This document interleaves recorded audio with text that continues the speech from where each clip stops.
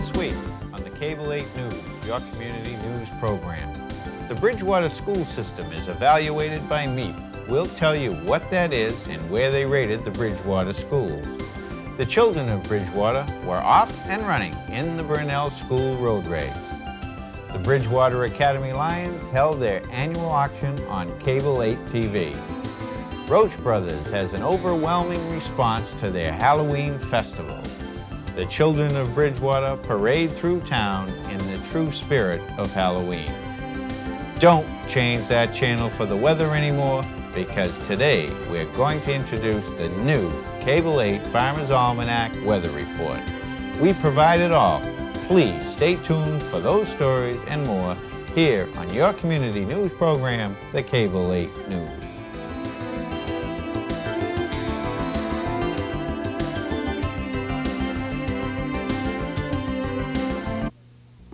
My hero? Isaiah Thomas, Kevin Costner, Mr. Wong. These are teachers, but to the kids they've reached, they're heroes. My hero?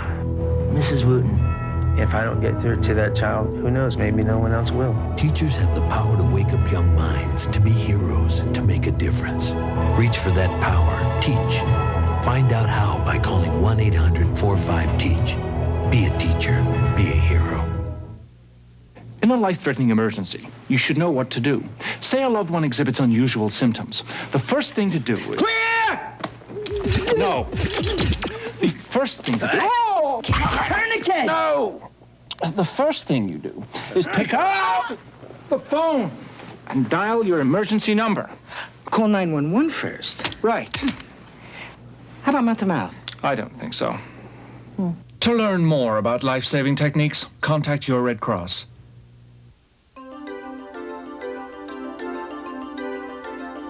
Welcome back to Cable 8 News, your community news program. I'm John Myers, and there's no one else wanted to do the news with me this week. I guess they're all scared from Halloween.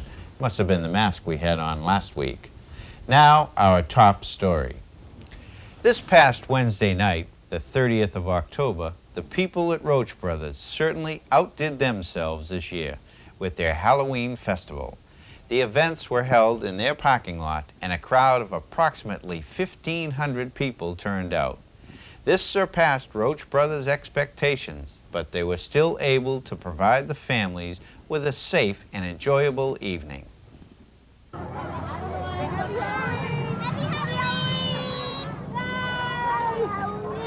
you say Happy Halloween on camera? Happy Halloween! I'm standing here this evening with Pat O'Toole, who's the manager of the local Roach Brothers here in Bridgewater. And Pat, do you want to tell us about the Halloween spectacular we're having here this evening? This year here we're having our spectacular held outdoors.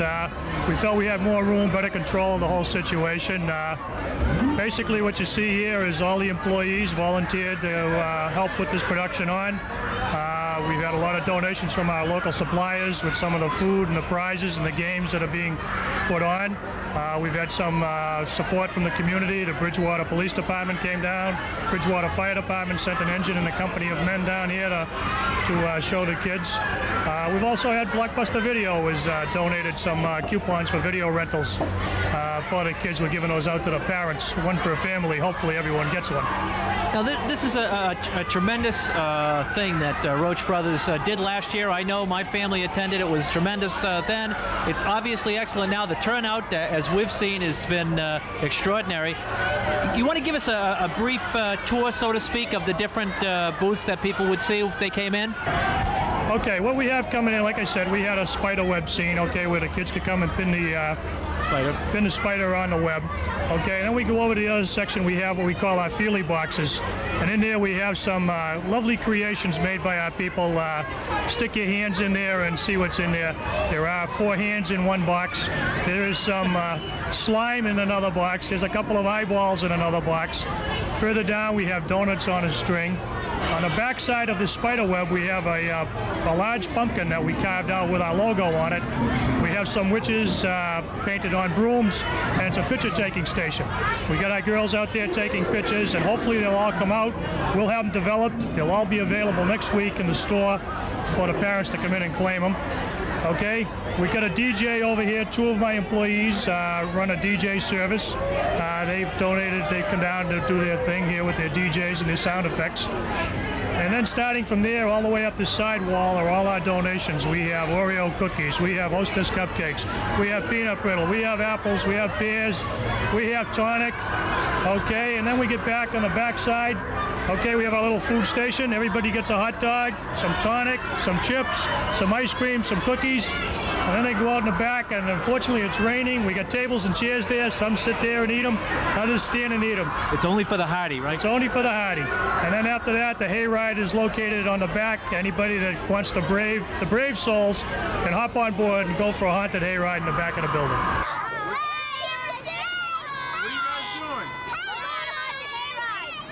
Is anybody scared? No! Yeah! This is my first time on!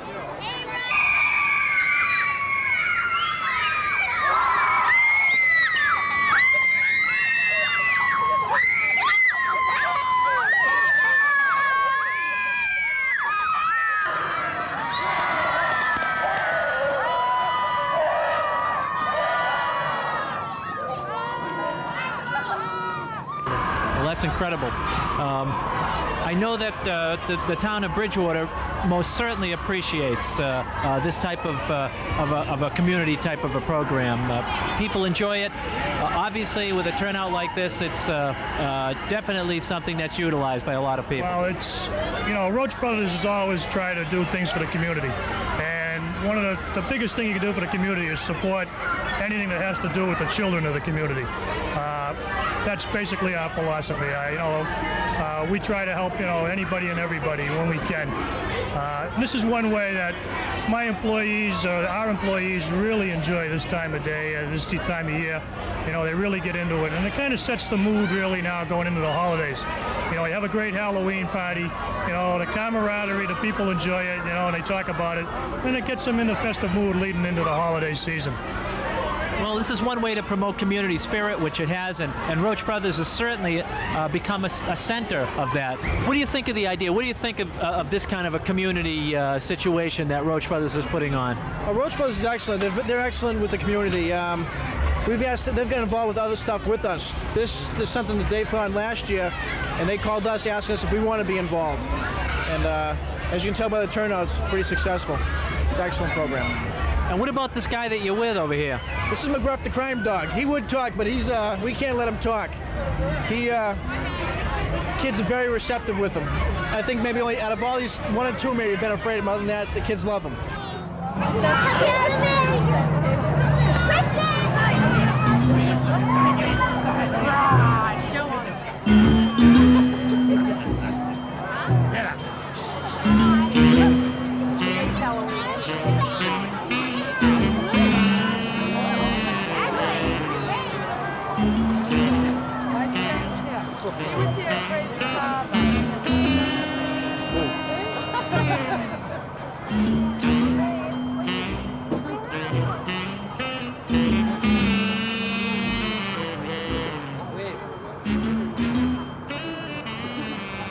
Now, do you think it's more fun that you came dressed up?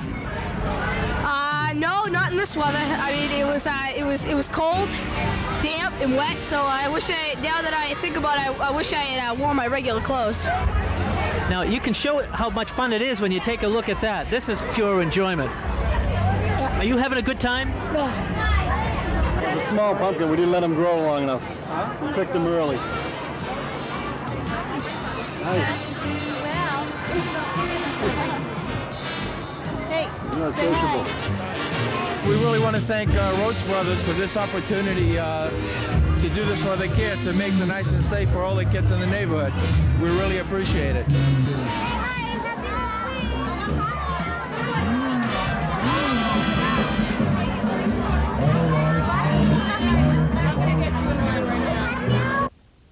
The parade that was held for the World Series champion New York Yankees was nothing compared to the Halloween parades held here in Bridgewater. Leading the march were students of the McElwain School. Welcome to the McElwain School. This is our annual Halloween parade. Every year at this time, of course, we have it's been a tradition for many, many years. All the children dressed up in costumes, and we parade around the school, and we go over to the senior center over here, where they welcome us and they wave, and are very, very happy to have us come by and visit for the day. So it's just a wonderful tradition, and the kids have a great time. They do. Now, this one here would have a certain degree of specialness to it, since this may very well be the last McElwain parade. Yeah, absolutely, and that's going to be an issue for us because at the new school we don't have the access to a center like we have here. Although there is the senior center on Wally Kruger Way that we can access to, but this will be a special, probably our last one here. You're right. So there will be a certain fondness attached to this. Now, everybody dresses up in their tonight's Halloween costume and gets rolling. Is that right? That's absolutely right. And the costumes are wonderful. Every year they get better, and it's just amazing how complex they are now, and all the new cartoon characters and spooky characters. It's really going to be a great parade. I'm really glad you came down. Well, it's I think it is an incredible tradition that the school has carried on for many, many years, and hopefully somehow it will be retained in the new school. I guarantee that. It's a special one that everybody looks forward to. Well, my mask is on and we're ready to go, and here we go. Thank you. Okay, thanks, Bob. Happy Halloween. Happy Halloween to you. Here we come, walk down the street, get the funniest looks from everyone we meet. Hey, hey, we're the monkeys, and people say we monkey around, but we're too busy singing to put anybody down. We're just trying to be friendly, come and watch, sing and play. We're the young generation, and we got something to say. Hey, we're the monkeys, you never know where we'll be found, so you better get ready, we may be coming to your town.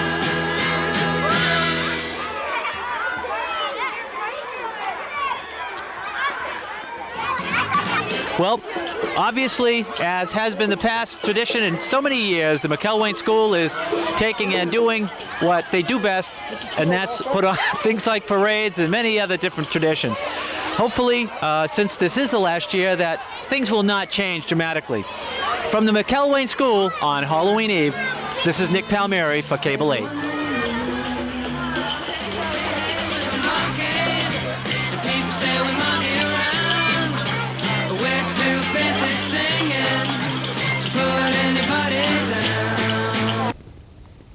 Local Girl Scout troops gathered at the Central Square Congregational Church as they marched for the judges in a Halloween costume contest. Hi, I'm Susan Marinucci. I'm Junior Girl Scout 306. And I'm a Junior Girl Scout leader for Troop 585. And both of our troops had combined together to put on a town-wide activity for the brownies and for the juniors to promote more Girl Scouting in town. And we were expecting only 50 girls tonight, but we were quite surprised when we started getting response of over 100 girls to attend tonight. We've had different crafts here for the girls, and we've also played different games and a lot with desserts.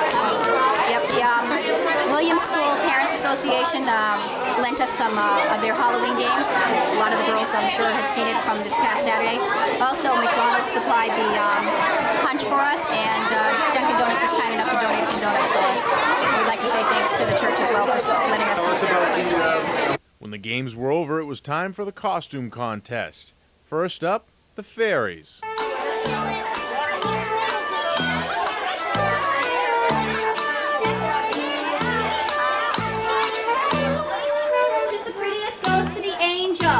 Which angel? This one right over here with a silver halo.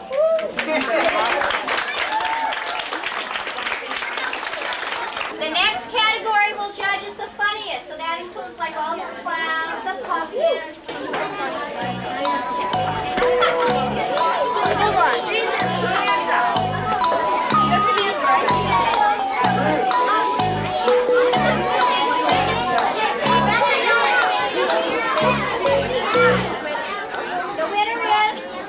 Hold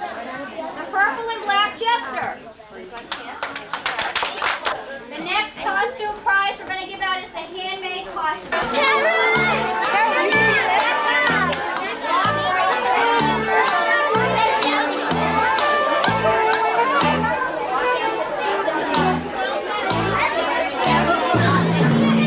I dream a genie?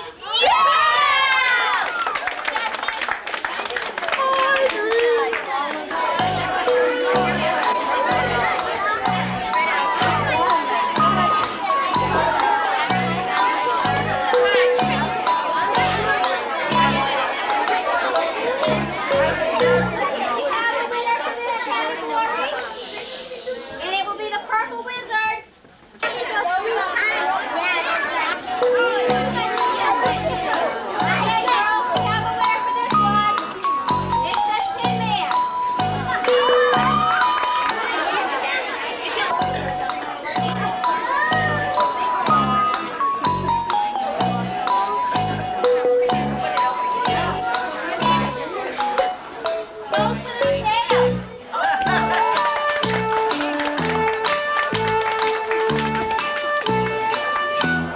In the end, all the Girl Scouts were winners. Trick-or-treaters were everywhere as they came calling for the treats provided by the members of the Bridgewater Lions Club. It was Halloween night and there were plenty of tricks, as well as plenty, I said plenty, of treats. As the Bridgewater Academy Lions, as well as the Bridgewater Lions, hosted their annual Halloween family get-together. There were plenty of games and fun things to do. Of course, what would Halloween be without bobbing for apples? But the scariest part of the night may have been the dancing. You put your left hip in, you put your left hip out, you put your left hip in, and you take it all about it.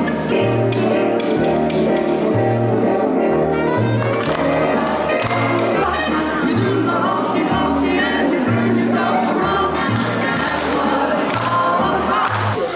Obviously, I'm not at the news desk right now. I had to come down to the auction to see what was going to happen down here tonight.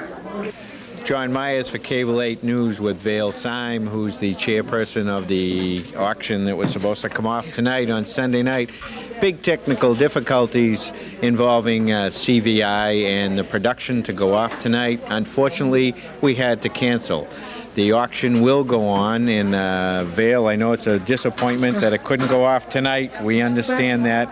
But the auction will go on. Yep, we're hoping to try for the 17th of November. So we do want people to pay attention. Definitely. This auction will go off. Again, this is a Lions Club fundraiser. This is for eye research. Eye research needs the money.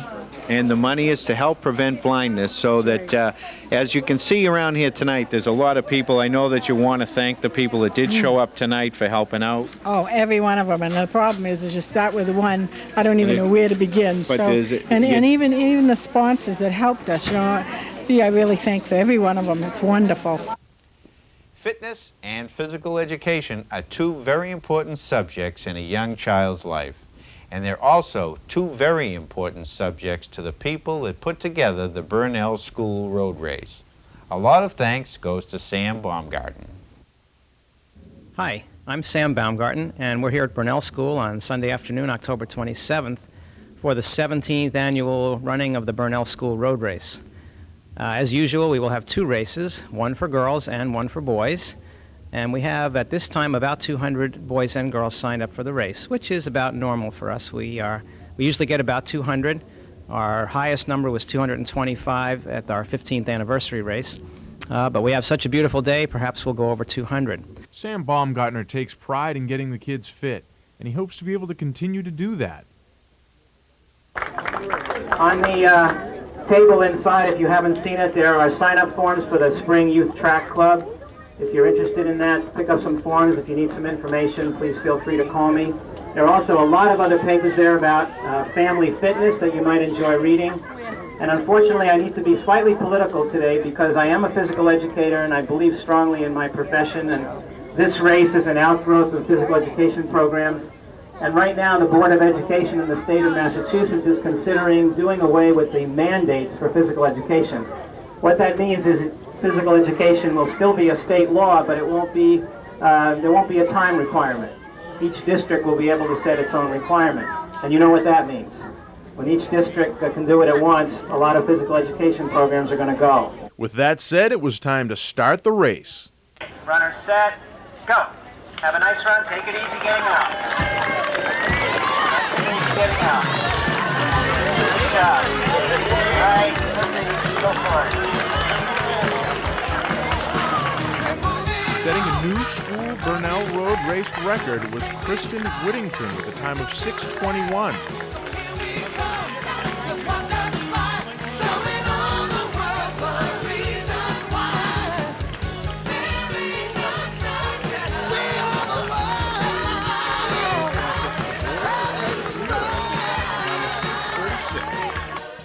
Winner for the boys was Patrick Wheeler with a time of 6:36. But everybody was a winner just for coming in.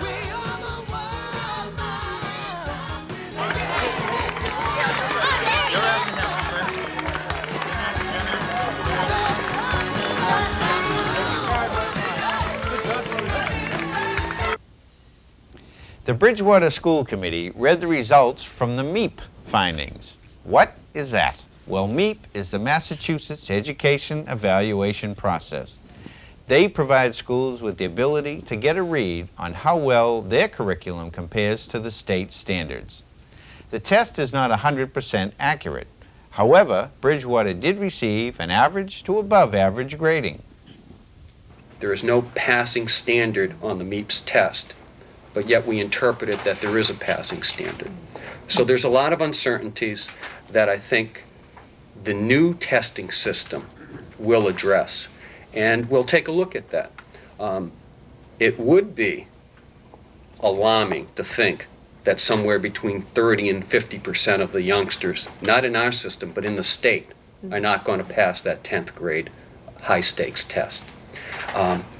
It's difficult to think that we're in that position. Will there be some failures? Whenever you set the benchmark at a point, if that's the format that you're going to use, you have to be ready to accept that you will have youngsters that will not reach that goal. But remember, that's the 10th grade, and we will then have 2 years to work with those youngsters to bring them to a point where they will be successful at meeting that. It's time for the new segment of the show. We're very excited to bring you the Cable 8 Farmer's Almanac Weather Report. This is what we're going to do this year is follow the Farmer's Almanac and see how well they do, just to make sure that they're living up to their predictions or to let you know how bad they're doing. Now, the Farmer's Almanac this year starts from November of '96, and we're going right into our first week of November. It does say that most of New England will have above normal snowfall, with the bulk of the snowfall after the new year begins. That'll be interesting to see how that goes this year. November will start and end with heavy rain, with mostly dry, warm weather in between. Funny prediction. It says the average temperature this year for November should be about 52 degrees, which will be 7 degrees above average, with 4.5 inches of precipitation, a little above average there. Now, the 1st to the 3rd, they say, is going to be warm with heavy rain. So this heavy rain, if it's warm, it can't snow, naturally. 4th to the 8th, sunny and mild, so that'll be good for the week. 9th to the 11th will be cold and rainy with snow up north. So we're going to see what happens, follow up on that, and then next week we'll give you more news of what's going to happen with the Farmer's Almanac. We'll just see how well they do. When we return, we'll have news and notes.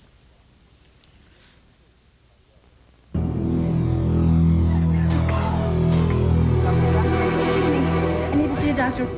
This November, there is someone who has the power to change your life.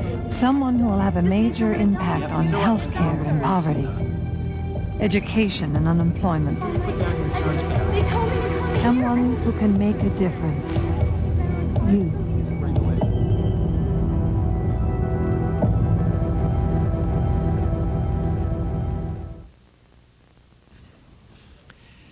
Now it's time for community news and notes. We're going to tell you everything that's going on. Oh, there's no one here. I get to read them all myself tonight, so pay attention. These are important. This especially from the Highway Department. The Highway Department requests that residents do not rake the leaves from their private property into the roadway. No, no, no. The Highway Department will pick up leaves that fall on the roadside only. That doesn't mean you can push them there. They only want to pick the ones that decide to fall there. And they won't pick them up if you rake them into the gutter. Leaves that are raked into the roadway can clog the street drainage catch basins and cause flooding problems. Starting immediately and continuing until December 15th, the transfer station on Bedford Street will accept leaves and grass clippings. There is no charge for these products, so you can just bring them on down. Brush will also be accepted. However, it must be cut into lengths no greater than 4 feet long. The transfer station is open Tuesdays and Saturdays from 9 to 4:30. So bag your leaves, bag your clippings, and bring them on down to the transfer station. Don't put them out in the street. Andy Vegas will come along and they'll fine you. Whew! Don't do that. This is from the Trinity Episcopal Church. They have a Trinity Episcopal Church on Main Street will be holding their annual fall fair on Saturday, November 9th from 9 a.m. to 3 p.m. The tables will be filled with homemade baked goods, handcrafted items, raffle items, trash, treasure, and jewelry. A continental breakfast is available as well as lunch. Santa will also be there to greet the kids and have his picture taken with them. Admission is free. And all are welcome. That's on the 9th. This is a great thing from the Bridgewater State College. They always do. They have it on Friday, November 22nd. The Bridgewater State College Grand Ballroom will be transformed into a dinner and dance affair recreating an evening in Newport from the year 1951 in the heart of the big band swing era. The Bridgewater State College Jazz Big Band, under the direction of Dr. David Garcia, will play swing era standards from 7 to 10 p.m. Dinner will be served at 7 p.m. Dancing will begin at 8 p.m. Cash bar will be available. Tickets are only $30 a couple, $15 a head, you can't go wrong, or $20 for a single ticket. Seating is limited to 250. The ballroom is handicap accessible. Tickets may be ordered by calling Bridgewater State College at 697-1377 and asking for Evening in Newport. Dress like 1951, a great time. The Bridgewater Academy Lions, don't forget them, they do everything. The holiday happenings, they're Sunday, November 24th. They're having from 2 to 4 p.m. their fashion show. This is their Bridgewater Academy Lions big fashion show, so you want to show up for that. Let me just get you that thing. From 2 to 4 p.m. Call, it's $7.50 per person. Call 697-8423 for tickets. You got to get them fast. This always is a big sellout. And the Bridgewater Raynham Regional High School class of '86, they'll be holding its 10th year reunion November 29th at 6:30 p.m. at the Venus de Milo in Swansea. Classmates who do not receive any ticket information may write to BR Class of 1986, P.O. Box 862, Sonnet, Mass. And if you know a classmate who's not around, you know, tell them that this is happening. 10 years, pretty exciting. If you can show up, find some of those members. And this is the final announcement for tonight. The next event for the Bridgewater Golden Ages is an annual Thanksgiving dinner on Wednesday, November 13th at the Polo Club in Brockton. The December Christmas party will be held in Montponset Inn on Wednesday, December 11th. Both of the parties cost $10 each. For reservations for these two events, call 697-8622 or 587-7516. That's for the seniors, the Golden Ages. And that's all the news and notes that we have for this week. I want to thank all the volunteers who helped promote this show. Hope everyone has a safe and happy week. And don't forget to check up on the weather so we can see what's going on. Thanks again for watching, everybody. I'm John Myers for the Cable 8 News Crew. Good night. Have a safe week, everybody.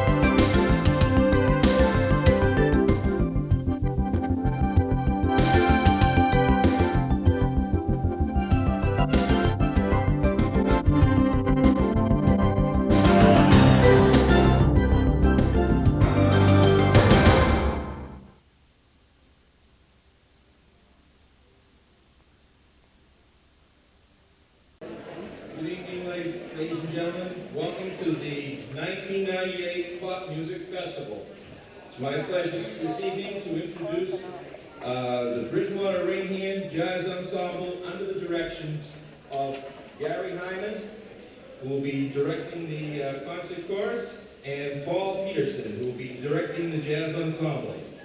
Mr. Gary Hyman, thank you.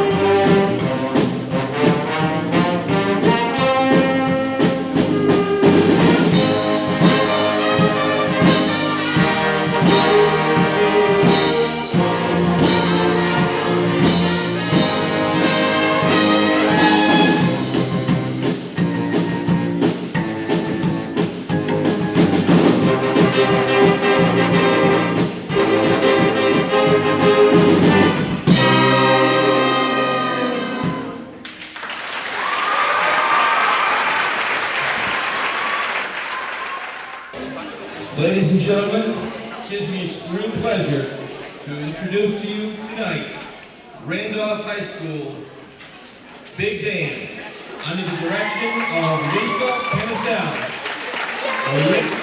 Big Band.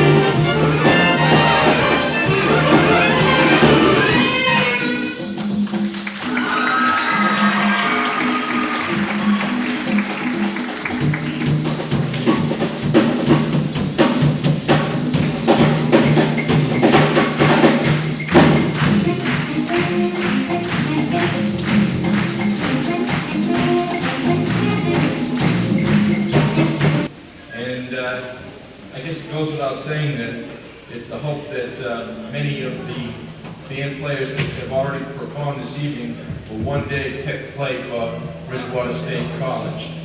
This is the band that couldn't be stopped, under the direction of Dr. David Garcia.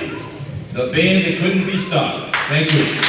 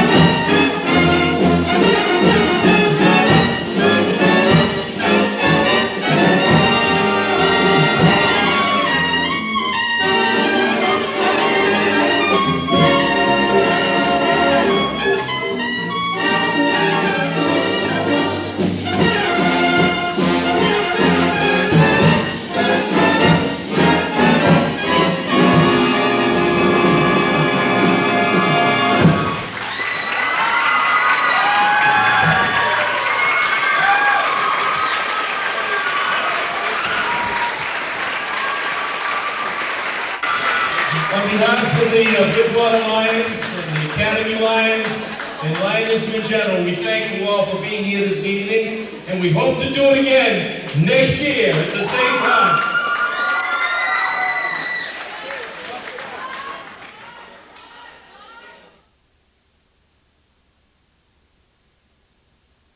Begin the agenda with a continuation of the public hearing that we started last week with regard to property tax classification. We have a public hearing on a gravel removal permit.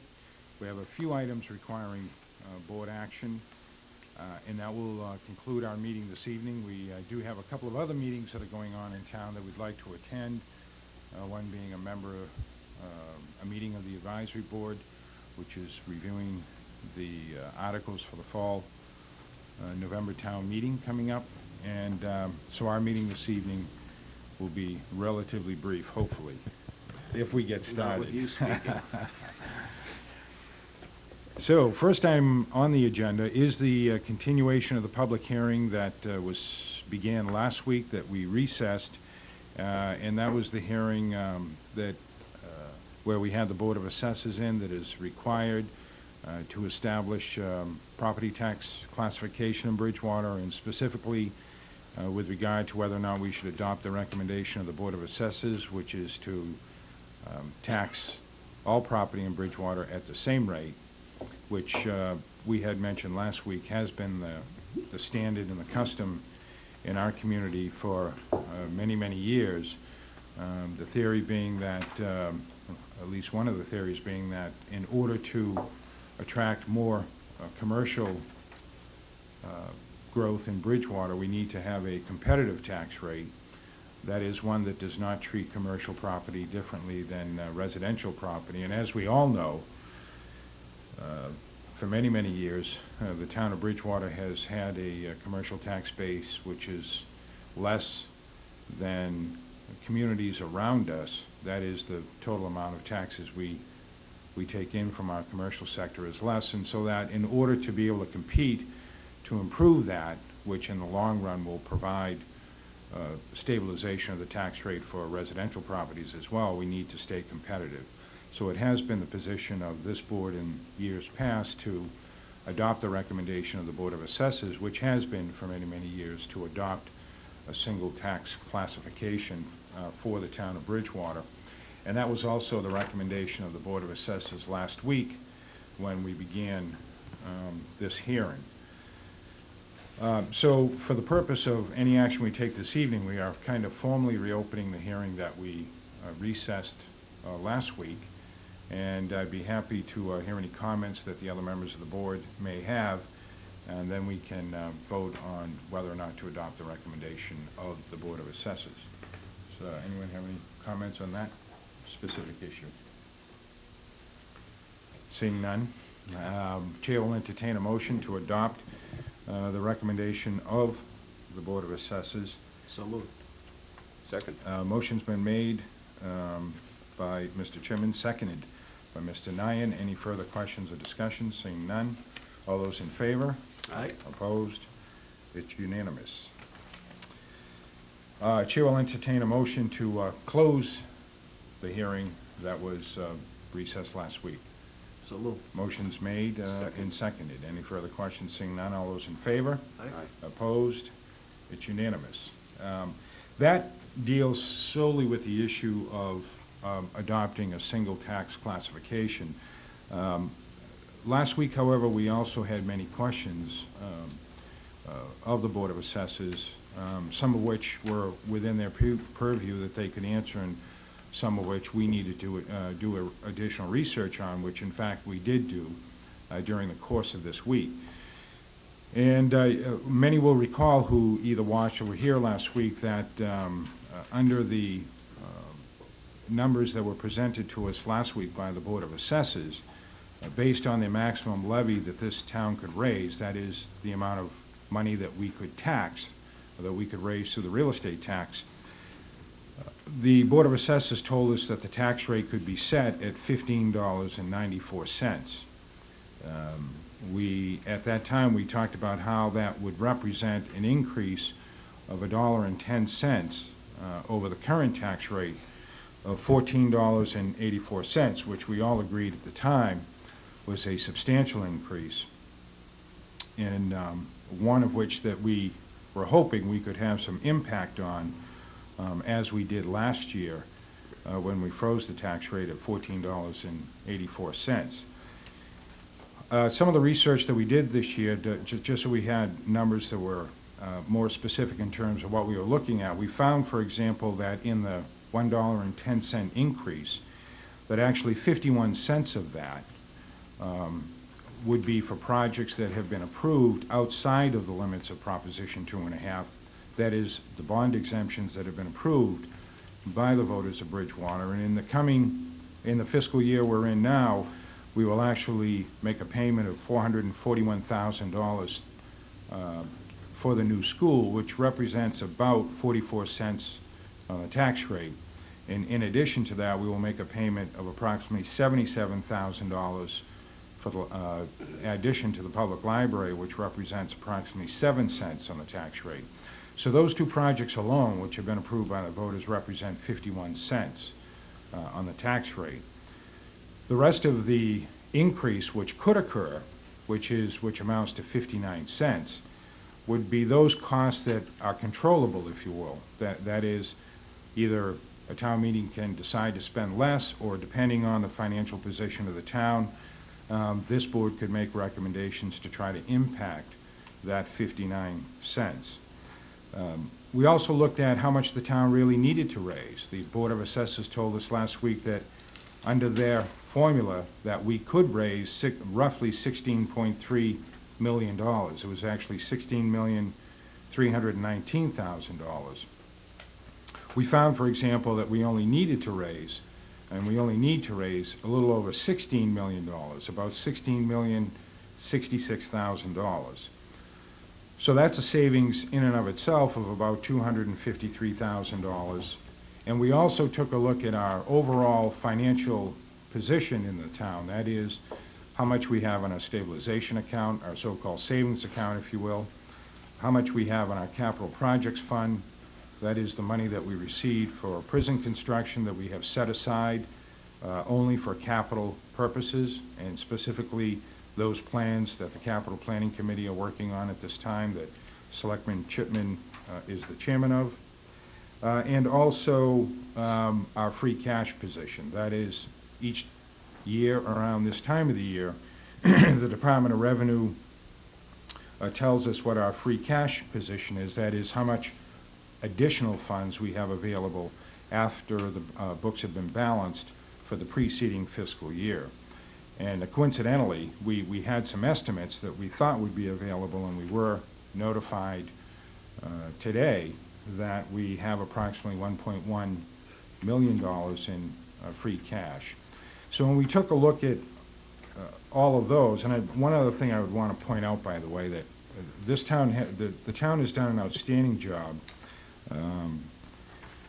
with the financial management, and particularly as it relates to free cash. I do want to point out that it has been with the help of the advisory board and all of our department heads, and the town treasurer's office, who has done an outstanding job in the past year, particularly collecting those back taxes that were owed to the town. Those are all reasons why we stand in a very positive financial position today, particularly as it relates to that $1.1 million in free cash that I just mentioned. The bottom line is that the town of Bridgewater at this time has in its savings accounts, if you will, that is free cash, capital projects, and stabilization, about $4.8 million. So what I would recommend to this board, and what we will propose to do, is to once again freeze the tax rate at $14.84, except for those two projects that have been approved outside of the limits of Prop 2.5, those two bond exemptions which I mentioned earlier, the school and the library, which amount to 51 cents on the tax rate. And what we will propose to do is to hold a special town meeting which will transfer some of the funds that we need from our free cash so that we can apply it toward the tax rate to give a tax break to the taxpayers in Bridgewater. And that would be the additional 59 cents that I mentioned a little bit earlier. So the bottom line is that the tax rate of $14.84 would remain the same, but you would see the increase of the 51 cents that the voters have approved in this town on the ballot for those two projects. That means that for fiscal year 97, 98, and fiscal year 99, the tax rate would be $14.84, but in fiscal year 99, you would see the increase as a result of those two bond exemptions. The other thing I would mention is that, of course, we've been very fortunate the last 2 or 3 years. We've worked hard to be in a good financial position. We have seen a bond rating increase for the town of Bridgewater that had not occurred in many, many years. And it's as a result of a lot of work that has gone into creating a positive financial situation for the town. We do have to throw out a cautionary note, however, that we do have a revaluation taking place that will occur in fiscal year 2000, a year from now, if you will. And obviously, we can't make any promises about what might happen in the future, but I think everyone should realize that by the work of this board over the past 3 or 4 years, that obviously our position has been and will continue to be that we will do whatever we can to have a positive impact on the tax rate and the tax bills of the town of Bridgewater. And I would point out that even though we are a growing community, and that we have increased in those areas where we need to increase, namely our public safety departments and equipment purchases that were necessary, we still are able to hold the tax rate for the taxpayers of Bridgewater. So what I'm proposing, what I would ask the board to adopt is sort of its position. I would point out that we need a few more numbers to come in to finalize exactly the amount that we need to transfer to lower the tax, to freeze the tax rate, if you will, but it would be somewhere in the area of probably $300,000 of our free cash funds. And I would ask the board to do two things: adopt this as the position of the board, number one, and number two, set a special town meeting so that we can act on the transfer of those funds to be applied to the fiscal year 99 tax rate. So I would offer that as our analysis and recommendation based on this classification, the hearing that was just held, and I would ask the other board members if they would like to offer any comments on this. Mr. Chipman? My turn? Your turn. Well, I don't wish to perseverate on this issue,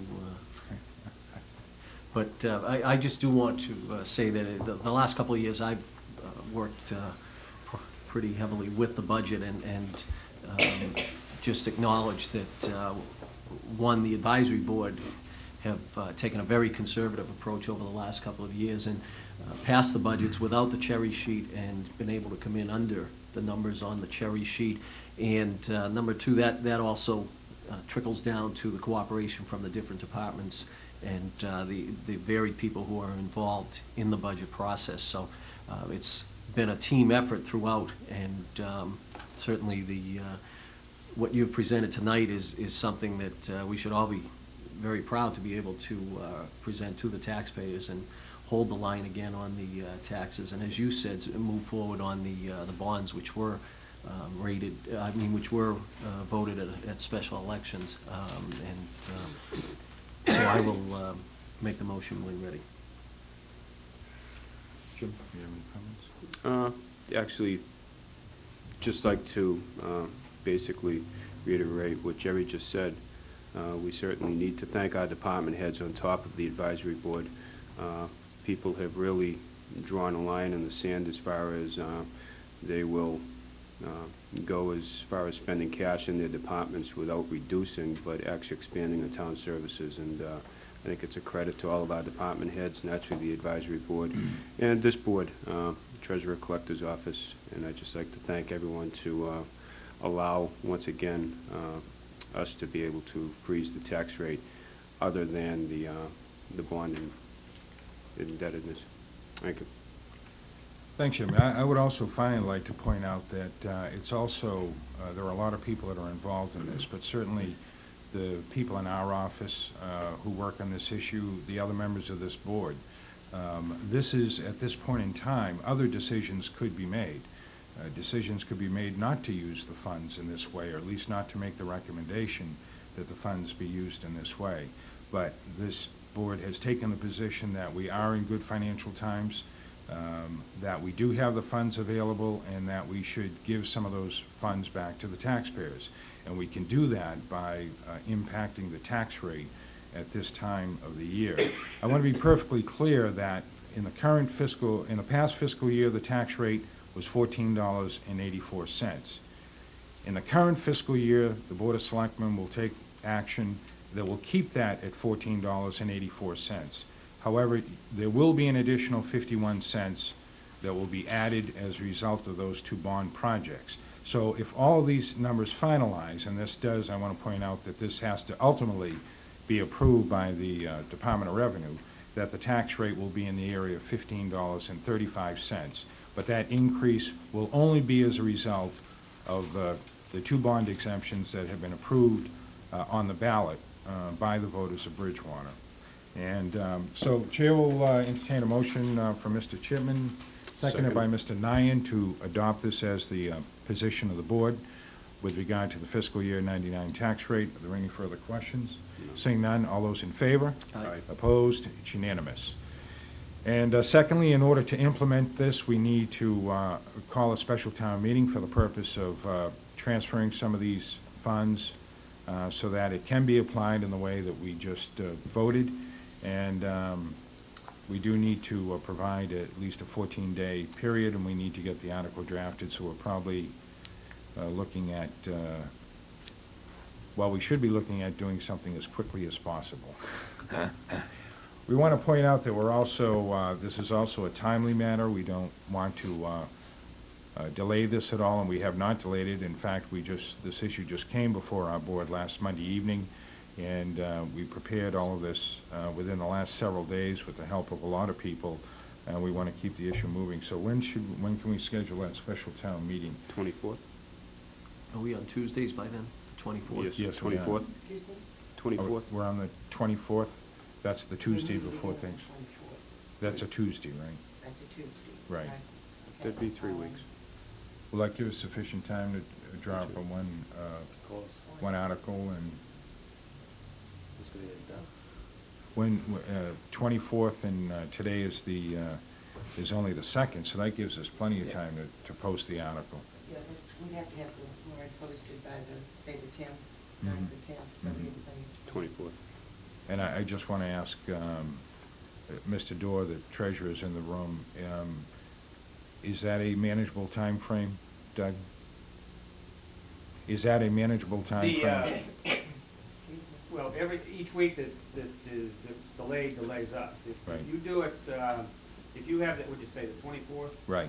Okay, that would conceivably mean that by the 1st of December, you get certified. Right. We have a 7-day turnaround, which means our bills won't go out until the 7th of December. Right. Due and payable 30 days, so it's January, we're in January. Right. Okay. Right now, it's tight. Even if we went right now, that they would be right.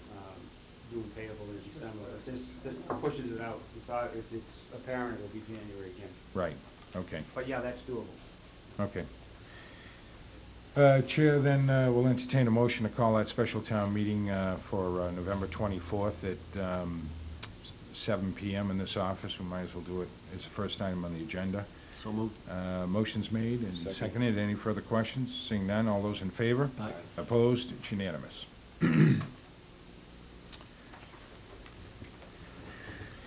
We have a public hearing which is scheduled for 7:30. We have a few minutes available to us, so we'll move right on to a few items requiring board action.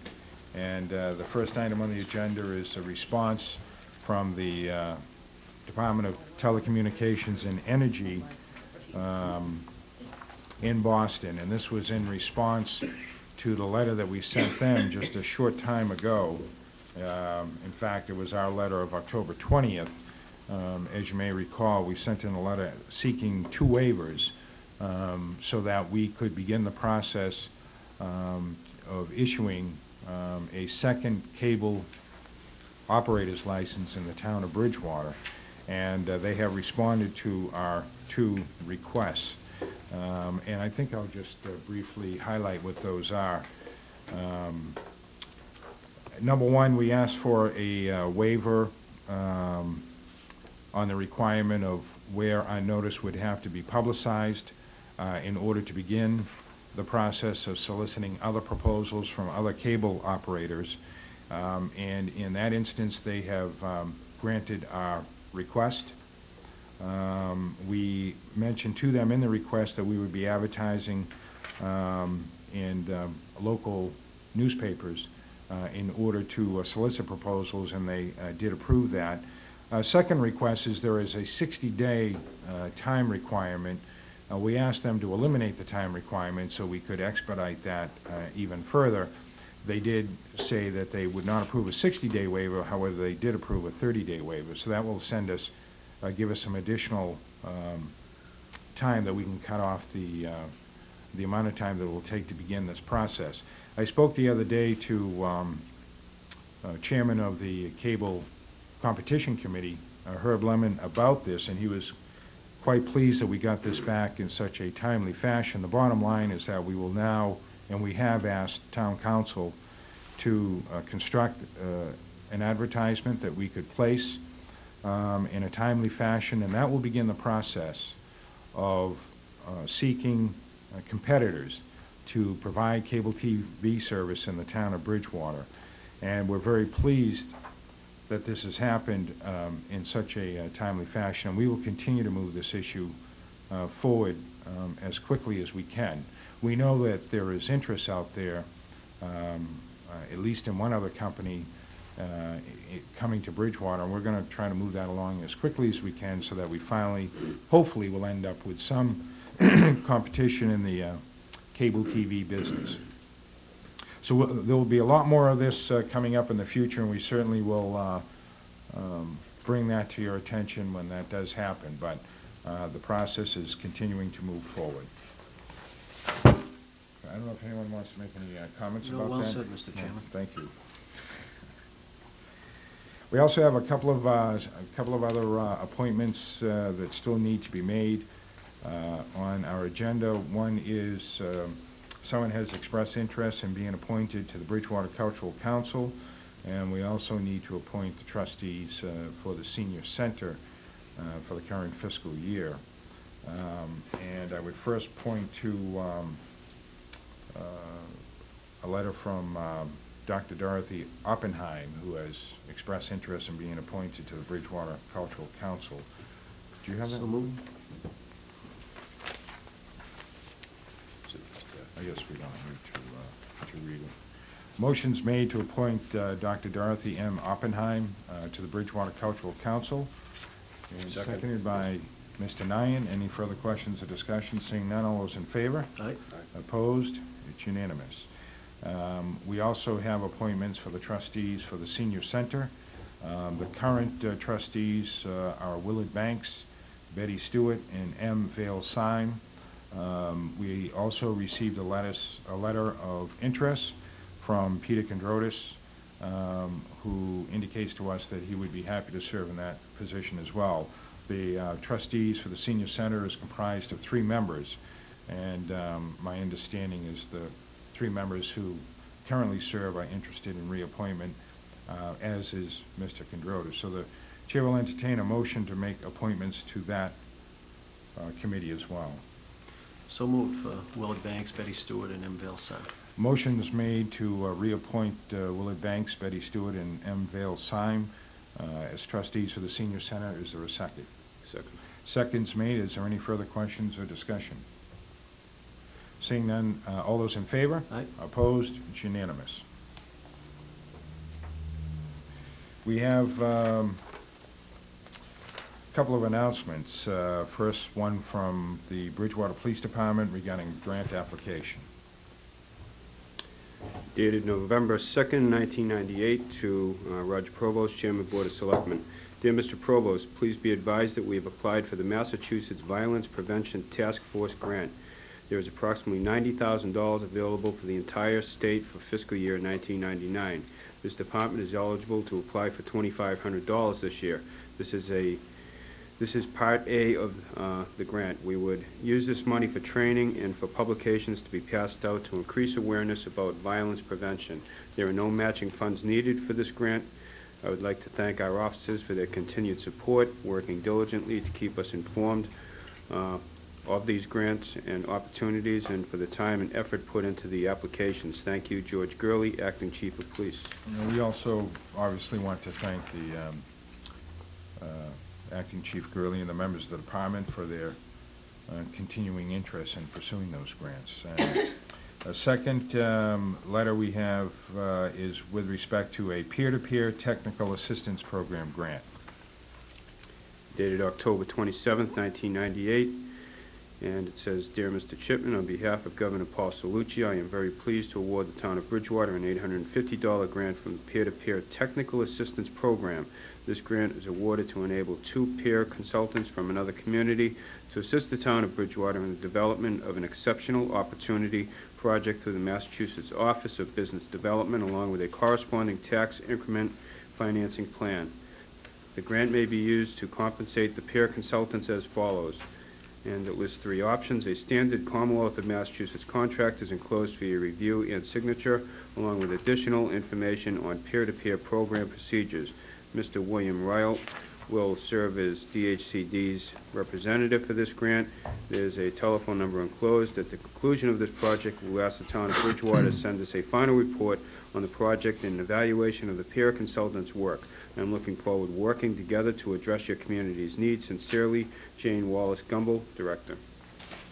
Thank you very much. And I would simply point out that this grant is a continuing series of actions that this board has taken to try to improve the overall economic development climate in the town of Bridgewater and opportunities related to that. This grant will enable us to hire peer consultants from other communities who will be able to help us develop a very specific plan, and particularly a tax increment financing plan. That is some sort of tax incentive that will encourage good commercial development in the town of Bridgewater. We had, prior to this, received a technical assistance grant that also enabled us to get the baseline information that we needed to have to decide whether or not we should provide opportunities like this. This will provide us with an opportunity to actually develop a plan that we will be able to use among a lot of other things that we will be putting in place to try to attract some good business development within the town. So this is a very important step in the process of putting us in a much more competitive position as a community to develop that commercial tax base, which we referred to earlier this evening when we talked about tax classification. So we want to thank the Commonwealth for that grant opportunity as well. We have to go back to a public hearing that we need to hold at 7:30 p.m.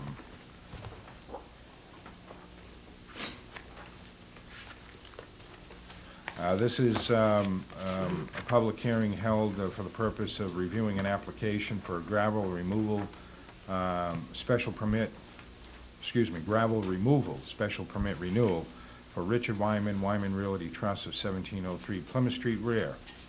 And I would ask the clerk to read into the record the notice of the public hearing.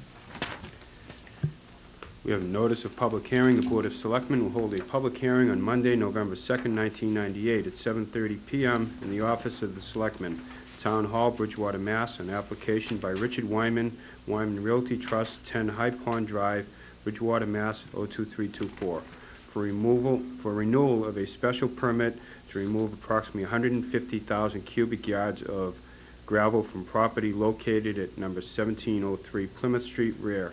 Said property is owned by Wyman Realty Trust, and it's signed by the members of the Board of Selectmen.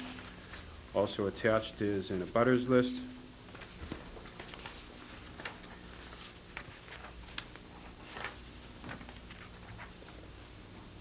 We have correspondence from the Inspector of Buildings. I am familiar with the property in question and see no problem with the issuance of a permit at this time. Dated October 30th, 1998, from David Moore.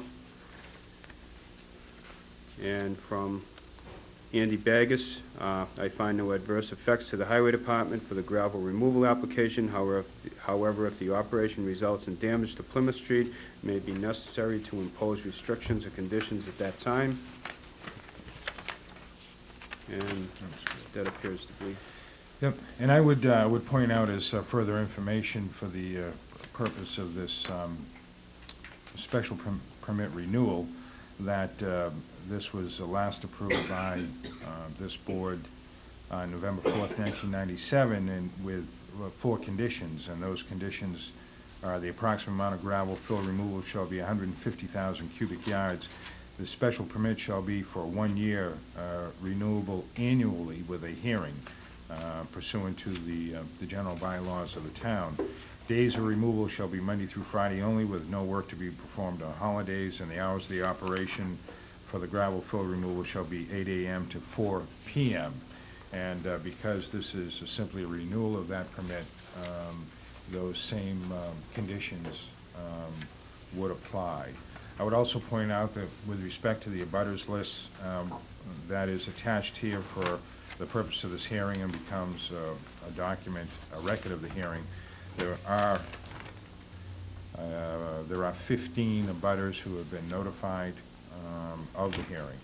So I would, at this time, I would ask if there was anyone here that would like to speak either in favor or opposed to this request. Seeing none, I would ask the board members if they have any further questions on this request. No. Seeing none, the chair will entertain a motion to close the public hearing. So moved. Motion's made and seconded. All those in favor? Aye. Opposed? It's unanimous.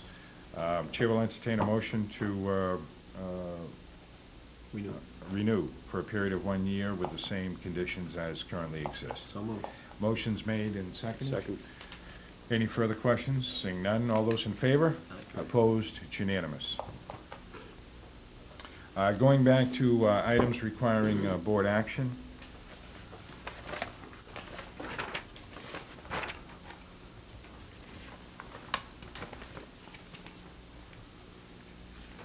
I didn't even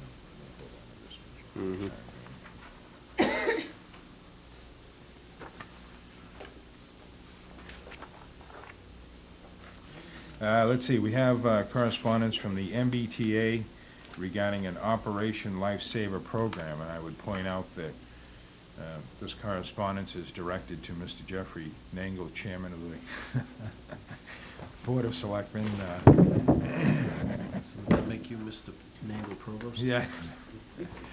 I would ask the clerk to read the correspondence. Dated October 23rd, 1998, from Massachusetts Bay Transportation Authority. To the town of Bridgewater. Dear Mr. Nangle, the Massachusetts Bay Transportation Authority would like to introduce to you a national nonprofit education program that teaches railroad safety. The Operation Lifesaver is a public information and education program to help prevent trespassing on railroad rights-of-way and reduce crashes, injuries, and fatalities by improving driver performance at highway rail grade crossings. As part of the MBTA's commitments to public safety, we have established a Rail Safety Trespass Prevention Office. This fall, the MBTA and Operation Lifesaver will begin to train and certify additional local public safety officials in many of the communities we serve. This will enable them to present the Operation Lifesaver Rail Safety Education Program to children and adults in your community. Our objective is to reach students at all grade levels, as well as adult customer groups with a consistent, practical rail safety message. Through public awareness and education, our goal is to reduce the number of rail trespass and grade crossing incidents. In the next few weeks, the MBTA will be distributing new railroad safety posters entitled Play It Safe. We urge you to support our program and encourage principals within your district to display the posters in classrooms, cafeterias, libraries, and gymnasiums. The success of this program greatly depends upon the support of local officials, public safety, school, and business leaders in your community. In addition, a variety of the MBTA and Operation Lifesaver materials will be made available to town halls, libraries, driver education schools, school bus companies, local cable stations, and newspapers. We look forward to working with you to promote safe behavior around a railroad. Thank you for your interest and support. If you have any questions or need additional information, you may contact Ernest S. Deeb of the Rail Safety Trespass Prevention Office. Signed, sincerely, Patrick J. Monahan, Secretary and MBTA Chairman. Thank you. And I would point out that Mr. Nyan has been working with the MBTA on some outstanding issues, and also is a member of the Regional School Committee that, if they have not received this themselves, and it's not indicated on here that they have, that perhaps you could, you did go to the superintendent of schools. Okay, well, Mr. Nyan would be the ideal person to bring this forward to the school committee on behalf of the Board of Selectmen.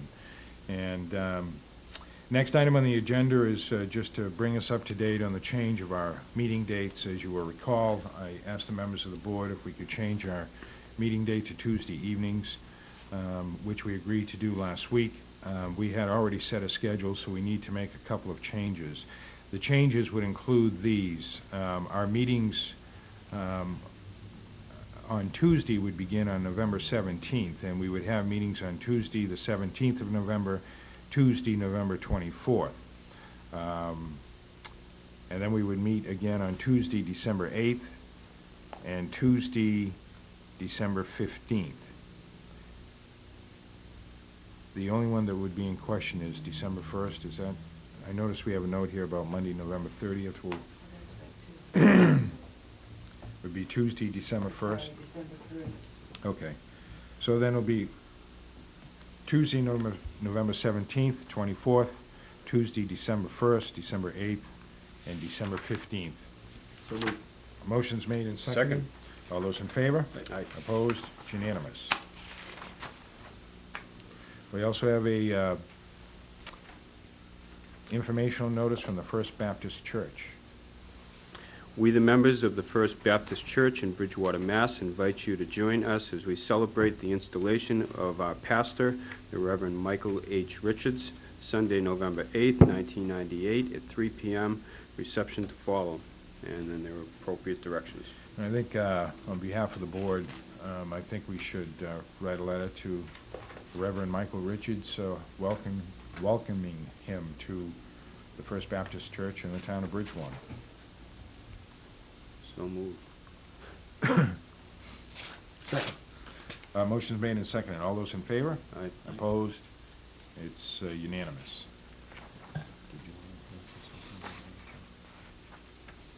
No, I thought you were going to. And I would just briefly point out, we're for those who may have been watching last week or reading about our meeting, we are handling an issue that we received some information on last week with respect to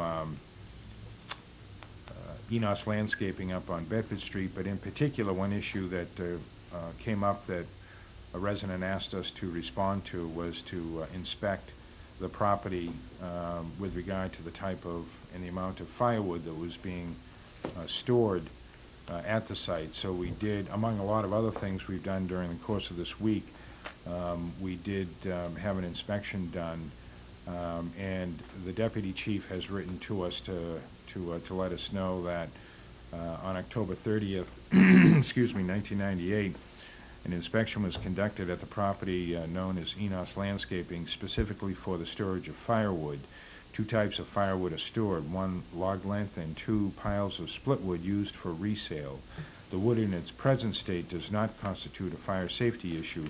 Roads and accessibility to all piles are kept open with adequate water supply available for suppression if needed. So that was just one of the issues that came up. This office continues to work on some of the other issues as we were requested by residents in that area, and we will continue to follow up on those in the coming days.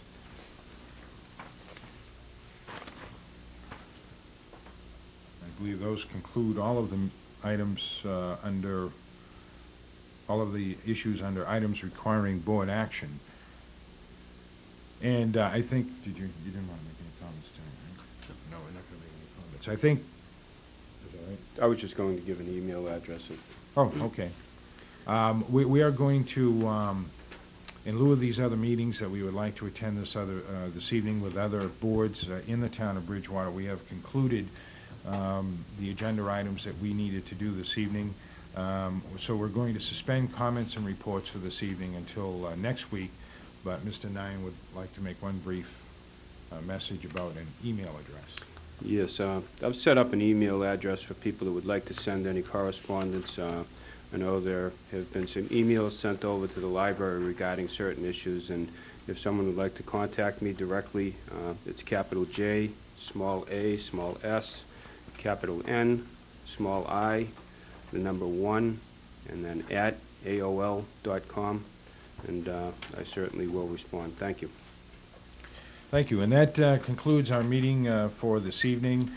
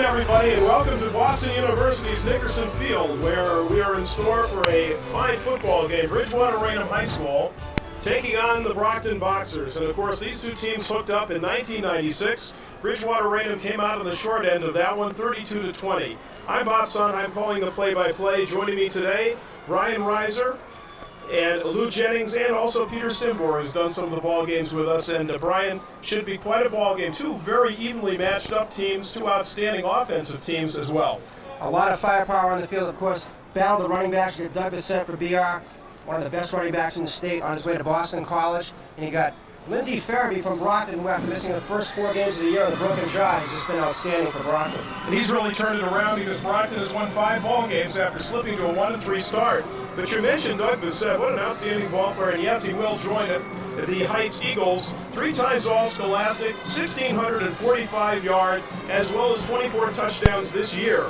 Had 234 rushing yards against Barnstable to hand Barnstable its first loss as the Red Raiders went down. 200 yards against Taunton to get Bridgewater Raynham here today in the matchup against the Brockton Boxers. Armand Colombo comes into this ballgame, incidentally, looking for win number 294. He would be 9 away from the legendary Bill Broderick, who of course accomplished that record at Haverhill, also Ridge Tech, and Salem High Schools.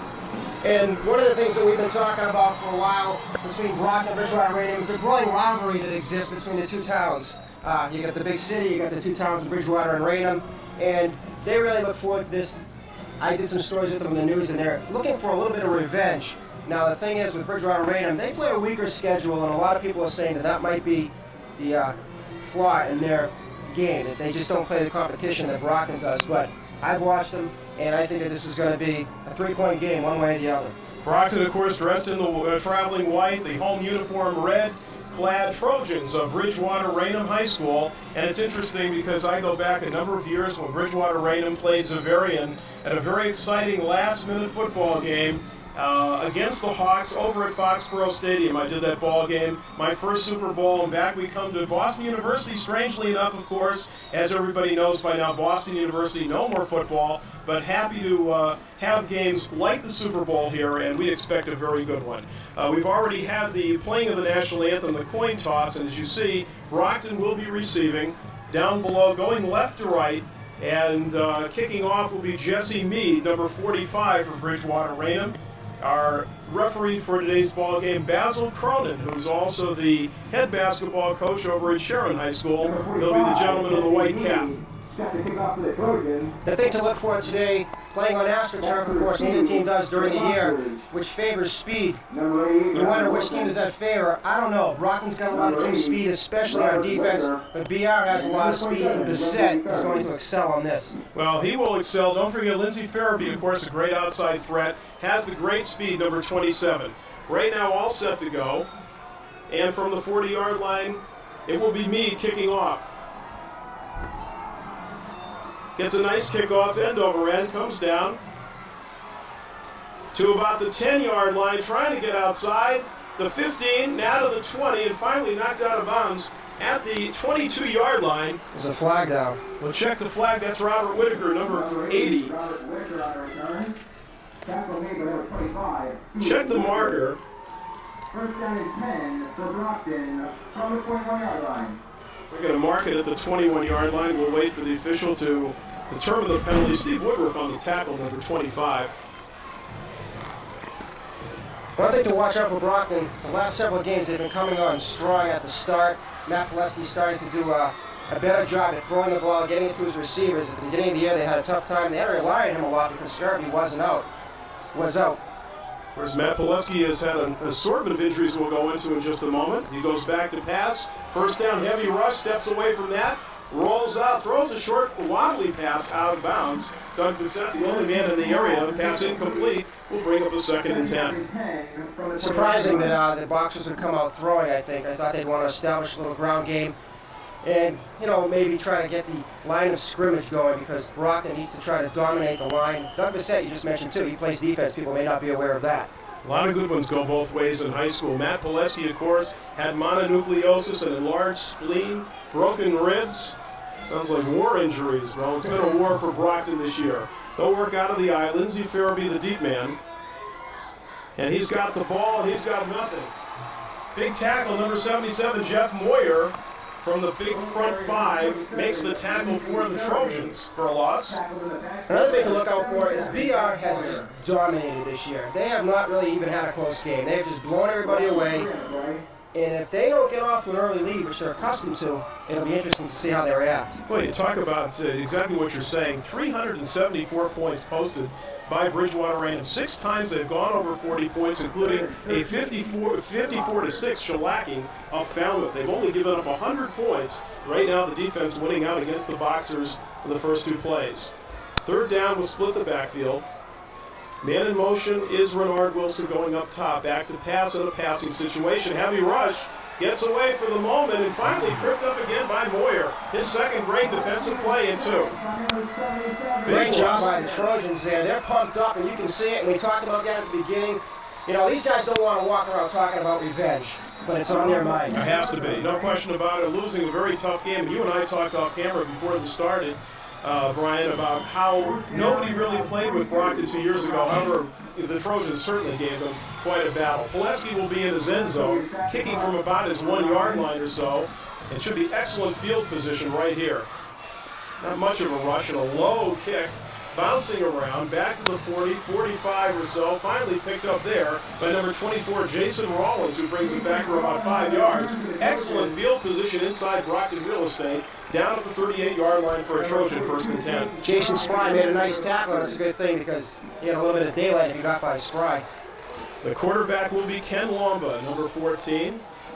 And he has thrown for 13 touchdown passes this season, as well as 900 yards. Good play-action quarterback, the book on him. Favorite receiver, John Cucinato, number 24, splits down, I should say, number 42. He has 7 touchdown catches. But the big guy to watch, of course, as you mentioned, Doug Bissett, working out of the eye. He's the deep man.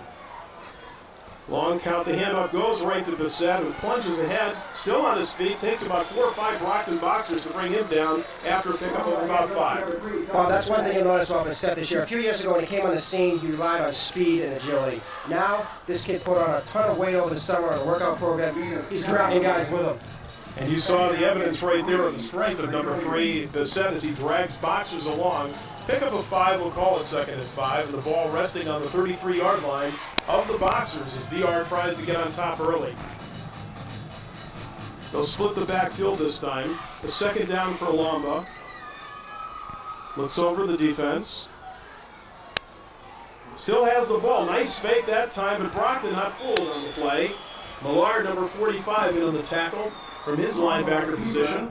Mark Millard's had a fine season at linebacker. Brian has played very well for the 6-3 Brockton Boxers. I think you're going to see a little bit of tentativeness on both teams right now. They don't want to make any early mistakes. As I talked to both coaches this week for our new show, and they both said the same thing. You can't make a big mistake in games like this, and especially early. Momentum so important in a game of this magnitude. This is for all the marbles, and each team trying to get on the board first. So again, they'll be out of the eye. It's about 4 yards to go on a 3rd down directly below us from the 32. Got to get to the 28 for the 1st down. Lamba, quick handoff to the short man, and should have the 1st down. Let's see who the handoff was to. Number 44, and that's Darnell Kuykendall, who compliments Bissett so well in the backfield. Absolutely, and the line did the job that time, pushing the boxers back. And Kuykendall, he's another kid who can absolutely just blow you over. Very strong, and he's got some speed too. Right you are, even though it's K-U-Y, pronounced Kuykendall. He has 8 touchdowns on the season to complement Bissett's 24. Quite a running attack with 32 touchdowns between those two men. 1st down marked at the 27-yard line. First down of the football game. Again, Lamba hands the ball off to Bissett. He gets inside the 25, down inside, close to the 23, for a pickup of a long 3 short 4. And Bissett will wear down the defense. Like I said, he used to rely on his speed. Now he relies on everything. That's how good he is. He'll just keep taking it at you. He'll carry the ball 20, 25, even 30 times a game.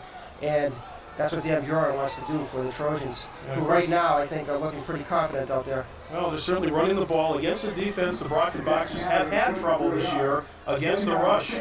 Lou Jennings over to my right, and I did the ball game. Brockton against Zavarian, and they were just hammered that day by a strong Hawk running attack. Boxers not as big as they used to being up front. Man in motion, and now the pitch goes to Bissett. Tries to turn the corner, steps inside. 20 still on his feet, and you see the confidence and the strength of number 3 picking up yet another 1st down. Bissett with a great cutback, and then he has the ability to just turn on the speed and hit that 2nd, 3rd, and 4th gear. And then again, with the power at the end. He's going to be fun to watch at BC. Hopefully he'll get maybe some action even in his freshman year. Who knows? I think you might see him in action quite definitely. And of course, very exciting to watch number 3 for the big turnout by Bridgewater Raynham. We're sitting above the Bridgewater Raynham fans who are very happy. Their team driving in their first offensive possession. 1st down from about the 16-yard line. Lamba, the quarterback. Again, his team out of the eye, hands the ball to Bissett. He's inside the 15, down close to the 11, still driving for that extra 1 or 2 yards. Again, the Trojans' offensive line only needs to open a small hole for Bissett to power his way through, and that's what they're doing. And another thing you talk about is clock management, and the Trojans will be very happy if they can just wear down Brockton.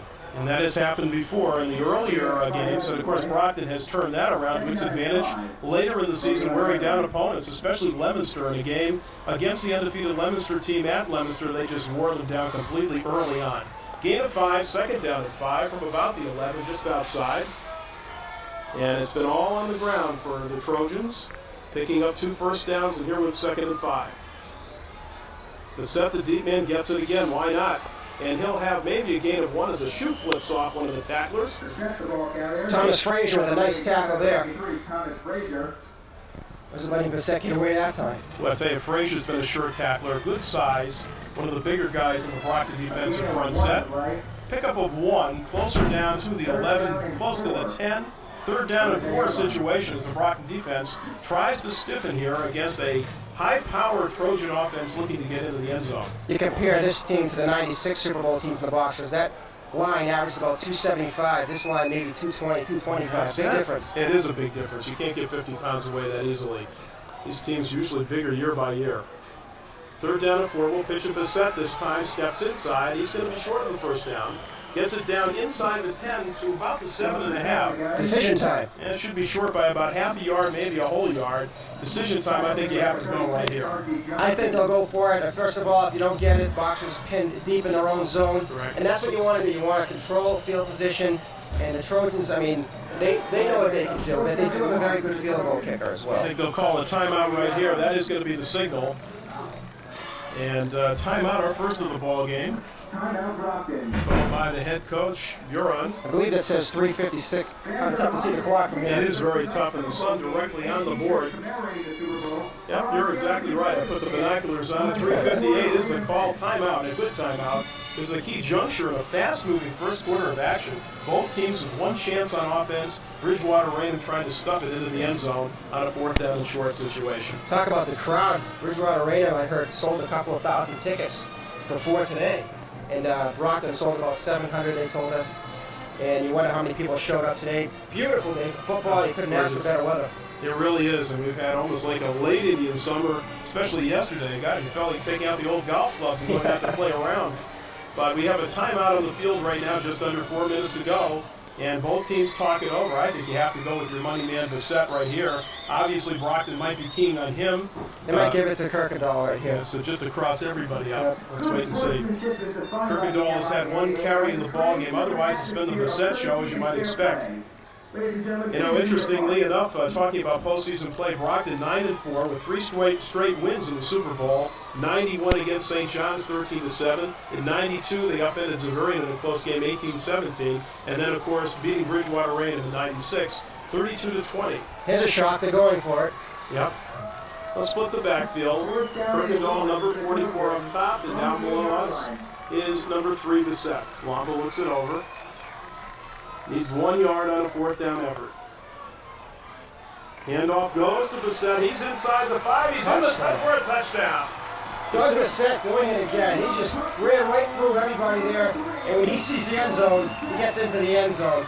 He's just dominating. Excellent blocks by Dave Gomes, the center, 51, 72 right guard Adam Crossman, and the right tackle Tim Andrews paving the way for a 7-yard touchdown for a man who has plugged in 24 during the year, and Bridgewater Raynham on top thanks to Doug Bissett's scamper into the end zone. Coming on to try the extra point will be Jesse Meade, number 45. Out of a long hole, the kick is up. And the kick is good. As the teams come back up the field, 7-0 early on here in the first quarter in favor of BR. Meade's an excellent kicker, so I wouldn't have been shocked if they decided to make a field goal there just to get some points on the board. But when you have that kind of confidence in your offense and Doug Bissett, you do it. And one thing that I think the Boxers were a little bit wary of, they didn't really talk about it that much, was Bissett as a decoy. I talked to Colombo this week. He said, you know, it's great to have Bissett, but they have so many other weapons. They keep mentioning these other weapons compared to 96 when they just had the key on Bissett. And that's what they have to look out for. They don't want to get burnt by somebody else. Also, the line doing a fine job opening some good holes, especially for number 3, Bissett. They go to the money man, number 3. 2 ways you can look at that. You can go to the decoy and give it to Kirkendall, maybe throw the ball up. And, of course, Lamba can throw the ball. He's 900 yards passing this year and a bunch of touchdowns, certainly. But also you go to your money man, the guy that gets you here. They do this time, and Bissett does the rest. 7 yards on a 4th and 1 for the touchdown. So Brockton now, from a 7-0 deficit, hopes to get something going. 3 men back deep and around their 10-yard line. Raynard Wilson will be up top, number 88. This will be Whitaker from his own 7. Whitaker with some up-front blocking to 50 and gets outside close to the 20, and BR stacks him up with some excellent special team play. Jason Rollins, great tackle, stopping the Boxers again from getting outside the 20. So they're not going to have good field position for the second time in a row here. Boy, it looked like Whitaker had some room on the right side. Great pursuit as the red-clad Trojan closed very quickly, shutting Whitaker inside the 20. Of course, as any coach will tell you, keeping the team inside the 20 is the goal of the special teams, and this succeeds for the Trojans. So let's see what Matt Pileski, quarterback who's been in and out of the lineup, had an MIAA infraction early on in the season. Then, of course, the injuries I spoke of before. Eric Boatwright would be the backup quarterback and threw for 4 touchdown passes and scored another one against St. John's. So very deep in that position. Wilson is in motion, number 88, and they give the ball to the big train. And Miguel takes it outside. He's got the first down and more. Great fake. I think he faked everybody out there.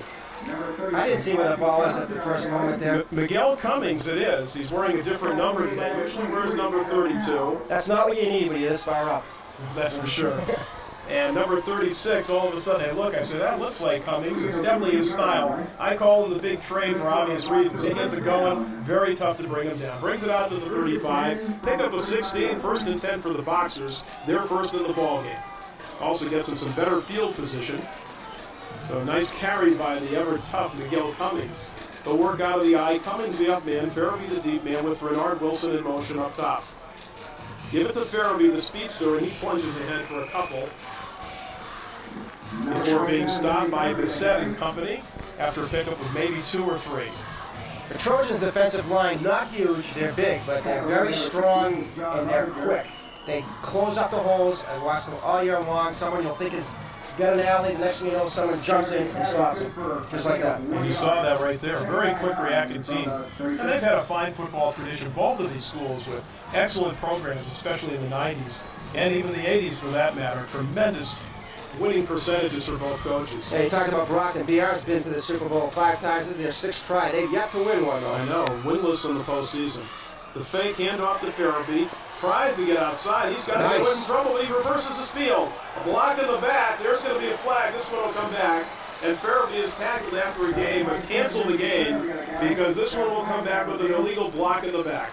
Great effort by Farabee, but that will drive Coach Colombo, you know where. Absolutely. Drive him crazy, to say the least. Great reversing of the field by the ever-quick number 27, Lindsey Farabee.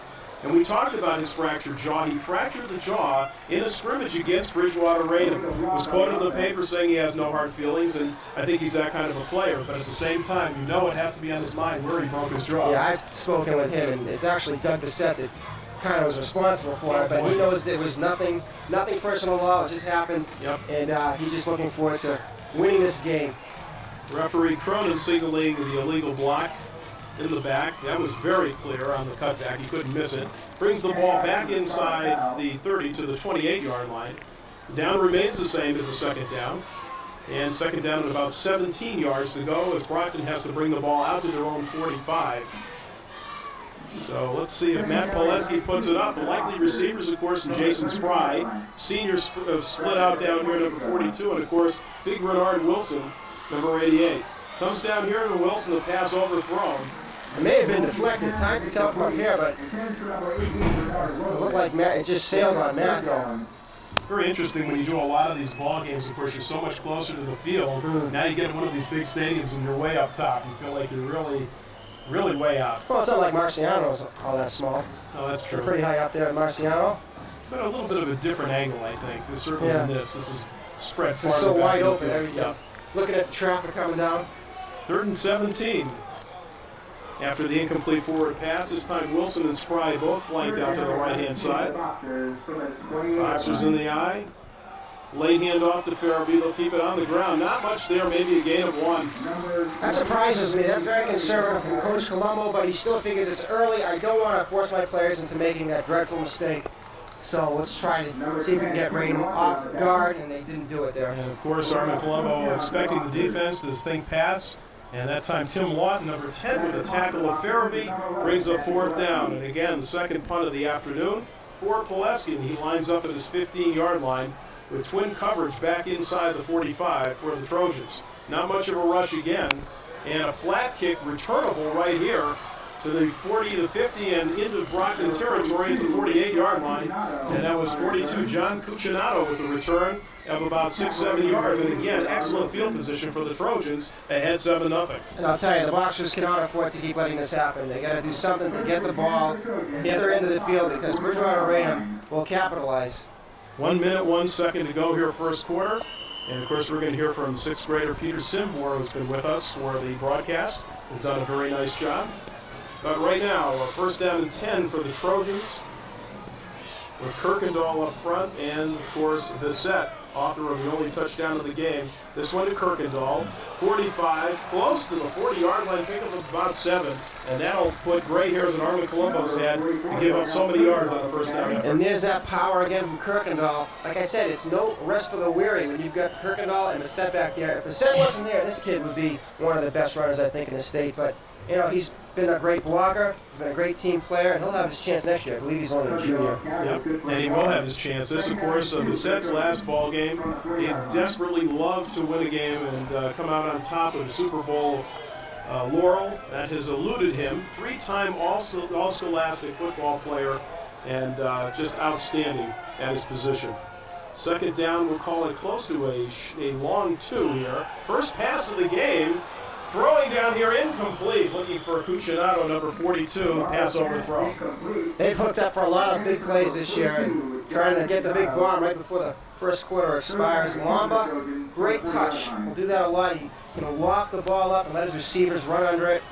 And kind of hard to tell from in here, but it looks fairly calm out there. It doesn't look like the wind's a problem. No, I don't think the wind is a problem today. Single coverage that time by McMurtry, who has a host of interceptions, especially in the second half of the season, to pace the pass defense for the Brockton Boxers. So it's a third down situation. Good call on second down, didn't hook it up, but a third down and about 3, maybe a short 3 to go for a Trojan first down. Give the ball to Kirkendall. Kirkendall spins his way for the first down. That second effort paved the way for the first. Just raw determination by Kirkendall. Nice little spin move and the rest all his power. And Brockton right now, they don't want to get down on themselves. That's the last thing you can afford to do. You've got to keep your heads up, keep on plugging, and come up with a stop here, and you still get yourselves in the game, but you can't fall behind BR 14-0. No, that's going to be very hard. You really see the evidence of the weight room as both Kirkendall and Bissett doing great jobs in there with their driving force. We have a timeout on the field. No, that's going to be the end of the first quarter of play, and the end of the first quarter is at hand. 7-0 in favor of the Trojans of Bridgewater Raynham, who are driving inside the Brockton 40 as play will resume in the second quarter. While we have the second, we want to announce that, of course, we are on for the MIAA as well, and we want to thank them for the opportunity to bring you this cable cast and make it possible. Excellence, of course, in scholastic athletic achievement, guided by the Mass Interscholastic Athletic Association, heralded for their leadership and direction of interscholastic sports for many years, and we're happy to be on with their permission for a chance to bring you this exciting Division I Super Bowl action from Nickerson Field here at Boston University. While we have a second, Peter, your impressions of the first quarter? Bridgewater Raynham's doing a great job running the ball. They run the ball, get short gains, but come up with the first down. And of course, that's it in a nutshell. Believe me, if you've been with us for the first quarter of play, that's been it. Power football, just stuffing it down Brockton's throat. As Brian Reiser has pointed out, Brockton can ill afford to get down 14-0. Momentum clearly on the side of the guys in red. So first down situation. The only problem right now is that shadow. It's a big shadow that might be a problem with the passing game. Not going to be a problem if you keep on the ground with this guy right here as Bissett goes inside about the 32-yard line. He'll have 5 yards on a first down carry. Again, excellent penetration on the first down as they're picking up 5 yards and more. Well, we talk about it at any level. NFL, college, high school, the line of scrimmage is where games are won and lost. And right now, BR is winning this game on the line of scrimmage. Bridgewater Raynham comes into this ball game 10 up and no down, undefeated on the season. 3-time winner of the Old Colony League where they come out of. Yeah, they just dominate that league. It's time to put them in a new league. Yeah, the only thing that's avoided that has eluded them, of course, is the Super Bowl championship. Here's Bissett driving ahead. He's close to the first down, depending upon the spot, as he gets it very close to the 32. Might be a little short, and it might bring up a third and short, but we'll wait for the official spot. The ref seems to be giving him a good spot as far as his forward momentum goes. I think they'll be short by about a yard. Referee Basil Cronin signals that. It will be a third down situation, third and a little less than 1. Quarterback Alomba heads over to the sideline. A lot of these quarterbacks do. You'll see Matt Pileski have his ever-present chat with head coach Armin Colombo of the Boxers every single play. So here's a third down and 1 situation. Ends flanked out wide. They'll work out of the eye. Lamba takes a look back at Kirkendall. Gives the ball to Kirkendall. Quick opener. He's got the first down and more. Close to the 20. They'll mark it down to the 21 on a quick opener for the first down. Again, Kirkendall's power just overwhelming Brockton right now, and the offensive line opening a small hole. The running backs taking advantage, and the Boxers could use some kind of huge play on defense, maybe to get them going, a turnover, or just stop them here and force them. Even a field goal right now would be something for the Boxers to build off. They made the mention of stop them, and they're going to stop with a timeout right here called by the Boxers, trying to regroup on defense after the first down carry by Kirkendall. Right now, it's all Bridgewater Raynham. And, you know, we mentioned before, 6 times this team has scored over 40 points, including once over 50 points. That's just astounding. 374 points they've scored. They've given up only 100. And Brockton, on the other hand, is 239 points, nothing shabby, but still about 135 points to be exact short offensively from what BR can produce. I mean, basically, Bridgewater Raynham had one close game against Barnstable, which they won 19-13, but I was at that game, and they controlled the game. Barnstable had their chances at the end, but BR controlled the game, and they have just blown teams away.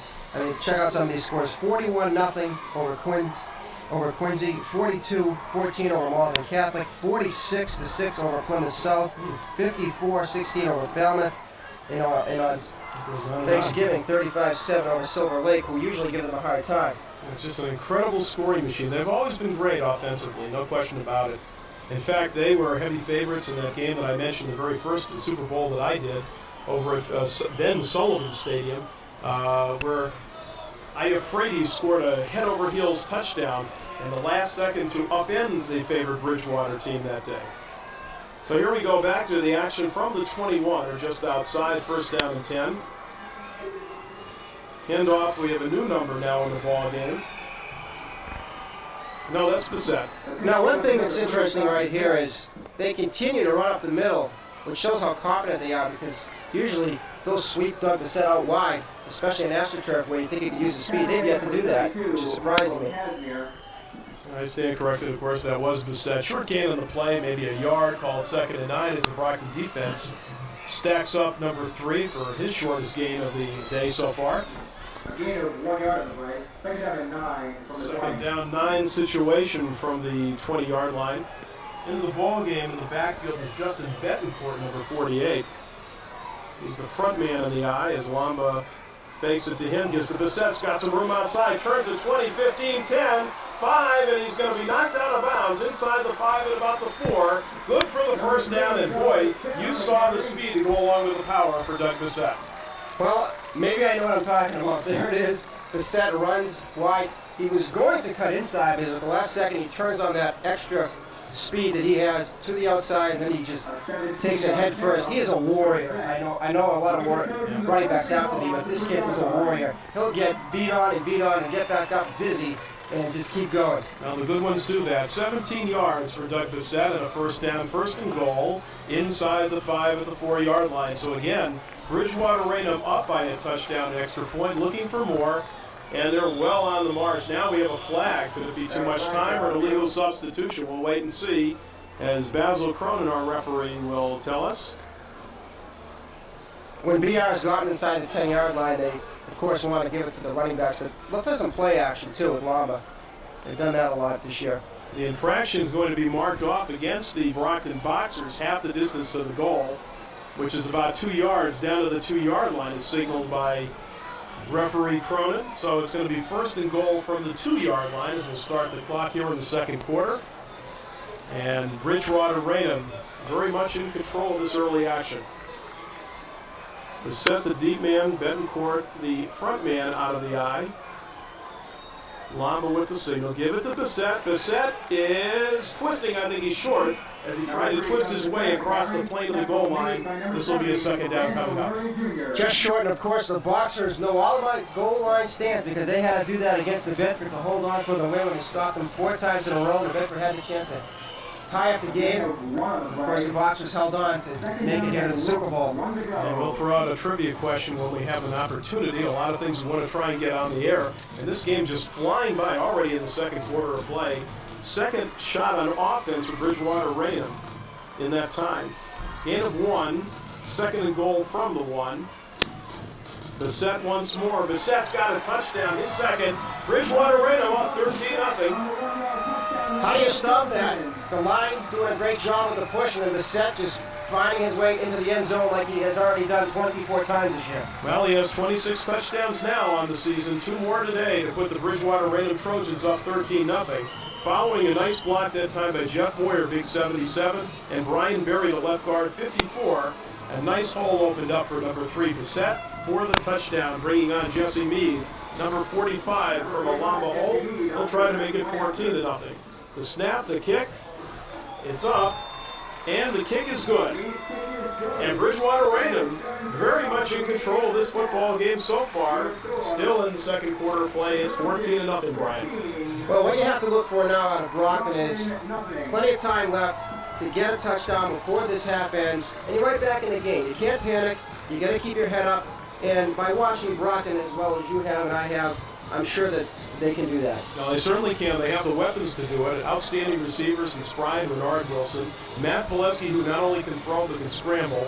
And, of course, Lindsey Farabee, who's been pretty well contained, but I think you got to take advantage of the AstroTurf and Farabee's speed. And don't forget Miguel Cummings, 1 carry, 17 yards on the day. He can certainly get it done as well. So a lot of weapons offensively for Armin Colombo. I think you're right. Don't panic. Stick to your game plan and get a touchdown back to make it a 1-touchdown basis before halftime. And the key right now is they could use some good field position, which they haven't enjoyed so far in this game. Again, glad you could be with us here for coverage of the Super Bowl Division I from Nickerson Field, Boston University. Bob Sondheim with Brian Reiser, Lou Jennings, our stat man, as well as Peter Simbor on loan from ESPN for today's ball game.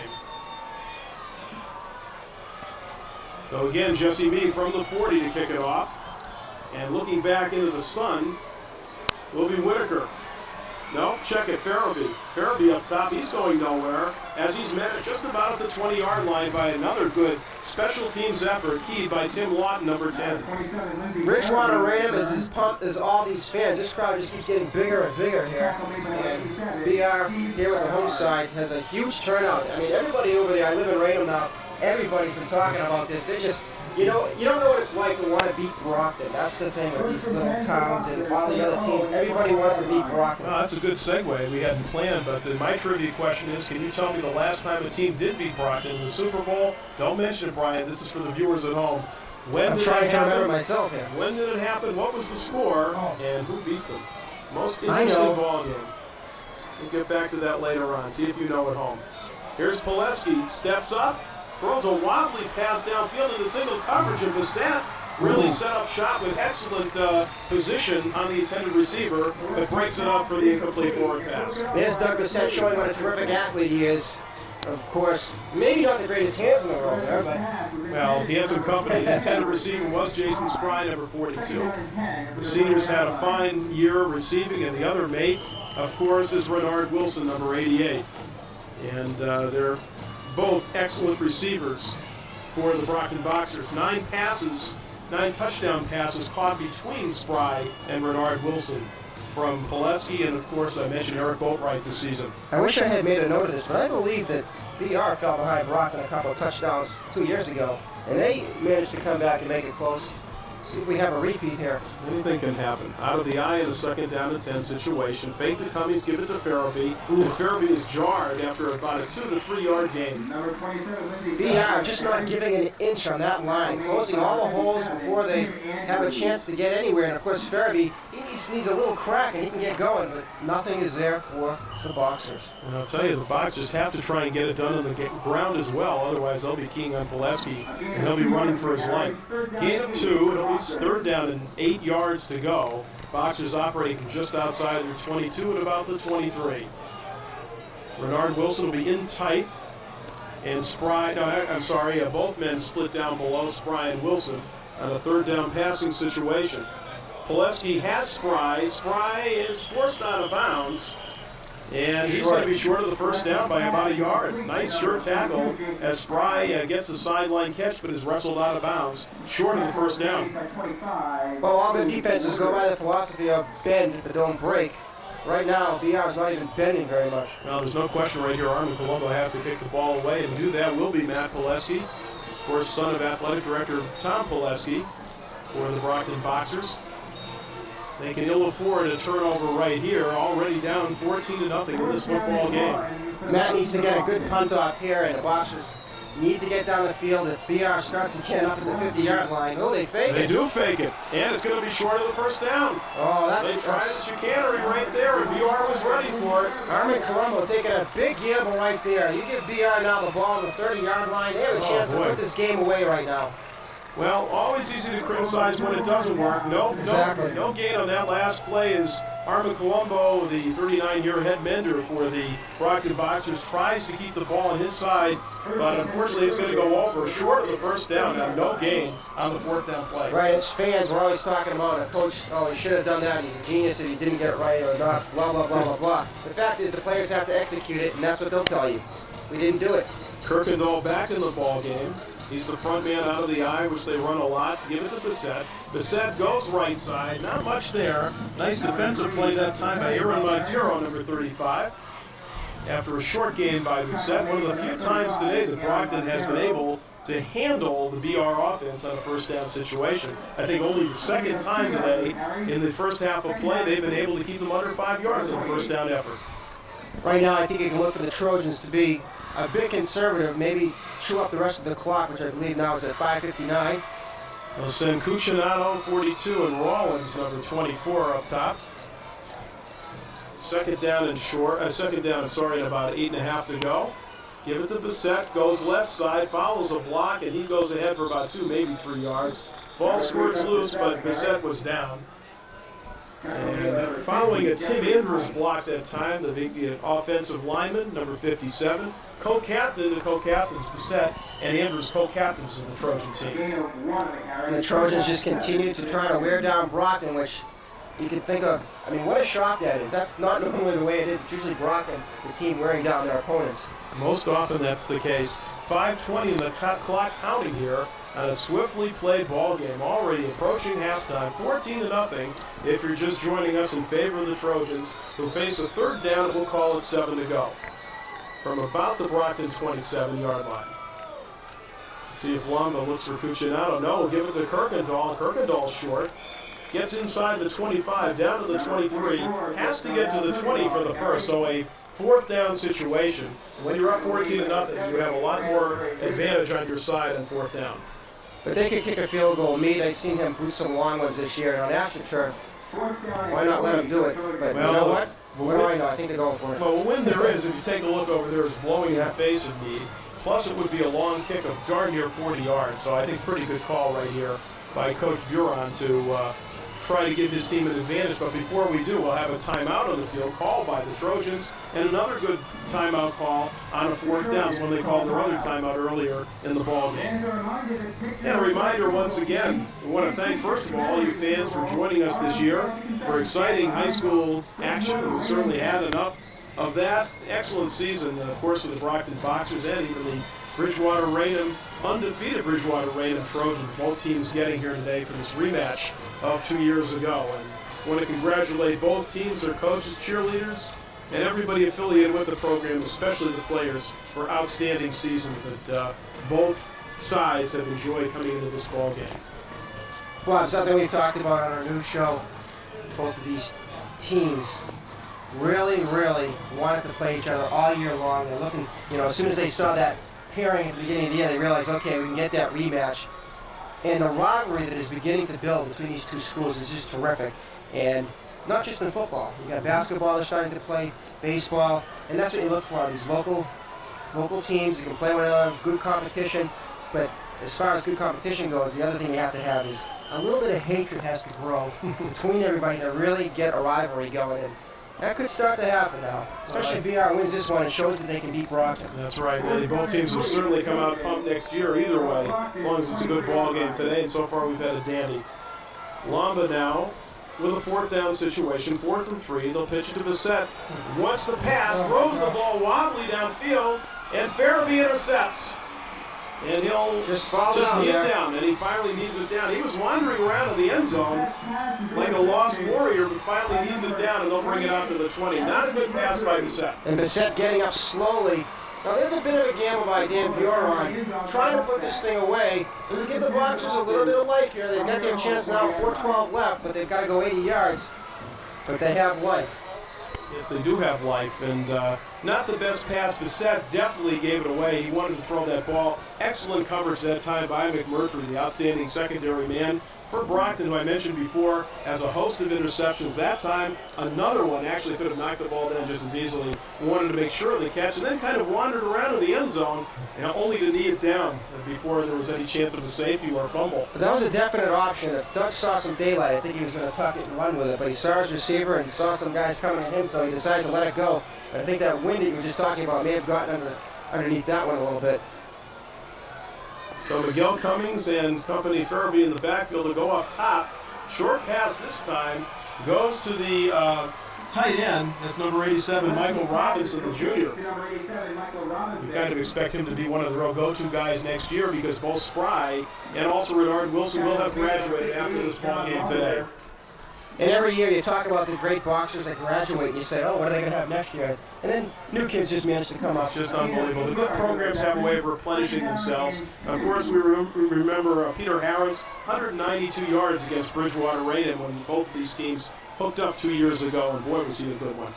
Inside, no, fake the handoff pitch outside to Farabee. Trying to turn the corner, cannot do it. Speed against speed as Bissett is there to shut him down. Great play by Bissett defensively to keep Farabee from getting the first down. Actually, no gain on the play, maybe a loss of a half a yard. It'll bring up a third down for the Boxers. And there's the pursuit we talk about with the BR defense. They're very speedy, showing Brockton that you're not going to run outside on us. Great play that time. Good defensive pursuit from a strong two-way football team. At least they're showing that today, to be sure. As BR, as you say, Brian, really pumped for this game. They want the revenge. So far, it's on their side, 14-0, as we count down the final minutes in the second. Pileski goes right side, right on top, getting away from one tackle is Spry, and Spry works his magic out too close to the 40-yard line. Good for the first down. And he got out of bounds, stopping the clock. Very important with 2:43 left. Brockton, he definitely have a chance right here. And Pileski, one thing I don't know, I think I've noticed over the years, Pileski gets a few passes off, a few completions, and he gets very confident. Sometimes he gets a little bit unsure of himself back there, which is true with any quarterback. But he gets on a roll, and his receivers get open, and Brockton can strike in a hurry. Probably the only day that he was really out of his rhythm, and I think Lou would agree, was when we did the game against Zavarian, which is just Zavarian's game from the opening whistle, all kinds of problems, great ground attack, and they just sent the house against Pileski, who really ran for his life. But you're absolutely right, Brian. I've noticed the same thing, especially in the away games, too, that Pileski, once he gets hot, once he gets the confidence, he uses a lot of people, mixes the run with the pass. That's Colombo's doing, and the Brockton offense really starts to click. People may not know it, but he's also a great pitcher for Brockton High, and same type of thing. He's got to get into that rhythm. Yep. Well, right now we have a stoppage in play. And start the clock. We'll be all set when play resumes. From the 40-yard line is where they mark it down. Oh, no, wait a minute. We have a penalty. I missed the penalty here. They're bringing the ball back. That does not help at all. And Armin Colombo over the sidelines is starting to The legal man downfield was the call. Did not see that. I was looking for the chains to be set up after the nice play by Spry. But the penalty really hurts the Boxers. Well, they say illegal procedure. That wasn't the call that I saw. But anyway, mark the ball back and cancel the nice reception to Spry. And the ball's marked down at the 22-yard line. Third down situation, and 8 to go instead of first down from the 40. What a break. So they'll split the backfield again. A passing situation here. Pileski rolls out left. Throws the ball complete to Robinson, who's bowled over, but not before he's got the first down beyond the 30, out to the 34. Great job of getting free. He just pushed his way off in that first 5 yards where you can fight your way and make contact, and he broke himself free. And you started to see Brockton get into a bit of a rhythm here, and they have to capitalize on this. I mean, we can't say that enough right now. Yeah, that's very true. And again, as you mentioned before, Of course, dodging the bullet after the fourth down trick play didn't work from the 30. It could have easily been 21-0. Brockton still working to try to make this a one-touchdown game. Pileski back again, rights himself, throws the ball right side into single coverage. Dangerous pass. Yeah, we're going to have an interference call right here. Pass intended for Spry. Jason Rollins is going to be penalized there. He's not happy, to say the least. No, that's true. There was that moment of just pause, and everybody kind of looked at the official. The official drops the hanky. This will be an automatic first down. When are players going to learn? Don't look at the official. You wonder. Everybody stands and looks. Oh, I didn't do anything. Just forget it. Go on, and maybe they won't notice because, you know. So you see that in the pros an awful lot, too. The pass interference, of course, against the Trojans, one of the few mistakes they've made in a fine played first half by the Trojans, up by 2 touchdowns. Brings the ball out to close to the 47-yard line for Brockton. First down and 10. See Dan Buron down there in the field really working the ref over. Not happy with that call at all. Oh, sure. He wants the next call. 2:07 to go before halftime. And you're absolutely right. If Brockton is going to make this a game, a touchdown here would go a long way towards that. Oops. Now we're going to have procedure. Quarterback frozen in place. Everybody else was off to the races dancing around. This will bring it back 5 yards. I know the Boxers don't kick a lot of field goals, but right now, even if they just get a field goal, they need to get some points on the board, get some positive momentum for the second half. Hey, you're only down 2 touchdowns. I mean, it's not a huge lead. If it was 21-0, it would have been different. Get some points on the board. I would agree with you about the field goal. The problem is the Boxers have not really used that field goal to their advantage. I think it would have to be an obvious situation for them to do so, though they're going 6. Both Spry and Wilson down below, the 2 receivers, favorite receivers. Late handoff to Farabee. That one was kind of telegraphed, and BR right there for the stuff. Not fooling the Trojans, and once again, they're in line. They're pushing the Boxers back. Brockton not getting any penetration at all. BR standing their ground and making their tackles. Brockton steps in to call the timeout right away to capitalize on every second on that clock. And I'll tell you, so much of the story, Lindsey Farabee has been running very well, has had an outstanding second half, of course, when he came back from the injury. And, of course, 154 yards and 2 touchdowns in the win against Waltham on Turkey Day didn't exactly hurt his cause. An outstanding performance. But so far, the Trojans have really held him today. The Trojans' defense, just as good as their offense. You talk about it this year, how much they dominated their opponents. But even if the offense wasn't as good as it was this year, they still would have won thanks to their defense. And Peter, a comment from you. Brockton's finally getting into a rhythm, getting some good field position. And I wanted to say on that trick play, Boatwright was at Q, which was a surprise. I didn't even notice that myself. Thank you for bringing that to my attention. Eric Boatwright, as you have seen before, an outstanding quarterback, likely to be the starting guy once Pileski graduates. I'll tell you that he can throw the ball on a dime. Have you seen Boatwright play? Just a tremendous quarterback. I've seen Boatwright play, and I've seen him at practice the last couple of years before he's had a chance to play in the game, and I've been astounded by his arm. Well, he can really throw the ball, pinpoint accuracy, and he can really deliver that ball. Not that Pileski can, but they're a little bit different in their approach to the quarterback position. Right now, after the timeout, a second down situation, Farabee thrown for the loss. And the ball back outside the Brockton 40-yard line. So a second down and long, obvious passing situation. Pileski will do that. Right side has a man that's going to be overthrown. Intended for Wilson with good coverage and single coverage by the Trojans. I know why the Boxers are going down the sidelines because they want to be able to get out of bounds and stop the clock. But right now, they're not giving themselves any options here. They're just going to the sidelines, and that's it. They should try to get something over the middle if they can. They have some timeouts left, I believe. Yes, they do. Still 1:49 left. Don't just make Matt have to find one guy. I think they have 2 timeouts unofficially. Of course, they keep that down on the field.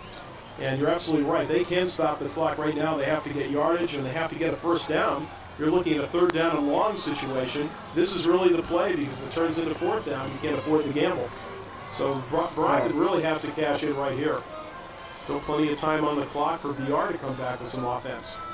They don't need much. Again, good time afforded. Pileski comes down here. Wide open is Renard Wilson. The 30, the 20. A blown assignment gives Brockton the touchdown as Wilson has the score for the Boxers to make it 14-6. Could he be any more open than that? I don't think so. I mean, that was just a total blown assignment, as you said. And Wilson, he probably was surprised. He said, where's everybody here? Because that was just Too easy for Brockton. The biggest challenge in that play was the momentum of Wilson not to carry him out of bounds, but he righted himself and scoots down for the score. And Brockton on the board, and the most important touchdown coming up right here to make it 14-6. Only 1 minute 36 seconds to go before intermission. Well, we have ourselves a game, folks. Yes, we do.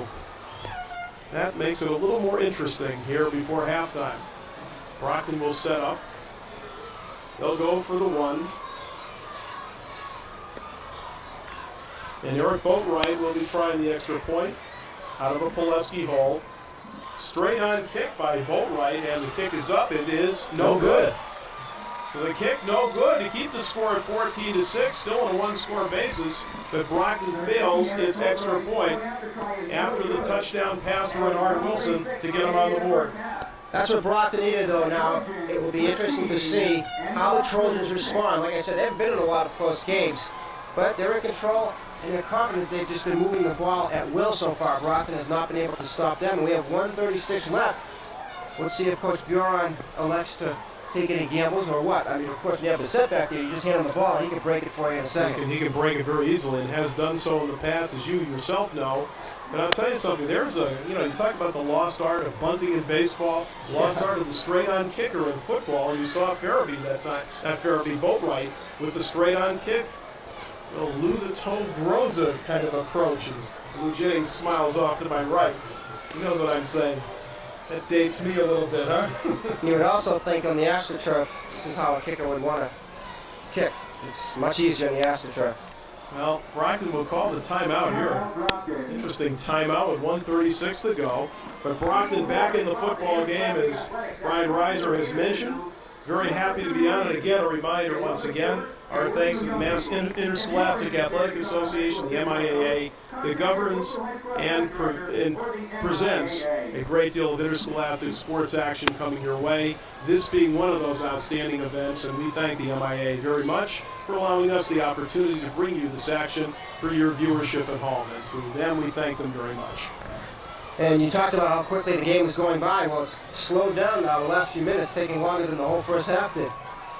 Well, that compliments of the passing arm of Pileski putting the ball up with each incompletion. Of course, the clock stops. Bissett was rolling up the yards and rolling up the clock through the first quarter of play and very much into the second. But now we've got a ball game, 14-6. Boatwright with the kick. A short wobbler bounces to an up man at the 30, takes it outside to the 34, 35, and he's going to be gang tackled, ridden out of bounds in front of the Brockton bench. Still a pretty good field position for BR, so we'll see what they do here with 1:28 remaining.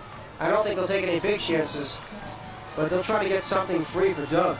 It was Justin Betancourt taking it on 1 or 2 hops off Boatwright's kick and returning it for about 6 yards. As you mentioned, out to the 36-yard line, not bad field position.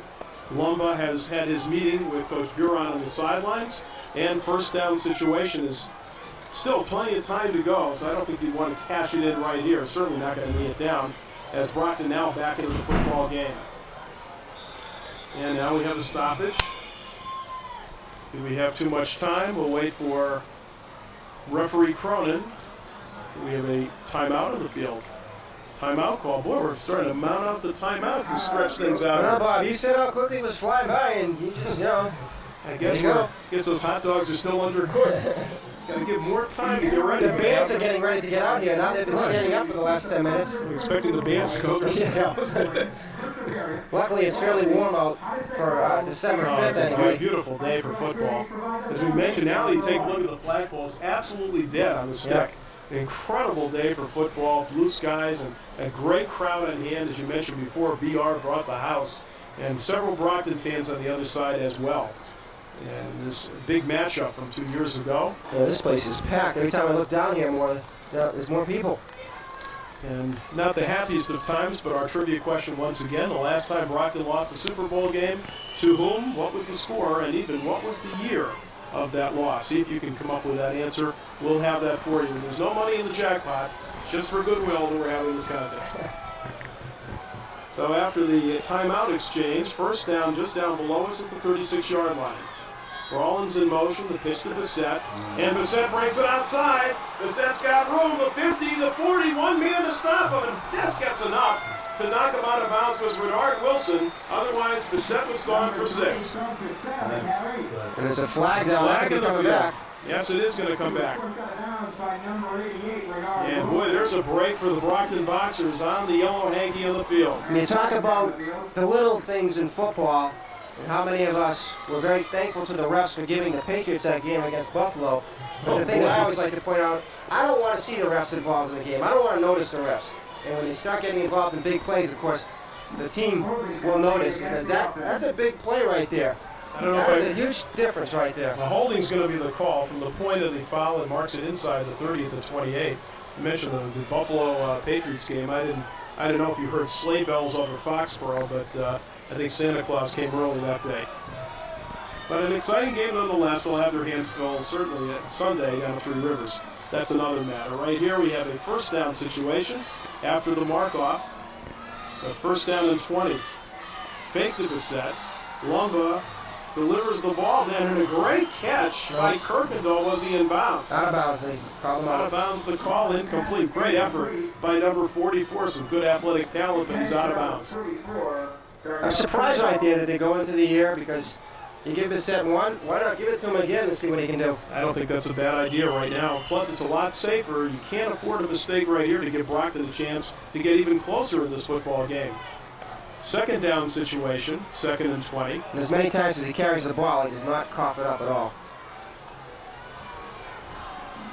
Lamba looks it over. 2nd and 17, I stand corrected after the mark-off. Delayed handoff to Bissett. And he's tripped up on the play there. Number 70 in the tackle, Randall Murray Jr.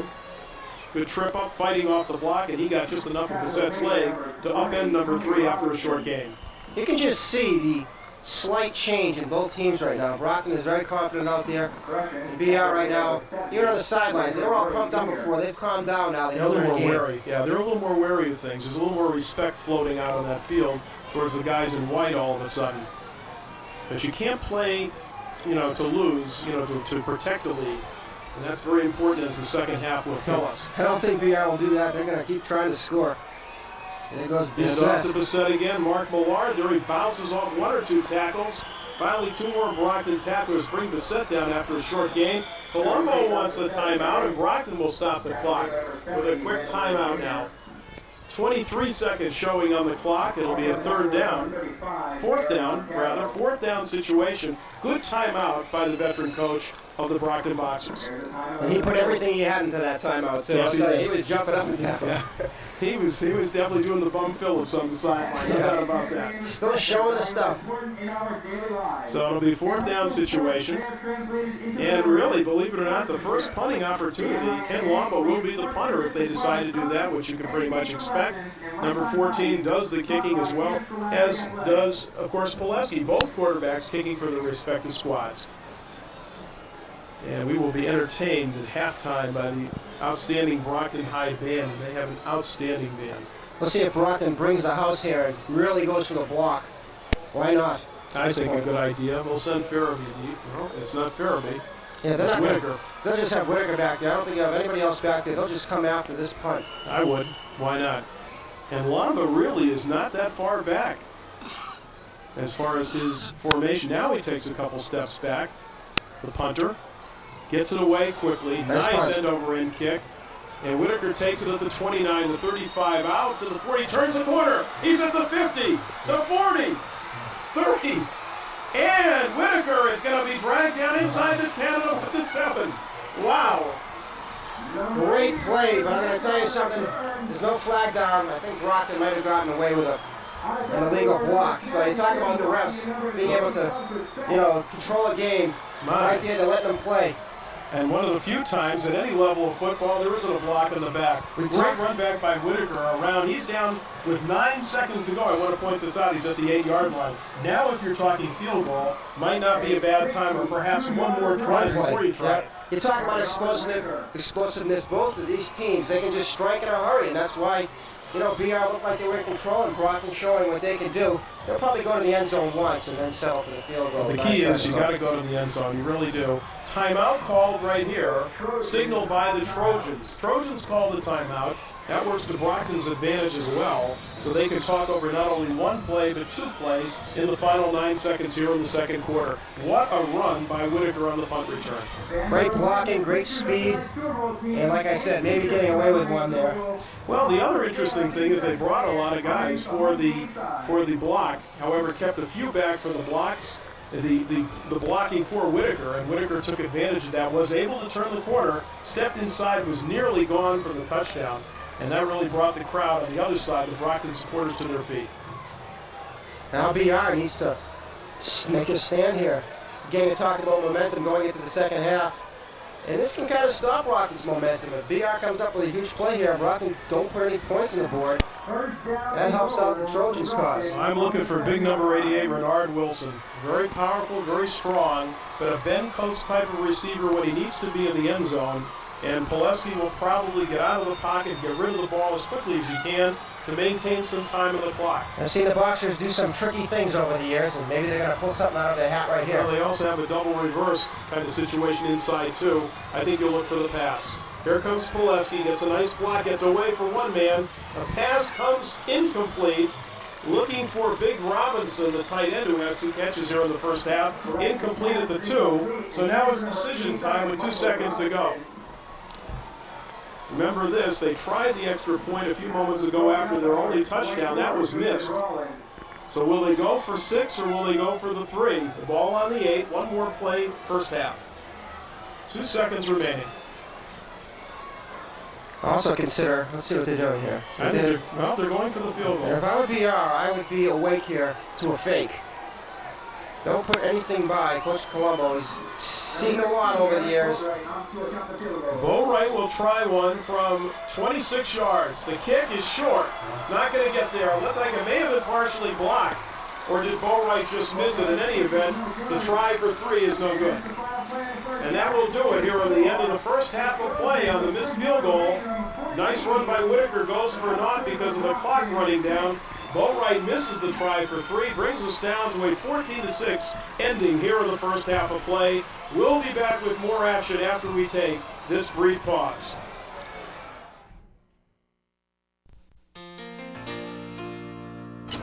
"20 kids.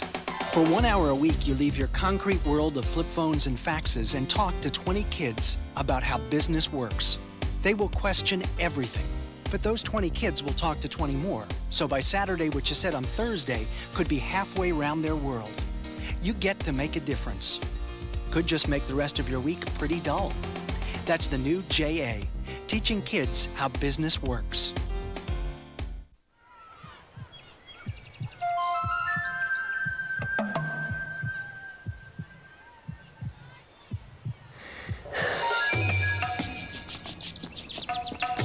We want to see our children succeed. But setting easy goals for our kids creates the toughest obstacle they'll ever face. Because succeeding in the real world isn't easy. Help the effort to raise standards in America's public schools. Call 1-800-96-PROMISE. Well, welcome back to the second half of today's Super Bowl matchup between Bridgewater Raynham High School and Brockton High School. And Lou Jennings will now give us a rundown of scoring in the first half. Lou? Thanks a lot, Bob. Bassett scored 7 yards out in the first quarter. The kick was good by Meade. And basically that was the longest run in the first quarter, and it was only a 7-yard run. Brockton did a nice job defensively holding them under that. In the second quarter, Bassett again scored from 1 yard out. And the kick was good again by Meade for a 14-0 lead. But that was really set up by a 17-yard run by Bassett on a sweep left. Brockton came back in the second half on a great pass from Pileski to Wilson, covered about 35 yards to make the score 14-6. Unfortunately, the kick was no good. Brockton again threatened after a great punt return by Whitaker of 53 yards, but unfortunately was stopped short of the goal line. Thank you very much. All set to go. Boatwright approaches the ball. Short kick.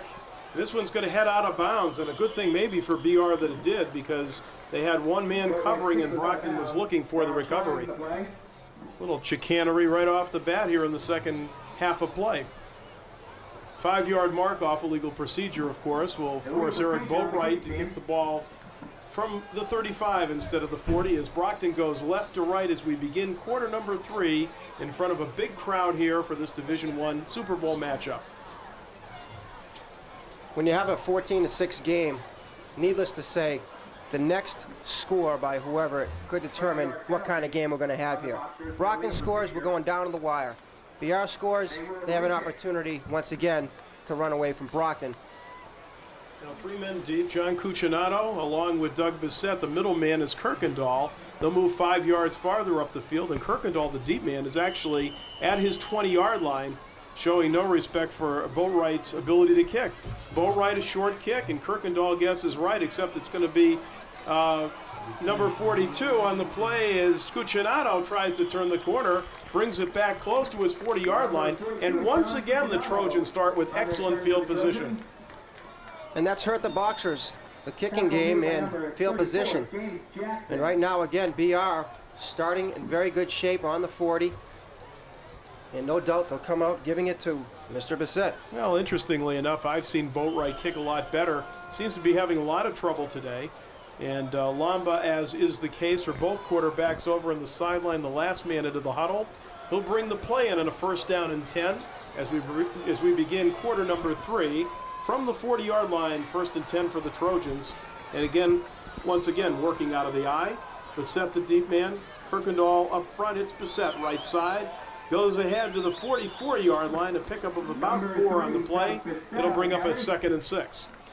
Let's look early on to see the battle of the trenches. Who's going to take control at the end of the second quarter there? Brockton started taking control, and BR wasn't able to dominate like they were early on. Yeah, it was really quite a difference. This ball game started off in fine fashion for the Trojans as they were really controlling the line of scrimmage. And as you mentioned, all of a sudden Brockton's score really kind of changed the momentum of this football game. However, unable to score the tying touchdown in the waning seconds of the second period. 2nd down and 6 from closer to the 45. Quick opener to Kirkendall. And he gets up to the 48, about 2 yards short of the 1st down, and Brockton meets him with a host of tacklers after a short pickup. Be interesting if you could have been a fly on the wall at halftime, see what the coaches would have said, but you would think that Dan Buren was fairly happy with his team, but Coach Colombo's not always happy with his team. He always wants more, he always expects the best. And I'm sure he opened up their eyes to the fact that, look at these good things you did, let's feed off of it. Well, he's had 293 victories in his side of the notched in his side of the belt to prove how good a coach he is. So let's see if he can get the Boxers going here. This won't get it done. Good pursuit that time. Mark Millard, number 45, also number 20 for the Brockton Boxers. Tony Robinson with an outstanding defensive play. Short of the 1st down, it's kick time for the Trojans. So the Boxers do it. The defense makes a stand. And now BR, like I said, at the beginning of this game, the whole sideline was revved up, and now they know they're in a game.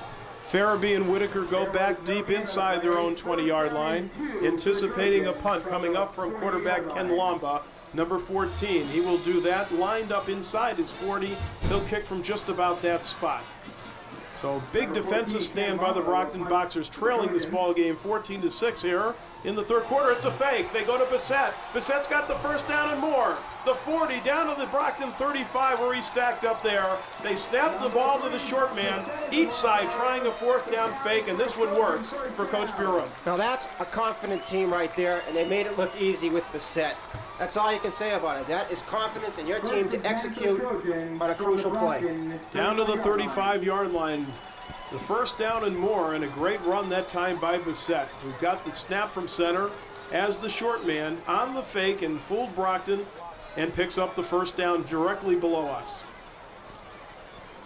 So again, BR keeps the football. Here's Bissett one more time, wrapped up by Millard.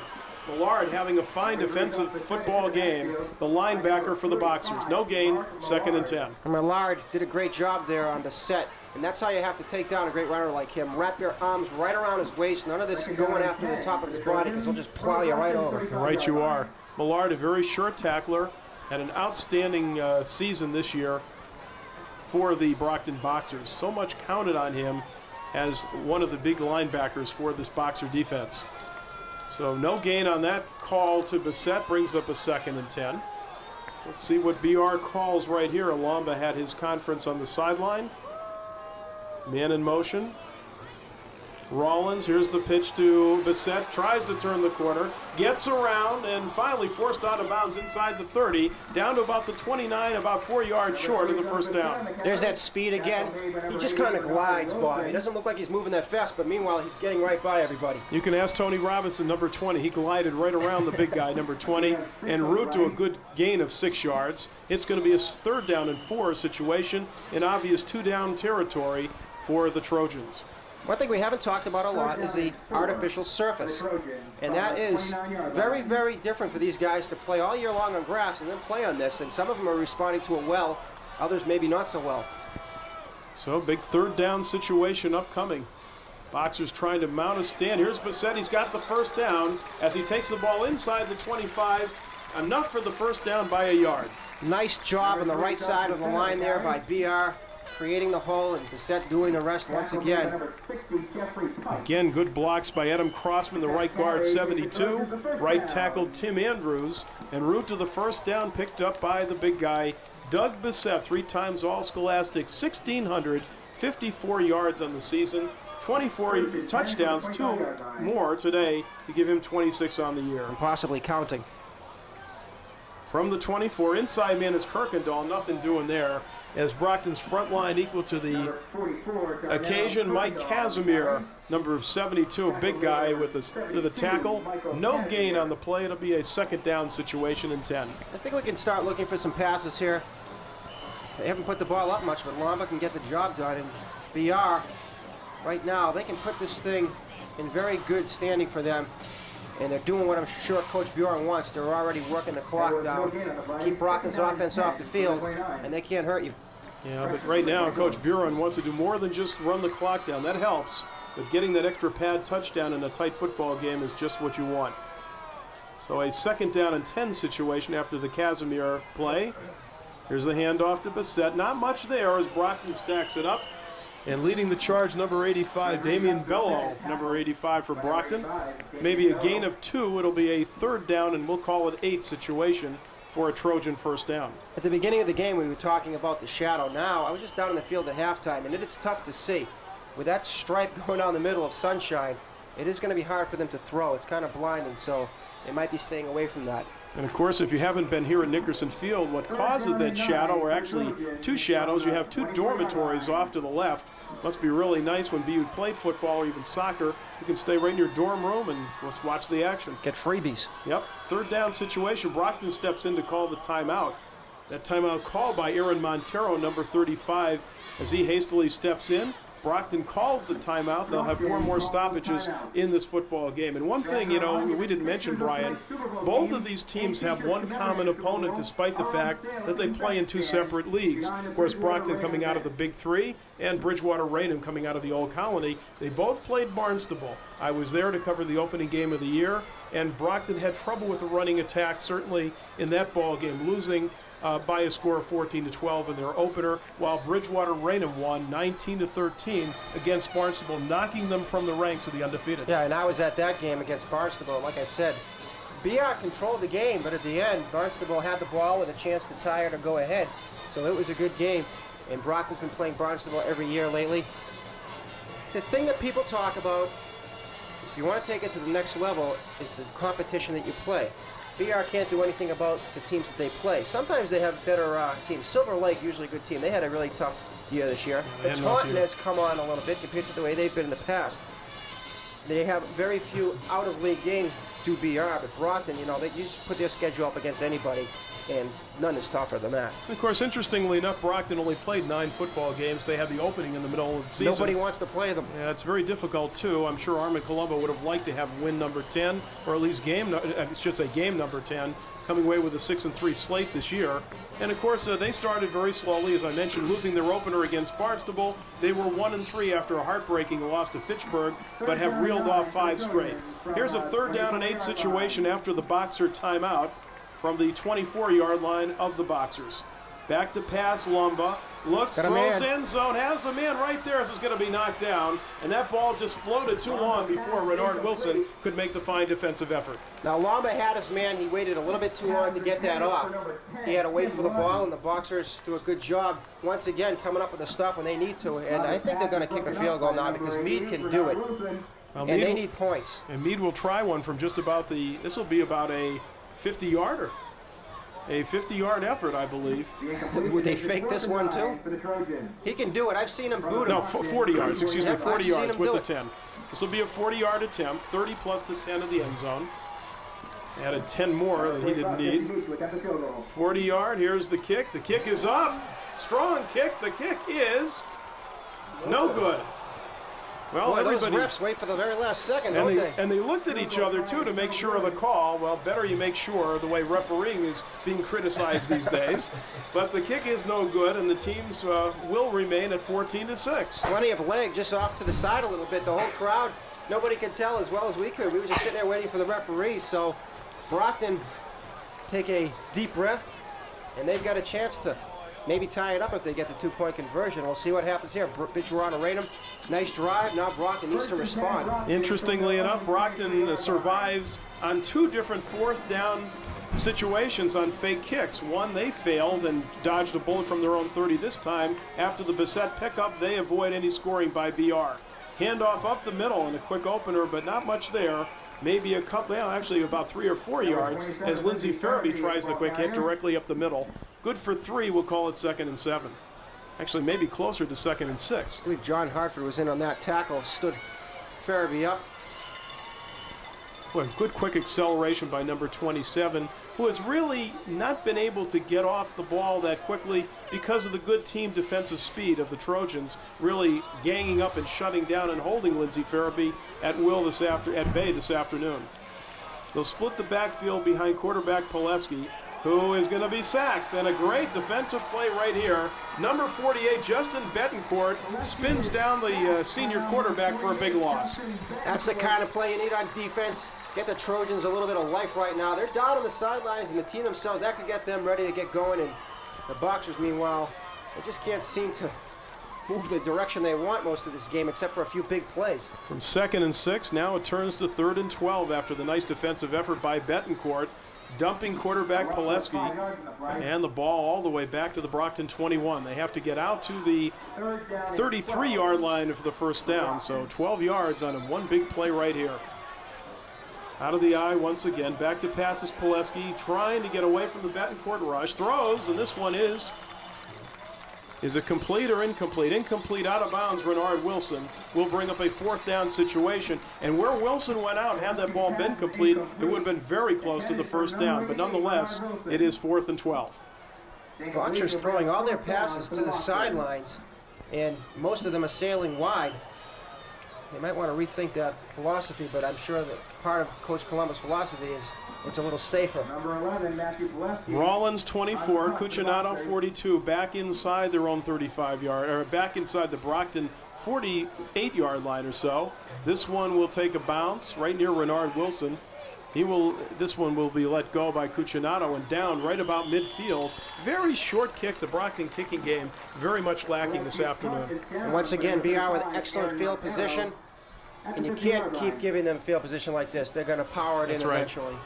And right you are, Brian. I mean, it's going to come back and haunt you eventually. You can't keep, knocking down the offense. And one as talented as BR that has mounted up, as we mentioned, 374 points, a scoring average of over 37 points a game. I mean, that's just staggering. And right now, they're at the Brockton 43-yard line, 1st and 10. As we're in the 3rd quarter of play, we can see through the sunshine. Looks like 3 minutes, 35 seconds to go. So it's starting to speed up again as BR likes to keep that ball and the clock moving on the ground. From the 43-yard line. From the 43, 1st and 10, handoff Bissett right side, and maybe a gain of 3 as he pushes the ball just over the 40-yard line. Goes right side, and Brockton really kind of obviously keying on number 3, and Bissett for a short gain. They are, but as we mentioned before, watch out because BR has other weapons, and they'll burn you. But right now, they're playing a very conservative game, are the Trojans. I'm ready for some, not trickery necessarily, but a little bit of variety maybe. Well, variety in the likes of Betancourt, who comes into the ball game, number 48. He replaces Kirkendall, who comes out, 44 to the bench. He's the up man as Bissett, the deep man on the eye. Familiar stance, or I should say option. Here's a flag going down as Bissett goes about a yard short of the first down. This one might come back for holding. We'll wait for the official call. Referee Basil Cronin. Holding is the call against the Trojans. Push it back from the point of the foul.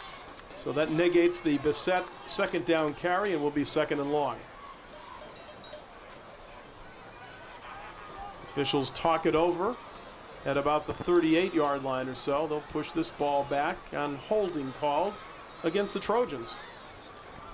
One thing about this crowd that you have to admire is all the kids here, especially if they can see with the camera all along the end zones. You got kids running everywhere. They're not really watching the game all that much, but they're here. I know, they're here in numbers too. We got a great crowd here for this Division I Super Bowl. Of course, the other Division I Super Bowl, which will be played at 7 p.m. this evening, will be Everett against Xaverian. Who do you like in that game? I don't know. I think that's going to be a real close one, but I'd give Everett the slight edge. I'll give Xaverian the edge in that game, but I guess we agree to disagree in a few things here. That's what makes it fun. After the mark off the ball, I just don't like Xaverian.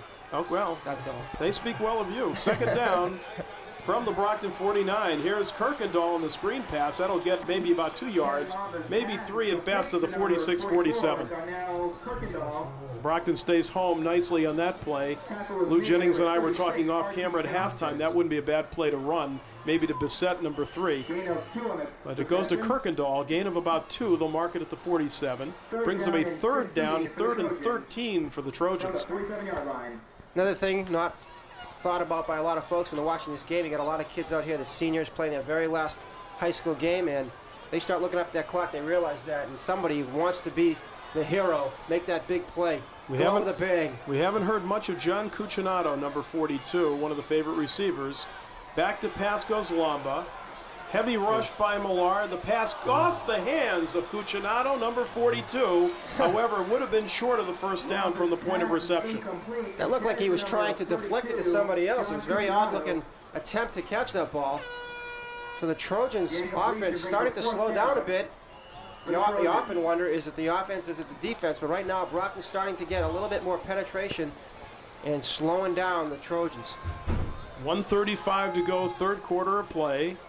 And back this time, we'll see if he gets it off or will be another fake. Will be Lamba. And he's inside, actually outside his 40, and he'll kick from about his 45-yard line. This time he will kick it away. Nice high kick. Spiraling down, Farabee calls for the fair catch, lets it go, and the ball is just into the end zone for the safety to bring it out to the 20-yard line. Well, that looked like it could be a dangerous decision right there. That thing stayed in the 1, and Brockton didn't want any part of that, but they'll get it on the 20. But still, the field position totally being dominated by BR. Brockton just can't get out of their own end. Interestingly enough, to my record, I think maybe 1, maybe 2 carries at best for Miguel Cummings, who usually wears number 32, wears number 36 in today's game. He's a guy who's not only a rumbler, very much a Jerome Bettis type, but he has a good dimension of speed and very difficult to bring down. Let's see if he is a factor at all, since everybody's keying on number 27, Lindsey Farabee. From the 20-yard line, Pileski all the way at quarterback today, he fakes. End around here in a gadget play, goes to Renard Wilson. Wilson gets away from 2, and he brings it out for a first down, or very close to it. He's going to be over the 30. Good for the first down. What an effort by the senior. Terrific effort by Wilson with a nice spin move, diving for those extra yards. And you'd be surprised how well they are at seeing where that marker is and just getting right to it. I mean, how often do you see that they just get right to it?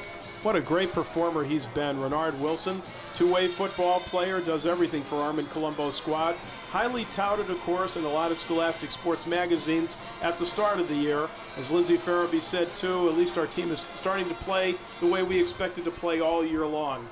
First down and 10 just beyond the 30. Renard Wilson in motion. The handoff to Farabee. Turns 35, 40. He's got some room. Bye-bye. 45. He could be gone. Down the sideline, Lindsay Farabee will take it in for touchdown number 2 for the Brockton Boxers to make it 14-12. Bob, I don't know if you saw it, but Farabee just showed you some incredible footwork right there. He just did a couple of moves, exploded right by everybody, and then turned his speed on. But that's the kind of running that Brockton expects from Farabee. And speaking about a senior trying to go out with a bang, there you go. Boy, what a great job by Farabee. James Jackson, the runner early in the season. The sophomore did a fine job, but there's an extra dimension with this senior, Lindsay Farabee, as he takes it all the way for the touchdown. How far on that score? What do we have here? 60 yards, right, from the 40. That's right. Actually, from the 30. From the 30, 70 yards, I believe, on the touchdown. Yep, after the first down. And no doubt Brockton's going to go for 2 here. Sure, they'll go for 2, having missed the extra point, having trouble with their kicking game. They'll try and tie the game at 14. Spry flanked out down here, wide right, along with Renard Wilson. We're going to have a timeout called. This one by BR. So timeouts, 1 apiece here, and that's a very important stat that you want to keep in mind in this close football contest. I was going to say, you don't want to be wasting your timeouts either when you have a close game like this, but Coach Bjorn realizes how big this player is right here. Well, that's the thing. He's called a lot of key, crucial timeouts. You hate to do it for a 2-point conversion, but right now in this kind of football game, that is the difference, is a skinny 2 points after the Farabee run, which I think officially might be listed for 69. I think it was really from the 31-yard line. No matter, as Brian Reiser pointed out here, a tremendous amount of footwork by Farabee and some good blazing speed by number 27. He finally gets loose and hits pay dirt to make it 14-12. I'll tell you, if we had a replay on that, you would see what I was talking about. But there was a period within about 5 yards here where he was just driving and his feet were moving, and then he just went around everybody. He's one exciting runner. He is, Bissett is, 2 excellent runners. Well, this is what you get, high caliber athletic performance when you talk about teams reaching Super Bowl caliber. Here we go. Fake inside, the pitch outside to Farabee. Can he turn the corner and get in? He's out of bounds. It's not going to be good. Wow. And I think a good call by the official, forced out of bounds over there by a nice play by Jason Rollins, number 24. Fantastic effort diving for the pylon, but I think the official saw his feet already went out of bounds. And I'll tell you, the official was well positioned over there. If anybody had a good look, he did. Better than we can see from here, that's for sure. No question about it. And we can only trust his judgment. No argument by anybody over there. And good call by the official, we have to believe, but an even better play by Jason Rollins to make it all possible and deny Lindsay Farabee turning the corner. Score remains 14-12, but now we're really in a shooting match, well within one strike capability for either team, as it's now 14-12. And you use the big M word. Momentum is definitely on the Boxers' side right now. And that's a key. So right now, Bridgewater Raynham has to try and regain that momentum that they had in the first quarter when the line was just blowing out the opposition. Brockton has to be pumped up after the outstanding long run for the touchdown by Lindsay Farabee. Counting it down here in the third quarter of play. 37 seconds left. Don't go away. We have an action-packed fourth quarter to decide this Division I football Super Bowl game from Nickerson Field at Boston University. Bob, the lights are on. Yes, they are on. Here's a kick straight downfield. Picked up by Cucinato. Cucinato trying to get outside, has some blockers, and is finally taken care of, but not until he has excellent field position once again out to the 38-yard line. Cucinato has broken some big plays on special teams this year, and BR right now, they need to get themselves going. They're a little bit down, you can tell even from way up here. It's interesting when you watch football at any level, like I said, how a team's demeanor just changes out on the field. You can tell when everybody's a little bit down. And right now, BR needs a big play, and my guess is they'll let Bissett try to give them one. Who else can do it better than number 3? Doug Bissett, big senior. And they have to call on the guy that got him to the dance, and that's the big guy. Behind Kirkendall, out of the eye, once again from the 38-yard line. First down and 10 Trojans, but now the score, 14-12. Man in motion, Rollins. They give it to Bissett, goes left side and tries to plunge ahead. And the holes are starting to get a little bit smaller for the senior running back. And the players aren't the only ones getting tight. We're over here with all these BR fans, a huge throng of fans. You love the emotion out here, but they're also getting a little bit nervous. This is what it's all about. And to have the chance to come and see a Super Bowl game, root for your team, I'll tell you, it's a memory you never forget, much less to play in a game of this caliber. And right now, we have a timeout. Let's see who the timeout is signaled this time. End of the quarter. Oh, end of the quarter, that's correct. Second time I've done that today. Oh, well. End of the third quarter of play, but Brockton adds one touchdown, 69-yard run, Lindsey Farabee, to bring it to a 14-12 ball game. And just before I forget, which I normally do, on this trivia question, when is the last time that Brockton lost a Super Bowl game? Want to take a shot at it? Walpole? Yep, Walpole. What year was it? It was 89 or 90. 89, correct. You were 2 for 2. I don't remember the score. Oh, the score is probably the thing you probably remember. It was 6-2. 6-2 ball game. And what else did we have that day that we don't have a hint of today? Snow. That was the snowball game, and a very exciting game. And that, in those days, I was covering the Walpole Rebels and their TV games over there, having done them in the past. And Matt Rogers' career, also Todd Collins' career, and John Lee and his exciting Walpole Rebel squad pulling the big upset against Armin Colombo on that particular day. The last time that Brockton did lose a Super Bowl game with an outstanding record. The Boxers come into this game 9-4, winners of 3 straight, as I mentioned, in 91, 92, and 96. Of course, 96 against BR. Fourth quarter action and a good ball game on hand. Hope you're enjoying it at home. Our thanks once again to the MIAA for allowing us to bring you this action. Second down situation after the Bissett run. He gets the pitch left, has some room. He's going to be a little short of the first down. Doug had some nice blocks, but the Boxers closed in on a hurry. No first down. Jeffrey Pike, number 60, on the tackle. Short of the first down by about 2 yards. It'll bring up a 3rd down and 2. How's this for a big play in this football game from the Brockton 47-yard line? And it's been Brockton over the past quarter and a half making the big plays. BR needs to get something going. Well, you got to think number 3, but then again, they have Kirkendall who can break it short for you. They've gotten it done on the ground, have the Trojans, and so Brockton thinking run, most certainly, with Cucinato and Rollins split down below us wide right. Handoff goes to Kirkendall. He's got the first down. Good leg drive and second effort by number 44 as he picks it up and brings the ball out to midfield. Absolutely. He did that one all by himself, just kept those legs pumping, and got the first down for the Trojans. Actually mark it down at the 49-yard line of Brockton. Big 3rd down conversion. You can mark that one down as one of the key plays. Lamba over to the sidelines to have his traditional chat. His team will take it 1st down and 10 from inside Brockton real estate. Ahead by only 2 points in this game. Don't go away. And I'm telling you, still look out for the pass here, because the Trojans have done it all year. Everyone's keying on Bissett, and the next thing you know, they burn you with a pass. Interesting formation here. The handoff goes to Bissett. Now it goes back on the gadget. And getting sacked right there is quarterback Lamba. Doing the sacking is Damon Bellau. But I'll tell you, that was a good decision by Lamba. His man was not open. If he just threw that up, he was putting it up for grabs, and it would have been a turnover. So it wasn't that much of a loss for the Trojans. Very good point. Just fall on it and get going on the next play. Good point you make right there, because you don't want to throw it all away on the play that doesn't have to work because it's a gadget play. It's only a gadget if it works. And that time getting sacked but making the right decision was Lamba. It'll bring up a 2nd down situation. Damian Bello with a great play, however, on this quarterback sack. Brings the ball back to the 46-yard line of Brockton, a loss of 5. 2nd and 15. For first down, you try those things.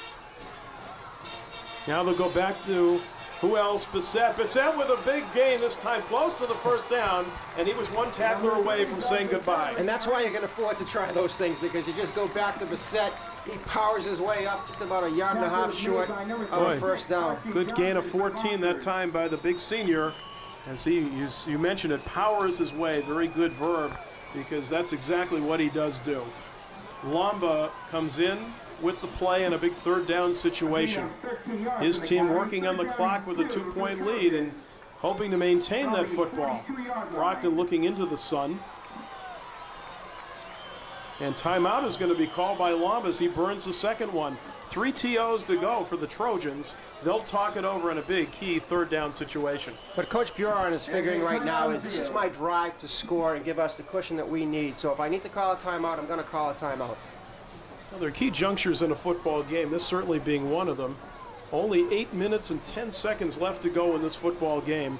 And Brockton and Armin Colombo well knows, with his many years of experience over on the Brockton side of things, he knows how quickly that time can elapse with first downs. And especially if his team is to give up a touchdown here in 2 to 3 more minutes, it puts all kinds of pressure on the Brockton Boxer offense. You will see our leaders of tomorrow. That's why academics and timeout was the second one taken by the Trojans of Bridgewater Raynham High School. Well, this has been a good one. A battle back and forth, the old word momentum going back and forth on both sides. And right now, it's pretty much whoever scores next will definitely be in the driver's seat in this football contest. This is what we were hoping for, a good close game between these two teams. And we've certainly had that. But you know, as far as the teams go, they don't want to hear about a close game. It doesn't matter. They want to win this W's. thing. W is a W. BR won't be happy, oh, we played Brockton close. They don't care about that. They want to win. Especially when you look in your history and you see you're 0-5 in postseason play, you want to get the laurel one time, and especially against a highly touted team like any Brockton Boxer team is. So it's there for the taking. Third down and a long one, maybe a short 2 for the Trojans. Kirkendall the up man, but they'll go to Bissett. Bissett is not going to get it. He is stacked up, no gain on the play. And leading the charge in there is Mike Casimir, his second good defensive play here in the second half. So now Coach Buron with a decision to make. If you punt it, the chances are you're putting Brockton down deep, making them go good 80, 90 yards. You're also allowing them the chance of making a big return. But I think he's going to punt it. I think he's going for field position. Either that or he's got a tremendous fake up his sleeves with a completely new change in personnel. Brockton will expect punt. They will send 2 men back inside their 15-yard line. And they are Whitaker, number 80, up top, and also Farabee down below, number 27. Again, the up man is Bissett in case there is any fake, but Lomba expecting the ball for the kick, and he will kick from about midfield. Nice high punt. Nice high kick. This one will not be returned. Takes a bounce into the end zone. Good break for Brockton as they'll take that one for the safety. The touchback, rather. So Brockton will be looking at 80 yards in 7 minutes and 12 seconds. Of course they can do it. They can go 80 yards in about 20 seconds. Yeah, very easily. And we saw that a few moments ago with a guy number 27 named Lindsey Farabee as he took it 69 yards to bring it to this present 14-12 score. Coming from BR's side of things, I don't think that their fans can be any happier than they are right now with the score 14-12, but I think they'd like to see their defense win this game for them. You know, their offense has dominated all year long. Now, let's see the defense do it for them. And Brockton, of course, they need one of their seniors, Farabee or Pileski, to come up big here. Well, the BR defense came up big on a play by Rollins, denying Farabee the 2-point conversion, forcing him out of bounds. Handoff to Farabee this time, and Farabee plunges ahead. He might have 2 or 3. And not much going on in the middle of that BR line. It'll be a second down, we'll call it 7. You'll watch Brockton sometimes, and they'll just kind of peck away, and then bang. I still like the idea of getting Miguel Cummings the ball because I think he's the kind of guy that can break it open 15, 20 yards or more. He's done it in the past, and just like Farabee, I should say, just like Coach Buron likes to go to Kirkendall once in a while. I think it's not a bad move right here for Armin Colombo to give it to the off man, who's certainly no slouch or running back. They always want to try to confuse the other team, too. They'll work out of the eye, too. The fake. The setup by Pileski. The pass intercepted by Bissett. And there's a big turnover in this football game. Knocked out of bounds at about the 23-yard line. Pass intended over there to Renard Wilson, and Bissett just simply stood in front and read the play perfectly. Of all men to step up and make a play on defense, it's Mr. Bissett, the one we're talking about consistently on offense. But he's done it all year long. He plays both sides of the ball. You wonder why he doesn't need oxygen when he comes to the side, but he just keeps going. Boy, as you said, these fans would love to see the defense win this football game. Well, you might underscore that big interception by Bissett, and that comes with 6:22 to go in this football game. Ball marked down at the 22 of Brockton. Now, there's absolutely no wind blowing out there right now. Once again, they're going to try to kill the clock, but all they need is a field goal here to make Brockton have to score twice. No, they have to score once, really, but they have to score a touchdown, yeah. Here's Bissett, and Bissett on the wide sweep that time, following the blocking, gets down to the 15-yard line, has to get to the 13 for a first, so good for 8 yards on that carry. And that was just the old student body right that time, a little page out of John Robinson's playbook. I wonder if he'll take that playbook to UNLV. Good blocking ahead of number 3, Bissett. 6 yards. Second down and 4 for the Trojans. Well, I guess I stand corrected where they marked the ball down. Actually, it's going to be on the 16-yard line, about 3 yards, maybe a long 3 short of the first down, but nonetheless a good gain by the big senior. And look for the left side of the field here at Bissett. They might run something over there. A lot of room. Bissett breaks it back in the middle, got the first down and more, driving Brockton tacklers inside the 10. Forward progress will probably bring it to about the 9. Or he'll just power it right up the middle. Not a bad idea either. Well, he picks his way, and I'll tell you, it shows some senior leadership and experience, just being very patient, picking his hole, and being very patient, being very happy to pick up the first down inside that 10-yard line.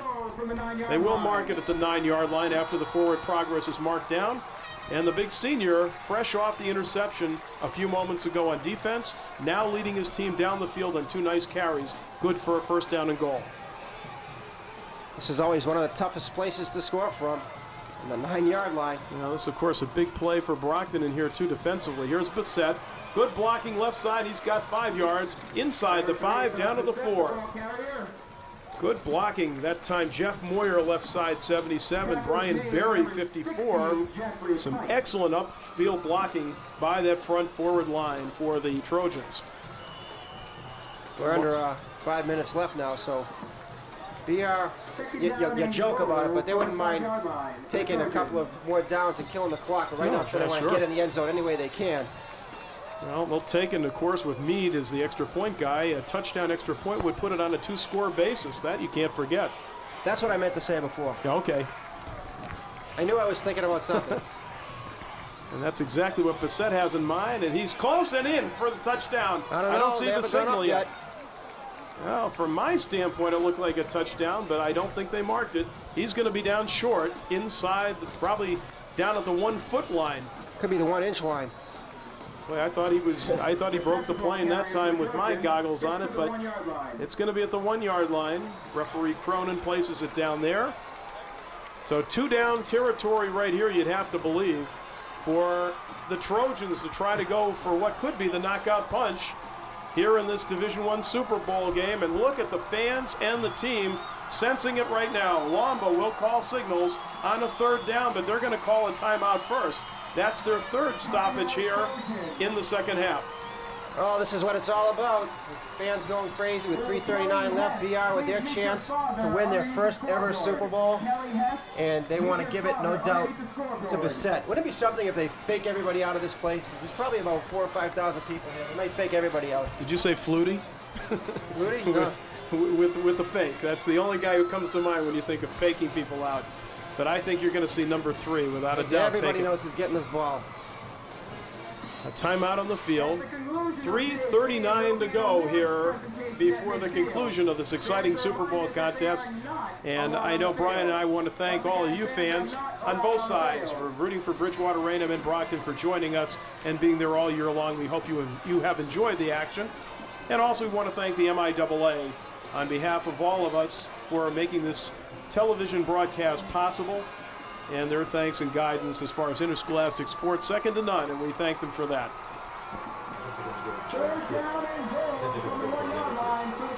Lou Jennings is calling for the handoff to Kirkendall. I'm going with number 3 myself. I think there's just, a football on the mantelpiece. This is the one that this kid wants on that mantelpiece. In the past, I may have thought that he'd give it to somebody else, but now Bissett with his extra power, there's just no way you can't give it to him. Okay, so we put our necks on the line, everybody here. And what do we know? They'll pass the ball. Oh, I don't think so. I think we're safe in that regard. Actually, Kirkendall, full house backfield here with Bissett, the deep guy. And the quarterback sneak. There it is. And hands is it in? aren't up yet. I don't think he's there. See, they surprised us again. This could be the stand that Brockton needed. That's not a touchdown. It's going to be a 4th down situation right now. So now decision time for Coach Buron. He has 2 timeouts remaining. 4th down situation. And let's see if they'll talk this one over. You know, it's easy to play coach from up here, but I give it a Bissett. I don't agree with that call at all. Well, 4th down situation. The guys in white. We have a timeout call by Brockton now. So Brockton wants to set it up defensively. And how big is this play going to be? 4th down and inches. All right, let's poll everybody right here. Same formation. We're going to run a sweep to Bissett. Sweep to Bissett, says Lou Jennings. Peter? All right. I agree. Okay, he's going to sweep it. How about you, Brian? I think they're just going to go right up the middle. I go up the middle to Bissett. I go to the big guy. Okay, well, we're on the line for you folks. And of course, think about this. They don't score. Brockton has it on the 1-inch line. Yeah, that's true. That's no easy position to be in either. With 3 minutes and 4 seconds left. Although I did a Sharon Stoughton game, and one team chose not to kick the field goal, went for the touchdown. I favored that at the time, and Stoughton came down the field and scored a touchdown 97 yards later in just a few brief moments. So it can happen. 3 minutes and 4 seconds to go in this one. 4th down, a little bit of the money on the table, you might say. 4th down and less than a yard to go for a BR touchdown. They're up 14-12 in this game. Brockton with its back directly to the wall on a 4th down situation. So we're not even talking about the fact of, you know, why not maybe kick a field goal? I don't think you're thinking that right now because of field position especially. Right. But it is a thought because that gives them, it makes Brockton have to get a touchdown, which they would do anyway. We've talked about Brockton's problems kicking field goals, Yeah, but here we go. Yeah, but Brockton can still win a game with a drive down the field and plenty of time to go. This one could ice it. Full house backfield once again. Lamba to Bissett. He's in. No, he's not. Oh. No, he's not in. And he's held. Oh! He gets away. And he's in. Unbelievable. He spins away for the touchdown. I'll tell you, I stand corrected. I thought he was stopped. Bissett with only a senior effort. What a tremendous play I told by you that he was in. senior. Well, yeah, at the time he wasn't, though, Brian. But what a great effort by a kid who really wanted the score. Unbelievable. That's just sheer desire. Great play by Doug Bissett for the score. Amazing. Good all point. that run, that's right. 1 yard run there. As Lou Jennings says, all that running and it's only a 1 yard touchdown. But what a 1 yard touchdown that we won't soon forget. That just typifies this kid. He is such a warrior. Look at him out there. He's ready to pass out, gets a big hug from Dan Buron. And the Trojans sensing their first ever Super Bowl. The crowd going crazy. What else can you say about that? That That's was just an incredible. I'll tell you, one of the best football plays I've ever seen. From a kid who was definitely stopped. He was not in that first time. And give the It's a refs good credit call. for not blowing that whistle dead because he was Absolutely. still going.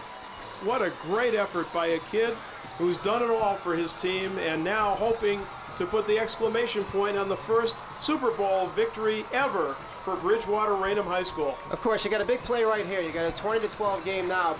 Bridgewater Raynham gets 1 point, and anyway, right now the game's over. And I'm sure the Brockton sideline has talked about that very point because 8 points, you've got an overtime situation, and that's certainly not out of the question with 2:55 remaining on the clock.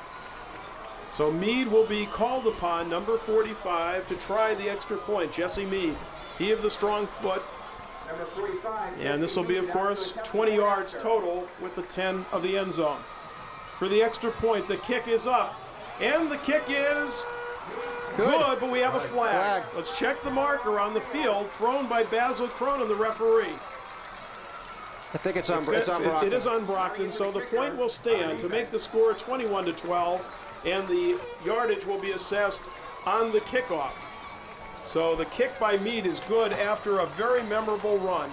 And as Lou Jennings mentioned, only 1 yard in the scorebook, but I'll tell you, that was the toughest 1 yard run you will ever see in football.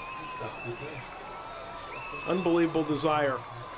And I only wish we had instant replay, now more than ever, to appreciate a play like that. That was just incredible. I can promise the folks in Brockton and the whole area that Metro News goes out to, they'll be seeing that play a lot for the next a few days after this game, but I'm sure the people in Brockton aren't going to be too thrilled. The people in Bridgewater and Raynham will be happy. Well, at the same time, you throw out the partisan feelings. You know, you appreciate good football, good sports when you see it. And I'll tell you, I even stand corrected. I had them stop myself doing the play-by-play. I had looked through the glasses, and I put the glasses down, and I wanted to see what the referees were calling. I looked at the refs, and the kid's still running. I was just surprised that the refs didn't blow the whistle. A lot of times, in a panic situation, they'll stop blowing the whistle because they think they had him stopped. But Doug was still going. You got to get the man down. Well, you got to credit Basil Cronin and his crew. I'll see him tomorrow at a scrimmage in basketball, be able to tell him personally, but I think that was, you read and hear so much and witness so much about poor refereeing. It's so easy to ambush people, but I think it's important for us to point out when something is well done, and his forward progress was not stopped, and the touchdown ensued. Although no doubt a lot of Brockton fans over there are probably saying they should have blown the whistle. Oh, of course. Everybody's, it's easy from up here in the stands. Well, you can tape the game, watch the play, rewind it. That's the beauty of TV and technology, is you can have a little fun with it and see if we're right or if the referees are right or what. But right now, the touchdown stands. The extra point by Meade is good as well. And after the assessed penalty, the kickoff will come directly from the 45-yard line of Brockton. So Meade certainly can put Brockton in a bigger hole. And he boots the ball away, and this one's going to sail in and out of the end zone. Sometimes you wonder on something like that. That would be a great time for a pooch kick, I have to say. I just think they don't want to take any chances giving the Boxers the opportunity to run it back. Well, that's obviously the case. It's going to be marked down at the 20. So Brockton's challenge is this. They're down on a two-score basis, 21-12, 2:50 to go in the ball game. And just everything you could ask for and more. And certainly if the score stands the way it is, a very hearty congratulations to Bridgewater Raynham, and certainly to Doug Bissett for a memorable run that fans in the Bridgewater Raynham area may not soon forget for many a year. Quite a way to tap off his career, I'll tell you. That's just, I still can't put that into words, that effort. But this one not over yet, remember that. Remember Lindsey Farabee took it 69 yards in a cloud of dust. 2:55 to go in this football game. Pileski to Farabee. They're looking for lightning in a bottle right now, and he's going to be stopped after maybe a 1 to 2 yard pickup. Well, Bob, I'm going to make my way down to the field. It's going to be tough getting through all these fans, so we're going to try to get some interviews at the end of this game and see how everybody's feeling out there. I'm sure it's going to be great for BR right now, and Brock, they're not going to be too happy, but I'll tell you this much. Coach Colombo has been so proud of this team this year that of all years, I'm sure he's going to have no problem with this loss. They've fought their you-know-what's off, and he's going to be very proud of them. I know that for sure. Okay, Brian Reiser, thank you very much. Brian's going to head down to the field to try to get some interviews. Pileski scrambling around. No gain on that play. It's going to bring up a third down situation. Clock runs down, 2:06 to go. And Peter, while we have a chance, your comments on the game today. Well, both teams have shown an excellent effort, especially Bissett on that last touchdown. I honestly thought he was down, and if I were the ref, I probably would have blown the whistle. You would have blown the whistle. Okay, Lou, how did you feel in that play? I have to agree. I thought he was. I thought the ref blew the whistle too, but I think it was a good call. It really was a good call. They let him play. Well, no matter what, you really have to agree that was one of the most exciting touchdowns you will see, and certainly in scholastic action, that's what it's all about. We have a timeout on the field. It'll be third down and 8 yards to go when play resumes for Brockton. They are down 21-12 with 1:45 remaining here from Boston University, and a very happy throng of BR fans directly below us. The Brockton fans, of course, on the far side of the field. But our congratulations to both teams. I'll tell you, what a great effort this ball game was, and these fans really got what they came out for today. I would have to agree with that. I think Brockton made a great stand, I thought, on the goal line too. It came down to the fourth down, and it was a great play. It was a great play the kid made. It really was. And you can rewind. It's very hard for us to call. We get one look at it like you folks do. We're no more of the experts than any one of you watching this football game. So wind it back and see if his forward momentum was stopped or not. But the touchdown will stand for Doug Bissett.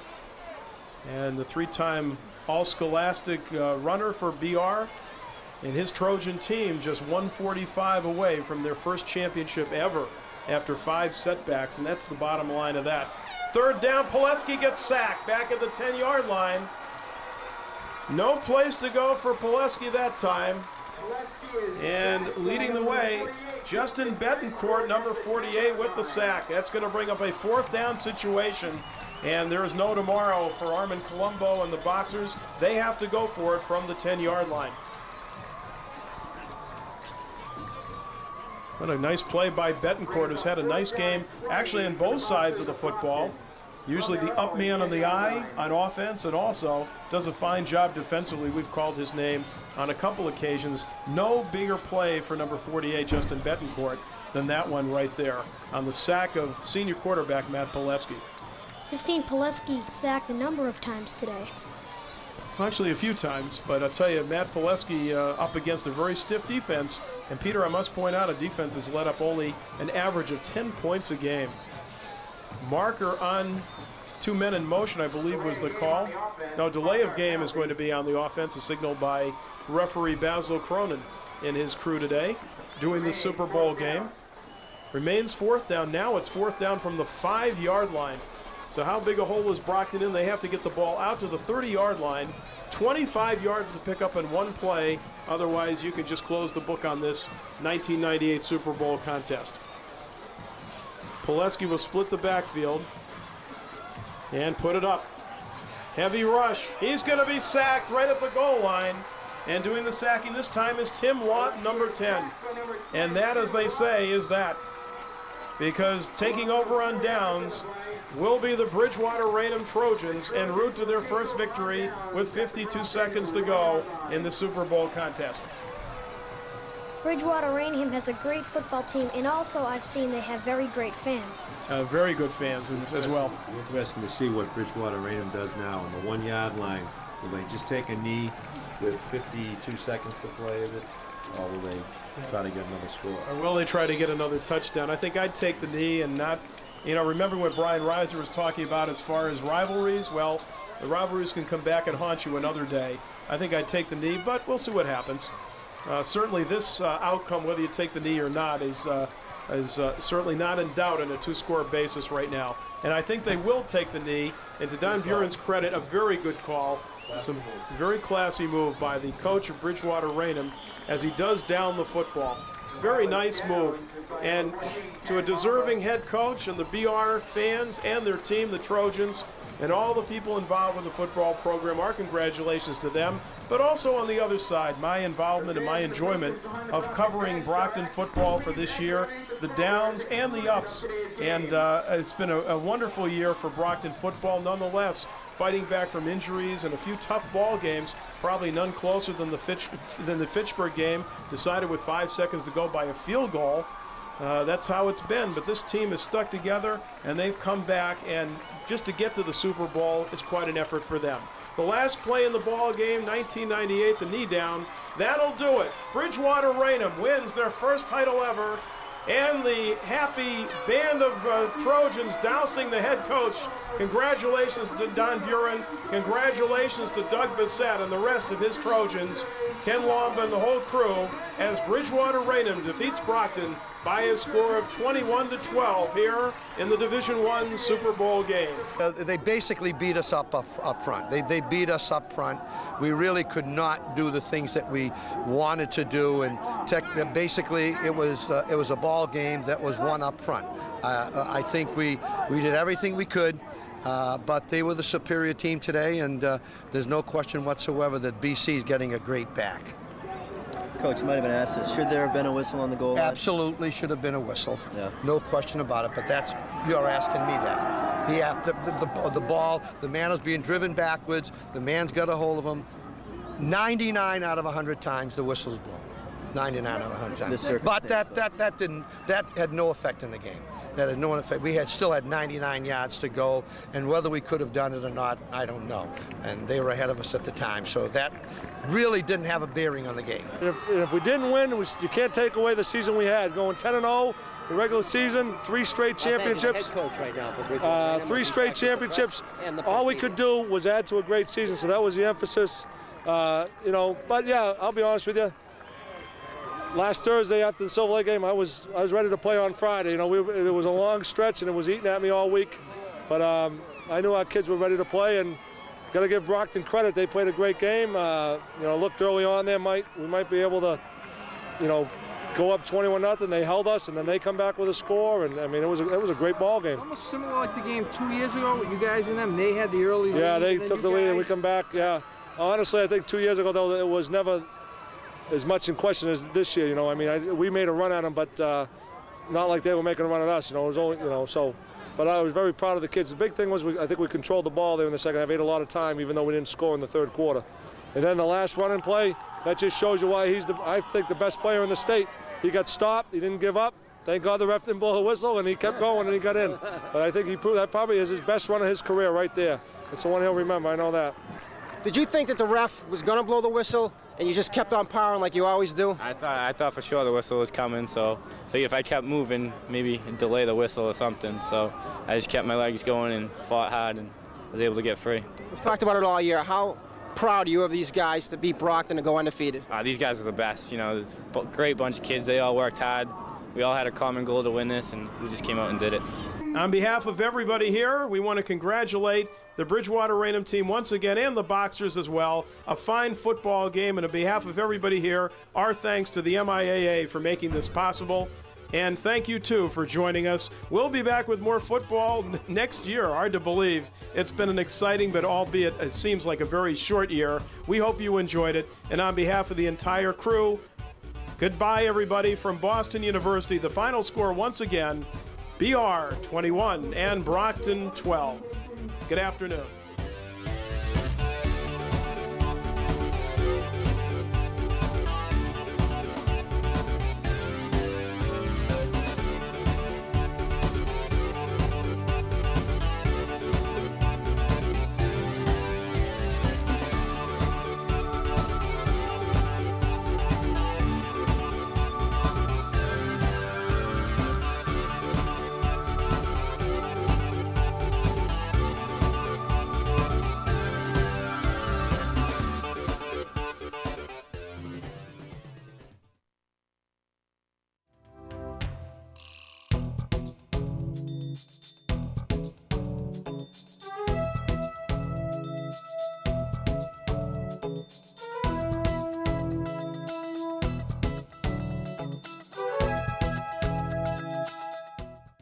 Welcome to BTV News, where you find out what happened in Bridgewater this week.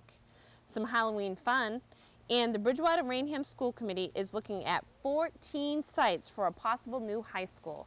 This and more about the happenings in Bridgewater when we return.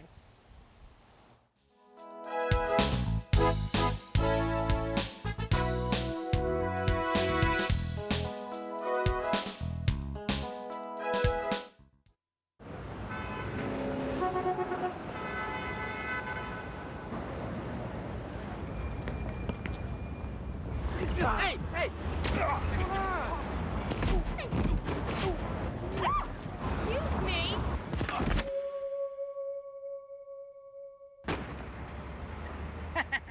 Your local library has all the information you need, and some you don't.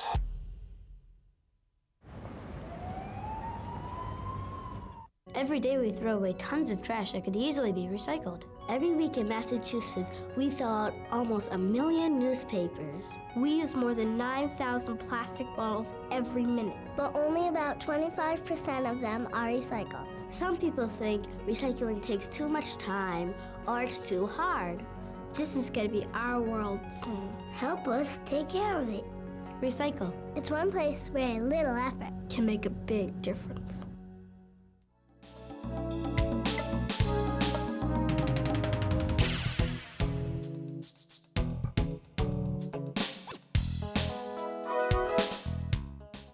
Welcome back.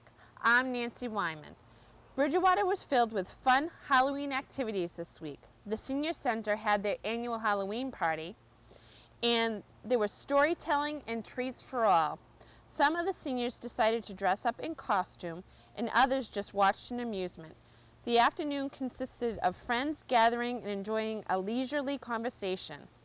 On Halloween night, the Lions Club had their annual party for the kids of Bridgewater. There was Halloween costume contest for all ages, games, and of course, lots of candy. All the kids looked adorable in their outfits, and I believe fun was truly had by all.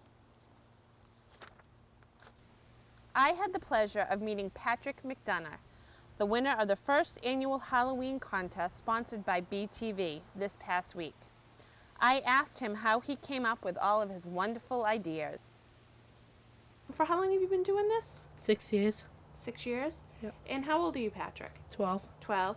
So is Halloween your favorite holiday? Yes. Yeah, I can tell by all your decorations. Now, where did you get the ideas for all of this? Some golf courses, haunted houses, movies, different places. Mm-hmm.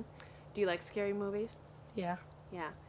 How long does it take you to do something like this? About a week. About a week it took you to put it all together? Well, this year it took about 3 weeks or 4. Mm-hmm. Working on it a little bit each day? Yeah. Yeah. Are you happy with the results? Yes. Yeah. And you won our contest, and you won a $25 gift certificate to Brianna's breakfast. So who's going to get to go to breakfast with you? My whole family. Yeah. So tell me about some ideas you might have for next year. I think maybe some more dummies and, I don't know, maybe some guys on the roof, if my mom lets me. Yeah. Now, where do you store all this stuff? In the attic. In the attic? It must take up a lot of the attic. Yeah. Yeah. So, what are your dummies made out of? Newspaper and cotton. And that one right there is on crutches. He's on a crutch. Now, do you it all yourself, or do you have your mom and family help you? My mom helped a little. Yeah. And what about your little brother? No. No, just you and your mom, Yeah. basically? Yeah. Well, you did a fabulous job, and congratulations again. Thank you. Stay tuned for more about the happenings in Bridgewater this week.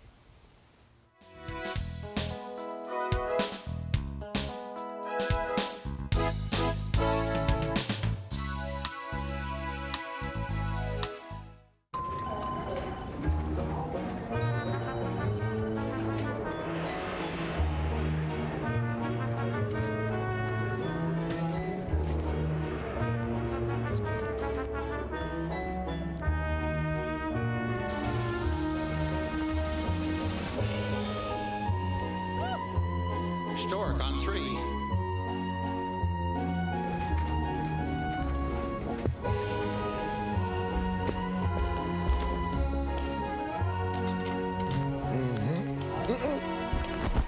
Oh, please come here.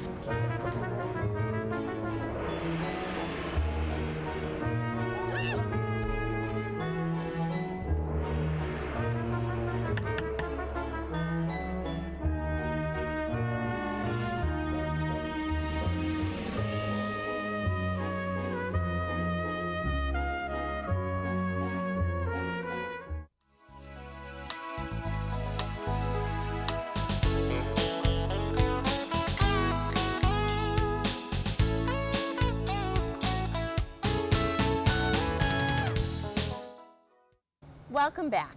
At the Wednesday, October 24th meeting of the Bridgewater-Rainham Regional School District Committee, the committee members decided to take a look at 14 possible sites for a new high school. We've had 2 meetings of the Facility Steering Committee, and that includes representatives from the school department, the chairman and the vice chairman, and then the substitute representatives. That worked very well, incidentally. We've had 3 meetings. The 2 in this month were October 3rd and October 24th. I'll ask Bob to bring us up to date a little bit on the specifics there. Thanks. What we've begun to do with the help of Robert Forney and SMMA and the respective members of the committee is begin to identify possible sites in Raynham and Bridgewater. Right now they've identified 14 possible sites. Obviously some of them will be eliminated because of surge or lack of, whatever the case may be. But the plan right now is to whittle down that 14 to the most workable number possible, possibly 3, 4, or 5, and then begin to move out, make contacts with the owners, and then begin to look at either buying the property, leasing, whatever the case may be, so that we can begin to get the process on a fast track. Mr. Fournier has been a big help, and he's done a lot of research already for us, and we like to think that we're moving at a very good pace, and hopefully within the next 2 to 3 weeks we can hopefully begin to whittle that list down to what we think is a workable number. So we're optimistic. I'd just like to add one other comment, and just want to share Dr. Gerhardt's kudos to the teaming concept on the steering committee. It worked out well the last meeting. I couldn't make it, nor could Tim, and so our substitutes filled in quite nicely, so we appreciate that. But one of the other items that was brought to our attention at tonight's meeting, which I found very interesting, and I'm sure the other members will as well, that the School Building Assistance Bureau has recently agreed that there will be reimbursement on temporary modular classrooms. So all the classrooms that we put in place, we can apply for some reimbursement. I don't know what percentage it would be, but anything is certainly better than nothing. So they specifically state that it has to be temporary, which is exactly what our modular classrooms are intended to be. And I just think that that's a real bonus for us. So they're making some new regulations that I think could be beneficial for the district moving forward. So it is exciting that we've got 70% reimbursement, and they're willing to work with us to reimburse us on some other steps that we've taken. So I think all in all, it's a good thing. Round 3 took place for the proposed Stone Meadow development in front of the planning board this past Monday, with roughly 35 people in attendance. The Planning Board on Monday, October 29th, met for the third time on the Stone Meadow project. The board heard letters from neighbors read into the record, and the missives seemed to focus on the safety issues on Plain Street. The board also heard the written responses by the architect addressing issues raised by several departments at the last hearing. Those in attendance asked questions and were given answers, or questions were directed to specific town departments. Several times, the chair, Paul Sullivan, pointed out that some questions were not the purview of the planning board. After public input, the board, piece by piece, decided what rules and regulations would apply to the project, then adjourned after setting December 3rd as the next phase of the hearing. The project seems well on its way to approval as soon as the final issues before the board can be addressed. This over 55 community has been long anticipated and has a long waiting list for the build-out. Health agent Stan Kravitz talked with the selectmen at this week's selectmen's meeting about his department's work with the state and Bridgewater's readiness in comparison to other towns. I'd just like to report to the board, unfortunately, I haven't had time to come over and see you folks a lot since September 11th. I'd like to report some good news to the town of Bridgewater and to the people of Bridgewater and to the board. A lot of testing has been going on throughout the state. I've been at the Mass Department of Public Health laboratories in Jamaica Plains, probably at least 2 or 3 times a day for almost a month now.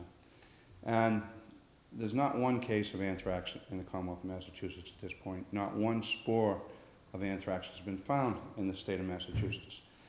And that's a little bit unusual. We kind of thought we'd see some because anthrax is naturally occurring. It's in the ground, sheep have it, they carry it. Cutaneous anthrax is around, and a tremendous amount of testing has been done. And I'm happy to report not one spore to this point has been found. I'm not telling people to let their guard down or anything like that. The other thing I'm happy to report, we have a kind of a mutual assistance program.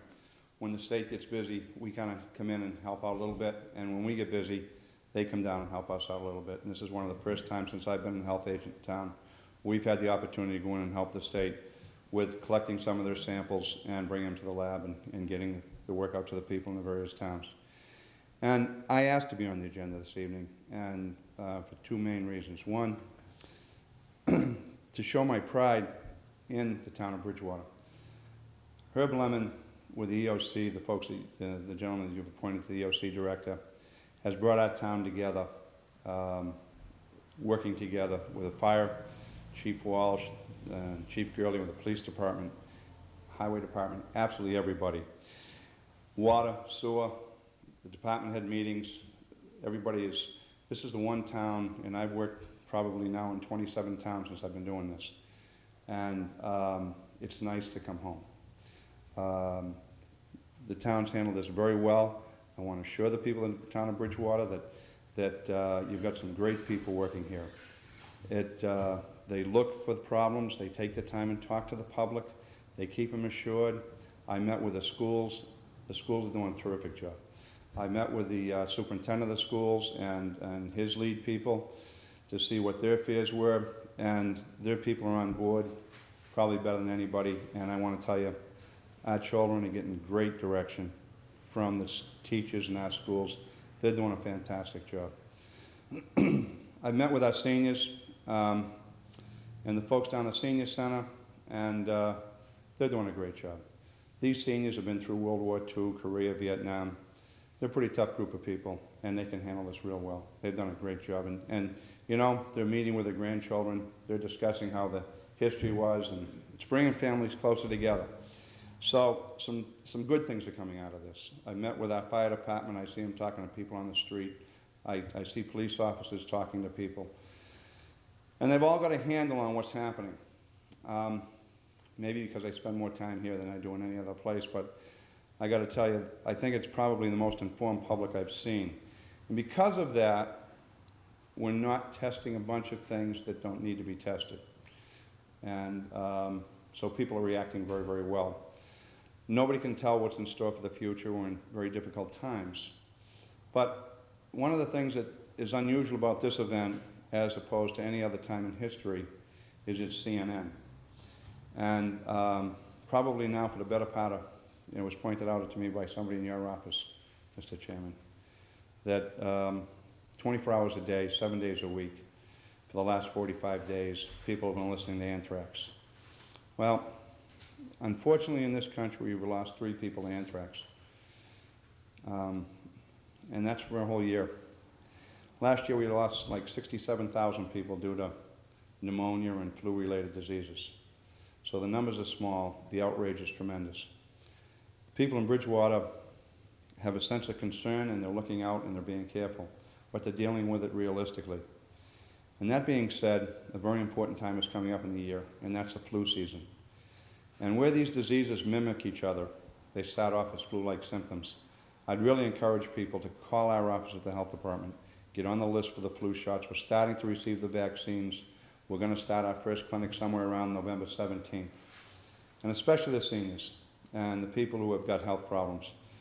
Call my office at 697-0903. Get on the first list, and if you're not on the first list, we'll have you for the second list. And we need to get these people inoculated and do some prevention. The system works. Chief Walsh, Lieutenant Boyce, Herb Lemon went to the Cape last week to a joint meeting with Department of Public Health, the hazmat team, for the state hazmat team, and the Department of Public Safety. And when they came home from that, every one of them made a point to come contact me and say, Stan, you know, everything we've talked about for the last 3 years and worked on for the last 3 years is coming to fruition. We're in better shape than probably the average bear. And the questions that the other people were asking, we already knew the answers for. So I'd just like to say I'm proud of everybody. I'm proud of the people in this town. We've got a wonderful community.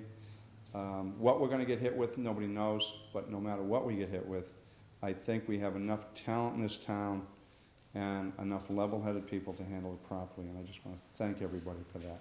Thank you. A week or so ago, the Natural Resource Trust of Bridgewater had their 3rd annual recognition night. We talked with president of the group, Kitty Doherty, and the keynote speaker, Diana Murr, about this night. Kitty, tonight's an interesting meeting, and there's a good bit of very tasty food back there. There was a business meeting, and now there's a presentation coming up. What's the whole point of this evening's meeting for the Natural Resources Trust Board? The reason for tonight is to celebrate and honor those that have volunteered. Our land trust is 4 years old, and we have no staff, no paid staff. We have no office. All of our work is done through volunteers, and this evening is meant to recognize and pay tribute to those people that spend their time for the community. We have people that are working on outreach, people working on membership, people working on fundraising. We have service projects in the town, which would be the development of a sustainable park system. We have just put together a set of brochures on 4 of our Phase 1 sites, which would be 6 sites in total. We are also working actively on several other conservation projects. So this evening is a gathering of all of us to be able to recognize the people that work within the organization and are serving the town through this nonprofit land trust. So it's recognition and refreshment and building enthusiasm. Building enthusiasm is like a pep rally before a football game, because we have just revealed our goals for and strategic plan for next year, which is the calendar year of 2002. So of course, people brought guests this evening, which was really a subliminal plot for more volunteers, because once they see every great thing that we're involved in, they have to participate, because they really would feel silly if they didn't. It's such a worthy cause to make sure the town of Bridgewater has a passive recreation system to blend in with our active rec, to blend in with our open space and conservation, to balance all of our economic prosperity. Now you have a guest speaker presentation tonight, and then that will wrap the evening. That will wrap the evening. You're making a presentation tonight, and I assume that it has something to do with the book that's on the table here. Yes, I'm talking about the development of New England, or in some sense my theme is, why is New England rich? Which we have no right to be. We are a part of the world which has terrible soil, bad climate, no oil, no minerals, no exotic goods that can grow here like sugar or spices that have made some parts of the world rich, and yet right from the word go we've been extraordinarily wealthy. And I think it's an interesting question exactly how that happened. Or in some other sense, I suppose, I really am the sort of person who thinks about the balance between the way in which the natural systems that we all depend on have influenced economic activity, and the way in which economic activity has changed and influenced the natural systems that are around us. And those are the themes at the heart of my writing. Tell me something about the book. The book deals with exactly those themes, the themes of the interaction between natural systems and economic development in New England over the time that human beings have lived here, which has been about 10,000 years at this point. Some of the most interesting stories happen before 1620. Others of them happen after the English arrive, but in both parts of the book, I'm dealing with those same things. The Indians, of course, were in many ways simply people trying to make a living, and sometimes not exactly because they planned to do so.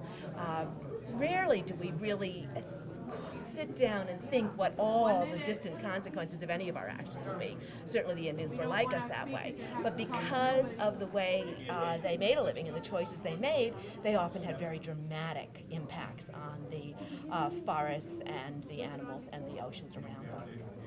Okay. Well, thank you very much. It seems like it's going to be quite an exciting presentation. Hope so. And lastly, due to overwhelming response and popularity, the annual turkey dinner hosted by the Bridgewater Police Department is already filled. There are no more spaces available. Sorry about that. Well, that's it for stories. Now it's time to tell you what's going on around town with calendar notes. The Highway Department requests that residents do not rake leaves from their private property onto the roadway. The Highway Department will not pick up leaves that have been raked from private property to the roadside. Leaves that are raked onto the roadway can clog the street drainage catch basins and cause flooding problems. This creates an extremely dangerous condition which the residents may be held liable. The Board of Health provides a free year-round drop-off area for residents at the transfer station on Bedford Street. The Office of Elder Affairs will be holding a stroke prevention program on Tuesday, November 6th at 12:30 p.m. at the Bridgewater Senior Center. The program will include information about keeping your heart healthy and staying fit. The stroke prevention is sponsored by the Health South Braintree Rehab Hospital. A scholarship has been started in memory of Heidi Gallagher of Rainham. She was a mother and wife who is well known and very active in the Bridgewater Rainham community and was killed in a car accident recently. Her friends and family are trying to help keep her memory alive through this scholarship. If you are interested in helping with donations, they can be made to the Heidi C. Gallagher Scholarship Fund, CO, Bridgewater Cooperative Bank, 72 Main Street, Bridgewater, Mass. Well, that's it for this week. Thanks for watching. Have a fabulous week and get out and enjoy some of this Indian summer.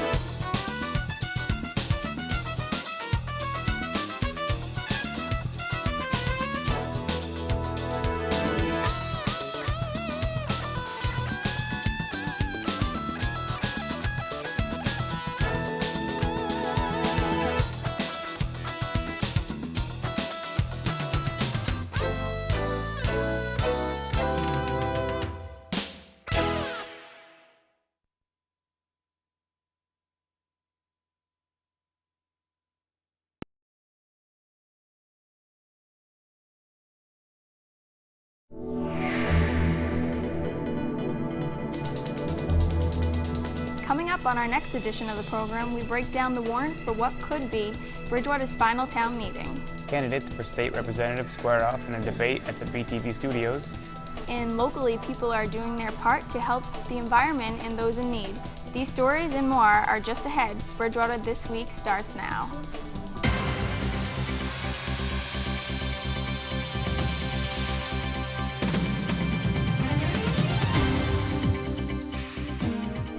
Thank you for watching our October 29th edition of the program. I'm Nicole Riley. And I'm Trevor Gerard. Officials are busily preparing for Bridgewater's final town meeting. Although there are several articles to consider on the warrant, this event is expected to be a celebration of sorts. Alicia Fortin has a story. Inside this very auditorium on November 8th, townspeople will say goodbye to a government institution that's been in place for over 350 years. That institution is the Selectmen Town Meeting form of government Bridgewater residents have grown accustomed to and wary of in recent years. And on April 25th, voters opted for a change approving a town manager-council charter. Since then, a town manager has been instituted, but the council-elect will not begin duty until January 1st. The town meeting still remains the legislative body until the official changeover in January. Since the November 8th date is the last scheduled town meeting, Mr. Clarkson and other officials are planning to make it a special event, with a presentation by town historian David Moore, period costumes, musical performances, and a cake. The students from Bristol Plymouth have graciously agreed to the ones in the culinary program to provide a large sheet cake with the Bridgewater town seal on it, so we'll be able to, when the proceedings are over, all enjoy a slice of cake. We'll look at the past and celebrate it, and also look towards the future in anticipation of a new form of government. So it'll be a very exciting and very positive evening celebrating this wonderful community. Now, in between all of the festivities, residents will vote on 15 articles. Those vary from making adjustments on excise taxes for those serving overseas to changing the wording of the regional school agreement to reflect the new form of government. As all town meetings, it really has everything from soup to nuts, just a wide variety of issues for the people to consider. Some of the other articles include a transfer of $10,000 for the purpose of removing hazardous trees, $19,000 to replace the hot water heater at the Williams Intermediate School, and $72,500 to continue work on the Academy building. Now, some of the board members disagreed with the money transfers during a marathon meeting last week. I have denied every transfer request on this article, or on this warrant, because if we couldn't put the transfers that we identified in the big picture 2 hours ago under the existing current government making a principle stand here that doesn't make any sense why we can't do this at a later time through town council. Once again, Bridgewater's final formal town meeting will take place on November 8th at 7:30 p.m. inside the BR Auditorium. Now, although we've given you a preview of what's to come, there's plenty more in store, but you'll have to come to town meeting to find out. Reporting for Bridgewater this week, I'm Alicia Fortin. A local business is once again aiding the community during times of need. Town Clerk Ron Adams accepted $4,000 from the Bridgewater Savings Bank earlier this week to go towards the Energy Assistance and Operation Santa programs.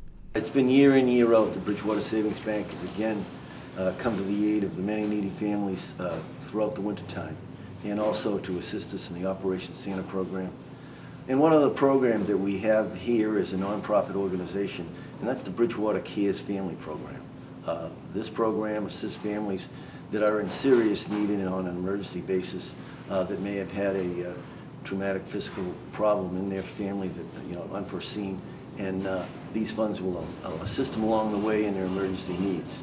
The Bridgewater Business Association has been very committed over a number of years, more than 6 years I believe, to providing energy assistance back to Bridgewater residents when they're in need, especially during the winter months. Residents can apply and receive funding to help cover some of their fuel costs, oil, gas. It's a wonderful program, and I've been very happy to join and be part of the Bridgewater Business Association since coming to Bridgewater Savings Bank. I recently joined their board of directors as well, and I've been very proud of how well they interact with the community and how important it is to them to give back. Application process is through the town clerk's office. They're at Town Hall, first office on the right as you enter Town Hall. And anyone wishing to get the application online, you can go to the town of Bridgewater's website at bridgewaterma.org to get a copy of that application. The bank has been instrumental in Bridgewater for years, sponsoring youth teams, annual events, and nonprofits. We believe that our role here in the community is to support community efforts in a number of different ways, whether they be supporting programs such as Bridgewater Energy Assistance and Operation Santa, or youth programs. Programs to support people in need are our number one and number two causes now. One other thing that we have been doing for a number of years is supporting what's called consumer credit counseling. And consumer credit counseling is an important piece of what's going on in today's economy, particularly in light of the number of individuals who have lost employment or are underemployed and not being able to meet their debt obligations. So with that effort, along with efforts that we do inside the bank to try and work with customers in every way possible to keep them in their homes and support their businesses, those are some of the things that we believe that a community bank such as Bridgewater needs to continue to do. In addition to helping out with needed funds, others are making it their mission to serve their environment as well, including local resident Mary Pendleton. Is it possible that the sun has enough power to supply the energy needs of the entire human race? The answer to that question is probably as varied as there are people on the planet. But for one Bridgewater, Massachusetts woman, the power of the sun is enough to reduce her electric bills to zero. Not only did it pay for all my electricity, but I had 150 extra kilowatt hours that I sold back to the national grid. Bridgewater, Massachusetts resident Mary Pendleton lives an ordinary life, enjoying the usual comforts that require electrical energy. What makes her extraordinary is her roof and the 4.7 kilowatt solar system on it. And she's obviously happy about her decision to do it, so happy that she threw a solar party to celebrate. I said, come see my meter go backwards. And I said, so I just wanted everyone to see it. So I'm absolutely paying nothing. When it goes the opposite direction, 295, 294, 293, it means I'm creating electricity. And Mary is very decisive about how she wants to share her newfound economic freedom. I want to spread the idea that it's easy to do, and I want to get other people to do it. But in order for the photovoltaics to be installed, Mary had to work hard to afford it. I received a rebate of about 78%. My system cost about $40,000. The system wasn't cheap, and although Mary got grants and tax incentives, she still had to pay $12,000, and that meant finding a way to come up with the money. I figured a way to pay for it. I worked another year, by the way, to do that. I just thought it was important to do that. Well, that's what I've done. I mean, that's basically it. Put a PV system on my house. There had to be more motivation than just saving money each month on her electric bill. But for someone like Mary, it's more than just the money. We have to take care of our environment. We're stewards of the earth. We need to care for it. And whether you believe it or not, Mary does. Every time she looks at her electric bill, and every time she thinks about taking care of the earth. And we've got to be conscious of the fact that we just can't go through life exploiting the world's resources. The idea of making life extremely difficult for my grandchildren doesn't appeal to me. So is the power of the sun the energy source that can get us off of dependence of burning and buying fossil fuel? For Mary Pendleton, the fuel she uses is totally free, the limitless rays of the sun. And it is her sincere hope that she will inspire you to tap into this free fuel source. I'm Dan Brillman reporting for E-Awakening. Election Day is just around the corner, and candidates vying for the Plymouth 8th District seat in the House of Representatives, Angela D'Amelia and Patricia Lawton, were on hand to debate issues from taxes to casinos. We have a lot of families that are going without. There's a lot of concern out there. People are worried about how to keep their roof over their head, how to put food on the table, how to pay for their health insurance. When you say increase revenues, the way that the state increases revenues by raising taxes on the citizenship. I will not raise taxes on people that are struggling at this point to get by. It comes down to looking at wasteful government spending and making the tough decisions and making the cuts that are necessary. And again, going line by line, budget through the budget. We're in the worst recession that we've been in since the 1930s, and we do need revenues. And I've just made those suggestions on how we can get those revenues, get control of our health cost, do something about the Medicare and the retirees, do something about energy and making money that way, do something about consolidating for savings on that. So, you know, there are ways to get revenue without raising taxes, saving some money here and there, making the cuts. Government always needs to be looked at, just like our budgets at home. Constantly you're tweaking it year after year. You can view the program in its entirety every night at 7 p.m. on Channel 22 up until Monday, November 1st. Polls open at the Bridgewater Middle School on November 2nd at 7 a.m. World War I officially ended on June 28, 1919 with the signing of the Treaty of Versailles. The actual fighting between the Allies and Germany, however, had ended 7 months earlier with the armistice, which went into effect on the 11th hour of the 11th day of the 11th month in 1918. Armistice Day, as November 11th became known, officially became a holiday in the United States in 1926, and a national holiday 12 years later. On June 1st, 1954, the name was changed to Veterans Day to honor all U.S. veterans. This year, the annual Tri-Town Veterans Day Parade and ceremony will be held in West Bridgewater. As we go to the break, we'll be airing a special PSA in honor of Veterans Day. Remember, they fought for you. 3 teens were arrested today for defacing the Kensington Park War Memorial overnight. The destruction includes painted messages against the military and the war in the Middle East. The 3 teens were picked up in the early morning hours after evidence was left at the scene. Grandpa, something wrong? Some people sure have short memories, and those who are too young to know need to be taught. Come on, I want to show you guys something.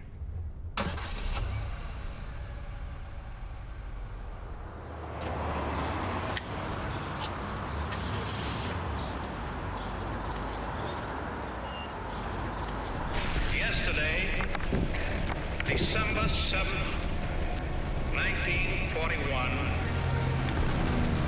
a date which will live in infamy. The United States of America was suddenly and deliberately attacked by naval and air forces of the Empire of Japan. At dawn on the morning of the 6th of June, 1944, 225 Rangers jumped off the British landing craft and ran to the bottom of these cliffs. 225 came here. After 2 days of fighting, only 90 could still bear arms.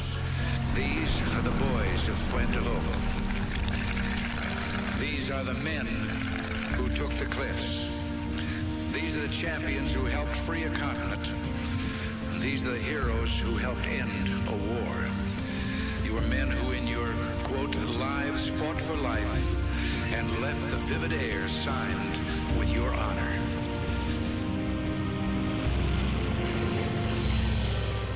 In the name of God and country, I learned to defy gravity. To honor my family, I lived in the belly of a beast. I fixed the hearts of iron monsters. I became a worm in the mud for dignity. For honor. For righteousness' sake. For God and country. I fought for you. I fought for you. For you. I fought for you. I fought for you. I fought for you. I fought for you. For you. For you. For you. For you. I fought for you. I fought for you. I fought for you, and I'd do it again.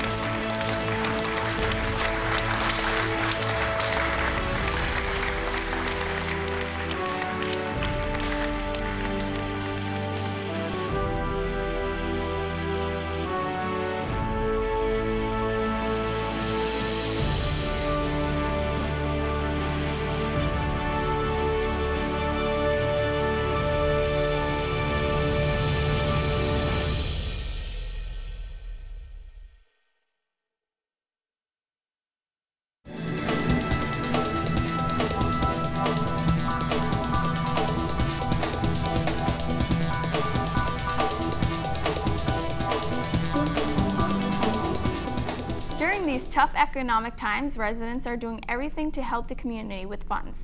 Bridgewater has already been the lucky winner in several online contests over the past few years, including Granite City Electric's Field of Dreams and Northeast Eagle Electrical Distributors' Friday Night Lights. Currently, townspeople are trying to help Bridgewater schools win free computers by filling in an entry form at touchdownfortechnology.com. Along with computers, residents are doing their part to try and win a $10,000 grant from the Liberty Mutual by participating in an online quiz. As of this taping, Bridgewater has 809 votes, with Merrimack leading at 2,578 votes. The contest ends on October 31st, so it's time to rally for the town's fire department. Visit befiresafe.com for details.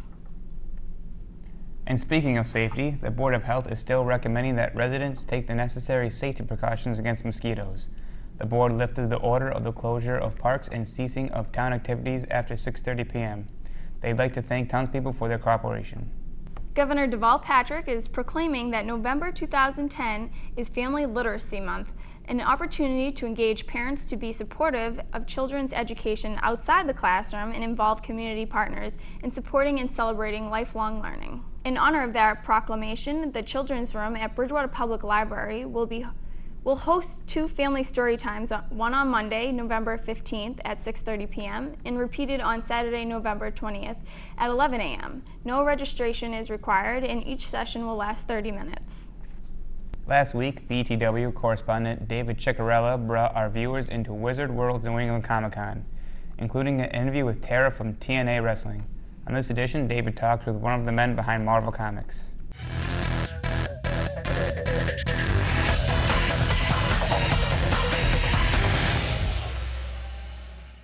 I'm here today with Arthur Sedan. Right. And, okay, so you're very well known for the Marvel Zombies. Correct, that's right. How did you first get involved with that? Let me see. Actually, I went up to Marvel I put off working for the mainstream companies for many years. And then a couple of years ago, I decided that it's time for me to go do some work for Marvel. So I started to paint some of their cards for their card games to show them that I could do their characters. And I started to work on this book over here. So this is the first job that I did for Marvel since way back in the 1970s and 80s. When I worked for Epic Illustrated. I did Charlie and Flytrap for Epic Illustrated back in the 1970s and 80s.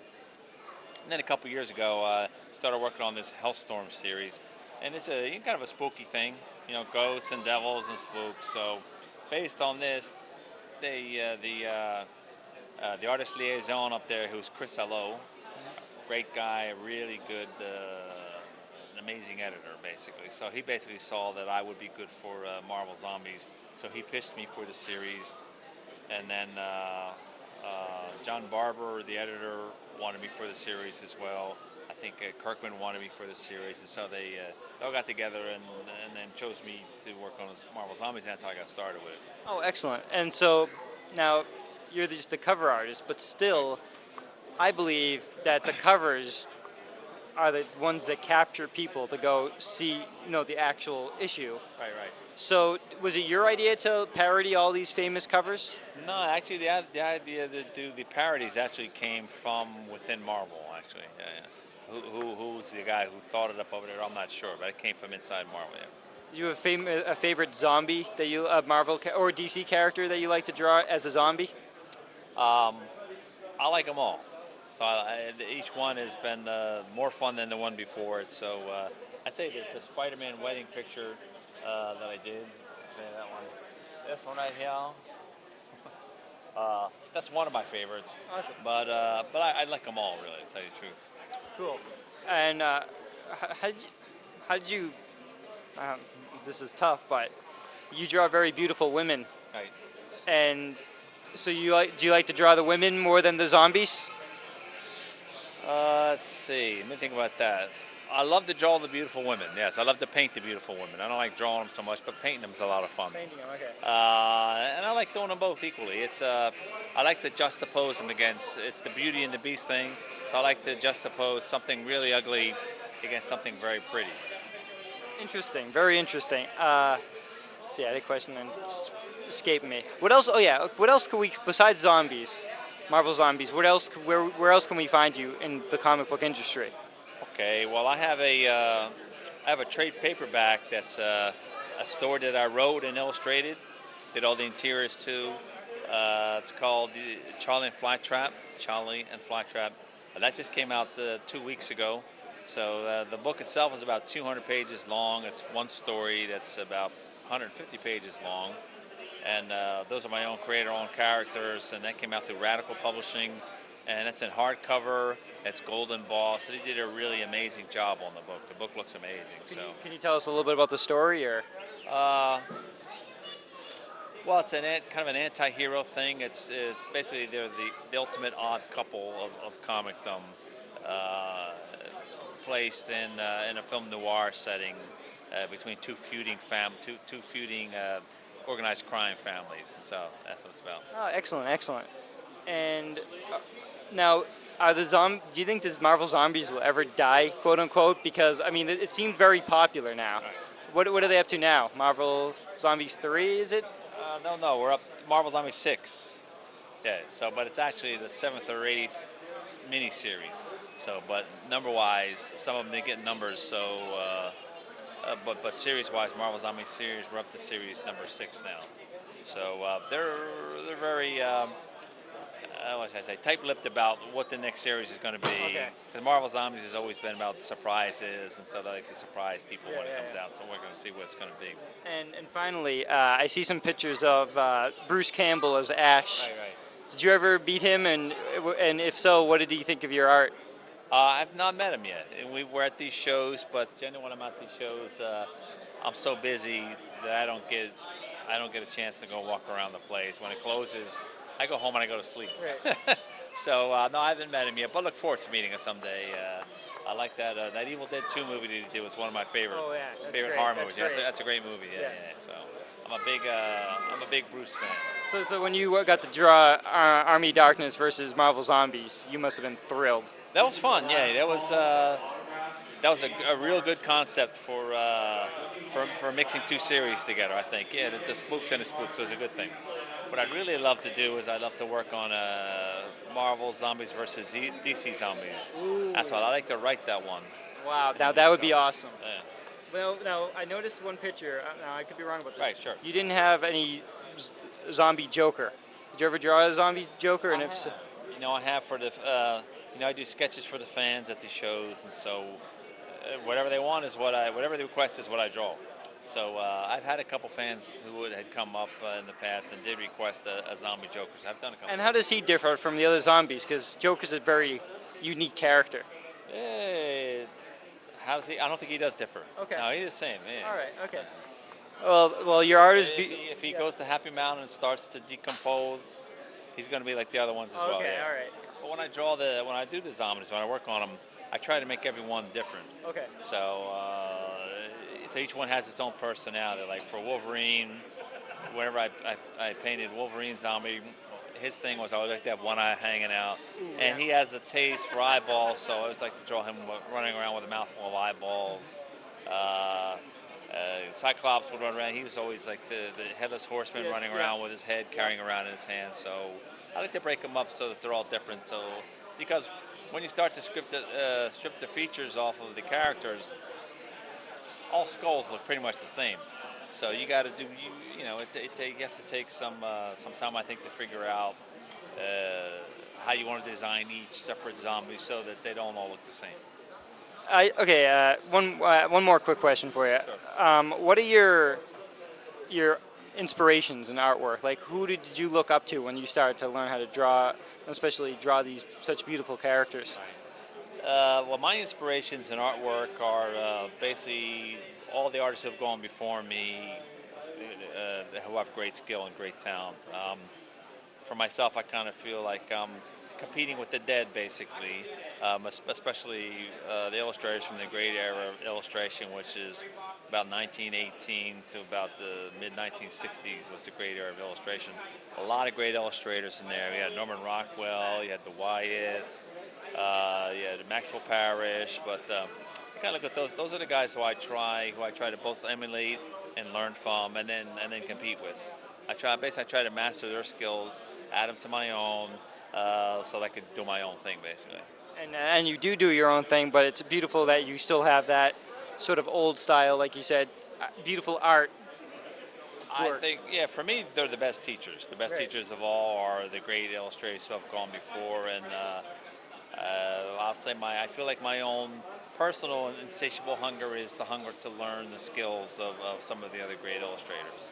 Well, thank you so much, and we can't wait to see more new artwork from you. All right, my pleasure. Pleasure to meet you. Thank you. You can see more with David next week. Now we go to John Luck with sports.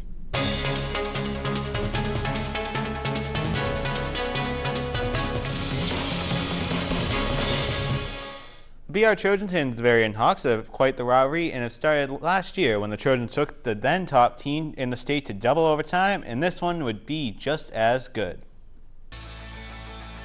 Trojans and the number 2 ranked Bavarian Hawks getting ready to do battle at the regional, and this game went to double overtime last year, a chance for BR to make it another overtime thriller, and to get things started, Sean Adall with a 5-yard touchdown reception. That would give the Trojans a 6-0 lead.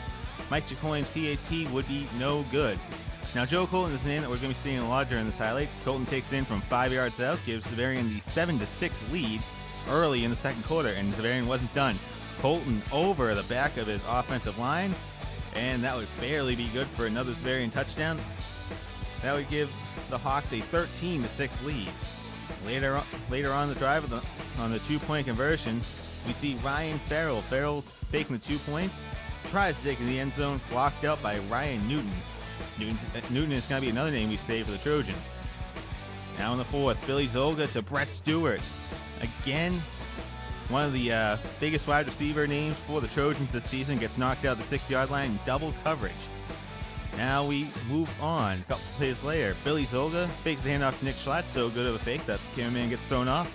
And Zolga takes it into the end zone, 13-12. The PAT would be good. So we have a brand new ball game, 13-all between the Hawks and the Trojans. Now, later on in the fourth, Chris Calvanese fakes the handoff, going to take it by himself. Brandon Morin, Ryan Newton, totally say Newton's name again, comes up big on the stop. Mike Chicoine now, from about 25 yards out, the PAT would be no good, just short. So we go to overtime. Nick Schlatt takes it up the middle and in for 6. BR on top, 19-13, on top of the number 2 team in the state of Massachusetts. Now on the 2-point conversion. He's come up big all season long, so why not in overtime? Billy Zolga gets the touchdown reception, or rather 2-point reception from Brad DeLewis in a little trick play against the Hawks. And Billy Zolga is pumped up for the Trojans as they have an 8-point lead. Now on to Varian's overtime drive. Hand off to Joe Colton. Colton barely gets it in. The referees would deliberate a little bit and decide that was a touchdown. So we have a 2-point game with Varian having a chance to send us to double overtime for the 2nd straight year. And now on the 2-point conversion, perhaps the biggest play of Nick Schlatt's life, gets the interception, and that's how this one would end. Nick Schlatt, the interception on the 2-point conversion, and BR gets the 21-19 victory over the number 2 team in the state, one of the biggest wins in the BR Trojans history. There you see the Trojans celebrate, but the celebrating would be short-lived, and probably will be short-lived, as they had 3 straight OCL games.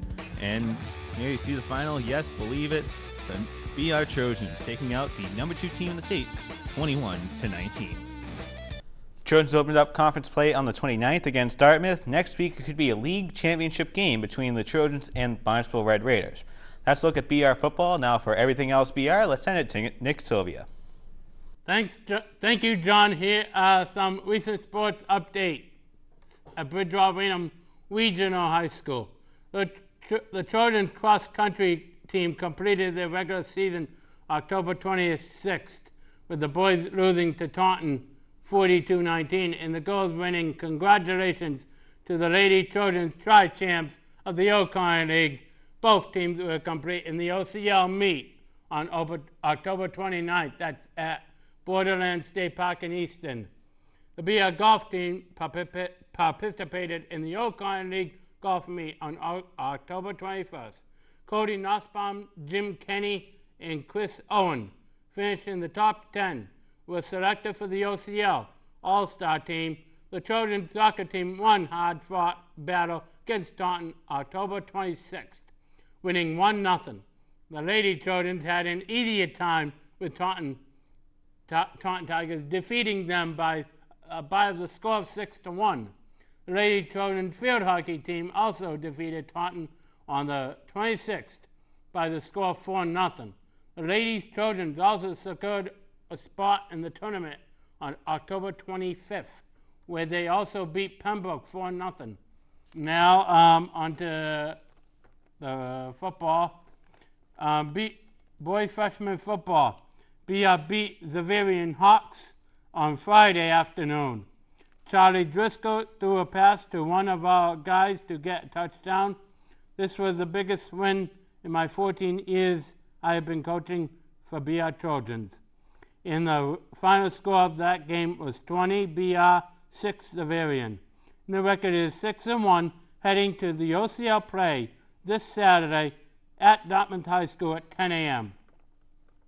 And I'd like to say before I go on to the varsity, I'm doing this show for Charlie Driscoll's grandfather, who passed away on Tuesday.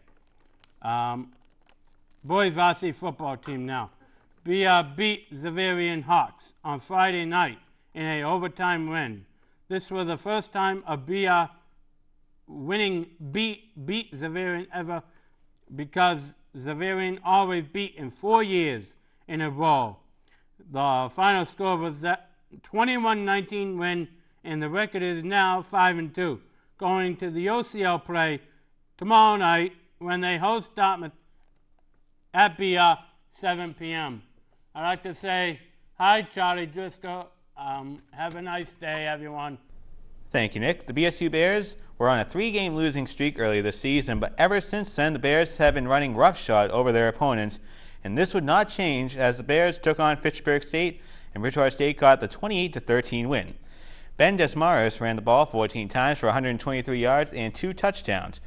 Now let's go inside the score. Bridgewater State was status quo with Fitchburg State in just about every column except rushing yards. And that was where the Bears had troubles as they were outrushed 210 to 181. As we take a look at the conference standings, we see Maine Maritime leads the charge in the NEFC Bogan Division, followed by Framingham State and Bridgewater State. Now, if Bridgewater State wins and Framingham State wins as well, and there's a tie, Framingham State would have the tiebreaker, but we have to get through the rest of the season for that. The Bears take on Maine Maritime on the 30th for Senior Day, and then the Cranberry Bowl will take place on November 6th down on the Cape. For Sports This Week, I'm John Luck. Now let's send it to Nicole and Trevor for news and notes. Thanks, John. We have some news and notes to pass along, starting with the Bridgewater Public Library. If it sounds too good to be true, then it probably is a saying that holds true more than ever today. Scam artists have been discovering more ways to find victims, and the best ways to protect yourself is knowledge.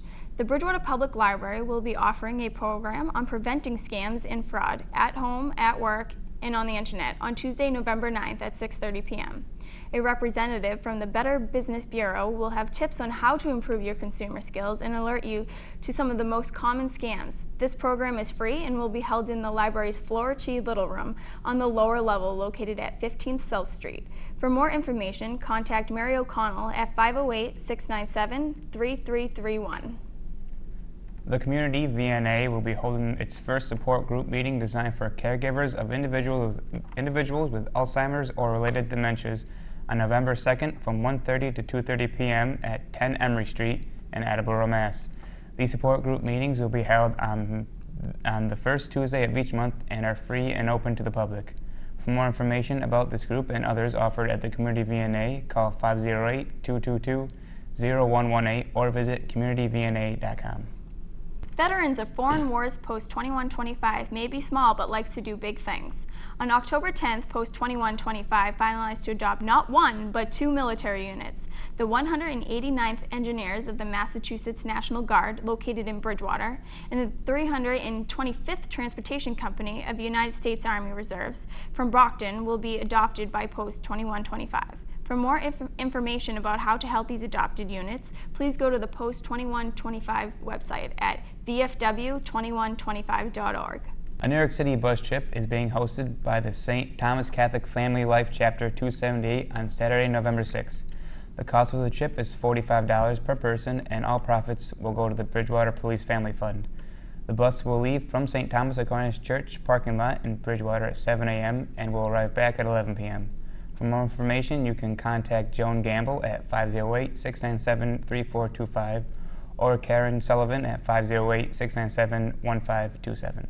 Trinity Episcopal Church is holding its annual Fall Fair once again on Saturday, November 13th from 9 a.m. to 3 p.m. The fair will include many crafts, jewelry, books, goodies, raffles, and much more. Lunch will be also served during the fair at 11 a.m. to 1 p.m. The event will take place at the church on 91 Main Street in Bridgewater. Winter is just around the corner, and many of you will be buying new winter coats, while many cannot afford them. Rather than just tossing out your old ones, you can help make someone's winter a little warmer by donating them to those who don't have any at all. Coats for Kids will be collecting quality winter coats for not only kids, but adults and babies too. Now through January 8th. Winter jackets of all sizes are needed, but only those gently used will be accepted. Be sure to check for broken zippers, stains, rips, or tears before donating your coat. This donation is sponsored by Anton's Cleaners. For more information, you can go to antons.com/CFK. And a final note, real estate taxes due, Monday, November 1st. Offices will be open at Town Hall, 8 a.m. to 7 p.m. on Monday. And that's all the time we have for this week. Be sure to join us on our next edition of the program on November 5th. I'm Trevor Gerard. And I'm Nicole Riley. Have a nice week, everyone.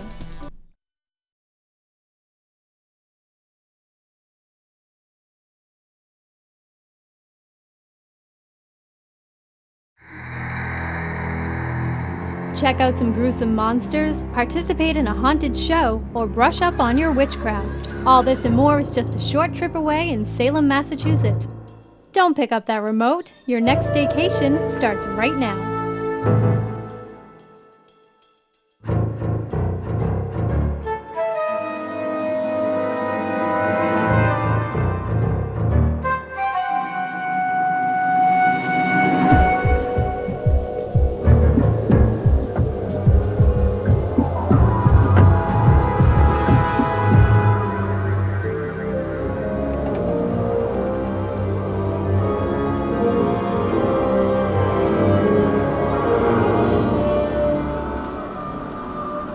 watching this edition of New England Vacations. I'm your host, Alicia Fortin.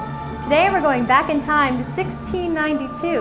We're going to take a look at the mysterious past behind Salem, Massachusetts. We're starting here at the Witches' Cottages, and soon enough we'll be going to the Historical Museum in Salem. So, don't go away. Guys, I wasn't done yet. Guys? I'm leaving. Always expect the unexpected when you visit the Witches' Cottage in Salem. The same goes for its owner, Eric Rodenheiser. You're gonna poke my eye. Eric, a performer at heart, owns and operates the Witches' Cottage at the Griffin Theater. This unique attraction brings Salem's eclectic witch history to life with a live stage show complete with some chilling special effects. Don't play with fire. Ow, ow, ow, ow. We try to do something different for a tourist attraction. So we have a live show about witchcraft, ghosts, and the supernatural. So you'll see things appear on stage, like you'll see a creature from Native American mythology that makes its way on stage. I learned from Eric that Native Americans play a major role in Salem's witchcraft. Long before we got here, they had their own sets of beliefs, and if you do the research on Native American people, they had different gods, they had different entities, they used lots of spells, I guess you could call them, chants and summoning. They believed everything had life and energy and power. And so they also believed in the bad power, which is these creatures. And with all that goes into these performances, it's no wonder the Witches' Cottage has a 5-star rating on TripAdvisor.com. It provides the tourist with a completely different type of attraction. A lot of people leave here and say, I wish I came here first, which is really nice to hear. In addition to the thrills and chills, characters also delve into Salem's eerie past. During this particular show, we heard from the accuser, John Westgate. She told me, she said, mind your business, John Westgate, or you'll find yourself in trouble this night. I remembered the words of Alice Parker. My dog started to tremble. Then there, emerging from the blackness, was a horrible pig-like creature. Following the short performance, audience members can take part in a question and answer session with the cast. Eric finds there are a lot of misconceptions about witchcraft and the witch trials of 1692. Some people have no questions, other people have lots of questions. But we generally talk about the witchcraft trials and where the sites were that in location to the theater, which are very close. Then we talk about witchcraft as it exists today. We pass around the crystal ball. And for school groups, we actually get people up on stage, and it's a little more lighthearted, and we get them to ride the broomstick and put torture devices on them. You know, family fun. During the after show, participants may also hear the cast members' own personal ghost stories. My grandmother used to take care of us when we were kids, and she was French Canadian, so she was responsible for putting us to bed at night and making sure we weren't goofing around. And there were 3 boys, so we always goofed around. So she'd come upstairs and open the door, and she'd speak French, and we wouldn't know what she was saying, but we knew we were in trouble. So she died in our house. Yes, by the tone, the French tone. So she died in our house in my bed. So it was a very nice experience. She died very quietly and, you know, just very pleasant. But later on, my brothers and I were playing in the room at night, and the door opened, and we closed it and opened again. And so we didn't know what was happening. Then the door opened very slow and very wide, so my brother and I were like, oh, we better close the door. And we couldn't close it. And it was like somebody was pushing on the other side. So we jumped on the bed, it flew open, and there was nobody there. So my brother and I think that was... Somebody yell you for goofing yeah. Or it could have been, you know, like one of those little bouncy balls stuck in the door. Who knows? Each show runs between 30 and 40 minutes, depending on the Q&A session. And if you think you've seen it all, Eric invites you back for a completely different performance. We are constantly changing the show. You can, if you come the next day, if there's a different actor, you're going to hear a different story. Every year we try to add new effects. The more people that come in, the more money we're going to put into the show. Like we always try to add some new effects, which I can also say. Only time will tell where the performances will go from here, but one thing's for sure, you'll laugh, and you'll scream during your visit to the Witches' Cottage. Those who scare easily should remember to sit in the back. We make it scary, especially if you sit close. Why I sat up front, I'll never know. The Witches' Cottage is located at the Griffin Theater, which does shows all year round. For more information or to purchase tickets for a show, visit thewitchescottagesalem.com or call 978-825-0222.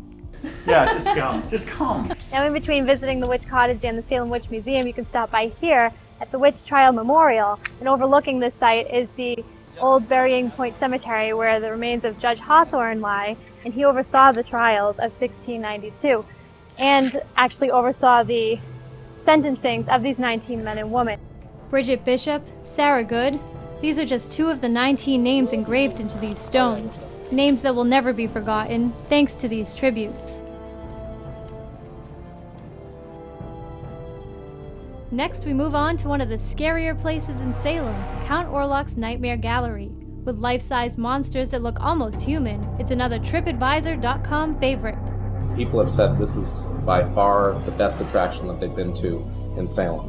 But they've said even more incredible things, like this is better than Universal Studios and that sort of thing. I don't understand that, but I think they're talking about some attractions at Universal Studios. Meet James Lergio, the horror enthusiast who owns Count Orlok's Nightmare Gallery. James has been collecting these monsters since he was 12 years old. I said, would you be kind enough to show me these things? This is off season.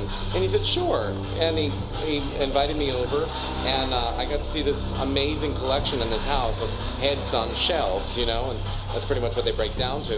And he was very nice. He gave me a couple of catalogs that day, and that's how I started ordering monsters from catalogs, and then it became online. James took his collection on the road, traveling to various locations for many years. His monsters have been featured all over, including at the very popular Spooky World.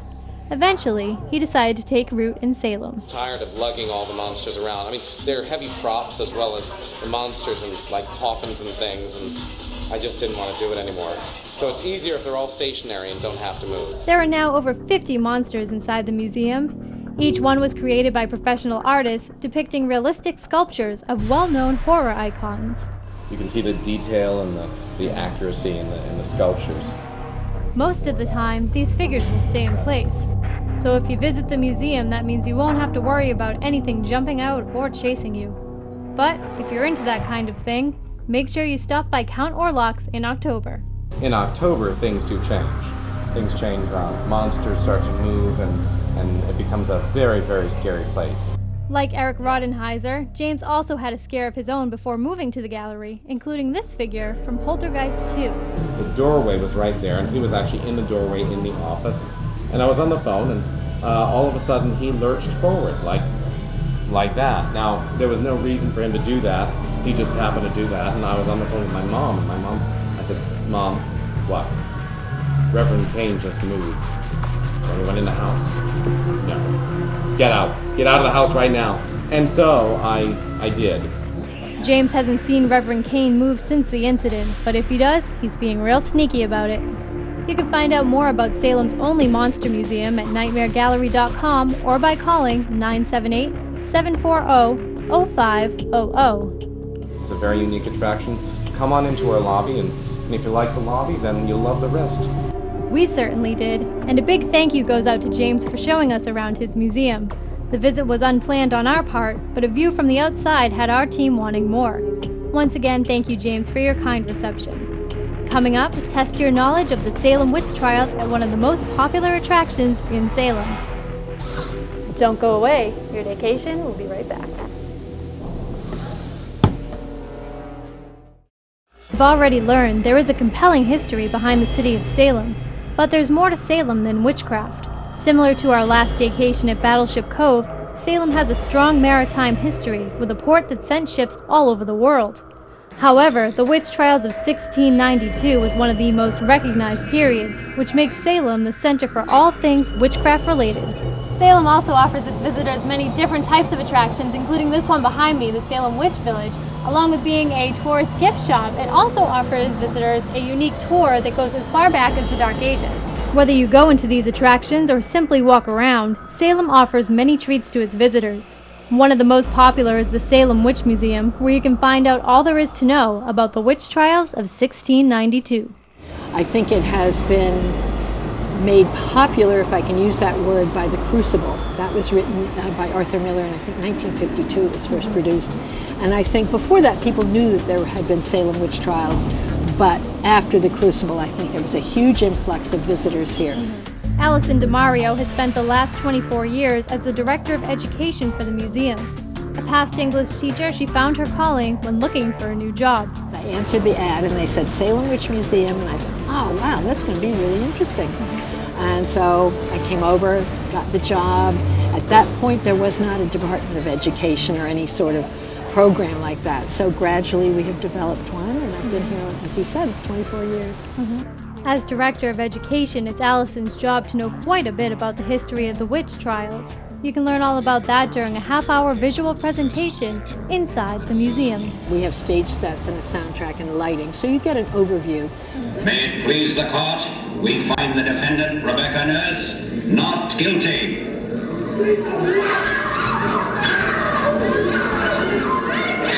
After leaving the presentation, there is an Evolving Perceptions exhibit featuring the history of witchcraft. Well-known icons from Elizabeth Proctor to the Wicked Witch of the West to Joan of Arc greet you at the beginning of the exhibit. That puts the history into a larger context. Why people believed in witchcraft, how did that belief start, how the stereotypical witch that we all know from the Wicked Witch in Wizard of Oz, how that emerged. We also talk about the practice of witchcraft today because there are people in Salem who practice witchcraft. Very different definition from the one used in the 17th century, of course. So what is the contemporary view of witchcraft? They worship a goddess and a god. It's a very earth-based religion. The goddess takes various forms. They worship nature and the circle of the year, the changing cycles, the growing cycle, and then dying and then growing again. They have 8 special days that they celebrate. It's a very welcoming religion. They believe that anything you do comes back to you 3 times, so that would prevent you from doing anything harsh to anybody else. Along with modern-day witches, there are also modern-day witch hunts. Before leaving the museum, you'll see examples of these modern-day witch hunts along with a formula. Fear plus trigger equals scapegoat. I think the history gets repeated. And if you know what the pattern is, then you're more aware and perhaps would not fall into the trap of allowing fear to take your common sense away. To read about them and their saying that they were innocent and believing that they were, of course they were innocent, it's very sad. The people that were executed, the 14 women and 5 men, and the 1 man who was pressed to death, in my view, are heroes because they did not confess to something they didn't do. The names of these innocent victims were finally cleared in 2001 by Governor James Swift. And while these names have been cleared, there are still a lot of mysteries behind the trials of 1692, including how the 2 little girls that started it all became ill. And that's what makes the trials still interesting, because there are unanswered questions. I think it was probably a combination of factors, certainly peer pressure. I would imagine that they weren't very healthy by our standards of health. Afraid in many ways. There were lots of things to be afraid of in the 17th century, and certainly if you were a child or a young person, there was not much in the way of comfort given to you. The idea of children in the 17th century was, the idea of raising them was to make them adults as quickly as possible. Like Eric, Allison also finds there are many preconceived notions about the history of the trials. People come in and say, well, where were the witches burned? First of all, they weren't witches. Second of all, they weren't burned. Under English law at the time, the punishment for practicing witchcraft, which was a crime, was hanging. They also, many people somehow have assumed that only women were accused.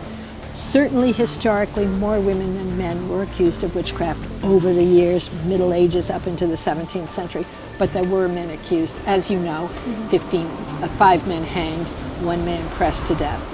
Also, another misconception is that it took years and years and years. In fact, it was less than a year. First accusations took place on February 28th. The first hanging day was June 10th. There were 3 more hanging days, the last one September 22nd. The court was disbanded in October. So basically that's less than a year. So if it's knowledge you're looking for, the Salem Witch Museum has a wealth of it for its visitors. You can find out more about Salem's most visited museum and the trials online at salemwitchmuseum.com or by calling 978-744-1692. Well, there you have it. This city in Essex County has a lot to offer its visitors, from a rich history in witchcraft to an impressive display of horror's most gruesome monsters. This diverse culture has been attracting people from all over for centuries, so plan your next trip to Salem, Massachusetts, a fun trip for the entire family to enjoy. Unfortunately, that's all the time we have for you. We'd like to thank both the Salem Witch Cottage and Witch Museum for providing us with an in-depth look at the world of witchcraft. For this New England vacation, I'm Alicia Fortin.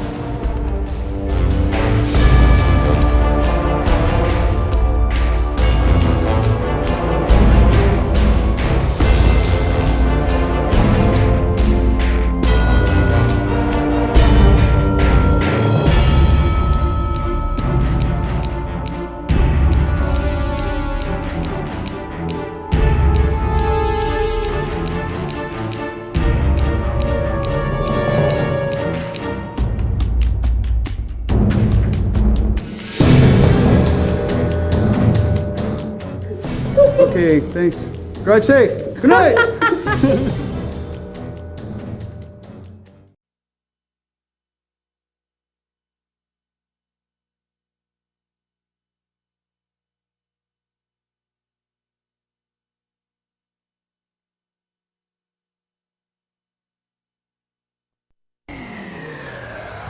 Coming up next on Bridgewater This Week, breaking news from the Memorial Building, Central Square holds a benefit concert, Detective Chris Shaw gives us a sneak peek of the new illumination device, and we'll preview the Fall Town meeting. These stories and more are coming up next. Bridgewater This Week begins right now.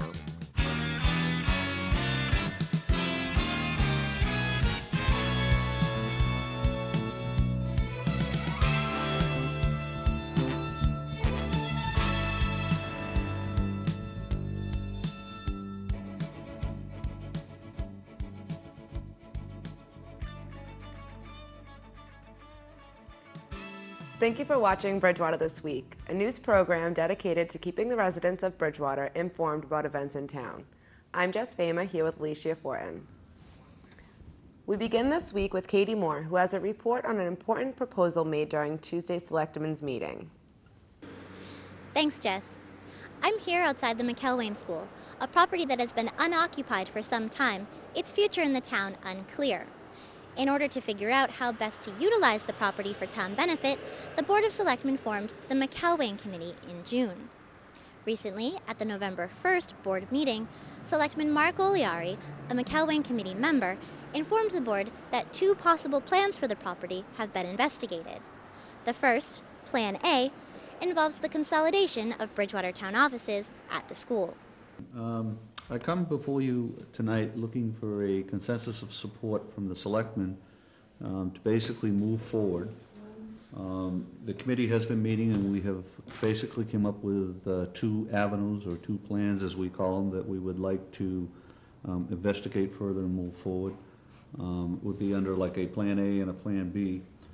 Plan A, which we have prioritized, would encompass the utilization of the McElwain building. It would require us to modernize it, bring it up to all codes, get it energy efficient, with the thought process of using the building to consolidate all town services exclusive of public safety and the schools, to get everything under one roof, to make us much more efficient as a town, to get us a quote-unquote well-oiled machine. We feel there's some duplication of effort and other things that would greatly improve if we had everything under one roof.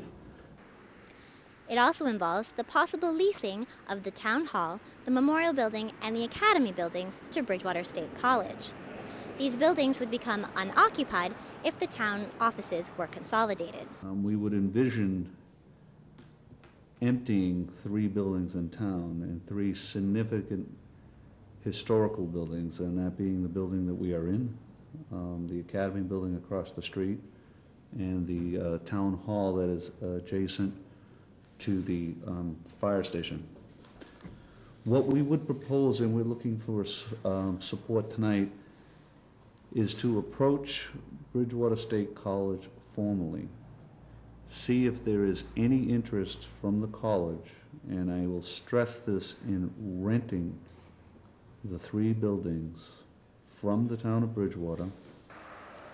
If Bridgewater State College is not interested, the McElwain Committee has Plan B, which would involve the selling of the McElwain School and property. And Plan B will be looking at any option to outright sell the McElwain property. Those are the two avenues that we would like to pursue. Mr. Oliari, as well as Selectman Herb Lemon, a fellow McElwain Committee member, were quick to emphasize that Plan A involves the leasing of the town buildings. The sale of the town buildings, considered by many to be significant symbols of Bridgewater, would in no way be an option. We would never come back to this board, this town, and recommend selling of those properties whatsoever. And I just want to re-emphasize that we're not looking to sell these buildings to anybody. We're looking to lease them. After some discussion, the Board of Selectmen gave their approval and support to the McElwain Committee, and the committee should be formally approaching Bridgewater State College within the week. In a related note, Dr. Dana Molifaria, president of Bridgewater State College, will be attending the next Selectmen's meeting and has also invited the residents of Bridgewater, elected officials, and members of Bridgewater State College community to a question and answer open forum to be held at 7 p.m. November 16th at the Rondelou Campus Center Ballroom. For Bridgewater This Week, I'm Katie Moore. Now back to the studio. National recording artist Gina Mark visited Bridgewater Central Square Congregational Church on October 22nd to perform at a charity concert benefiting the victims of Hurricane Katrina and Bridgewater residents in need during these tough times.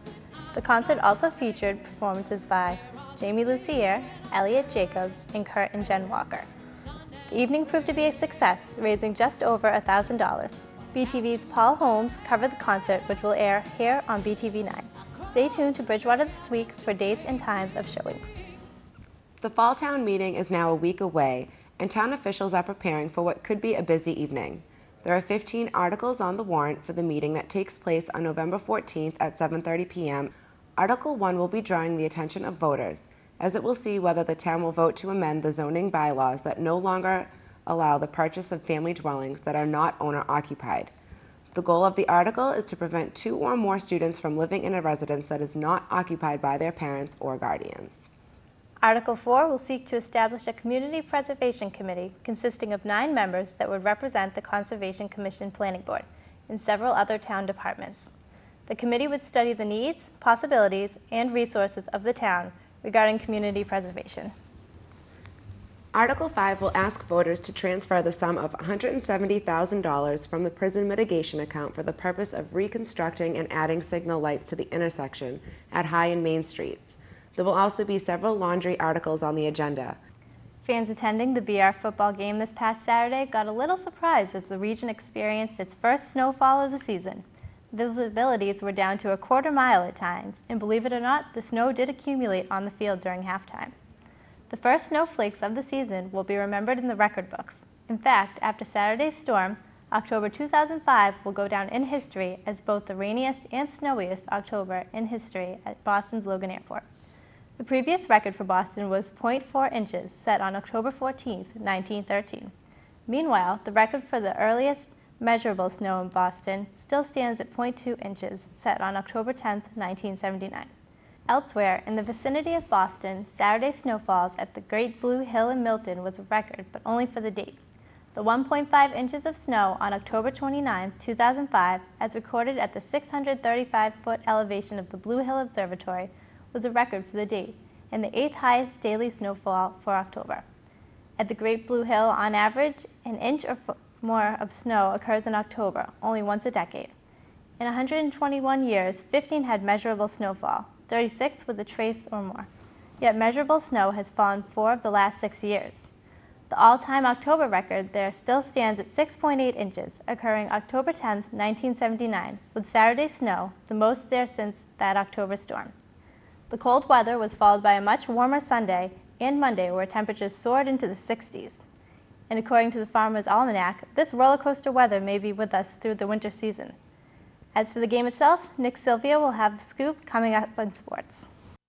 Jeff Fowler here with Detective Chris Shaw, and over the past few weeks we've talked about a new illumination device that the police department has. Of course, we had Chief Gurley on the Selectmen's meeting a couple weeks back, and now today we finally get a chance to see this live and living color. Thanks for coming on, Chris. Thanks for having me. This is, of course, when we talk about police, we talk about public safety, obviously, and this new device is something that will certainly help in public safety operations. Certainly, yep. It's a night vision monocular. It was obtained through a grant that was written by the police department from Department of Homeland Security through a program called CDEP, which is Commercial Equipment and Development.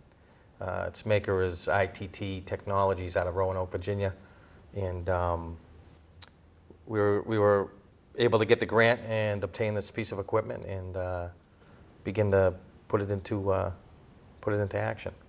This is something that you'd use obviously at night. We could use it for several things: missing persons, looking for evidence of a crime at night, just basic observations at night. If you want to do any type of surveillance on illegal activity, it's a good tool to use. Just to give you a brief description of it, it is a Generation 3. It's what's called as a Generation 3 night vision device. There are 3 generations: Generation 1, Generation 2 being the substandard models. The Generation 3 is right now is the best that the market has to offer. This particular model is the same model that is issued to the military. It's designed to mount in a headpiece right here. If you were to, you could mount it to your head or on a helmet, so you could use it hands-free. It's the same model that you see when you see military personnel in action when they're doing combat operations, mounted to the top of their rifles. So it's very durable, it's very sturdy, it's water resistant, it's not waterproof. Look, there's a front aperture right here, the rear aperture. This is how you do your focusing. This rubber cone goes over your non-dominant eye when you use it. The on-off switch is in the rear. And what it does is it gathers whatever light that is available out there, and it brings it inside to a microplate on the inside, and it takes the image and uses the light that's available to enhance that image inside the monocular. Well, thanks so much for bringing it down. All right, thanks for having me. Again, that's Detective Chris Shaw here with the Bridgewater Police Department. Let's now go back to the studio. The Bridgewater Emergency Operations Center has important information for those affected by recent flooding. Please be advised that Southern Baptists have disaster relief teams available to clean and sanitize homes. This service is provided free of charge to elderly, low-income, and disabled residents. For more information or to obtain an application form, please contact Lisa at 508-697-0919. It's now time for some community notes. Let's now go back to Katie Moore. The Bridgewater Office of Partners Home Care will provide health screening clinics for Bridgewater residents on Wednesday, November 16th from 9 to 11 a.m. at the Senior Center, and Thursday the 17th from 12 to 1 p.m. at the Conant Center. Ongoing weekly office clinics are also held at the Conant Center on Tuesday from 1 to 3 p.m., Wednesdays from 8 to 9:30 a.m., and Thursdays from 12 to 1 p.m. There will not be a clinic held on the 24th due to the holiday. For more information, you can call 508-697-4368. Bridgewater Girls Basketball will be holding its second annual shoot-a-thon to raise money to benefit both the travel and recreation basketball programs. Any girl in the program may participate, and players will take pledges for either a flat amount or an amount for each shot made. Each girl will take 5 shots from each of 5 designated spots for a total of 25 shots. The date of the shoot-a-thon is Saturday, November 19th from 1 to 4 p.m. at the Bridgewater State College Kelly Gym. Prizes, pizzas, and drinks will be available. The top prize includes a scholarship to the Dave Cohen's basketball camp held in July of 2006 at Wheaton College. For more information, please call the Bridgewater Recreation Commission at 508-697-8020. In a related note, the BR Girls Basketball Program is seeking members for a new fundraising group, appropriately labeled the 3 Point Club, which has been formed to find alternatives to parental funding. Some of the girls' basketball items no longer covered by the school include new uniform shoes, warm-up suits, recognition plaques, and more. The club will be holding a meeting on Monday, November 7th at 7 p.m. in the high school cafeteria. The Bridgewater Festival of Lights is getting ready for its return, and this year will be bigger, brighter, and better than ever, with 175,000 lights and an animated walk through the village. The festival will run from December 2nd through the 29th on weeknights from 5 to 9 p.m. and until 10 p.m. on weekends. The Lions will host special weekends on December 9th and 16th, and the NRTB will be on hand December 13th, 14th, and 15th. You can log on to BridgewaterFestivalOfLights.com for more information. Our last note this week is from Coyle Cassidy High School, which will be holding an open house for all interested 8th graders on Thursday, November 10th from 6 to 9 p.m. The school is located at 2 Hamilton Street in Taunton, and for more information, you can contact Brian Nichols at 508-823-6164, extension 620. When Bridgewater This Week returns, Jeff Fowler updates us on the Selectmen, and later on, Nick Sylvia and Chris Ruxton will have sports. We'll be right back.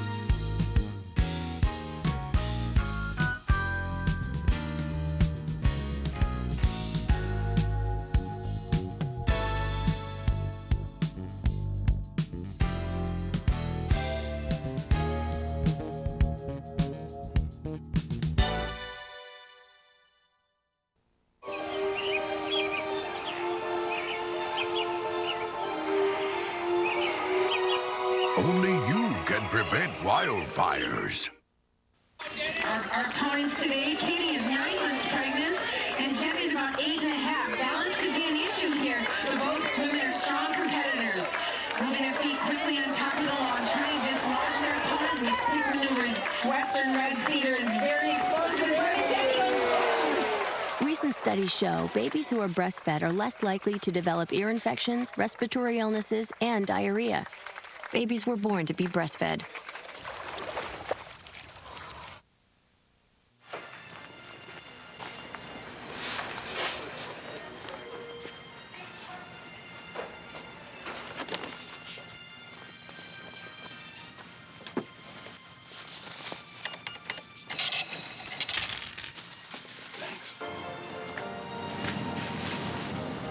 The smallest moments can have the biggest impact on a child's life.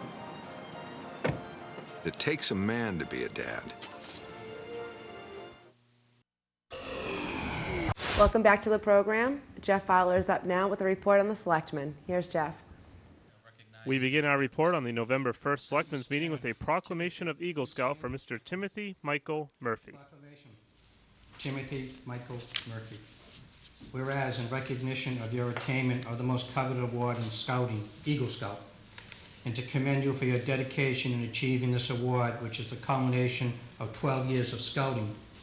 And whereas, on the way to Eagle Scout, you earned 28 merit badges, the Order of the Arrow, Arrow of Light, Catholic Light of Christ, and the World Conservation Award. And whereas your very successful Eagle Scout project included improvements at Titicut Reservation, an archaeological site in the former Boy Scout camp that is part of Bridgewater's Conservation Commission's park systems. Your project included clearing 4 existing campsites, installing metal fire rings at each site, and installing several benches at 3 of the sites. Now, therefore, the Bridgewater Board of Selectmen commends you and your outstanding achievements and sincere commitment to your family, community, and the Boy Scouts of America. And in honor thereof, we do hereby proclaim Wednesday, November 2nd, as Timothy Michael Murphy Day in the town of Bridgewater. And that's by Dennis Gallagher, Chairman, Mike Tybert, Vice Chair, Herb Lemon, Clerk, Mary Beth Lawton, Member, Mark L. Oliari, Member. Congratulations. As the search for a new fire chief continues, Edward Murphy will now have the title as the officer in charge of the department after Clifford Whiting requested to be relieved of that duty. You'll want to keep an eye out for your next Comcast bill, as it appears that there will be some significant changes taking place on your programming lineup. We received a letter from Comcast under the date of October 25, 2005, via certified mail, in which they informed us that as of December 1st, 2005, a number of the digital service packages that were instituted by their predecessor, be it AT&T Broadband or Cablevision, they will no longer honor, which will cause some realignment in channels, some channels that will no longer be part of their basic digital packages, etc. And they suggest that they will be sending notice to all customers prior to December 1st. If customers want to take action, they really should contact Comcast upon receipt of the notice and make the necessary arrangements to make changes. Some channels will not be included in the new packages. They'll be offered in separate packages, etc. On Tuesday night, the board also continued discussion on the FY07 budget, with an emphasis on requesting department heads to submit workable budgets.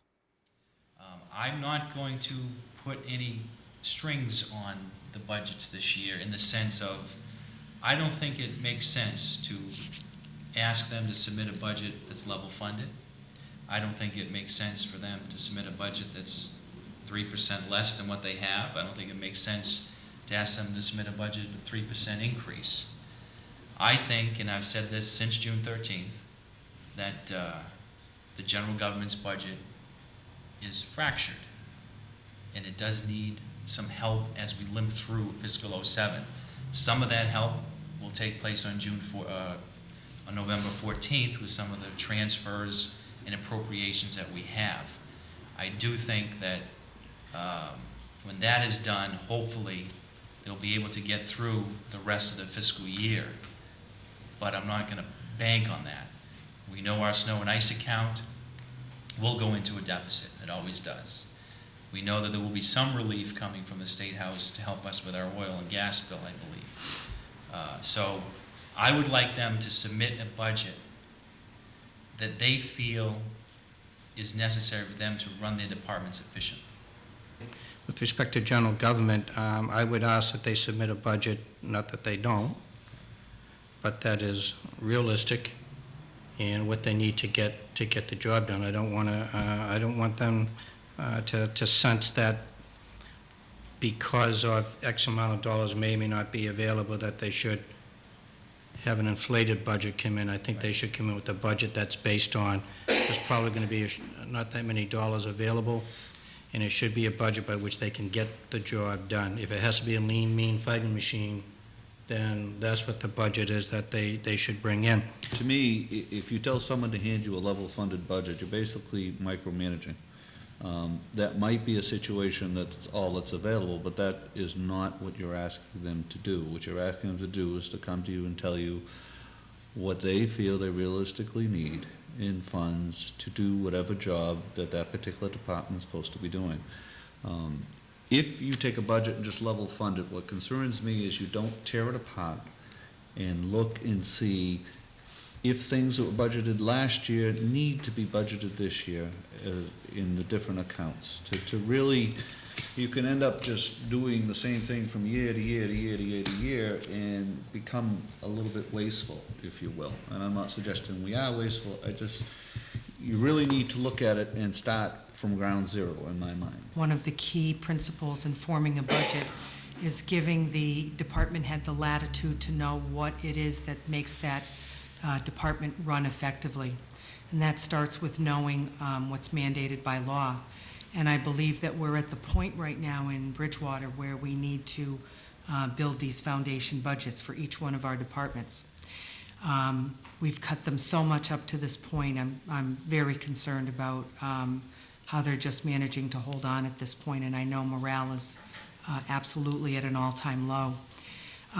One of the things that I would like to see happen, and I believe this is effective, this needs to happen for us to be effective, to be able to understand and support the municipal budget, is that like the advisory board, I believe that we should have the department heads in here and meeting with us prior to meeting with the advisory board, not just once, but as the process goes on, and maybe stagger the departments over the next several months, preliminary budget figures, revised budget figures, final budget figures, but each one of those departments, because I believe that people need to see out there the exact effect of what that devastating June budget did to these departments. And we have to, I think we really need to make people understand, and to also be effective ourselves, we need to be able to sit down and talk with these department heads, not just the advisory board, to understand how they function and what they need to function and support the Board of Selectmen's budget that's going to be coming forward in '06. I think that's very important for us to do. Reporting for Bridgewater this week, this is Jeff Fowler. Let's now go back to the studio.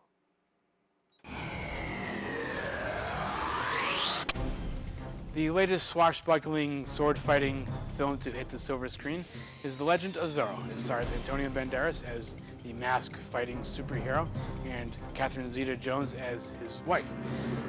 This is actually the sequel to the 1998 film The Mask of Zorro, which stars both Banderas and Zeta-Jones. It takes place in 1850 in California, which is about to become a state in the Union. And Zorro and his wife have a 10-year-old son.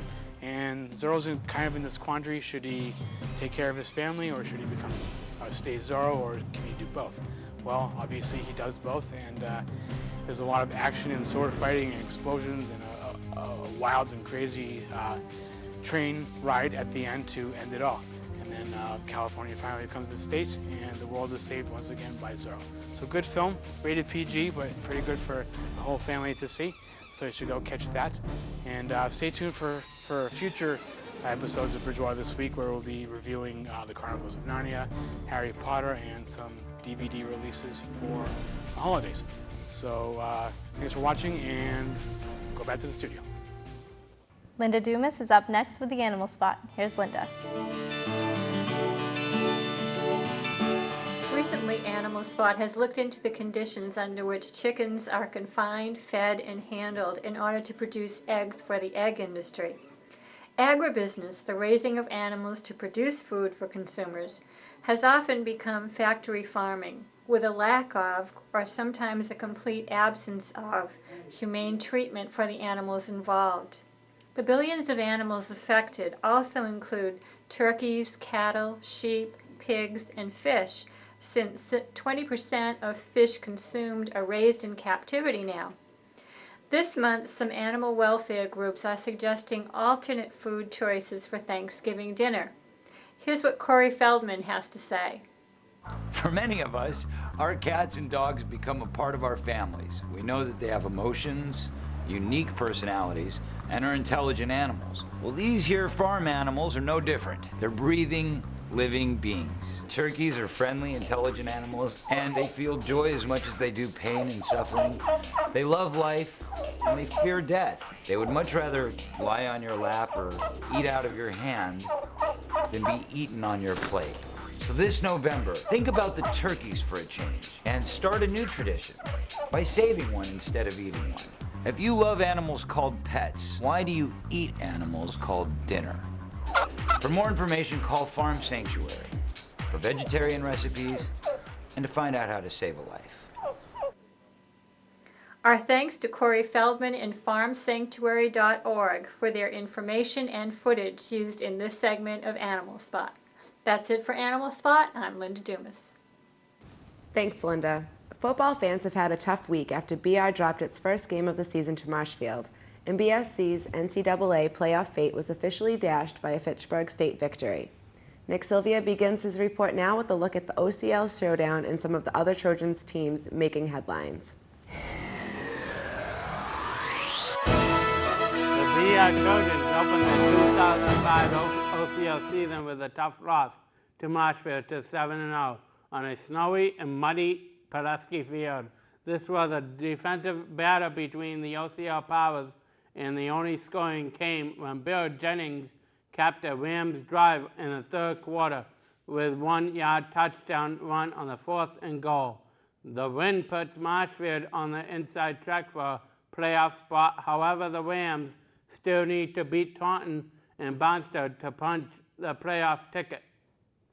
BR will play Barnstable this Friday night and will then travel to Taunton on Friday night, November 11th at 6 o'clock before hosting Silver Lake on Thanksgiving morning.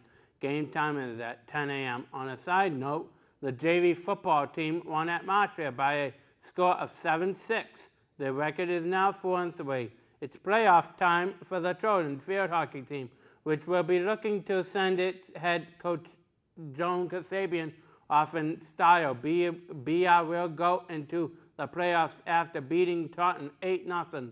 The Trojans got 2 goals apiece by Julie Wrigley and Elisa Kaur. Breon McDonough, Caroline Gonzalez, and Christina Daly added a goal and 2 assists. Kayla Cabral had the other goal for the Trojans, who brought their record to 12-4-2. The girls soccer team will also be going to the postseason after tying North Quincy 1-1. Casey Sheehan scored the Bridgewater random goal in the non-league tie with the Red Raiders. BR is now 11-3-3. The boys soccer team is also in the state tournament. You can follow all of the action by logging onto and by turning into BTV9. Those of you looking forward to the basketball season will want to circle December 10th on your calendar when the Trojans open up the boys season at Brockton at 7 p.m.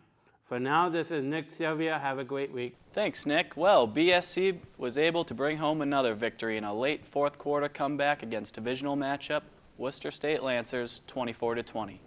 The Lancers were able to get their offense rolling early with a 22-yard touchdown pass to Germany Goshar and a field goal to make it 10-0 at the end of the first quarter.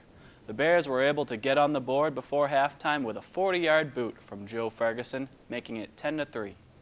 BSC came right back to tie the score with a 71-yard touchdown run by Brendan Cavey. The Bears would then take the lead on a touchdown pass to Ben Baskin. Worcester State would come right back, though, with a big touchdown and a field goal to give them the 20-17 lead heading into the fourth quarter.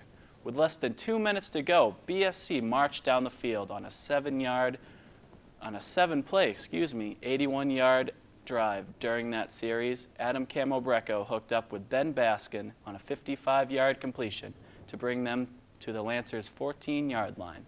Camobreco ended the game in dramatic fashion with a 13-yard run to give the Bears the victory. This contest was an exciting win for BSC. Next, they prepare for their final game of the regular season as they host Mass Maritime this Saturday in the annual Cranberry Bowl. Now back to Jess and Alicia. Thanks, Nick and Chris. Well, that's all the time we have for you this week. For all of us here at Bridgewater This Week, I'm Jess Fama. And I'm Alicia Fortin. Have a great week. Bye.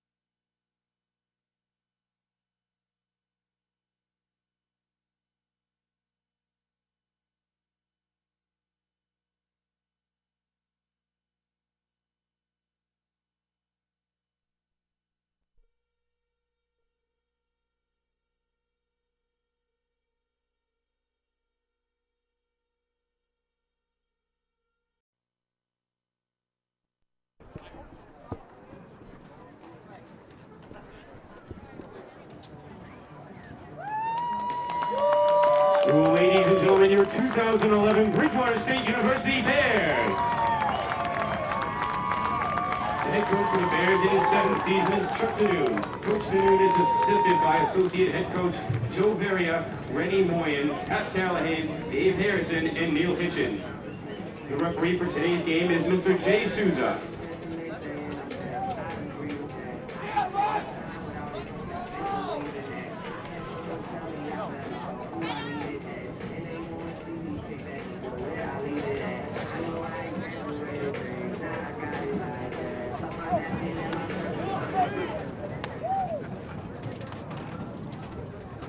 Ladies and gentlemen, at this time, Bears head coach Chuck Danoon, his staff, along with the Bridgewater State Athletics Department, would like to honor 8 seniors who will be playing their final regular season home football game for Bridgewater State. Coming to the home sideline at this time are friends and family of those 8 seniors in the following order. Number 4, Kevin Logano, joined by his mother Alexis and father Sal.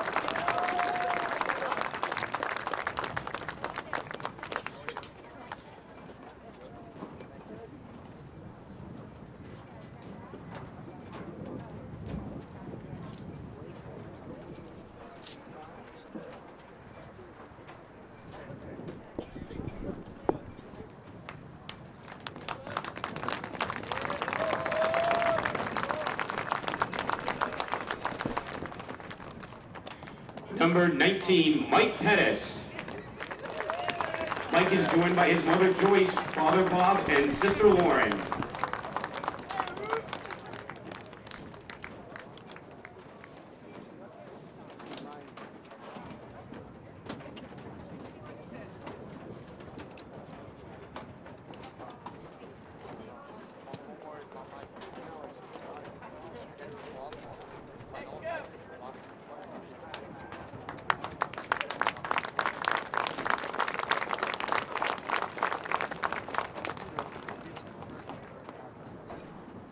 Number 34, Justin Fuller, joined by his mother, Tracy, father Derek, brother Jason, and sister Nicole.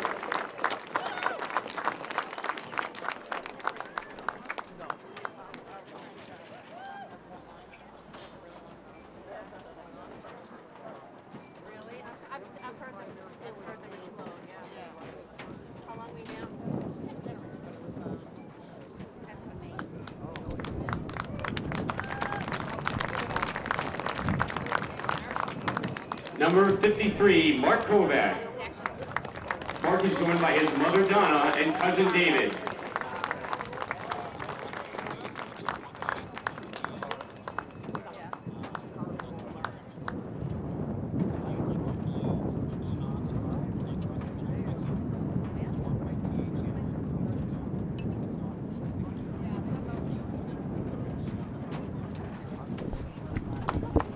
Number 90, Jake Curran.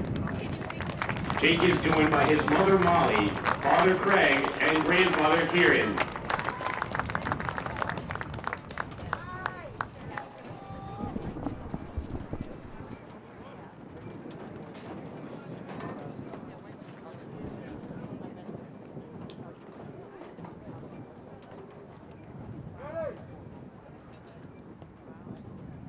Number 91, Mike Nazzaro. Mike is joined by his mother Adrian and father Alfred.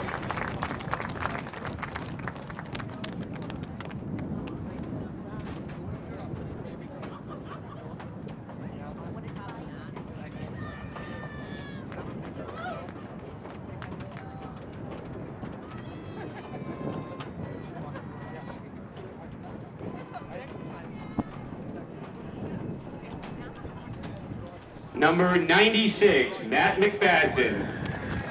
Matt is joined by his mother Cheryl and sister Elizabeth.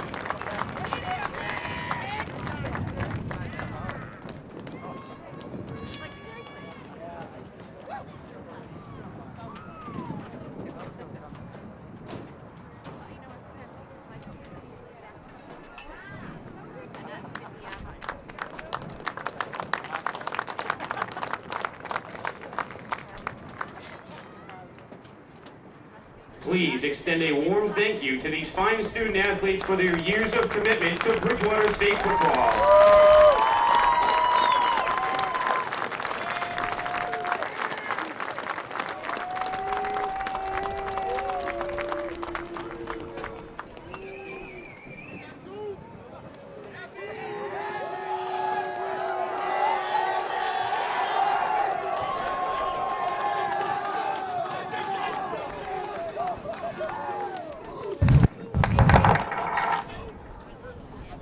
At this time, ladies and gentlemen, please welcome the Buccaneers of Massachusetts Maritime Academy, led by head coach Jeremy Cameron.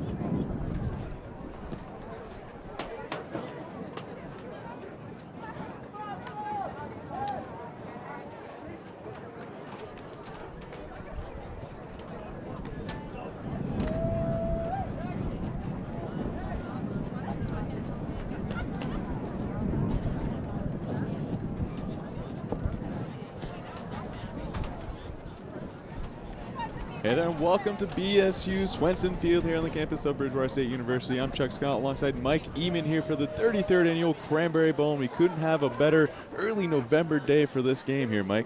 Hey, I couldn't agree with you more, Chuck. A little crisp today, a little chilly on this November day. Probably the coldest game they've played so far, but this Cranberry Bowl, great tradition throughout the years. Chuck, Bridgewater leading this Cranberry Bowl series, 23-8-1. Mass Maritime, they did win last year, but the only time they won before that wasn't since 1996, Chuck. So Bridgewater owning this series so far, so we'll see if they continue that streak, Chuck. Bridgewater comes in on a 4-game winning streak. Massachusetts Maritime having a better season than they have in the past here with a 5-3 overall record, but 1-2 on the road here, Mike. Yeah, Mass Maritime, not a very good road record so far this year, and that is really what their conference record has come down to, that 3-3 conference record, and that's why, this team isn't going to go anywhere in the playoffs. I mean, neither is Bridgewater, but we talked about it before, Chuck, and it's really too bad. Bridgewater had such a good season, and it's a shame to see that they won't be getting a playoff bid this year. Bridgewater up for an ECAC bid, but it takes a miracle for them to actually get that bid. It looks like this will be the last game of the season for each of these teams. The intensity will be up. Chuck Noon at the luncheon said that for the last few years, Bridgewater's gotten kind of complacent. The scoop chant hasn't been as loud, but this year the intensity is back. Right now we'll take a break and go to the PA announcer Pat Leahy for the national anthem. We'll be right back with the game here at Swenson Field on the Bears Sports Network.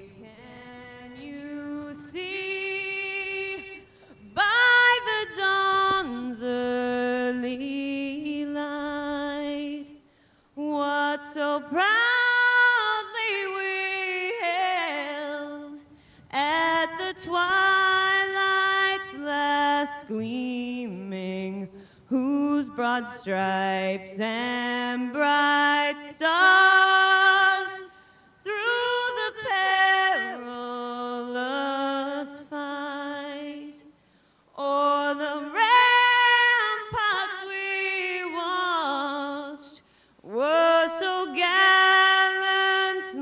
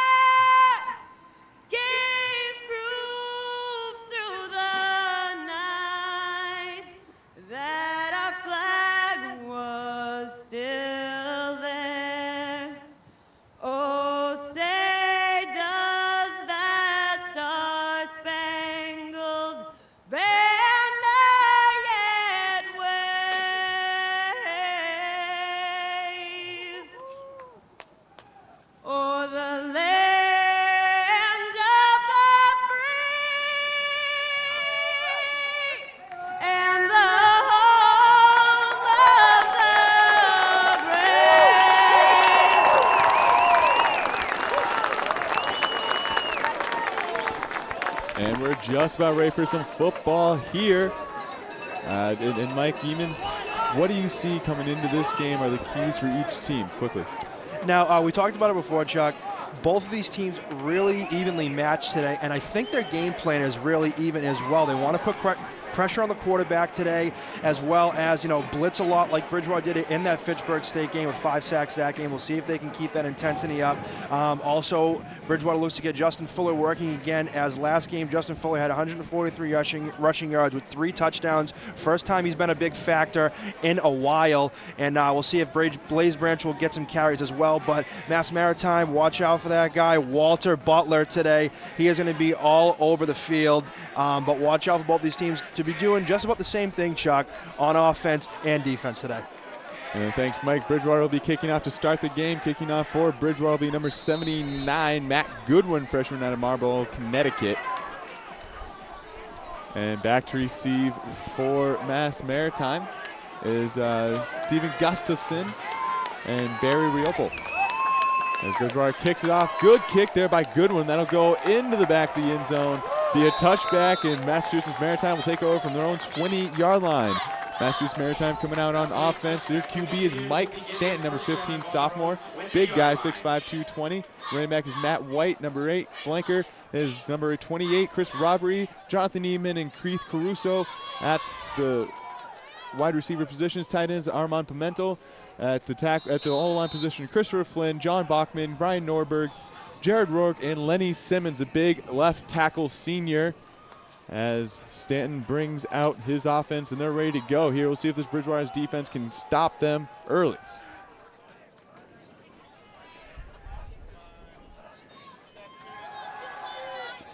And the pass looking to go deep early for a quick score, but Vincent Henry with a big interception right at midfield. And Massachusetts Maritime, their sophomore QB, make an early mistake. Usually a very disciplined team. Now, we talked about that earlier as well, with this Mass Maritime team being such a disciplined team. And this Mike Stanton, he's 6'5", 220. He's got great size, and I think Mass Maritime was looking to come out of the gates passing like that. That was definitely pan for Mass Maritime. They wanted to make a big threat really fast, and Bridgewater just took advantage of it. That pass was just a little bit behind the receiver there, as Bridgewater State picks off Stanton with an early turnover, and that's huge for the Bears. Yeah, he's on the sideline. Vincent Henry, the one with the bleached hair on the sideline. Good look for him. Mike McCarthy comes out, and he has a spread offense. Moynihan to the near side. Jake Scott comes in motion. Liddell on the far side. Handoff is to Fuller. No, he keeps it, and he's got room up the middle, up to the 40-yard line to the right side, and it's an early first down for the Bears. Momentum swinging in a pendulum formation to Bridgewater side with the early pick. Look for that option a lot today as well, Chuck. That worked out well for that first play there. It looks like they're stacking a lot of guys up front. So if Mike McCarthy does that basically halfback misdirection, otherwise quarterback misdirection there, look for him to be gaining a lot of yards around the end on that option. Taking it to the weak side, opposite side of Walter Butler, the big DN slash outside linebacker for Massachusetts Maritime. And it's McCarthy keeping it again. He's got room, and he's got the safety, makes the tackle over the 25-yard line. Mike McCarthy matriculating the ball downfield. Yeah, looking very good at running the ball today. Not to mention McCarthy's got 450 rushing yards on the season, as well as 8 rushing touchdowns. That is second most rushing yards on the team, but the most rushing touchdowns on the team. So McCarthy running the ball well so far. He'll keep it up probably the rest of this drive. And Mike McCarthy, Bridgewater State University going with a big formation here, only 2 wide receivers in.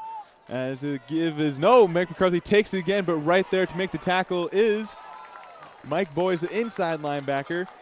And we have an injury report on the sideline, and Caroline Zacher has the injury report. Thank you, Chuck. One very interesting thing for the Bears today is the absence of number 2, Eddie Jewell. He has been a key player on the defense all year for the Bears. So definitely the defense is going to be hurting without him. Back to you guys. Vincent Henry picking up a little bit of the slack on their first defensive possession, but we'll see if it plagues Bridgewater going into the rest of this game. Bridgewater coming out with a big formation here. 2 tight ends. Mike McCarthy going back to pass. Has no time. Has to escape from the pocket. Looks towards the end zone. Has Adam Liddell caught for a touchdown. I'll tell you, Chuck. I'm sorry to interrupt you there. Mike McCarthy couldn't have matured more through this half of the season. I have not seen him play like this and have that sort of presence in the pocket as he has just now. Step back, didn't see what he wanted, made his move, and found a receiver wide open in the end zone. He has improved tremendously towards this end of the year, Chuck. Yeah, it looks like the defensive back there for MMA just gave up on covering Adam Ledone in the back of the end zone. As Bridgewater is on to attempt the extra point. Snap is low, kick is up, and it is good. Bridgewater coming out and scoring first again as they have the... Oh, excuse me, point is no good on that 6-0 lead for the Bears. Now, Bridgewater has come out and scored first in the past 2 games, and that has been key for the Bears to come out first and really set the tone for the game as they have just now. Last game with the win over Maine Maritime, 27-0, which is a school-tying third shutout. And it's the first time that they've done it since 1988, so we'll see if they can continue that streak as well. And also last game, Mass Maritime lost at Westfield State 11-0. So we'll see if Bridgewater can continue the very good defense from before, and the offense looked very, very good coming out of the gates just there, Chuck. Yeah, offense looked good. 2 great runs there by Mike McCarthy, getting 2 first downs. Got stopped on the next one, though. I think he might have had a little bit too much of confidence in his running ability. But then, as you said, during the drive, a lot of maturity seen there. Mike McCarthy stepping up in the pocket, fighting Adam Ledoux, not giving up on the play. Goodwin back to kick for the Bears. Looking for possibly another touchback here. It's a low line drive quick. Going towards the left end zone. Gustafson is going to let it roll out of bounds, and there's the flag. That's also another key to the game, which has been key for both teams all season, is special teams. If you can't get good ball possession and yardage coming off the special teams, that'll hurt you in the long run as well. And, you know, this flag will hurt him here as it'll be about the 30-yard line. Discipline's got to be the key to this game for each team. And coming out for Bridgewater's defense, number 50, Tate Dola at defensive end, Paul Mulichek, Mike Nazaro in the middle, Jacob Kern. Illegal kick out of bounds penalty against the Bears.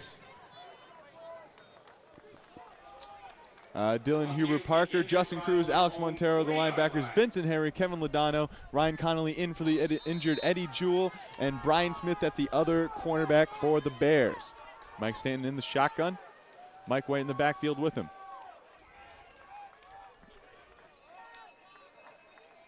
And it's going to be a pass, going to be a swing pass. And that looks to be their flanker, Chris Robbery, on the catch. Oh, no, excuse me, wide receiver Keith Caruso on the catch. And it's a good gain for Mass Maritime.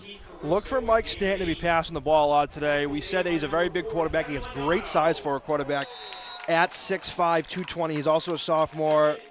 Once again, look for passing a lot.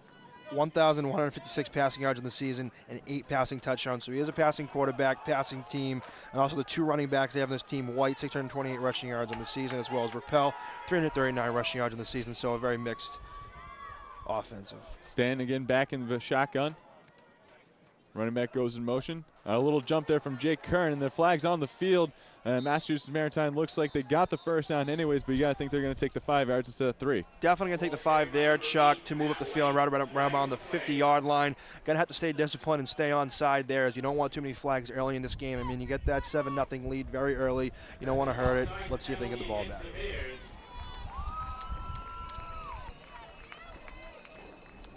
We'll see what Massachusetts Maritime does here, if they stick to the run to the short passes, or maybe they go deep again. What do you think here, Mike?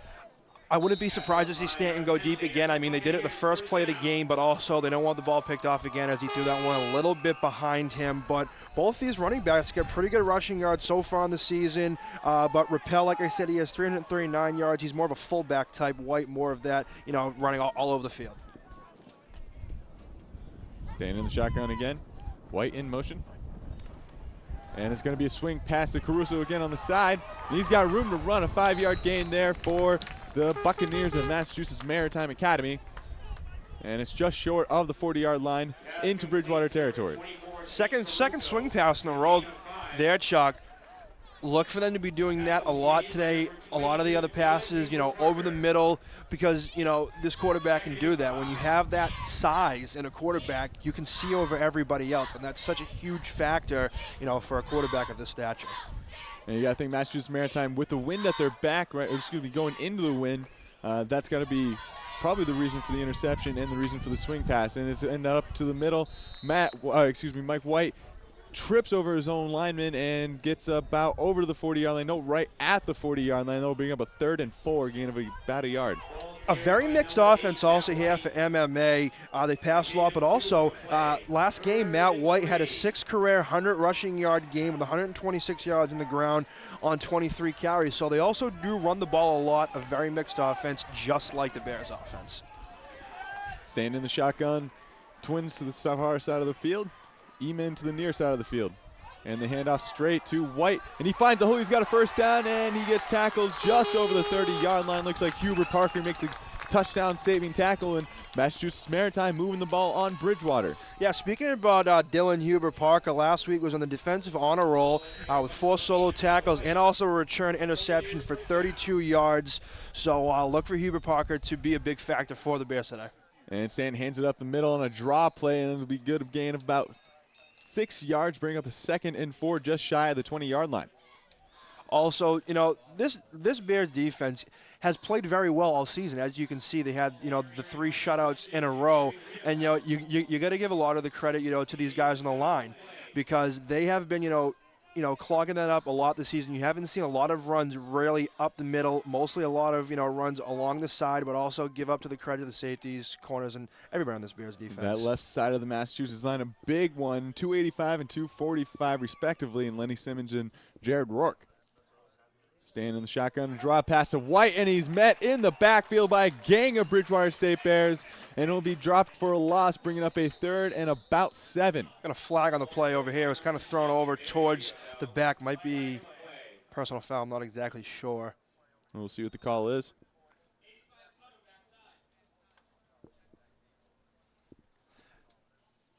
Yeah, it's going to be an illegal cut on Massachusetts Maritime.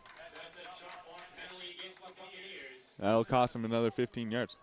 Also, that play you saw right there from the Bridgewater Bears is very similar to the play you saw against Fitchburg with a lot of guys rushing at the quarterback. And that's what you want to do on a passing team like this, put pressure on the quarterback, make him rush his passes. And also, when you run the ball, you're going to get lost for yardage just like you did right there.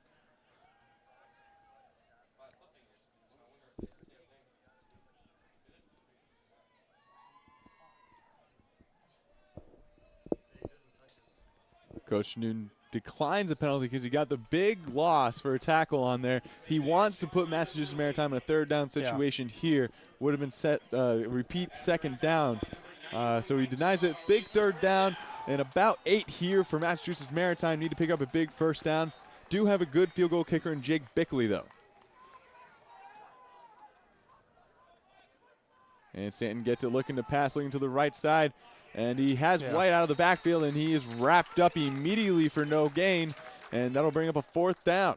Could have been a better call by Coach Noon to decline that penalty. I would much rather have a 3rd and 4 there than having a 2nd and long, considering as a passing team, could easily get a big pass to convert that 1st down. So a very good call there by Danoon to put them on 4th down now. And Massachusetts Maritime looking like they're going for it on 4th down. Wind in their faces. May not trust Jake Bickley to have the leg to get it or the accuracy, so they're going to go for it on 4th down.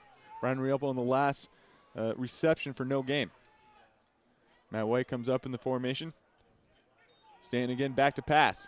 Has time, look over the field. No good, off the fingertips of Eamon. And it'll change possession. Bridgewater in their own territory taking over. Jonathan Eamon, no relation to me, but still a very good size there by Eamon. But to tell you the truth, I don't know if I agree with that call by MMA with that 4th down there. I know the wind's in their face, but if you have a chance for a field goal right there, why not take it there? But now Bridgewater has another chance to come right back down and score another touchdown to put this lead even up more. So tough call there. They probably thought Stanton could have got something right across the middle, but just was a little behind him. He hasn't been that accurate today. Mike McCarthy leads his team out, trips to the near side. Walter Butler showing that he's going to blitz, and he comes on the blitz, and Mike McCarthy gets wrapped up immediately. Big old number 67 for Massachusetts Maritime, Zachary Ryan. Yeah, big freshman, 6'2", 225, making the tackle right at the line of scrimmage. We talked about it earlier, and this line's got a lot of huge guys on it. Yeah, this defensive line, a big one for Massachusetts Maritime. Yes, after I get the starters done. And Bridgewater coming in a heavy I formation, looking like a goal line situation here with Justin Fuller dotting the I. Justin Fuller gets on the left side, and he has nothing going here. That gets right back to the line of scrimmage. Massachusetts Maritime's defense making a stand. And this Bridgewater State offense, led by Mike McCarthy, quarterback, Justin Fuller at the running back position, Chris Constantine at the other running back position, also slot receiver, Nick Pistachio, Jake Scott, Matt Monahan at the wide receiver position, Mike Dern, Kurt Merrick, Cameron Matoza, Brendan Flaherty, and Mike DiTilio on the offensive line for the Bears. Bears come back out in their trips formation. Monahan to the far side, Jake Scott to the near side. McCarthy with an all-out blitz, gets it to Pistachio, though. Pistachio's got room and blockers, and he gets close to the first down marker. This is going to be a big decision for Coach Chanoun here, Mike. You know something? As close as this is, I would say go for it, but which they probably are. But if they don't get it, it's gonna put MMA back in a really nice field position. To tell you the truth, I don't know if that would be the best idea. You could pin them back in their own zone, but we'll see here. Looks like they're going to go for it. They're going to bring in their big set again. Coming in at fullback, big old number 59 for Bridgewater, Adam Toman. He's listed as a defensive lineman, sophomore out of Barrington, Rhode Island, 230. He's going to be the fullback in front of Justin Fuller. Bridgewater's going to try and power their way through here for the first down. Handoff to Fuller. He hits the line. The pile moves a little bit forward. Looks as though he may have gotten it. It looks like the spot is going to give it to him. You have the forward progress there. A lot of nice blocking up front for the Bears. And Fuller with a little bit of a limp coming off the field, it looks like. Yeah, it looks like he may have re-injured that right knee. Now, you know, he's going back in the game here, but, you know, since he had that big game last week, I'm not exactly sure if they're going to mix in him and Branch as well. I don't know if Branch will be getting as many carries as he did in previous games. And there will be a timeout. Bridgewater will take a chance to give you the Mass Maritime Stars on defense. The left end, number 55, Sean Carver. At nose guard, Donnie Sheridan. Kevin Griffin at the other defensive tackle. James Hutchison at the other end. Mike Boyes in the middle. Walter Butler on the end at linebacker. Nick Mazurkiewicz at the other linebacker position. Sheldon Roper at safety. Michael Sylvia at safety. Steven Gustafson and Eddie Ramos at the cornerback positions.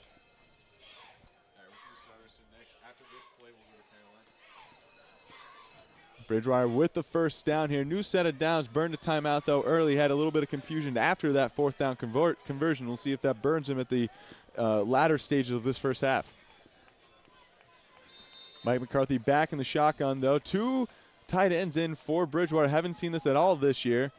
A little bit of game plan against Massachusetts Maritime. And Justin Fuller breaks a couple tackles, breaks another one, and it's a real good 4-yard gain. Real tough run there for Justin Fuller.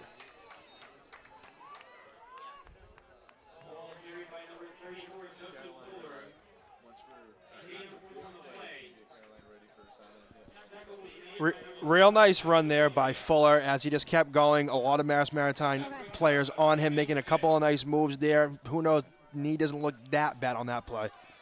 Yeah, Justin Fuller breaking a lot of tackles. Bridgewater keep it in one tight end. Liddell to the far side. Monahan to the near side. Constantine in motion. He gets the handoff on a sweep, and he's got some room to run. And he gets past the first down marker, breaks a few more tackles over midfield, and it's a Bridgewater State first down. And Walter Butler has been a force here for MMA so far this year, and Caroline Zachard's got a little bit more on that. Caroline, what do you got?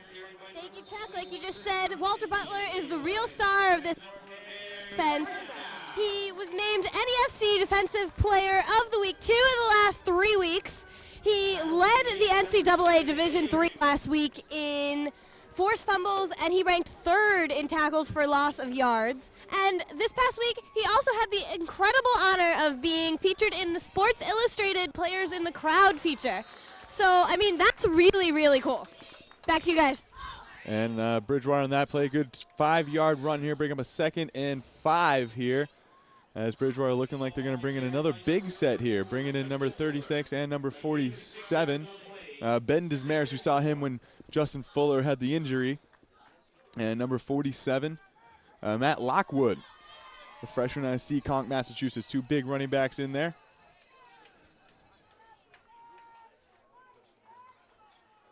McCarthy in the shotgun. Handoff is to Desmaris, and he gets met right at the line. Maybe he got a yard on that one. Bring up a 3rd and about 4. Yeah, now going back to Caroline and Walter Butler, she talked about how he's actually going to be featured in Sports Illustrated in the upcoming issue. I actually read a little bit up on it, and he's actually the second Mass Maritime student to be in Sports Illustrated in the past 2 years. In 2009, MMA running back Nathan Scher was in Sports Illustrated after breaking the school single-game rushing mark with 325 yards in a game. So a little bit of quick facts there for you. Mass Maritime taking up Sports Illustrated. Massachusetts Maritime heading the big times in Sports Illustrated. Mike McCarthy looking back to pass, trying to get Jake Scott on the Adam Ledoux on the far sideline. Incomplete, just out of the grass. It'll bring up a 4th down and 4. Going back to, a couple plays earlier when you had Constantine get that first down, you had said earlier in the day he has the most all-purpose yards on this Bridgewater State team. So he has been a huge factor all season on the receiving end as well as the rushing end, has Constantine. And Mike McCarthy in his offense will give way to Michael Pettis and the punt team. Michael Pettis, a very good punter for this Bridgewater State team. Bridgewater State, one of the very few D3 schools that has a full-time punter. Really? Not a whole lot. Most teams use, have one guy who does all of it, or just, usually a player. But a full-time punter is very rare in D3. And it's blocked there by Massachusetts Maritime. They've got the ball going towards the end zone. Zascio trying to chase him down, and he will get him right at the 5-yard line. And Massachusetts Maritime, Walter Butler picked it up and ran it back. And I believe the block was by number 47, Brian Donahue. I got one name for you. That's Walton Butler. Watch out for him all day. The kid's going to be all over the place. And I saw that coming off the line immediately. I don't want to say he took a little bit too long to get that punt off, but he did, as well as I will give credit to MMA for getting in there and blocking that. I saw that coming the whole way, and that is just tremendous for this MMA offense to now get this great field position and, probably get on the board here unless Bridgewater can make a nice goal line stand. And Bridgewater's defense going to have to save their special teams here, and they're going to have to force either a field goal or 4 now. It's 1st and goal here right at the 5-yard line for MMA. And MMA looks like they have some confusion on which offensive set they want. It looks like their offensive team wasn't quite ready to come out. I wouldn't doubt to see the big running back for MMA, Barry Rappel. He's been that fullback type who's just kind of been running the touchdowns in from the goal line. He's got 5 TDs on the year so far. Big back put in situations like these. Stand with White in the backfield. Twins to the far side. Eamon to the near side. Got to think big 6'4" wide receiver is going to be his target if they're passing. And he's going to be handing it off to Matt White. And he gets about a couple of yards, but a flag is on the play. And that's going to be holding on Massachusetts Maritime, called by the head referee. I'm surprised a lot of these flags by MMA so far. They've been known to be a very disciplined team, and they've had a couple of unnecessary penalties close to their end zone twice now, and that is not good at all for MMA, as they had that excellent field position right near the goal line. Now pushed back a little bit, so we'll see how they fare out here. 2nd and goal from the 15-yard line. Want to remind everyone that the Cranberry Bowl is brought to you by Ocean Spray. We have a few samples of their sparkling cranberry and pomegranate juices here up in the press box. Mike standing in the shotgun. Mike White comes in motion. Looks past pump fake here. Looking for the screen. Tipped up in the air. Tate Doler, and Bridgewater falls on it just to make sure. Mike Nazaro falling on it. But Tate Doler with the big tip at the line of scrimmage.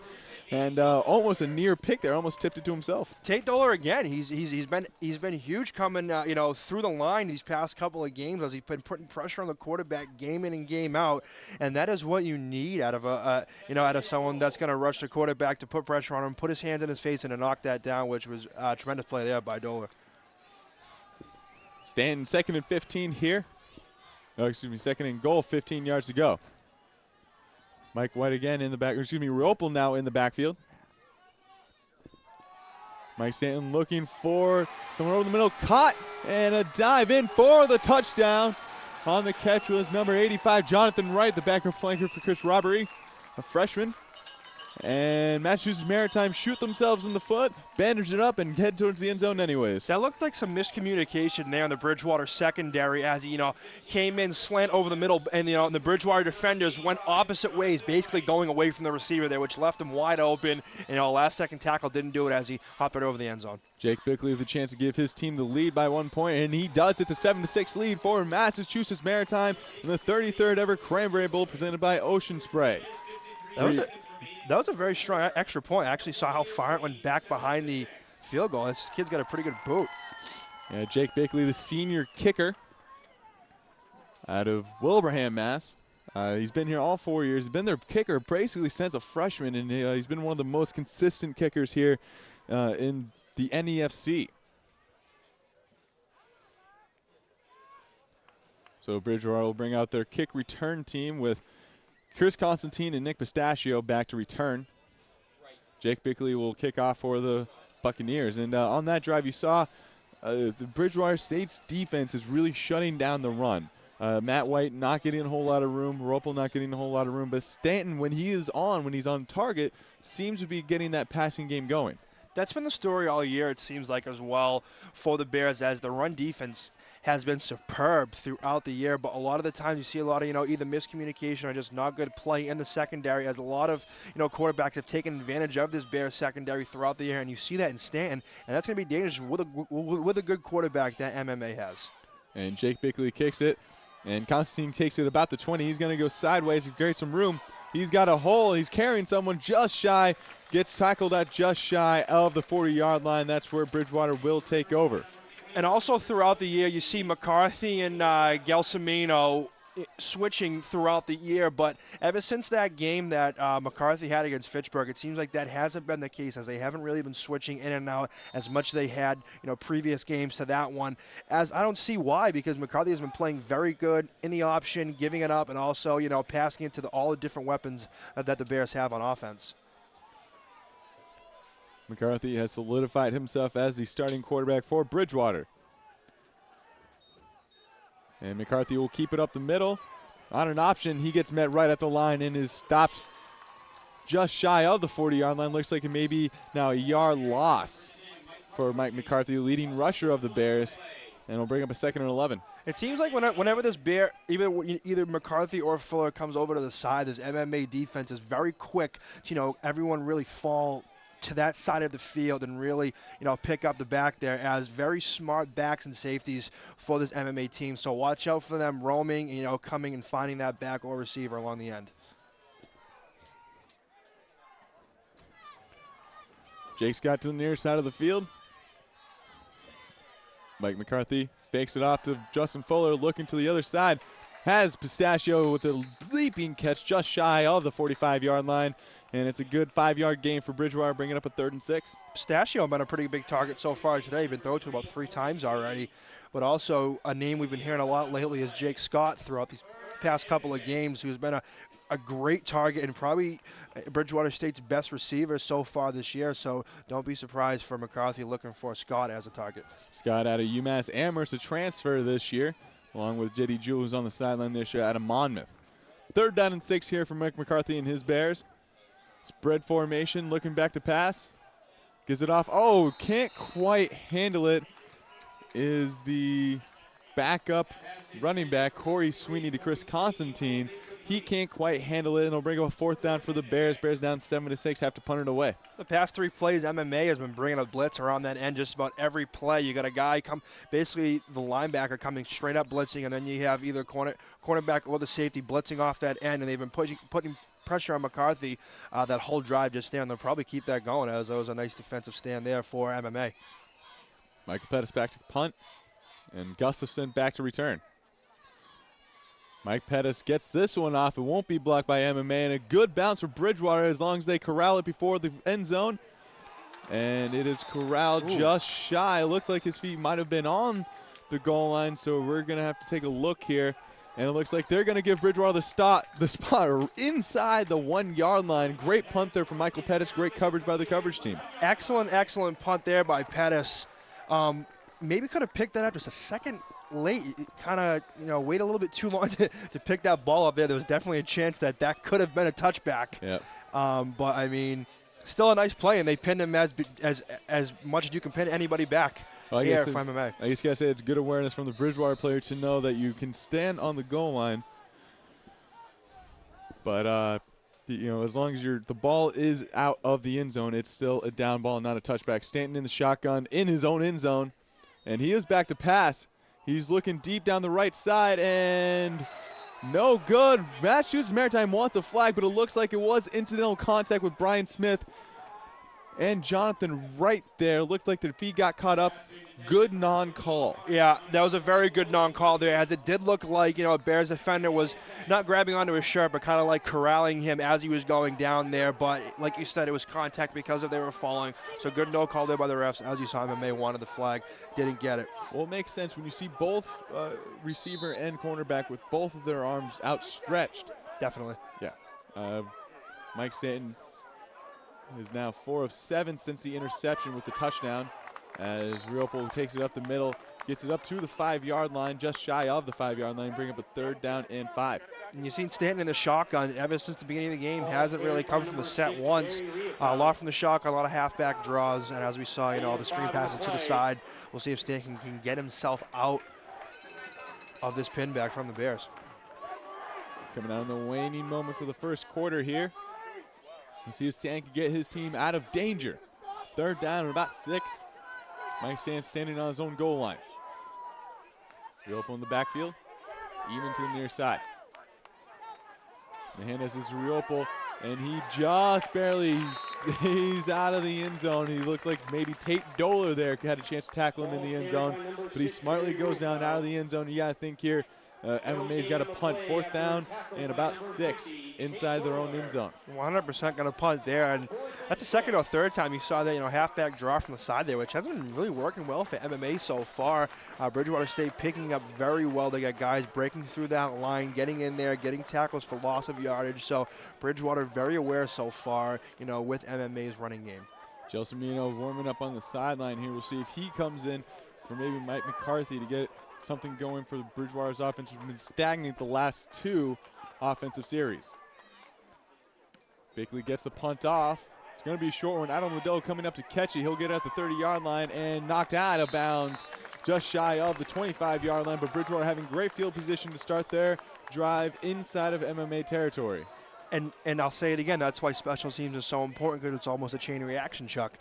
They had that great punt, they pinned it back, and now since the defense played great because of the special teams, that then pinned the punter back in their own end zone, which then had a very short punt to give them good field position now.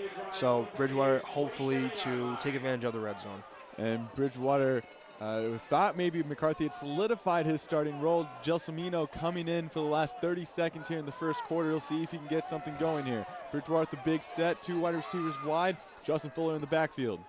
They give us to Justin Fuller. He's got some room and gets over the 25-yard line. Good gain of about 5 yards. Fuller looking good so far. As we said already, he had, offensive honor roll last week with the 3 touchdowns, 143 rushing yards, which was also surprising to me when I saw it, not because of him as a player, but because of the injury. As we said a couple of games ago, Danoon said, the knee wasn't coming along as good as they thought. So very good sign that it is coming along. As you saw last game, ran the ball very, very well. And so far, they're giving the ball to him a lot today.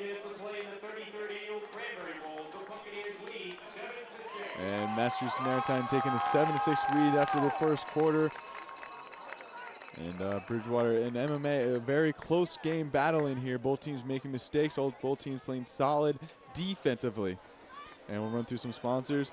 BSN and BTV brought to you by Busy Bee Jumpers. Also the Eye of the Needle, 38 Central Square, Bridgewater, Mass. Fun faces with a twist.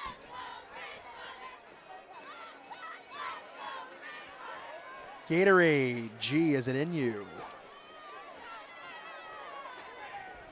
Fairfield and Marriott, the hotel that many visiting teams stay at when visiting Bridgewater. P&H Travel, head on down to Disney. There's a nice little ad in the Cranberry Bowl program today for P&H Travel.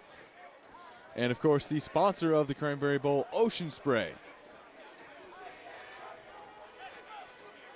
And we're back. Gelsomino still in the game. Fuller in the backfield. Jake Scott to the far side. Moynihan to the near side alongside Chris Constantine in the slot. And the fake is to Fuller. Gelsomino steps up in the pocket. Has to looking in the end zone for Adam Liddell again, and it's caught for a touchdown, Bears. Hey, and I guess I could take back what I said about not using Gelsomino that much, as he looked just as good as McCarthy did, sitting in the pocket, having very good pocket presence, didn't see what he liked, moved over, found a wide receiver open, and that is just excellent, excellent discipline so far by both Bridgewater State quarterbacks today.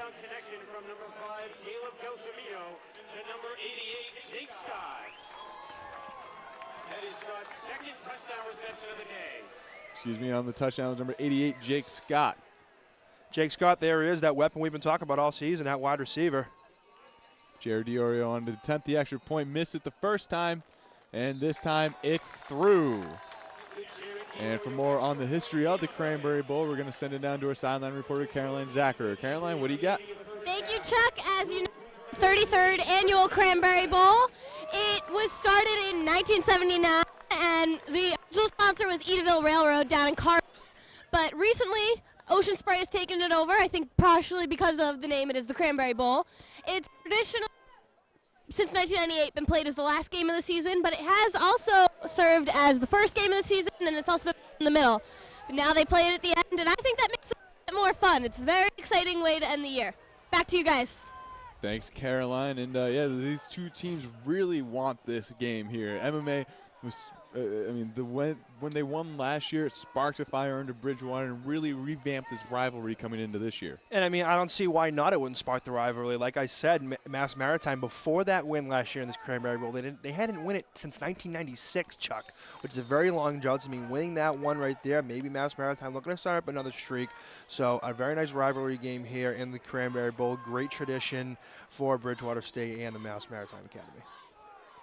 And Goodwin will kick it off, a very high kick as Riopel takes it just shy of his 30-yard line. He's got some room, though, and he's tripped up just shy of the 45-yard line where Stanton and his offense will take over. We talked about it earlier about Jake Scott being such a huge target for wide receiver. He's got very good size for a receiver. He can get up there. He's got great hands, and he can get open. And that's what you need out of a receiver like that, as he's made a couple moves on the corner in the end zone, got open, and great pocket presence for both quarterbacks so far today in Gelsomino as well as McCarthy. And that's what you love to see out of both quarterbacks if you're using them both. Bridgewater's defense trying to stop Massachusetts Maritime Academy. Stanton drops back looking for a pass to the far side of the field. Oh, just out of the outstretched arms. It looks like number 28, Chris Robbery. Just out of the reach there. And Stanton so far today, he's had some good balls, good spots, but the accuracy hasn't really been there as I thought I would see. I mean, as over 1,000 passing yards on the season. So see if you can get more accurate down the stretch here. He has the wind at his back. You got to think Massachusetts Maritime looking to go downfield. Wind has died down a bit, but it's been pretty gusty here at Bridgewater. And the handoff is to Ropel. And he gets a good 2 yards. It's going to be Matt White on the carry. And we'll bring up a third down, about 8 here. Another third down, considerable yardage here for MMA. Not what they wanted. The run probably hasn't been there so far for MMA today. And I think if they do get that running game going, that'll spark, much better drives for this MMA team.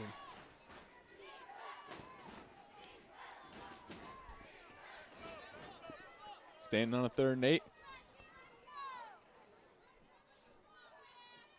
Drops back to pass, looking over the middle, and he has Eamon there, and Eamon breaks a tackle, and he has room to run, breaks another tackle over the 30-yard line into Bridgewater territory. Brian Smith finally with the tackle, and that's what happens when you hit a big 6'4" receiver over the middle. I got a couple words for you, that guy. That's Eamon Dreamin', I'll tell you right there, for the Eamon family. Jonathan Eamon got great size for a wide receiver right there, right over the middle. Great pass by Stanton, put it right on the money, and that's what's going to spark these MMA drives, is the quarterback finding the open receivers and maybe getting that run going, as they only are averaging 3 yards a rush so far in the rushing game. Stanton back in the gun again. Matt White comes in motion. Eamon to the far side. And it's going to be another swing pass. And it's caught after a tip, but right there for the tackle is the freshman Dylan Huber Parker.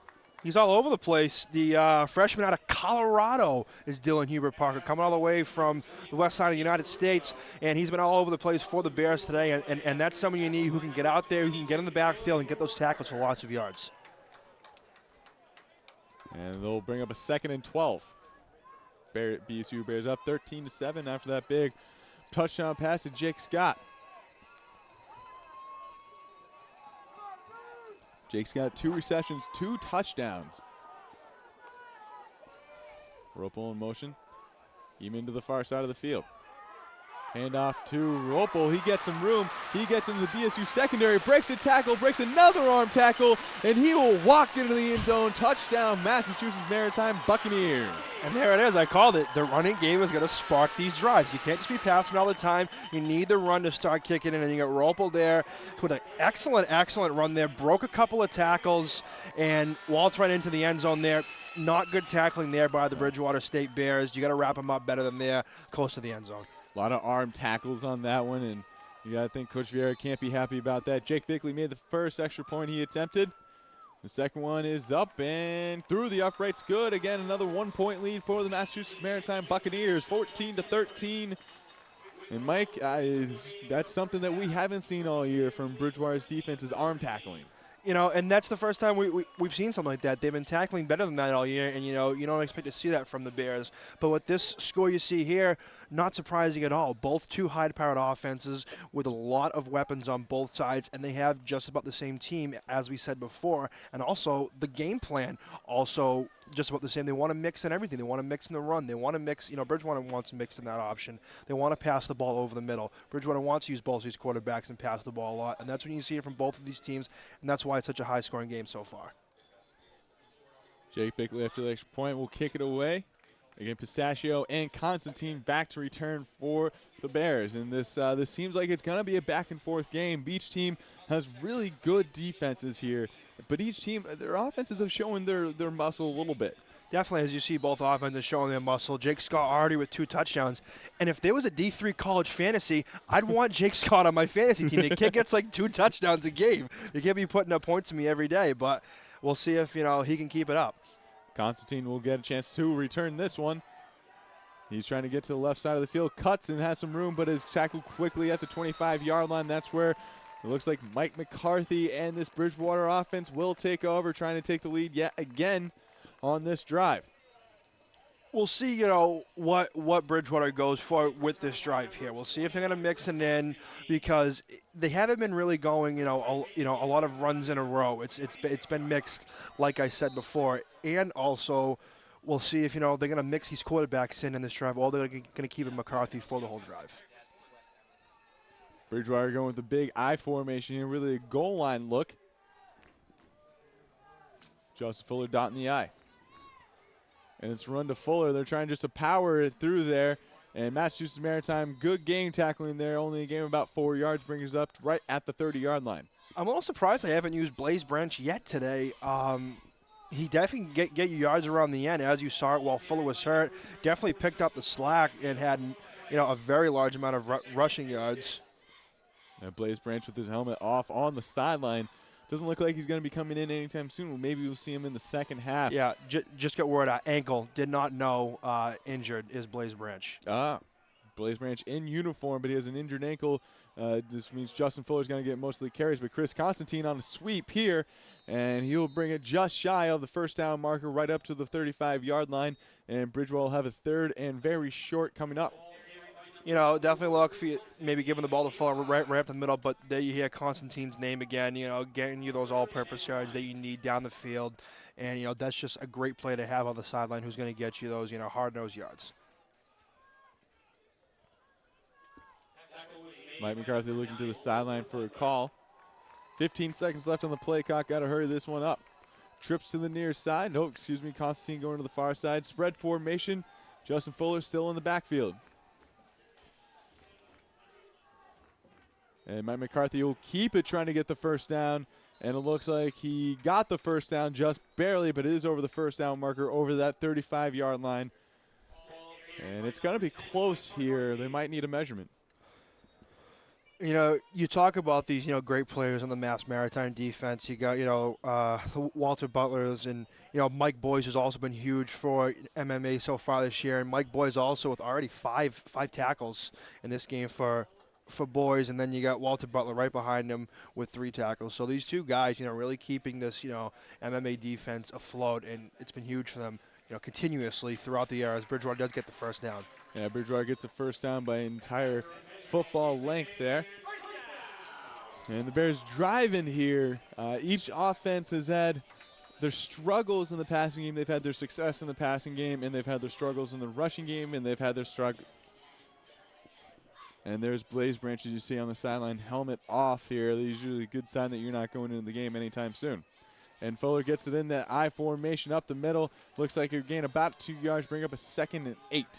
Even though Fuller's that hard-nosed back who, really runs the ball up the middle a lot, him running the ball up the middle a lot so far today hasn't really worked out that well as the MMA, D-line clogging up a lot in there, not allowing any holes for anyone to get through and, break a big tackle. So, maybe look for more, runs around the side with either Constantine or Fuller. Split backs in the backfield with Fuller and Constantine. It's going to be an option here, and Mike McCarthy keeps it, and looks like he fooled Walter Butler. Walter Butler went straight for Constantine, and Mike McCarthy kept it on the fake pitch, and will bring up a 3rd down and a manageable 5 here. We talked about Butler earlier in the game, but I'm going to talk about it again because I was reading up on him on the MMA site. And I mean, this kid's just your All-American Academy player. It just talks about him, waking up with the crack of dawn, for room inspection. And he sometimes even wakes up earlier than that, to go to the weight room. So there's a very dedicated player on the Mass Maritime squad. 3rd and 5 for McCarthy and the Bears. Mike McCarthy back to pass, looking for Jake Scott on a screen. Jake Scott's got room, cuts it back towards the middle, looking for a block, spins off, cuts back again towards the middle, and is tackled. Whew, that was a big run there and catch by Jake Scott, tackled there by Michael Sylvia. The kid's got moves, Chuck, and that shows why, he did play on a Division I team, in UMass Amherst. He's a ball player, and he's a very good wide receiver. As you saw, very great crisp moves there, to break tackles, great catch, and, great receiving by Scott. Mike McCarthy in a quick huddle offense here. Gets it, hands it up the middle to Justin Fuller. Justin Fuller finds some room. Little 3-yard gain there, or 2-yard gain, bring up 2nd and 8. Yeah, and then also that last first down was the 8th first down of the game for Bridgewater State, so converting a lot so far today, which is huge, to continuously get those first downs and march down the field as they have been doing. Yeah, if you're looking at the overall stats in the season, Bridgewater very good at matriculating the ball down the field. It seems as though Massachusetts Maritime is a quick hit team, not like their opponents are out first downing them, I guess is the way to put it. Mike McCarthy in the shotgun. And he keeps the ball on a fake handoff to Fuller and gets tackled immediately in the backfield. And on that tackle was number 45. Number 45, George Soha. MMA sniffing that option right out. Haven't used the option per se too much so far today with those fakes, but MMA knows it's there. They know Bridgewater has the option quarterback McCarthy coming out of Martha's Vineyard, which was an option-styled offense in high school.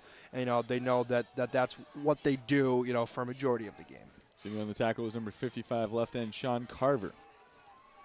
McCarthy in the backfield, trips to the far side, Monahan to the near side. McCarthy dropping back to pass, looking downfield, and had Monahan throw a little bit low, though had to get it low there as number 7, Eddie Ramos, was on the coverage. And again, Bridgewater will have to punt inside of Massachusetts Maritime Academy territory. A little bit too low of a pass there from McCarthy. That'll put him at 3 for 6 so far on the day. 34 yards passing so far with that TD. Get Gelsomino with 22 yards passing. So, decent passing yards for both of these quarterbacks. That one just a little bit too low there for him to get a hold of it. Michael Pettis back to punt. Looks like Gustafson back to return yet again. Got to get this one away. Last time they were punting inside Massachusetts Maritime. Got it down at the 1. And it looks like Bridgewater, and there's a fumble! And Bridgewater trying to recover in the end zone. It's rumbling and stumbling. Bridgewater, there's a lot of Bridgewater players, really only one Massachusetts Maritime player. Gustafson with a terrible decision there to try and pick that up. Do not know why he tried to touch that ball there so close to the end zone. This is definitely going to result in a TD if he... And it's going to be a safety on Massachusetts Maritime. Massachusetts Maritime recovered it in the end zone because they touched it outside of the end zone, goes into the end zone, and that's going to be a safety, and it looks like someone is down for Mass Maritime on that. And that's Eddie Ramos, who had that big pass breakup on that last play from scrimmage for Bridgewater. Now, Ramos looks to be very hurt down on the ground over there. He wasn't the one, I'm not exactly sure, he wasn't the one who caught that. He was the one. He made the mistake. Gustafson was the one who picked it up and was stripped, went into the end zone, and Ramos was the one who recovered it. You know, and that's just sad to see of a great defensive play there by Ramos. Hopefully, you know, he's going to be okay. But sometimes things get ugly at the bottom of those piles down there. And going back to that play, when you're so close to the goal line like that, let it go. You really can't touch the ball. I mean, let it go. Yeah, you're going to be pinned back very close, but still, you can't take that chance as he just did. And, and that's what happens. Yeah, it looks like they're working on his left leg there. Yeah, I mean, it looks like, that can be anything really. Jumps on the ball, and then you have the entire BSU defense jump on you. I mean, that's got to make Gustafson feel extra worse. And you have a safety in the end zone. You fumbled it. And then your player that tried to cover up your mistake gets hurt in the process. Yeah, it was about 10 BSU plays and then only 2 MMA plays trying to get a hold of that ball in the end zone over there. So things got ugly, and he's still not up, so doesn't look it's going to look out good for Ramos right now. And Chuck Tanu is talking to the referees here. He wants the safety. Referees are talking, maybe take the safety off the board. To me, that's got to be a safety. It was That's what the call was coming off the field. Yeah, but they're talking to Bridgewater, and Bridgewater doesn't look like they're happy.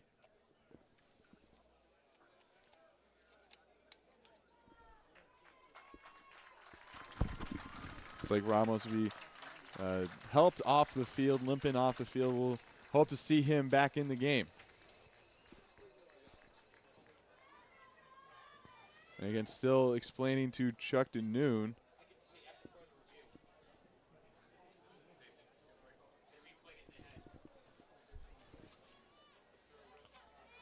Well, Massachusetts Maritime's offense is coming on the field. It looks like they're switching the call and giving them the touchback.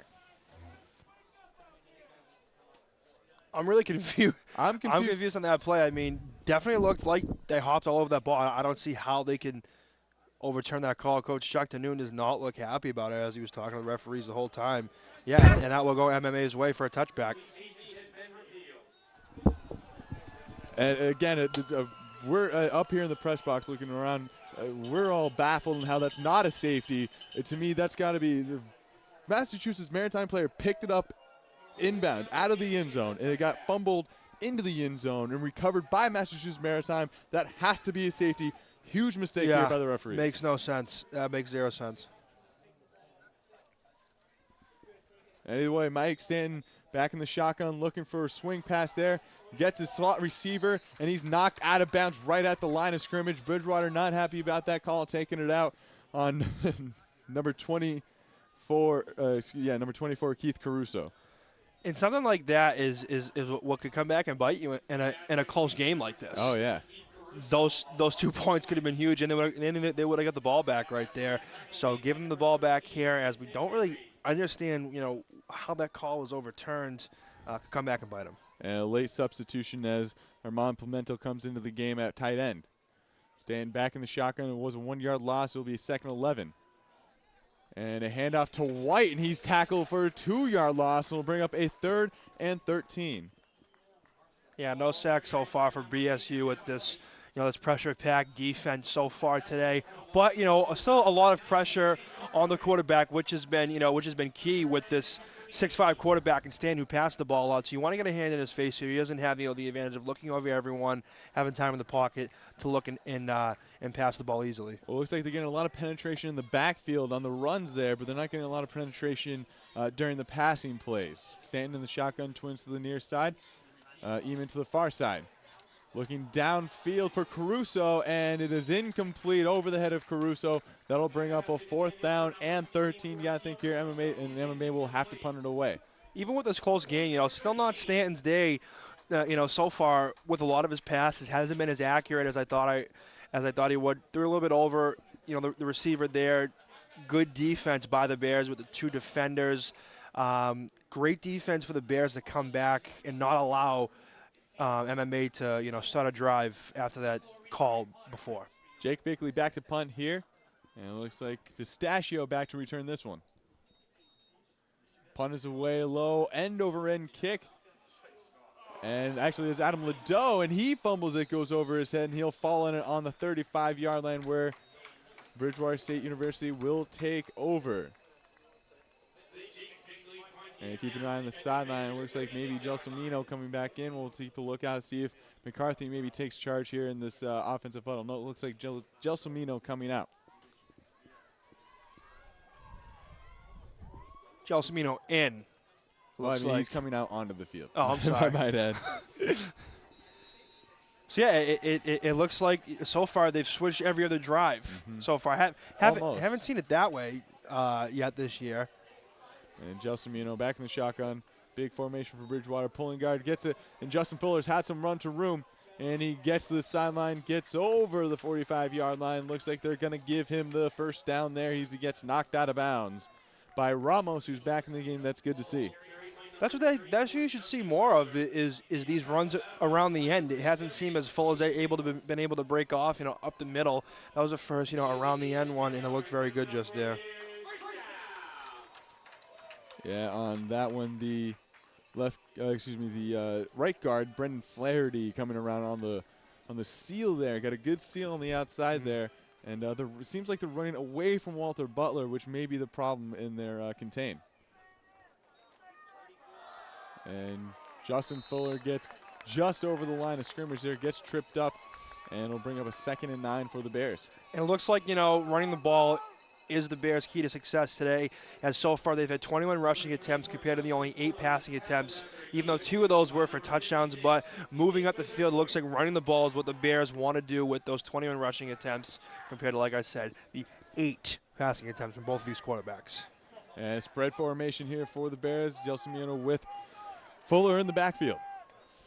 Drops back to pass, has Butler coming on him. Jake Scott gets it, looking for something, goes backwards a little bit too far, gets back to the original line of scrimmage, and it looks like they give him a yard gain here, bringing up a 3rd and 7. 3rd and 7. Look for a pass here. Look for a couple of receivers in the slot here. Wouldn't be surprised if he's looking for Scott again. Great hands, tall leg, like we said earlier. Also Constantine, who has ran the ball a couple times. Haven't seen him catch any passes yet, but don't be surprised to see either of them coming up. Maybe even screen, something across the middle. Yeah, that middle seems to be open for both teams here.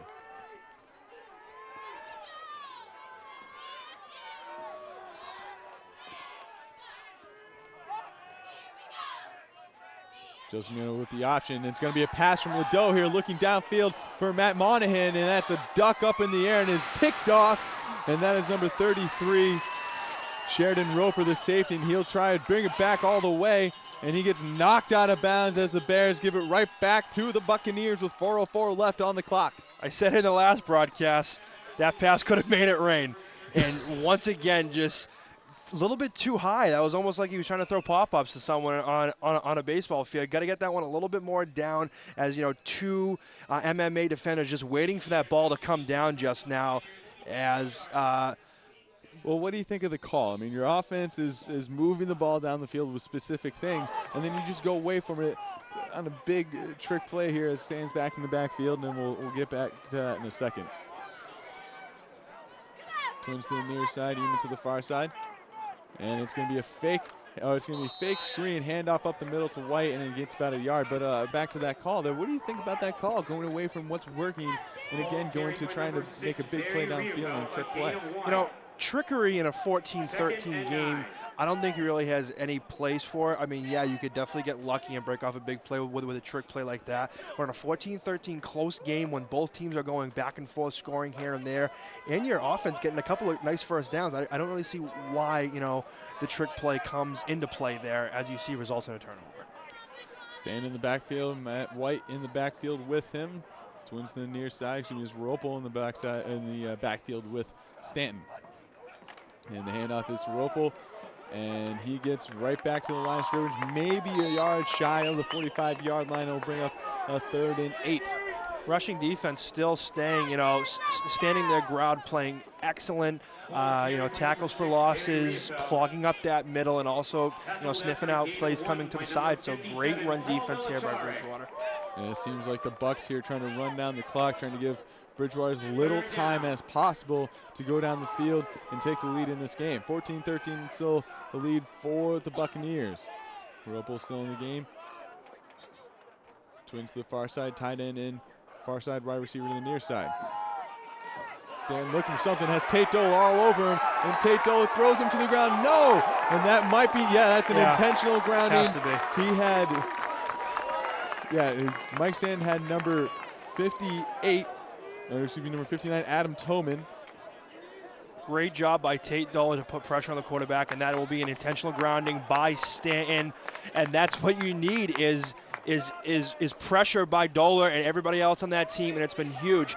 Now, a lot of the third downs for MMA have been third and long, and to show you the first down stats, Bridgewater has converted 8 first downs compared to MMA's only 4 first downs. So Bridgewater playing great on third down so far today. Yeah, Bridgewater doing a great job shutting down the pass on that one, getting the intentional ground. Didn't get the sack, but got the pressure that they needed. Now they have 2:30 left on the clock. It'll be interesting to see here if they have Gelsomino into the game or if they bring back McCarthy to bring it down on the field and try and take the lead going into halftime.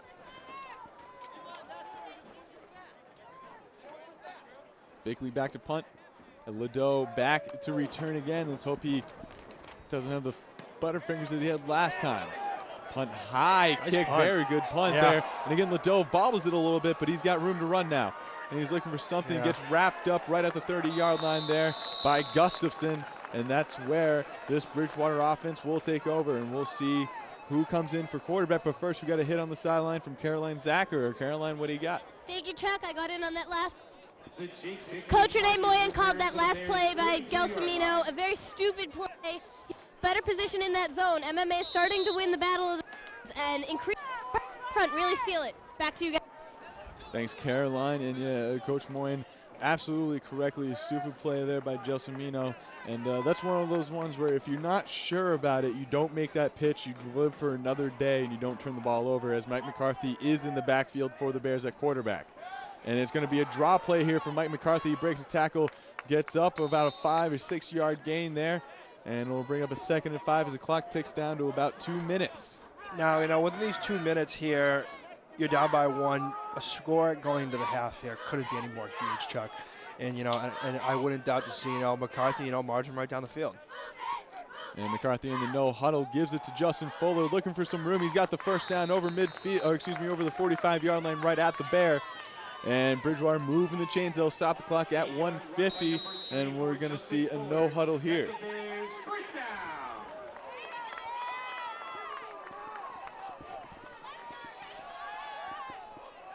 And here's a play there, throw over the middle, and it looks like Scott. It looks like Chris Constantine with the catch over the middle, and we'll bring up a 2nd and 2, 1:28 left on the clock. Bridgewater moving the ball downfield. We'll see if they can get in the end zone or get a field goal try here before half. And again, McCarthy with the draw, and it looks like it's going to be a false start on Bridgewater. Not everyone was set. Even though they got the penalty there, the no huddle looked pretty smooth the past 2 plays before that. McCarthy jumped in the gun a little bit, not making sure everyone on his line was set. As it will be 1:18 left on the clock. They're right at the 49-yard line. Bridgewater trying to get a score here before half. McCarthy breaks the huddle. Spread formation. Constantine and looks like Adam Ledoux to the far side. Jake Scott to the near side. Mike McCarthy looking back. He's got pressure, looking downfield. Has Nick Pistachio with it. Nick Pistachio breaks a tackle. He's going downfield, breaks another tackle at the 20-yard line, cuts in the middle, and Gustafson brings him down just short of the out-of-bounds mark, just short of the 10-yard line. Bridgewater's motoring now.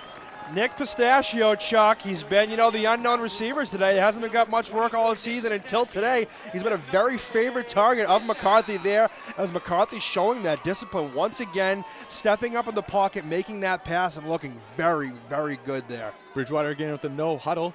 Fuller in the backfield. And it's going to be a pitch to Fuller. Fuller has the end there, cuts into the middle, breaks a tackle, gets down to the 1 yard line. And that's got to be down. The ground caused the fumble. He's down right at the 1 yard line.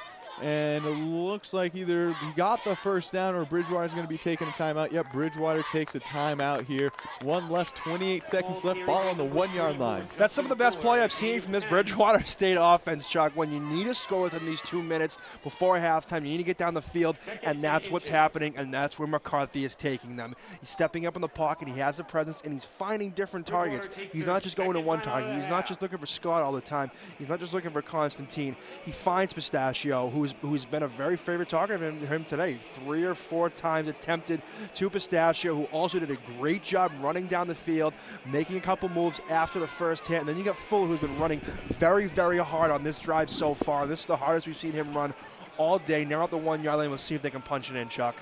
Yeah, you got to think they now have, it's 2nd and 1. They can get, it looks like the first down just shy of the goal line, so they can get another set of downs, but you got to think they're going to punch it in really quick here. Yeah.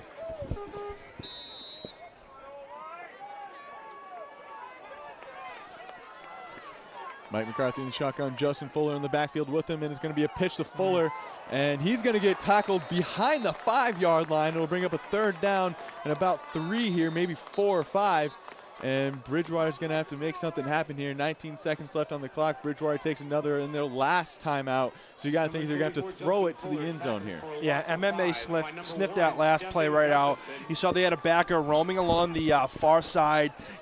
Was roaming, watching Fuller the whole time, basically a spy over there, and sits it right out with a great tackle for a loss of yards. So definitely going to have to pass this one from the shotgun here from McCarthy. Yeah, and you got to think, not a very, I mean, I kind of get where they're going with that, but it wasn't the sweep that we'd seen that got Fuller down to the 1 yard line. That was an option pitch that's much easier to read coming from Bridgewater from MMA. To tell you the truth, it was kind of a last second decision from McCarthy to pitch it there from Fuller. Probably not the right decision. Maybe if he, maybe a little fake there and run it right up the middle, he would have got more yards, better than the loss of yards, at least from McCarthy. And Coach Moyen, Renee Moyen, always has that mantra to his offense: always get positive yardage. If you're always getting positive yardage, you're always moving in the right direction. And I think Mass Maritime has now taken their timeout, wanted to see the formation that Bridgewater was going to come out in. Now with 19 seconds left, obviously if they don't convert on this play here, they're going to have to kick the field goal. But even though they're not going to get the touchdown, Chuck, I'll take the field goal. Going in with the lead at half, the way this game has gone, I'll definitely take it. But if this game continues to, to stay close, that safety call we don't know anything about could come back to bite them. And also, you don't think about it, the score is 13-14 right now. That missed extra point could come back and bite them, later on in the game. So a lot of little things that could cost you on both sides of the field. So we'll see what happens there. That one could come in to kill him here in the latter stages of the game. Those 2 points could end up being big. Bridgewater, 19 seconds on the clock. Yeah, I think Mike McCarthy, Coach Noon tells him, if we're passing it and there's no one open, throw it out the back of the end zone. We'll kick the field goal here. Mike McCarthy in the shotgun, Pistachio and Jake Scott to the near side, and it's going to be a fade to Jake Scott. He's going to go up, and it's going to be knocked out of bounds. Good defense there. But we have a flag on the play here, and it looks like didn't necessarily look like number 42, Kevin Stanton, freshman linebacker. It didn't look like he just threw his hands up, didn't turn his head to find the ball. That's exactly what I was just going to say, Chuck. You called it right in the spot. Yeah, pass interference on MMA there. Had his hands up. His head was to the his back of his head was to the quarterback. And the correct call for those of you at home there, that wouldn't have been pass interference if he did look back at the ball. But since he didn't, since his face was at Jake Scott and his back was to the quarterback, that's when you get that pass interference call. Yeah, the definition is you can't play the player, have to play the ball. He played the player there. Pass interference. Jake Scott almost took it. Yeah, almost still very brought nice it down play there. by Scott. But otherwise, new set of downs for Bridgewater. Half the distance to the goal. See what they do here. Big I formation here. Gives it to Justin Fuller, and he walks into the end zone. Touchdown Bears. And that'll make it a 19-14 game. 11 seconds left on the clock here in the first half. Justin Fuller with a big touchdown, his 7th of the year. And now Bridgewater has some decisions to make. It looks like they are. I think over 2.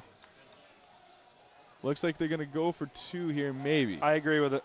I like no, it. I like Huber the call. Parker's in doing the huddle. It looks like they are going to try and kick the extra point here, okay. saving that 2-point conversion maybe for later stages of the game. Get the points now, worry about that later, Chuck DeNoon saying. Diorio on the kick, Huber Parker holding. Kick is up, and the kick is good. It is a 20-14 lead here for the Bears. A great back-and-forth battle here in the 33rd Annual Cranberry Bowl. We've seen some exciting ones. I think the most exciting one that we've had in the series was probably in 08 with Chris Joyce catching a big touchdown pass from Stevie Clark in the back of the end zone to win it at Mass Maritime in 08. This one coming out to be a good game so far. That penalty right there couldn't have been any worse for MMA. If that penalty hadn't have happened there, that would have been, Bridgewater would have just kicked a field goal. But now, considering as they had that, they now scored the touchdown, are now up by a bigger margin going into halftime. And I'll say it again, I did say at the beginning of the game, I'm surprised about all these penalties that MMA has been committing so far today. Yeah, usually a very disciplined team. Usually these military schools are very disciplined. I mean, obviously you see the regiments that they have. When we saw Navy playing Notre Dame a week ago, you saw the regiments that they had some of their players going through. These Massachusetts Maritime players that were very much so the same regiments that you see at their school. As Matt Goodwin on to kick, it looks like actually Jake Diorio on to kick off now, relieving Goodwin of his duty. Low line drive kick, and it's go past Riopel, and Riopel's got to just take it now, and he's got some room though, and he's going to break some tackles, and this is not going to be good for Bridgewater. Diorio gets blocked, the last person to beat, and Riopel's tackled just shy of the 30-yard line, and that takes all the time off the clock. Bridgewater almost giving back the lead on the kickoff. As the clock says 0, 20-14, and the teams, Massachusetts Maritime saying that they should have a little bit more time.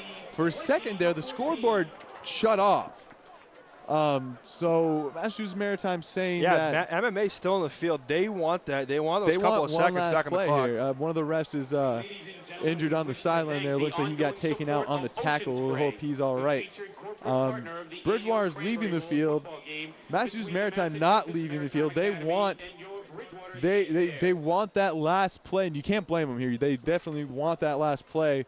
And they might kick a fit. They probably, if they do get it, they'll kick a fit. Oh no, they're going now. Field. Yeah, all right. So score at the half, 20-14 Bears, in a great back and forth one. Massachusetts Maritime almost bringing back the lead just before half on that last kickoff. Mike, your thoughts about that first half? That first half was back and forth by both teams. I thought the passing was very good for both quarterbacks for the most part for what they passed. Both rushing defense played very well. So evenly matched both ways, Chuck. I really can't go one way with either team. Even though Bridgewater does have the lead, I thought MMA had a very good half. Yeah, the score at the half, 20-14. Both quarterbacks playing decently. A couple of picks.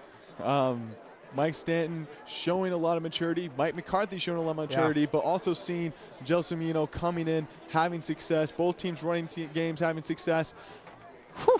This is a good one, folks. A barn burner here at Bridgewater State University. The first one this new renovated Swenson Field has seen at the Cranberry Bowl. But we'll take you into half.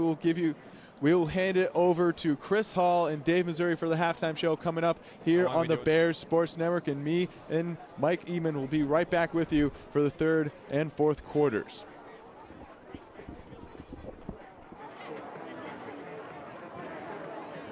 Good afternoon, everybody, and welcome to Swenson Field here on the campus of Bridgewater State University for the halftime show. I'm Chris Hall, joined by my broadcast partner, Dave Missouri, for a very, very weird first half, to say the least. I think the Bears really didn't capitalize off any Mass Maritime mistakes, but they have had a very successful first half. They are leading 20-14 right now. Missed that extra point on the first possession of the game, which could be huge for them, all right? So what did you see in the first half that kind of caught your eye a little bit? Definitely Mike McCarthy. Mike McCarthy came out. The first 2 plays of the game were 2 sneaks by Mike McCarthy. The third play of the game was a touchdown pass to Jake Scott. So those 2 names definitely were the 2 names that I've been thinking about most for the Bears offense this game. Yeah, that's those 2 names, Mike McCarthy Jake Scott, 2 huge games. Jake Scott, not only 1 touchdown, but 2 touchdowns in this game. He has really been playing great today. Just like our PA announcer, another PA announcer, play-by-play announcer, Mike even said, I want him on my Division III fantasy football team. He's got 7 touchdowns on the year, and he's really looking real good this year. Not to mention Mike McCarthy, just really stepping up this year as a quarterback. Struggled a little bit to start the season off. Could be due to his little bit of his youth. He's only a sophomore. So really, he's really kind of taking a lot of strides to being a very good quarterback for this team. He's going to make a lot of progress. I think we're seeing that today. Caleb Gelsomino really did have a touchdown pass today to Jake Scott, so he's also playing well. Justin Fuller already has a touchdown in this game. So really just a lot of different, really good things going on for the Bears today like we've seen. We take a look at some of the Mass Maritime stats today. They did have a touchdown from their running back Wright. They had a couple big plays going on early on in the first half. That block punt, that proved vital for them, okay? Michael Pettis had an opportunity to get a good punt off, blocked by Mass Maritime Academy. Rushed down the field, got it to Wright. He got the touchdown, and that's when they started their scoring, okay? Another big thing for the Bears, that interception by Adam Ladeau, okay? That was big. All right, didn't really translate to anything because the Mass Maritime did not score on that possession, but certainly Bears' mistakes need to be sharpened up a little bit, okay? Now, there's one thing that we've been talking about this whole entire first half that really has been hurting the Bears, and that's tackling, Dave, okay? Can you tell us a little bit about that, please? The Bears' tackling is non-existent. You have to tackle on defense. You can't arm tackle. You have to put your body in front of them. You have to face the tackler and really wrap them up. And like we saw there was a Riopel for Mass Maritime had a 35-yard or so TD run. 3 arm tackles from Bridgewater that were missed that led to that touchdown. He should have been down at the line of scrimmage, but missed 1, missed 2, missed 3 arm tackles, resulted in a touchdown, and put Mass Maritime up at that point, gave them all the momentum. And then we saw it again on right at the end of the half, that punt return. Or a kickoff, I'm sorry. That kickoff right there, arm tackle, arm tackle, arm tackle. The kicker had to be the last man back to stop that touchdown. So, we have to see better tackling from Bridgewater. And, if you have to arm tackle, you have to outstretch, wrap them up, and really, put your body into them and really take them down with you to the turf. Absolutely, dude. I think that is partially due to the absence of Eddie Jewell, who's played a huge, huge role this season. I think we have a little bit of youthful defense in there. Ryan Connolly getting the start today. He has played well in just a couple little things, just on the youthful line. Crit Barrett also is in there. So definitely the tackling is a little bit of a problem, like we've seen before, but they really do have to work on that. And that's just all part of, learning, okay? It's learning experience for the Bears today, okay? They've had a couple starters that are out, okay? They've had a couple younger guys that are coming in, all right? And that's, that's just going to happen, okay? But luckily they do have the lead, okay? They're up 6. Dave's prediction of 28-14 is really looking good. A touchdown and 2-point conversion, that's why we always have Dave as our analyst, because he knows his stuff. So we do have the live stats here for you. Let's take a quick look at these. Obviously, like we said, the Bears do lead 20-14. They have had 12 first downs compared to Mass Maritime 4. So that's huge. That's a huge margin right there.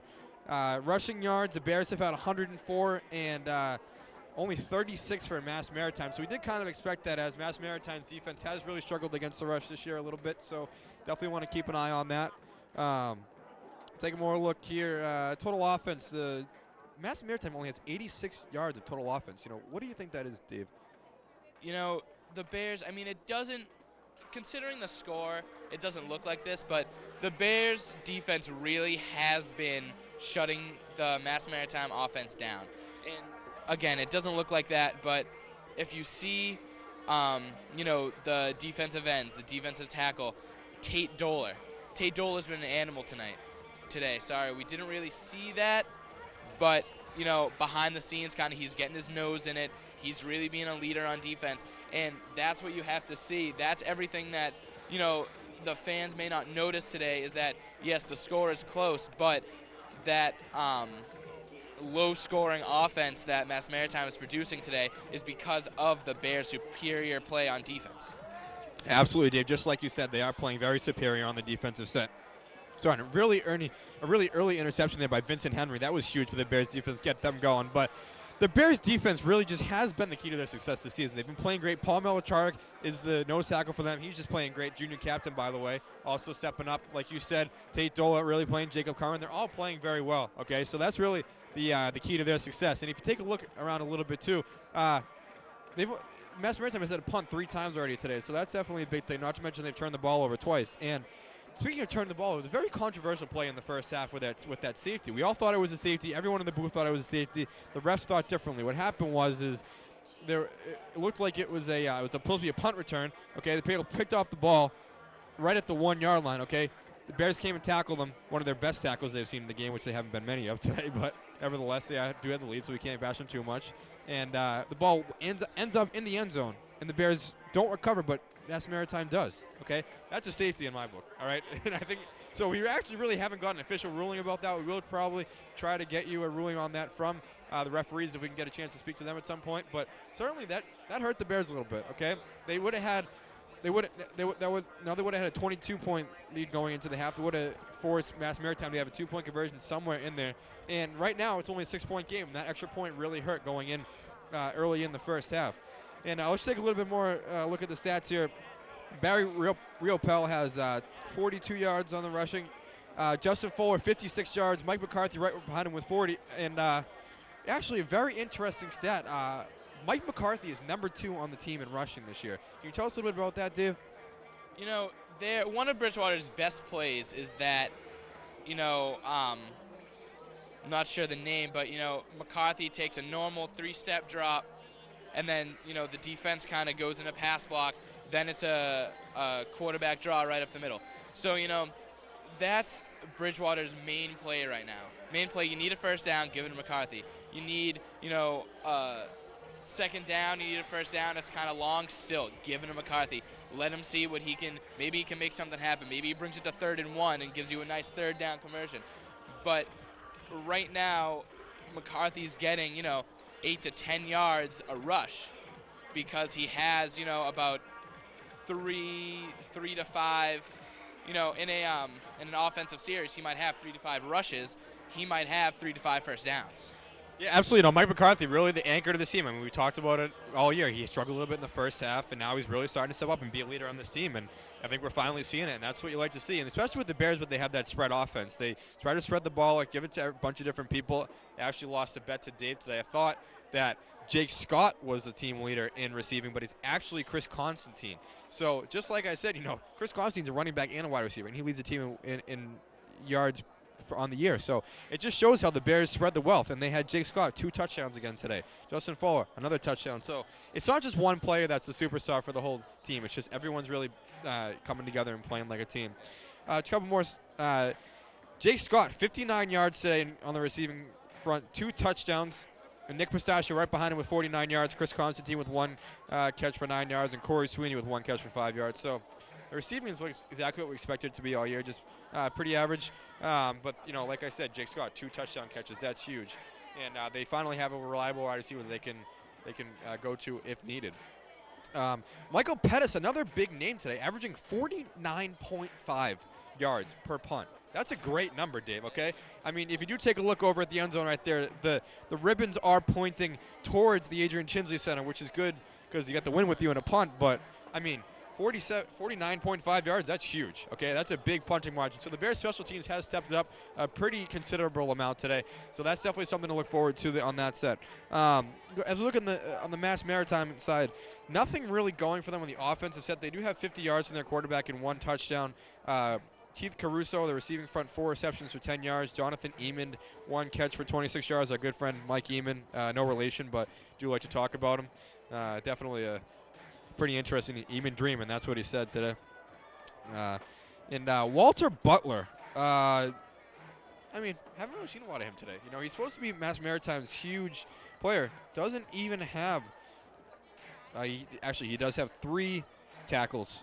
1 assistant tackle, so he has 4 total tackles on the game. Mike Boyes, 9 tackles for Mass Maritime. So his name a little bit bigger than what we expected from Walter Butler. So definitely contributes that to the Bears' offensive line. Definitely keying in on him a little bit. So, just all around the Bears are playing a pretty decent game. Do have to really focus on not turning the ball as much as possible. And what do you think the Bears need to do in the second half to keep things going here? Their offense has been good. Their offense has been good. They really, like I said before, they have to stop with the arm tackles. They have to put body into body and get a nice hit and a nice tackle to follow it. Really bring them down to the turf hard. A couple things come with that. You bring him down to the turf hard, you might get a forced fumble. Bring him down to the turf hard, he won't want to run at you again. So, there's a lot of things that come with a really good tackle. It's not just to stop the ball where it is, it's to really send a message. And right now, Bridgewater's defense isn't sending a message, and that's what they have to do come the second half. Yeah, definitely. I couldn't have said it better myself, Dave. They really have to force that. But, another thing that we have been noticing a little bit in this game is that the rushing attack from Mass Maritime is getting by that front line, the front defensive line, right, which is forcing the linebackers and the safeties to come up and make tackles, which we're not really used to seeing because the Bears' rush defense has been so great this year that, especially with that inexperience in the secondary, forcing them to come up and make tackles, it's definitely a little bit of an adjustment. So you definitely got to keep an eye on that, just like you said, Dave. And I think, what it is just the Bears limiting their turnovers, okay? Right. They had a couple turnovers in the first half, which cost them cost them one touchdown at least. And that's definitely going to be huge for them if they can prevent that from happening. I'm going to say, the Bears' biggest thing is they got to keep their offense going, okay? They got to keep that rushing attack going. Like we said, Justin Fuller already has 56 yards. Mike McCarthy has 40, and Chris Constantine was 16. So they have a total of 104 yards in the first half, which, like we've talked about all the time, when the Bears rush effectively, they win the game, and they are doing that so far in this game. They are running the ball very successfully. So I think that's going to be the biggest thing, okay? In Mass Maritime, if they want to win this game, their defense is going to step up and play better against the rush. Their offense has to get something going. Their passing is atrocious. They've only thrown for 50 yards in the first half. So what kinds of things do you think they can do better in the second half in the passing front? They have, in Walter Butler, they have one of the best defensive players in the league. And, 7 for a loss. So not even forgetting his other tackles, 17 tackles for a loss specifically. So, they really have to, get him on the outside. They have to get him on the pass rush. They have to get him on, quick draw plays up the middle. They really have to use him to play against Bridgewater's rushing attack. And, I was talking to the play-by-play announcer Chuck Scott the other day, and he was really emphasizing Walter Butler. And like you said, he's playing a good game, but he's not having the game we all expected. So I really think that Mass Maritime really has to say, Butler, you really have to step it up. You really have to start making some more tackles. Get your pass rush down, use your speed, and start getting a little more tackles for a loss, a couple more sacks, and that'll help them win this game. Absolutely. I think from the offensive side for Mass Maritime, they really have to focus on keeping the ball away from the Bears D-line, which has been so good. Paul Melachar, Jacob Curran, Tate Dole are really just playing huge for the Bears this season. So definitely don't forget, we do have a lot of social networking sites here on campus at BSU Bears on Twitter, Bridgewater State University Athletics on Facebook. Make sure you like that. Make sure you follow the Twitter because, we do have some great tweets coming out about this game.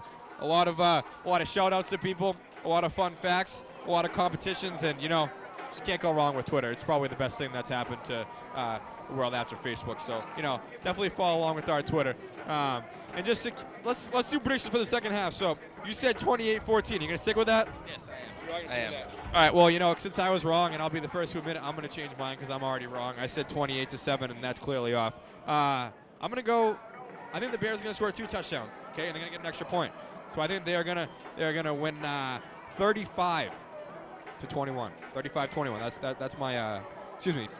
34-21. 2 touchdowns. They're gonna get an extra point on one of them. 34-21. That's my thing. So you're saying with your 28-14, Bears defense really gonna step it up, play well in the second half. All right. That's what we're gonna see. So make sure you like our Facebook page. Make sure you follow us at BSU Bears on Twitter. And for Dave Missouri, I'm Chris Hall. This is our last football broadcast of the year. We really hope you guys all enjoyed it, and we'll see you during basketball season here on the campus of Bridgewater State University. And don't forget, every day is a great day to be a Bear.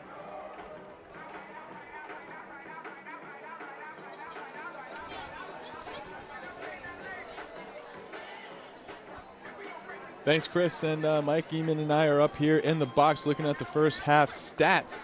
It's a pretty even game. One big thing, though, first downs, MMA only with 4 first downs. Bridgewater State University with 12. Bridgewater dominating and basically passing and rushing.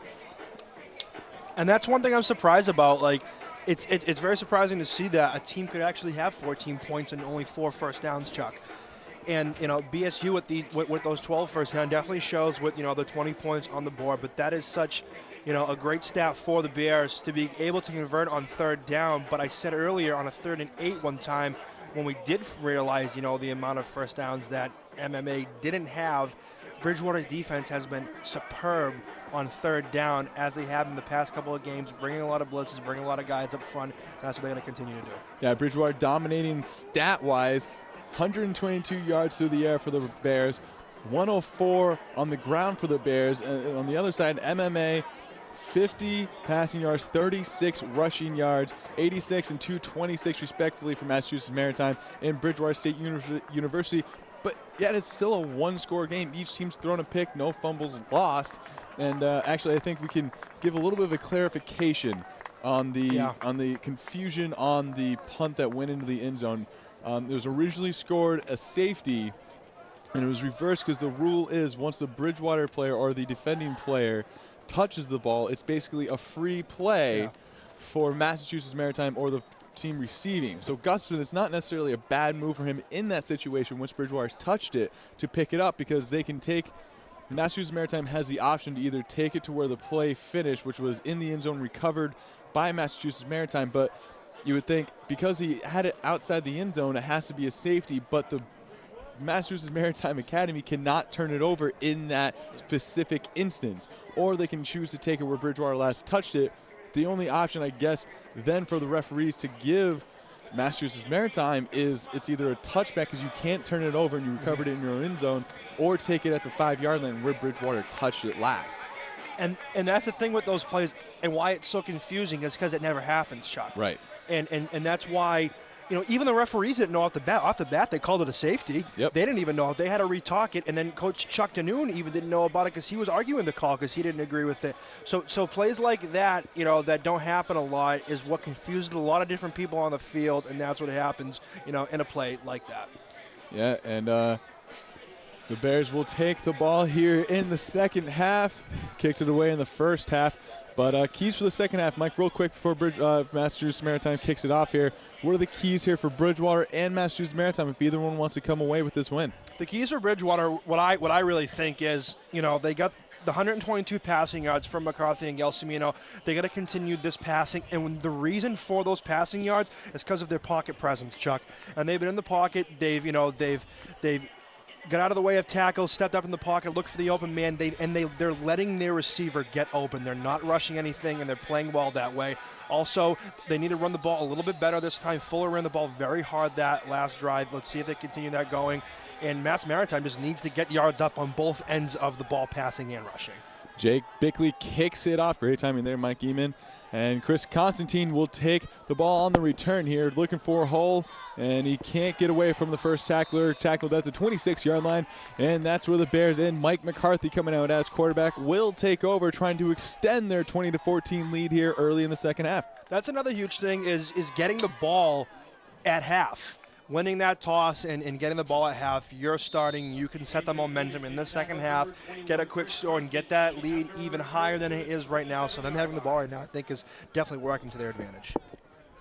Mike McCarthy in the shotgun with Justin Fuller in the background. Jake Scott to the far side. Matt Monahan to the near side with Constantine in the slot. And the handoff is to Fuller to the far side of the field. He cuts up the middle, and he gets a spin, and he gets a good gain over the 40-yard line, just shy of the 45-yard line, bringing up the first force down of the half for the Bears. Yeah, speaking of possession time, Bridgewater's got almost over more than 6 minutes of possession time throughout that first quarter, which is another really big asset, you know, to winning a ball game. You mean 6 minutes more than Mass Maritime in the first half? Maritime. What did I say? 6 minutes in the first quarter. I'm sorry. more than Mass Maritime, which is excellent.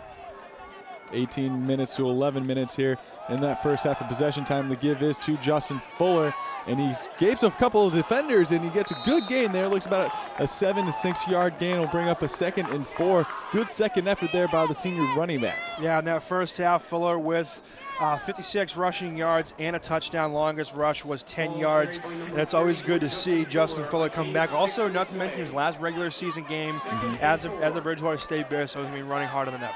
Yeah, probably his last game ever as a Bear, as the Bears have a slim chance of getting an ECAC bid, but you never know. Jake Scott to the near side of the field in the trips formation. Monahan to the far side. Fuller back in the backfield with McCarthy, who will take it on a QB draw, and he escapes a couple of defenders, gets it right at the first down marker, and we'll wait for a call here. Saw a lot of those QB draws early in the first quarter. First time he's done that in a while. Get a couple out of that draw right there. Mike McCarthy with 40 yards in the, 35 yards in the first quarter.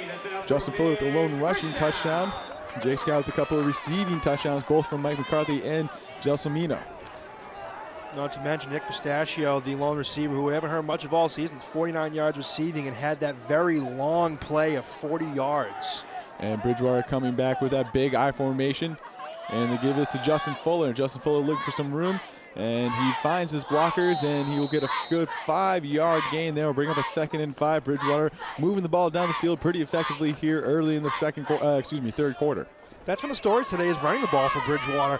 You know, early on in that first half, I got a stat. It's not what it is now, but it was 20-8, 20 rushes compared to the 8 passing attempts. So running is what they want to do in this game, and they're just going to try to pound it throughout, it looks like. And Bridgewater, you can't blame him for doing that. You got to think them running the ball so much and having such success is going to open up the passing game later here in the second half. Again, Bears back into the shotgun. Jake Scott to the near side of the field. Constantine comes in motion. It's a sweep to him. Desmaris with a good block on the outside there. And Constantine stays in bounds, bounces off a tackler, and he'll get more yards just shy of the 30-yard line. Another first down for the Bears, running the ball hard and effectively here in the second half. Yeah, very Constantine, very good at the initial contact right there, breaking a couple of tackles right there, and also a very good block by Desmaris, as you said, and that's what you need on those plays around the end. You need your guy to come off the line and make that block you need to get up the field. Yeah, sealing the corner there, important for the Bridgewater State University Bears, especially running to the side that Walter Butler is on. Bears back in the shotgun. Jake Scott to the near side. And it looks like Desmaris in the backfield for the Bears. Desmaris will get it, and he'll bowl his way into the line of scrimmage. And it looks like it'll be a minimum gain of a couple of yards. We talked a lot about Butler earlier in the game, about how great of a player he is and how good of a year he's had. But haven't heard his name much today with the lone 3 or 4 tackles.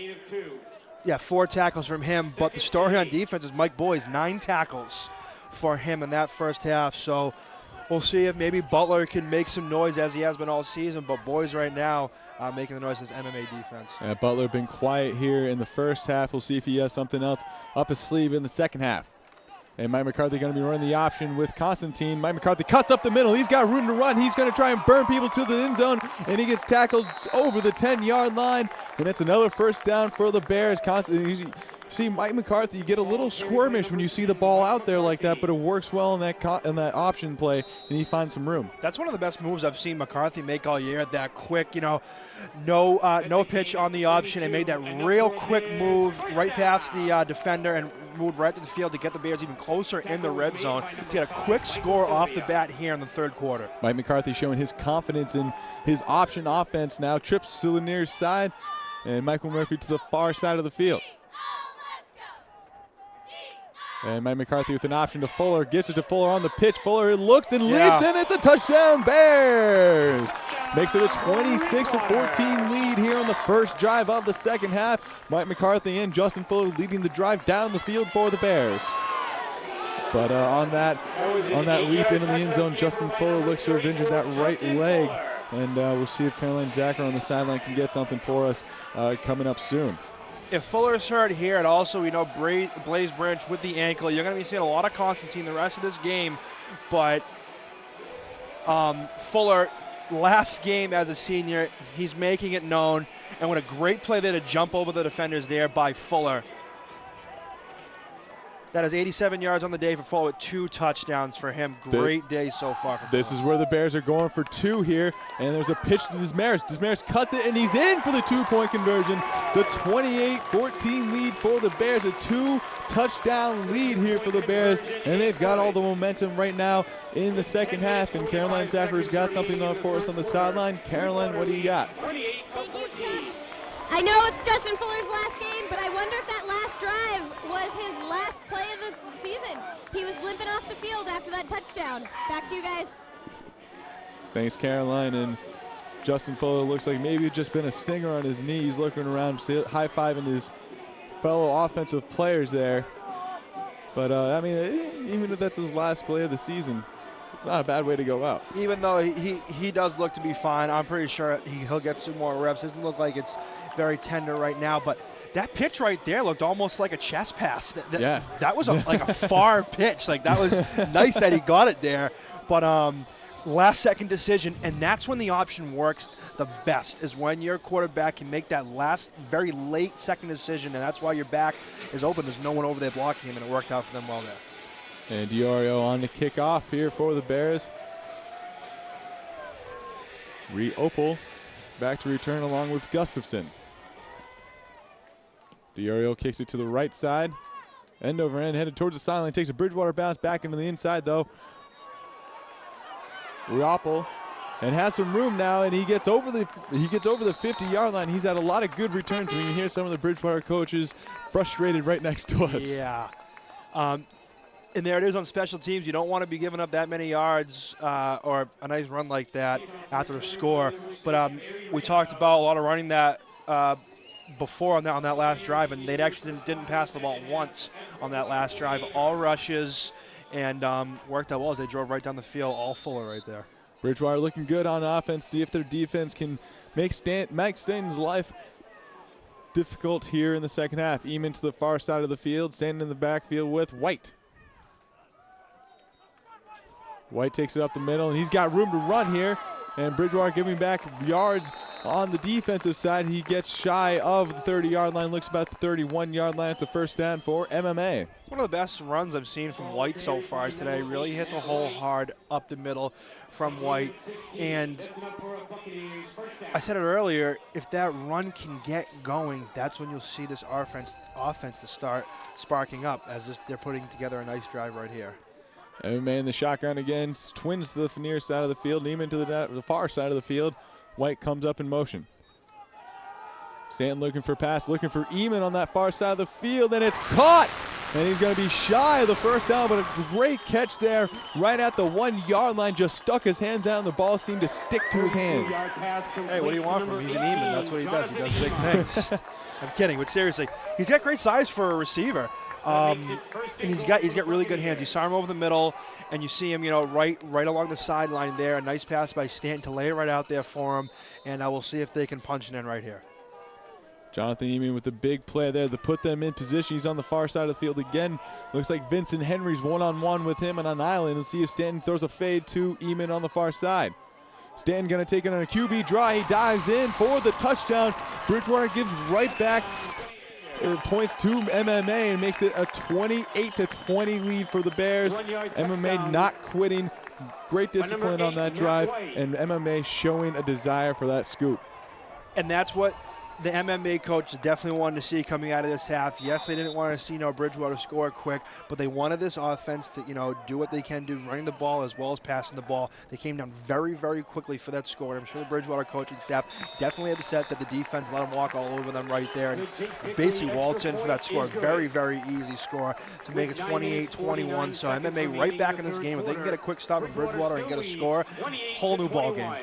And Jake Bickley puts the extra point through the uprights. It's a 28-21 lead. Again, a back-and-forth game was in the first half, has now transferred into the second half with both offenses scoring relatively easily on their first possessions. And with two good teams like this, and two high-powered offenses like this, Chuck, that's when you see games that go back and forth like this, and you can see a game change, just like that. And even though MMA didn't have those good offensive statistics in the first half, they're still a good team, and they will still not quit. and then I come after you with this offense and pass the ball and run the ball all over the place. So this Bridgewater defense needs to be ready for the rest of the game. This MMA team, is obviously, out for a win. It's the Cranberry Bowl, and the rivalry is renewed, as you said, that Chuck Danoon said in the luncheon the other day. Yeah, the Buccaneers taking advantage of a very good offensive possession and showing a lot of resiliency here in this second half. Jake Bakley on to kick. Kick is away, low line drive kick, and it will be taken by Pistachio. Pistachio looking for some room, got a hole, gets up past the 35-yard line, trying to get to the 40, and he'll be stopped shy of the 40-yard line, and that's where this Bridgewater offense will take over. Saw Gelsomino warming up on the sideline. Looks like he's going to be the quarterback for this series. We'll see if maybe Bridgewater goes to the air a little bit. A little bit surprising how easy Bridgewater moved the ball in their last possession to take out McCarthy and maybe switch things up when they don't necessarily need to. Yeah, I'm confused, with a couple of times they put Gelsomino in. Obviously, it worked out one time. He threw a very nice touchdown pass, and he's also a very good quarterback. He passed the ball very well. After a drive like just now, when they ran the ball a lot, I don't see why they would leave McCarthy in to hand it off and also pass it, because he hasn't been doing that bad so far today. Gelsomino in the backfield. Jake Scott comes in motion, and the handoff is to Fuller. Fuller gets pressured in the backfield, and he'll be taken down in the backfield. And again, number 67 for Massachusetts Maritime. Excuse me, Eddie Ramos and Walter Butler in the tackle in the backfield. And then you hear Walter Butler finally hear his name back in the game and on that tackle as they sniffed out Fuller for a loss of 1 right there from Fuller, as we see who was fine and back in the game. Gelsomino in the backfield along with Fuller. Monahan to the near side. And it's going to be a fake. Gelsomino looking for Michael Murphy down the sideline. No, tries to drop it off short to Sweeney, and it is knocked out of his hands. And that'll bring up a 3rd down and 11. Bridgewater's offense looking stagnant now with the switch here at quarterback. And this offense just doesn't look the same when Gelsomino's in there as when Mike McCarthy is in there. Mike McCarthy looks like he's taking charge. Gelsomino looks like he's just another member of the offense. Yeah, and also that last time, we know the Bridgewater coaching staff is definitely mad at the decision he made with that interception last time. Close pick right there from Gelsomino again. Gelsomino back pass. Finds Sweeney over the middle. Great catch there. Tackle made immediately by number 33, Sheldon Roper.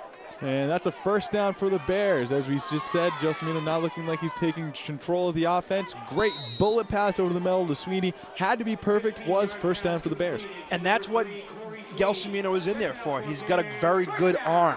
He can make those long passes and put it right in there, very accurate. Right there is exactly what they need Gelsomino in the game for. Gelsomino in the backfield with Justin Fuller. Sweeney to the near side. And it looks like Adam Ledoux to the far side. And Justin Fuller finds it. He takes it to the backside, and he brings it over the 40-yard line. They're going to say he's right at the 40-yard line. A good 7-yard gain there, bringing up a 2nd and 3. Mixing this drive, not like last drive was all rushing, but obviously Gelsomino, the passing quarterback, they're now going to mix it up a little bit. And Fuller breaking some nice runs around the ends along the sideline. Hadn't seen that in the first half. A lot of up the middle, up the gut runs. Looks like they're starting to change that a little bit around with Fuller. Gelsomino breaks a huddle. Sweeney to the far side. And Adam Ledoux to the near side. Jake Scott to the near side. And the give is to Desmarais up the middle, and he gets the 1st round, bumbling down to the 35-yard line. Bears with another 1st down, and they're moving the chains after a slow start to this drive.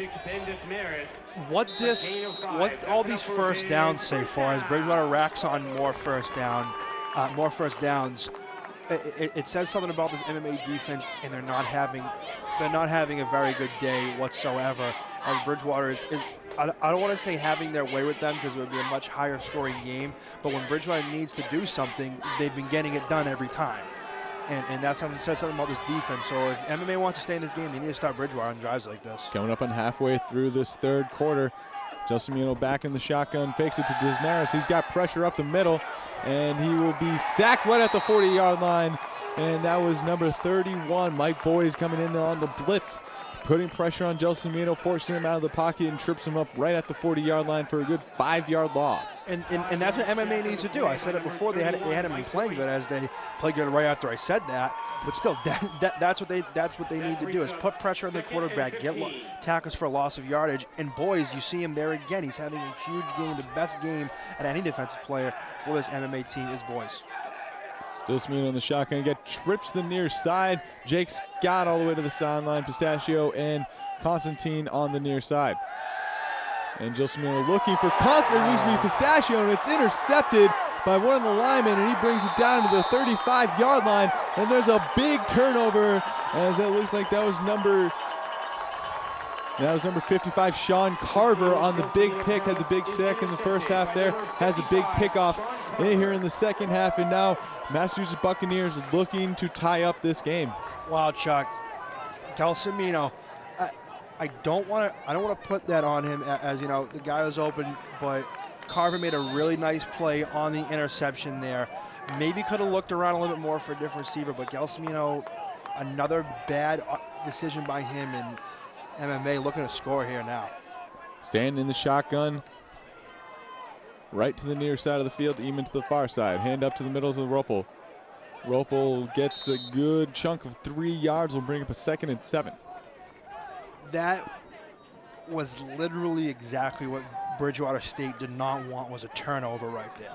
Because a turnover right there now means MMA may be in the red zone and a score to tie this game right back. Stan going with a little bit of no huddle here, right to the near side, even to the far side. Riopel in the backfield moves up. And again, give this to Riopel up the middle, and he breaks a couple tackles again, bowls over the defender, and he is inside Bridgewater's 20 into the red zone for the Buccaneers. He bowled over what looked like to be number 12.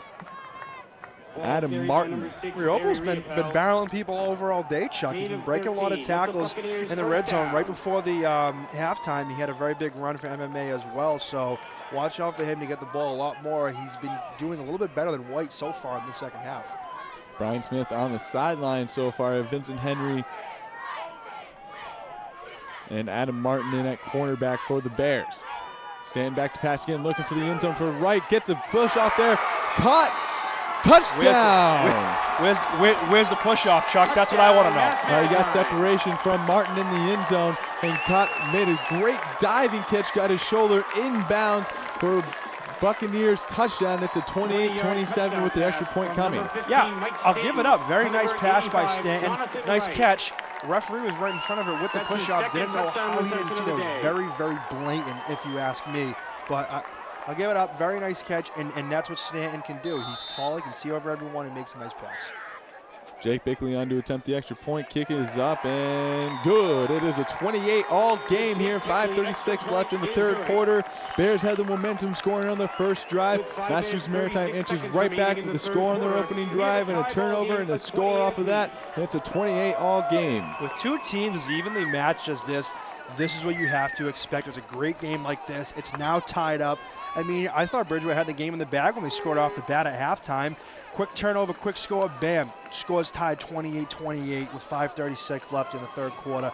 And this is where you come out and look from the Cranberry Bowl with two evenly matched teams like this. Crazy game so far. Mike Stanton is now 9 of 14, 2 TDs since that first opening drive interception. He tried to go deep downfield.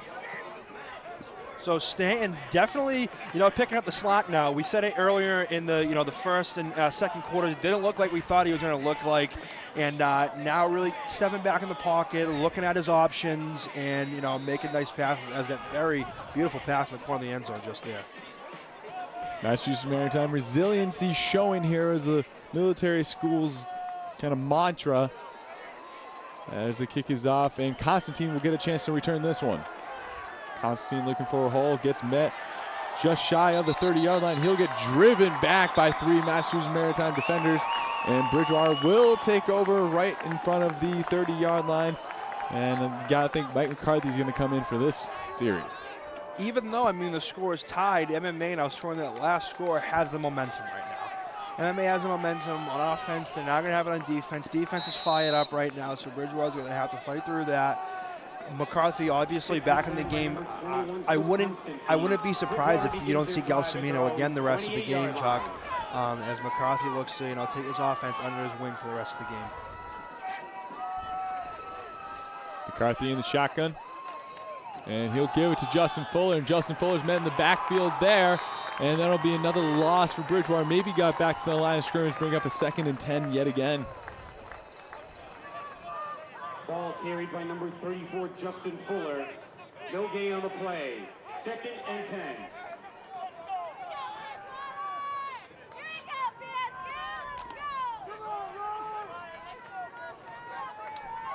Mike McCarthy breaks the huddle, brings his team to the line. Constantine to the near side. Jake Scott to the far side. And Mike McCarthy will keep it, and he'll break a tackle. He's got some room to run. He's got the sideline. Ramos hits him out of bounds along with Walter Butler in on the tackle, and it's a first down for Mike McCarthy there, and it's the first one we've seen him keep in the second half, and gets that corner after a broken tackle in the backfield. That misdirection there by Constantine on the option has been working out tremendously throughout this game, and he's gotten significant yards each time that he's done that. So expect to see that, and also expect to see them pass the ball a little bit here, as they've ran the ball a bit the past 10 plays. And the give is to Fuller up the middle. He gets about 5 yards, maybe 4. We'll bring up a 2nd and 6 or 5. Ball carried by number 34, Justin Fuller. Gain of 5 on the play. Bridgewater State only giving up 20-plus points. Only gave up 28 points once this year to Framingham State, at Framingham State, and only another 23-point matchup against Worcester State. So really only the 3rd time on this Bridgewater State defense that a team has been able to break the 20-point barrier.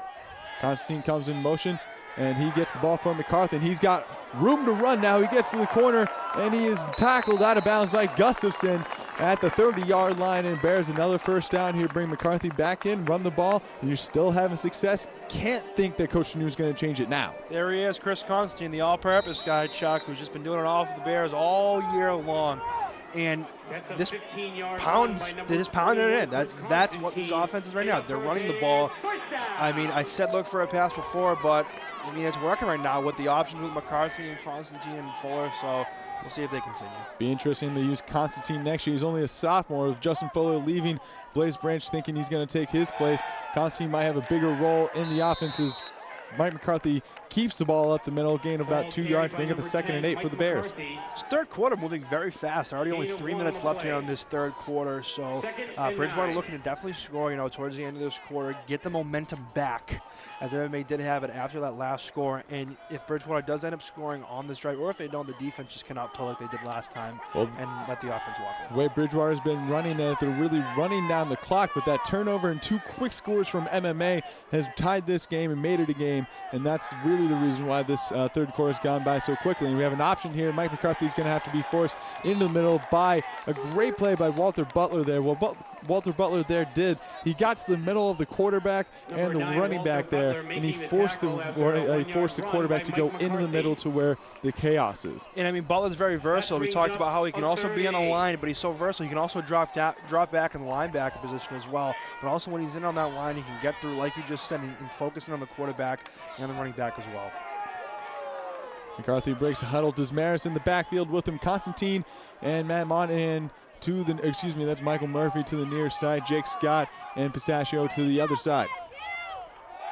Mike McCarthy looking for Scott on the far side, has him, makes a move, and he's making moves all over the place, and he makes another tackle, and he's shy of the 10-yard line, right about the 12-yard line, and Jake Scott brings another first down for the Bears. Very impressive again by Scott. Just the moves after the catch has been very, very impressive.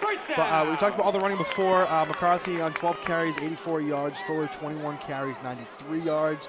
Total of 226 rushing yards on 42 carries for the Bridgewater State Bears. So that is the bulk of their offense. But also, when they need to pass, they get it done like they did just now. Yeah, Bridgewater leading all offensive categories except points, tied at 28 apiece. And the give is to Justin Fuller up the middle, and he gets nowhere, loss of about a yard. Bring up a 2nd and 11 coming down on 1 minute to play here in the third quarter. Going to injure an MMA player down in the middle of the field over there. Not sure what number, but he is down. There'll be a stoppage right there. But with that last play right there, with a little bit of a curl from Scott, I wouldn't see why they wouldn't use it a little bit more on this drive, as it seems like MMA is starting to focus in on this run up the middle from Fuller and McCarthy. So a lot more of those curls, or maybe even across the middle from Scott, or even Constantine, who's also a threat receiving as well. When planning to attend a future Bears Yeah, I game, think they're having why not success make on it both an facets of the overnight game, by booking especially your with McCarthy. And accommodations at the Gelsomino has Fairfield been Inn by effective Marriott. at times, but he's been Located extremely a short ineffective drive down at Route other 18 times, at the especially throughout Middleborough this year. We've Call seen 508 Bridgewater's 946 offensive play call 4000. move more towards giving McCarthy more opportunities than Gelsomino. And McCarthy's just shown the maturity level has just exponentially grown all year. Yeah. And that's another thing out of McCarthy. It's not like he's a junior or a senior. He still has years to improve, and that's what you want to see out of a young quarterback like that, to show the pocket presence, to be able to make the right move in the pocket, not make the wrong pass, which he's been doing. But it's also good to get him as many reps in as possible. And the Massachusetts Maritime Academy trainer still working on the player down. And that is the left linebacker, Nick Mazurkiewicz, the junior, who he kind of takes third fiddle to Boys and Butler. Yeah, but I think he also has more tackles maybe than one of them too. But Mazurkiewicz will make his way off the field. Looks to be fine, maybe just a little shaken up around the leg area. And McCarthy and the Bears will take over. Spread formation here for the Bears. Justin Fuller in the backfield with McCarthy. Constantine comes in motion. And it's going to be a reverse. And they give it to Jake Scott on the reverse. He's got the corner. He'll stop. No, it's Adam Liddell with the carry. No, excuse me, it is Jake Scott. Sorry, these numbers are a little bit hard to read. And he had the corner. But then stopped. Yeah, should have kept going there, Chuck. I got to agree with you there. Should have kept going. He would have had a much bigger gain. It'll bring up a third down and about 6. Rough play there. I like the reverse call. It looked open for a while. Nice hustle by MMA there. But if he just kept going a little bit more, would have got a couple of extra yards. Probably wouldn't have scored. But might have gotten the first down there. Yeah. Bears can still get a first down. They're inside the 10-yard line, right at the 9. Can get a first down to get it inside the 3-yard line. And Mike McCarthy and Justin Fuller in the backfield have 2 tight end sets with Constantine and Michael Murphy to the far side. Looking for Constantine, who gets it. He breaks the tackle. He's in for the touchdown. Bears score again. Touchdown. And the Bears, again, matriculate the ball downfield, take a lot of time off the clock. 34-28 lead, extra point coming. Couldn't have been a better play there by Constantine. Caught the ball, regained control of himself, shook a tackle, and there's a touchdown by Constantine. I said it once, I'll say it again. He does it all for the Bears. That was such a huge touchdown for the Bears after MMA came down and tied the game up. Now Bridgewater has the lead. True all-purpose player for the Bears. He returns kicks. He catches the ball. He runs the ball. Excited to see him develop, as he's only a sophomore there this year. A very young core here for this Bridgewater State University team. And the kick is up from Diorio, and the kick is good. There's a 35-28 lead for the Bears. Back and forth game coming here. Mike, your thoughts on that drive? Great drive by Bridgewater State as they mixed in a lot of different weapons. They ran the ball with Fuller. They used the option with McCarthy. They used Constantine in a couple of plays. Then you had Jake Scott with a couple of real nice plays, and that's what and that's when Bridgewater scores the easiest, is when they used everything. And they mixed it really well there. But also not to mention Mike Boyes from MMA had a couple of tackles there. Also had, he now has 10 tackles on the day, and that will be his 9th career double-digit tackle performance, which is pretty impressive for Boyes on the MMA squad, but also Bridgewater with a nice score there. We'll see if they can continue with a nice defense besides the defense from last time.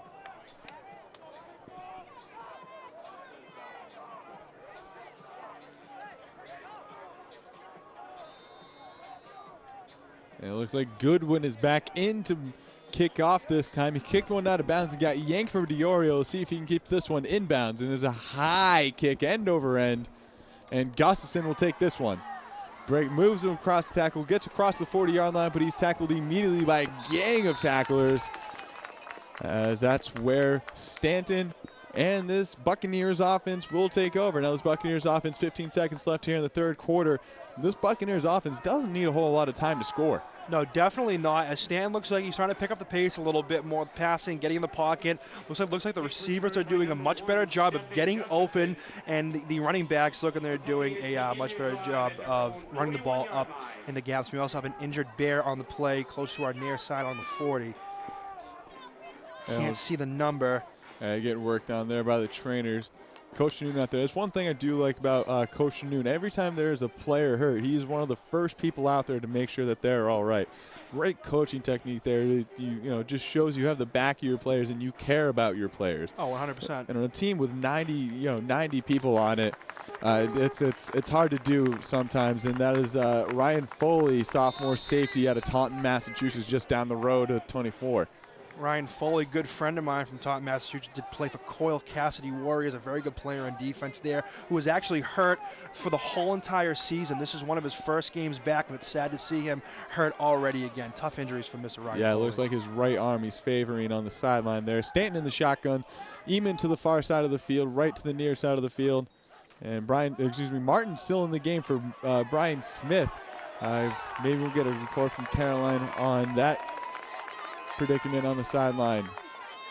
Great tackle right there by Alex Montero. Really hard-nosed tackle. Getting fired up about that. The momentum, it looks like it has shifted towards Bridgewater's way. Yeah, Alex Montero taking over the middle linebacker position. Moving into the middle linebacker position as the third quarter ends at 35-28 in favor of the Bears. And we have some sponsors to thank here on this BSN broadcast. Again, Busy Bee Jumpers. Eye of the Needle, 38 Central Square, Bridgewater, Mass. Fun Faces with a Twist. Gatorade G-Series. Fairfield and Marriott hosting all the visiting teams that stay over here in Bridgewater, Massachusetts. And P&H Travel for all your travel needs. And, of course, the sponsor of the 33rd Annual Cranberry Bowl, Ocean Spray. I'd like to thank them for this entire bowl series and all the sparkling cranberry and pomegranate blueberry samples that we have up here in the press box and around the stadium. Another very good turnout here at Bridgewater State University, and just about every game here at Bridgewater is a very good turnout for the home event, which is always good to see. Standing in the shotgun.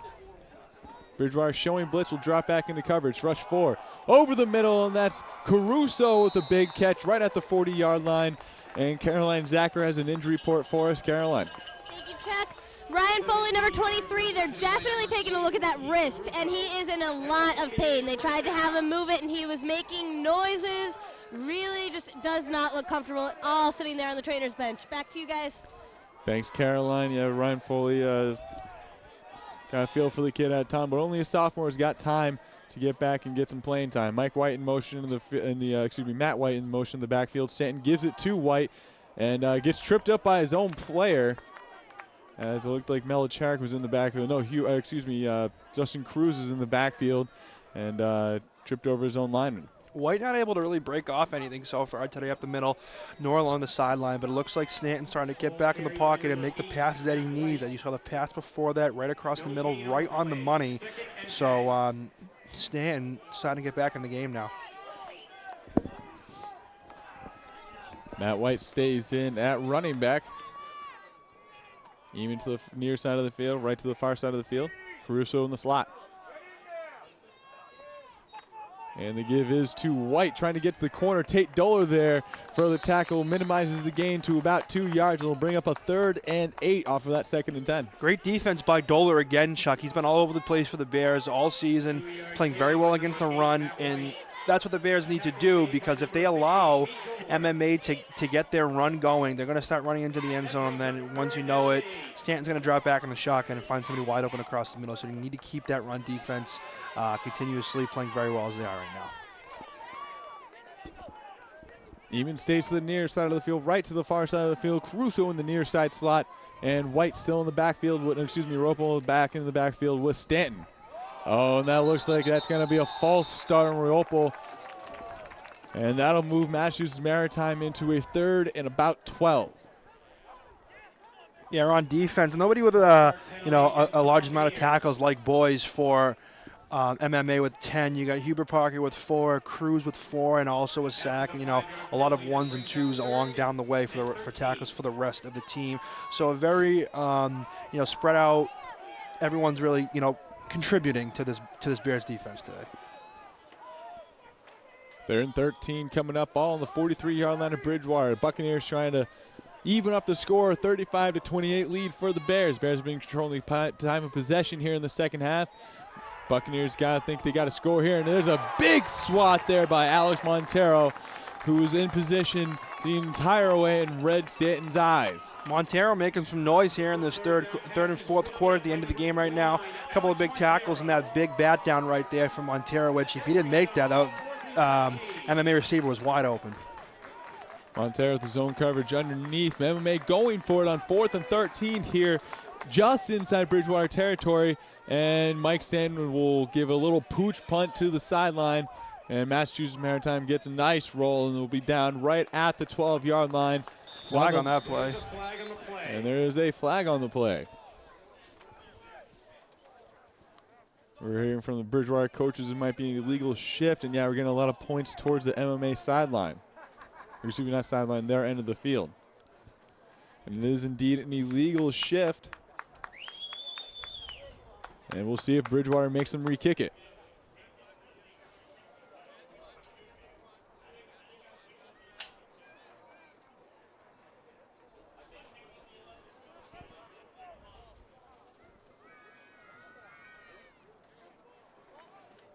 Coach New wants to talk it over. Yeah, definitely didn't think that they were going to go for it there on 4th and 13. I was surprised when I started going into the pooch punt. Obviously that's what you're going to do because if they did end up going for that, they would have given the Bears a very good field position right there. It looks like Coach New is going to accept the penalty and make them re-kick it. Now we heard some of the Bridgewater coaches next to us saying, let's take it on the 11. We've had a lot of success running the ball. If you're on the 11-yard line, you're running the ball and you're moving the ball, that's a lot of time off the clock. Yeah. And if Bridgewater does want to get the ball back, that's another thing that they're going to want to do is run the ball a lot and get as much time off the clock as possible.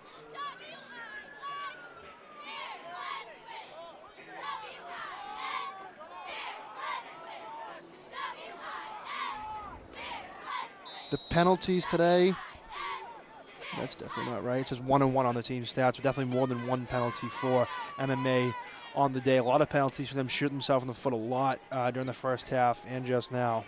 Jake Bickley into punt. Adam Liddell back to receive. He's bobbled a couple here already today to see if he can field this one cleanly. And Bears almost get a block there. Alex Montero driving into the backfield as Adam Liddell takes this one on what looks to be about the 16-yard line on a fair catch. Definitely look to see, a similar scheme on the offense on this drive. Not too much passing I'm looking for when they need it. They're definitely going to use it, but, look for a lot of pounding, chop time off the clock. Get another score, definitely. As this Bridgewater defense walks off the field, they got to feel good about that last possession. And it's been a tough battle. If you look at some of the helmets on the sideline there from the Bridgewater, a lot of red underneath the paint underneath the black there. Yeah. Hard-hitting game so far here. Mike McCarthy back in the shotgun, twins to the far side of the field. Jake Scott comes in motion on the near side. Give is to Fuller, and he's got a hole, makes a move on Gustafson. Gustafson, he's dragged by Fuller up to the 25-yard line, and it'll be short of a first down, bring up a 2nd and 2. Fuller just pounding it in as he has all game. 8-yard carry by number 34. And then Fuller will surpass 100 yards rushing on the day with that right there, which is always good to see. Back-to-back games with over 100 rushing yards for Fuller, which is surprising to see as the injury wasn't coming along before that, but it's good to see now back to healthy. Yeah, one of those funny injuries that you never quite know how it's really going to work out there. And you get a knee or a helmet to the knee like that, and it just swells up. And they give this to Fuller again, and he's tackled in the backfield. Might take away that 100-yard rushing performance on that one.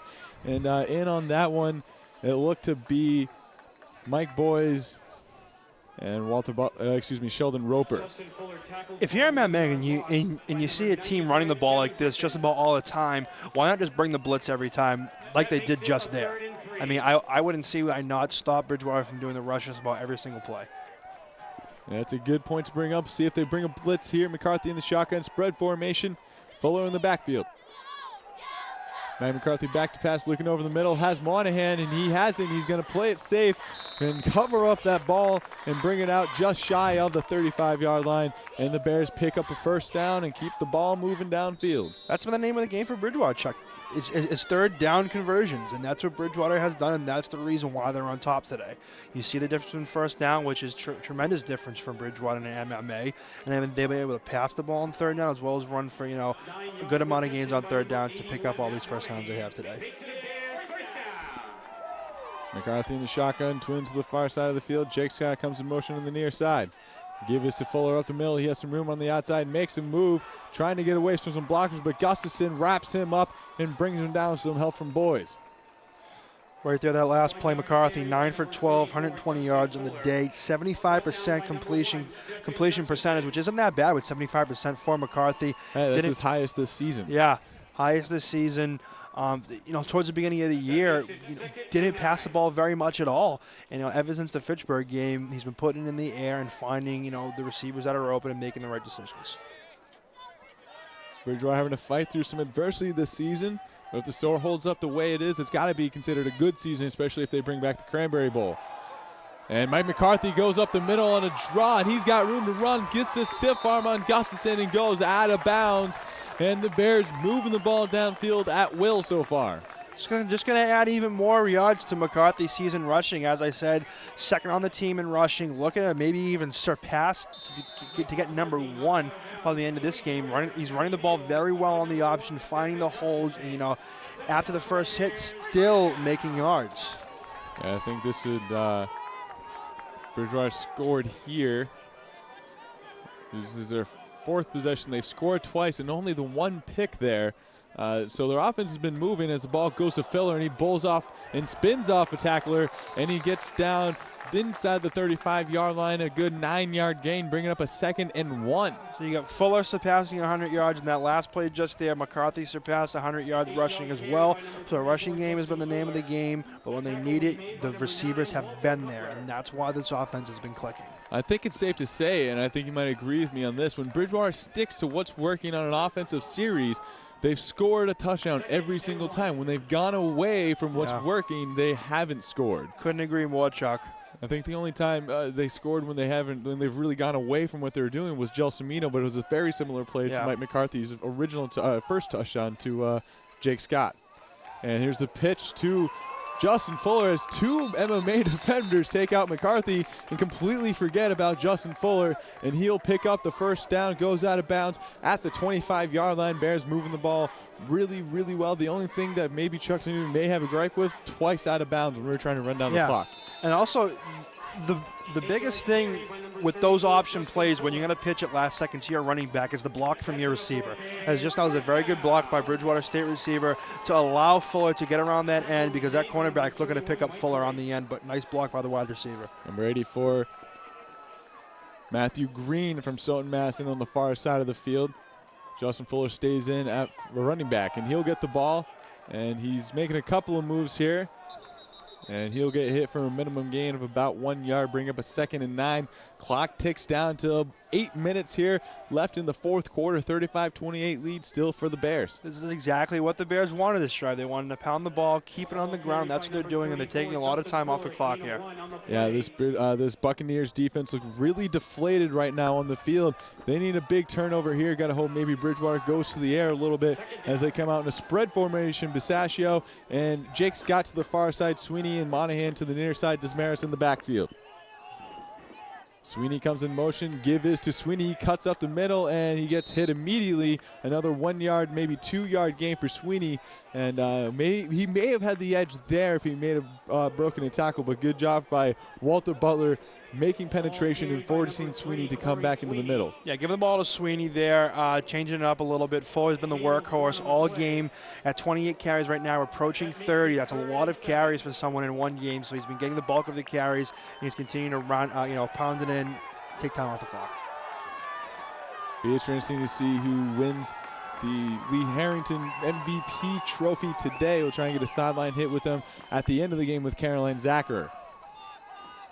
Mike McCarthy looking to go to the air, has Jake Scott on the side, gets it to him, and he's stopped short of the first down inside the 20-yard line. And we'll see how Bridgewater handles this one if they want to try and kick a field goal from the left side. They have a right-handed or right-footed kicker, and that's a very tough kick, a very short fourth down here. And looks like they're going to try and pound it out for the first down. I don't know what I would do here. It's such a tough call for Coach Chuck Danoon right here. I got to agree with him here. I mean, if you get the first down here through, well, Chuck Danoon's going to want to talk about it here, but I got to agree with this call just because you've been rotating kickers all game, let alone all year. Yep. Jake DiOrio's already missed an extra point today. So not the greatest confidence with him. He does have the wind at his back, but it's just the angle going to the right there. It's tough for a right-handed footed kicker. And it's also tough because Bridgewater doesn't like to kick field goals a lot. Yep. As you saw in the Westfield game earlier in the year, it came down to a field goal to win it or to basically go for, not a Hail Mary, but for a long pass from about the 30 or 20. I forget exactly what it was, but they don't like to really kick the field goals. It doesn't seem like they have a lot of trust in their kicker's foot. As you said, they rotate in and out. But also, yes, I could agree with you all. If they can pound this out for a first down, that equals more time off the clock for Bears on offense, and also maybe even another score. So, and it looks like they are going to go for the field goal. DiOrio and Hubert Parker coming in. We'll see how this works out. This will push it to a 2-score game for Bridgewater here. 6:15 left. MMA can score quickly, but it puts the pressure on Stanton to make that happen. A sophomore quarterback that has shown that he's struggled when the pressure's on so far in this game. Big play here. Bridgewater's going to need his field goal. DiOrio into kick. Hubert Parker with Matthew Green and Mike Tilio long sniping. The kick is up. And it is good. It is a 38-28 lead, 10-point lead for the Bears over the Buccaneers. Jake DiOrio gives the big field goal needed for the Bears to push it to a 2-score game. Got him. Huge field goal there by BSU to push it to a 2-score game. As you said, Chuck, a little bit of a high snap, but put it right back down for a nice place. Kick that one right through the uprights, and that's really what you need from your kicker, to come up clutch in situations just like that.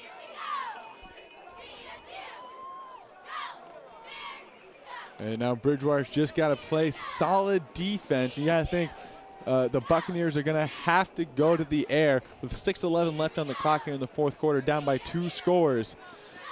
They do have a good field goal kicker in Jake Bickley, one of the better ones in the NEFC. He's been a little bit off this year, but he's going for a lot of long field goals. With wind in his face, though, they do have to go a little bit further downfield in order to give him a chance. Yeah. Huge field goal. Couldn't have been any more big for the Bears because, if he didn't get that field goal right there, that would have forced, MMA with to get the ball back, as well as if they come down, they could have tied it right back up.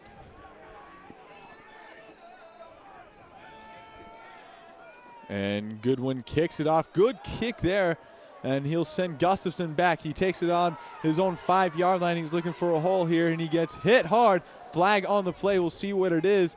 And Bridgewater trying to force him out of bounds, and he's finally forced out of bounds at the 22-yard line. We'll see what the flag is. Block in the back, not sure. 24-yard line. There is a flag on the play.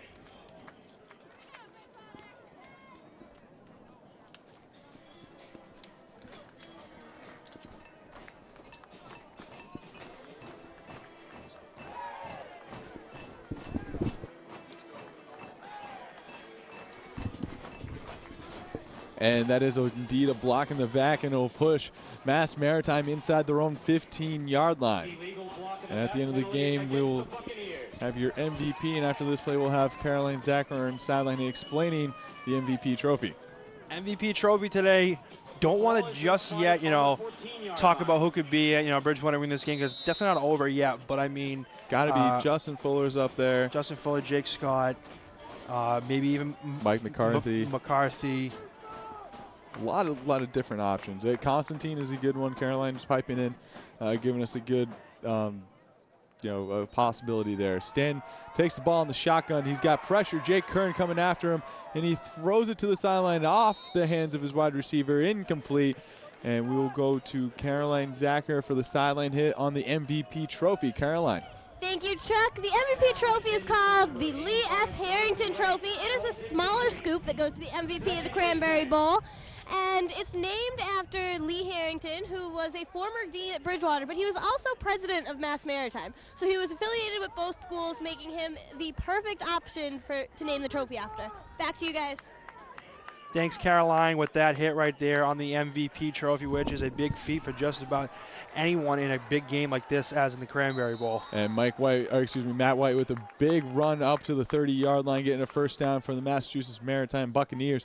5:48 left on the clock, trying to make some sort of a big comeback here. They have time, and it's not impossible, especially the way that they have thrown the ball around the field and scored touchdowns quickly, especially here in this second half. Yeah, and if they're going to want to have to score, they're going to have to get first downs like they just did. First downs right now, BSU 25, MMA with 10. So we'll see if they can continue to convert and drive down the field.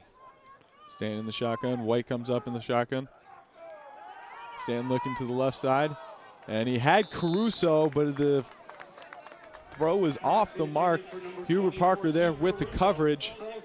And again, just the small accuracy thing with Stanton is what's really making him an average quarterback. Yeah, if he could have made at least 3 or 4 more of these passes on the money earlier in the game game could be different, as he is 10 for 13 right now, 136 yards on the day. Excuse me, I'm sorry, it's 10 for 19, 118 yards on the day. And Stanton throws it, trying to get the screen there, and Cruz just took out Ropel, and that's going to be a pass interference. You can't just tackle the person going for a screen.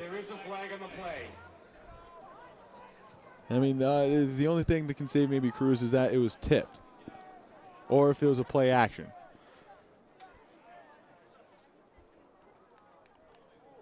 They're going to call defensive holding. It's going to be a 10-yard and a first down.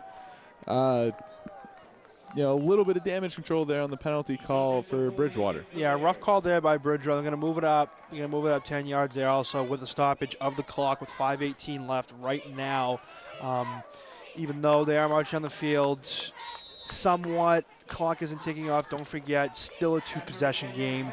And if you think about it, that 2-point conversion was huge as well that they got that. So don't forget about that play either. Yeah, the 2-point conversion coming in big for the Bears. White comes up in the shotgun.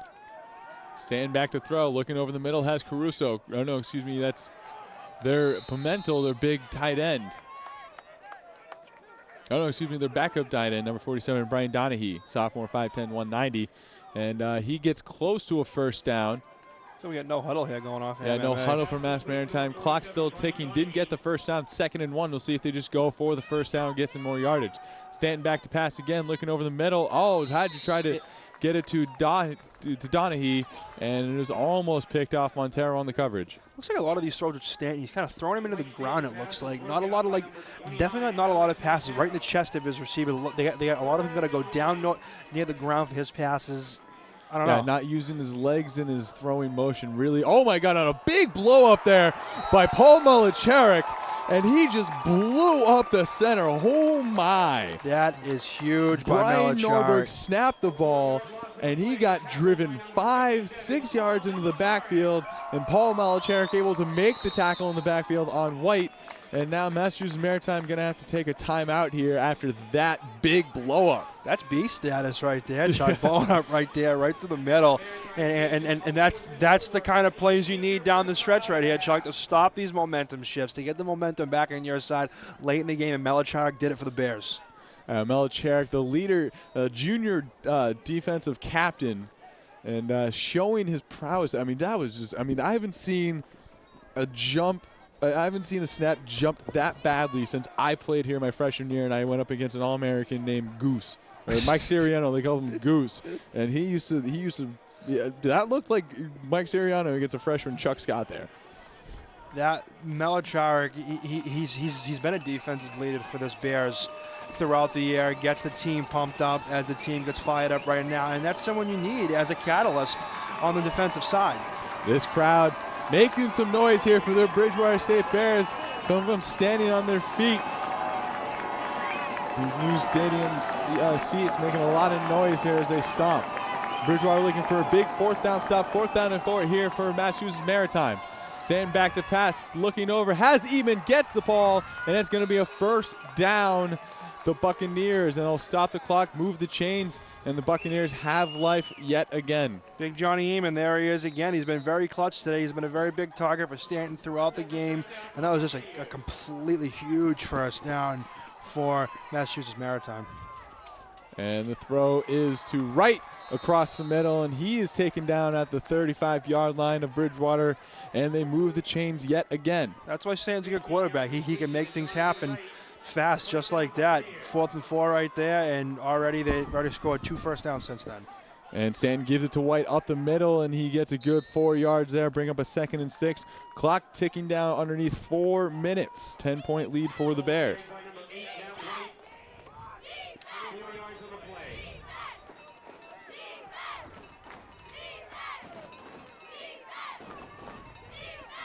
Stanton back to pass, looking for Eamon in the middle. Doesn't have him covered well. He makes another move over towards the middle. Fools Montero, and he's got some room maybe for the touchdown. He'll take it in. Buccaneers have life. Big 4th down conversion, and Montero couldn't cover Eamon long enough. No pressure on Stanton. Give it to him, and it looked like there Montero gave up on the play.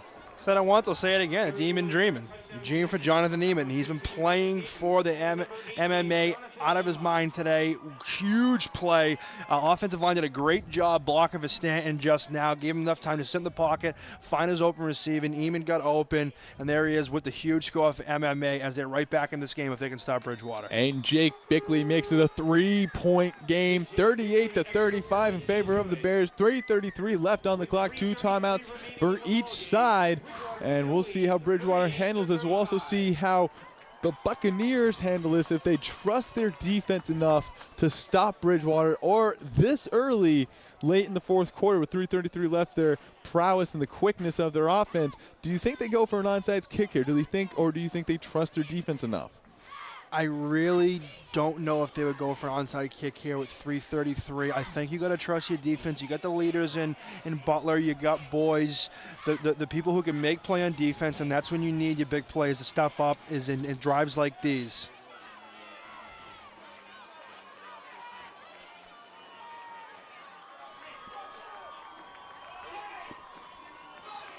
And it looks like Bridgewater's at least going to play it like it is going to be. Only Constantine, it looks like, back deep to return anything, and their hands team definitely in.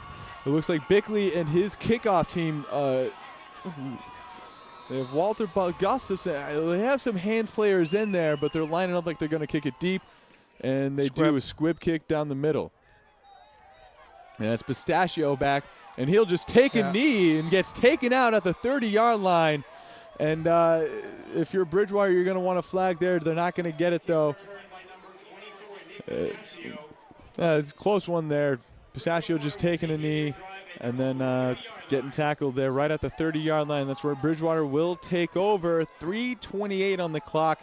Bridgewater needs to get at least 1 first down here to really seal this up. And this is where you think back and you say, thank God that we have a kicker who made that field goal previously. Because, I mean, if he didn't and this game was tied up, it would just be ridiculous the way this game has gone back and forth.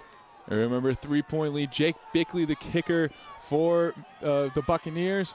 Diorio, the kicker for the Bears.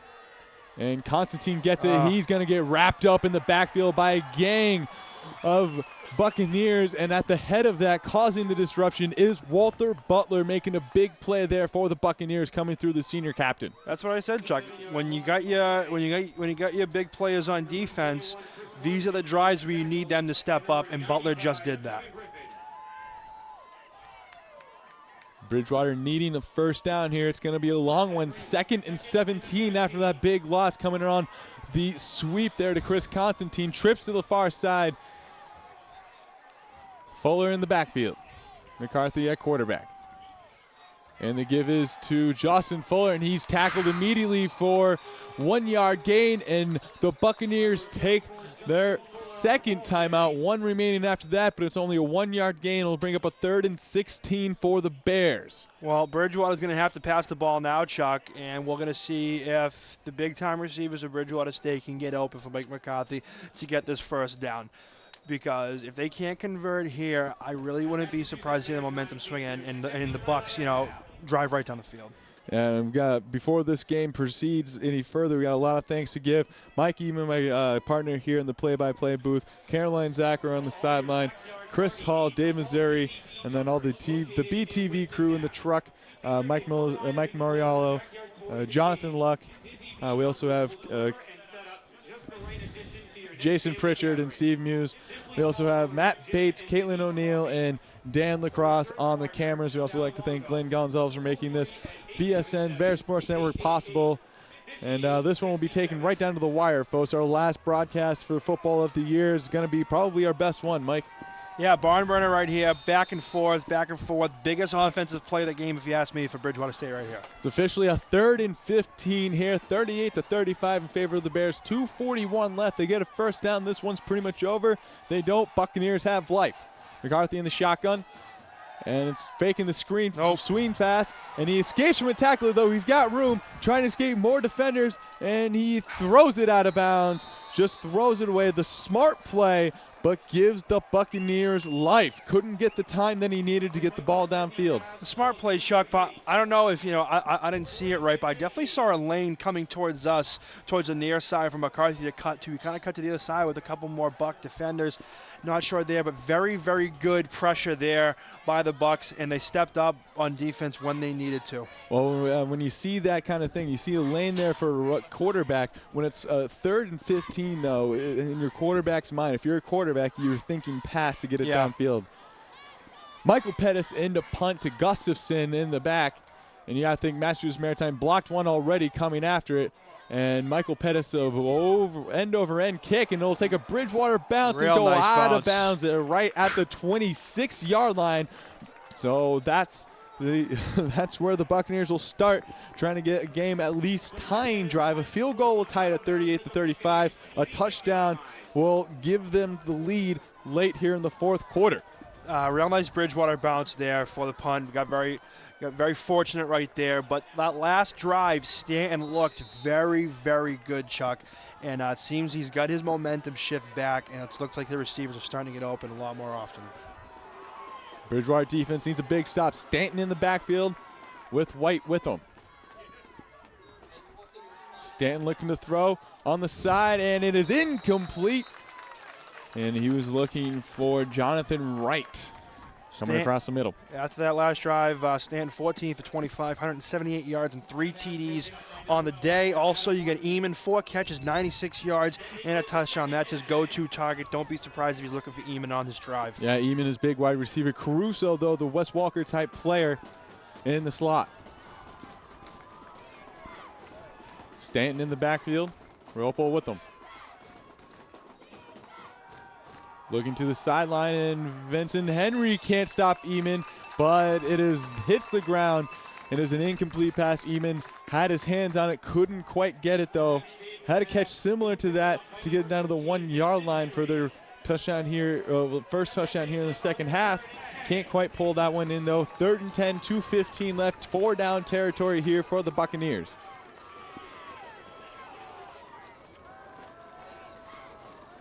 And former player Johnny Faroba on the sideline yelling to his defense.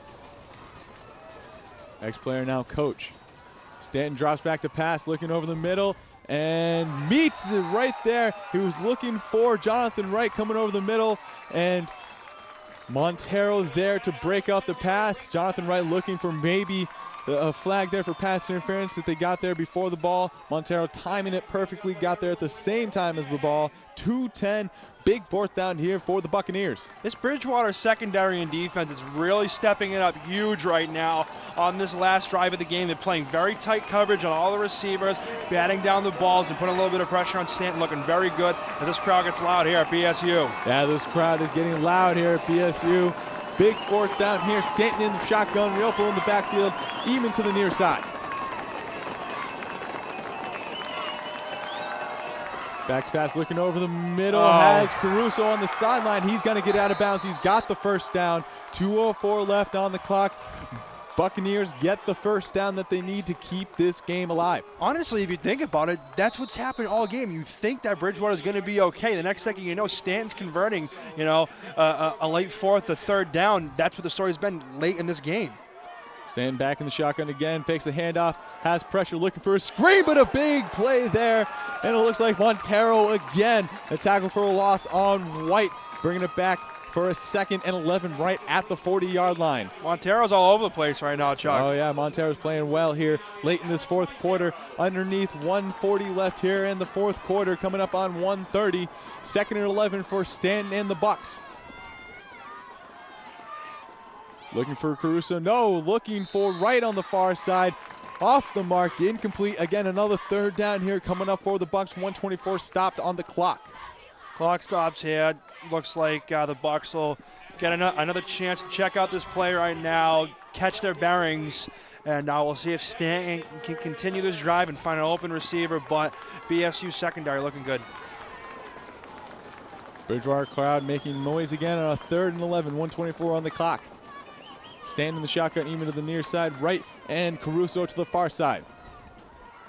Stanton has time looking downfield, and it's caught on the sideline by Wright. The freshman makes, that's Caruso with a big catch on the sideline. Hubert Parker didn't turn around to find the ball. 1:17 left on the clock.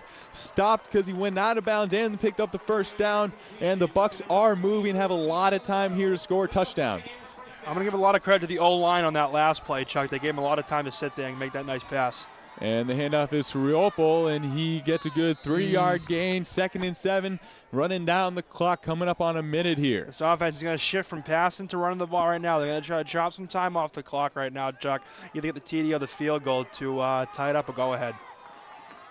Standing in the backfield with Riopel.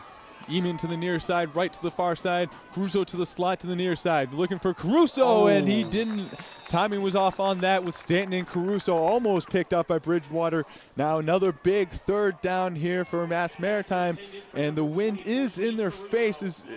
Ball is right on the 30-yard line. It would be a 47-yard field goal for Jake Bickley, probably out of his range with the wind in his face. Stanton, that pass, that long pass couldn't have been any more on point a couple plays before that. Stanton's been shaky, inconsistent at it, but good at during the game. Stanton looking, and he's going to be sacked by Tate Doler. Tate Doler with a big sack in the backfield, brings him all the way out to the 40-yard line, and the Buccaneers are forced to take their final timeout. 42 seconds left on the clock, and it's going to bring up a big 4th and 15 here for the Buccaneers. Hey, Chuck, I'll tell you something. That could have been the biggest play of the day. It honestly could have. Doler has been such a catalyst for that defense, playing very good, come at the quarterback, sacks all over the place, and that was just a huge play to set them even more back, keep the momentum back on their side, and also the loss of yards there was also, tremendous for the Bears to not allow them to get back in, decent field goal range. Yeah, taking advantage of that much smaller right side of the offensive line for the Massachusetts.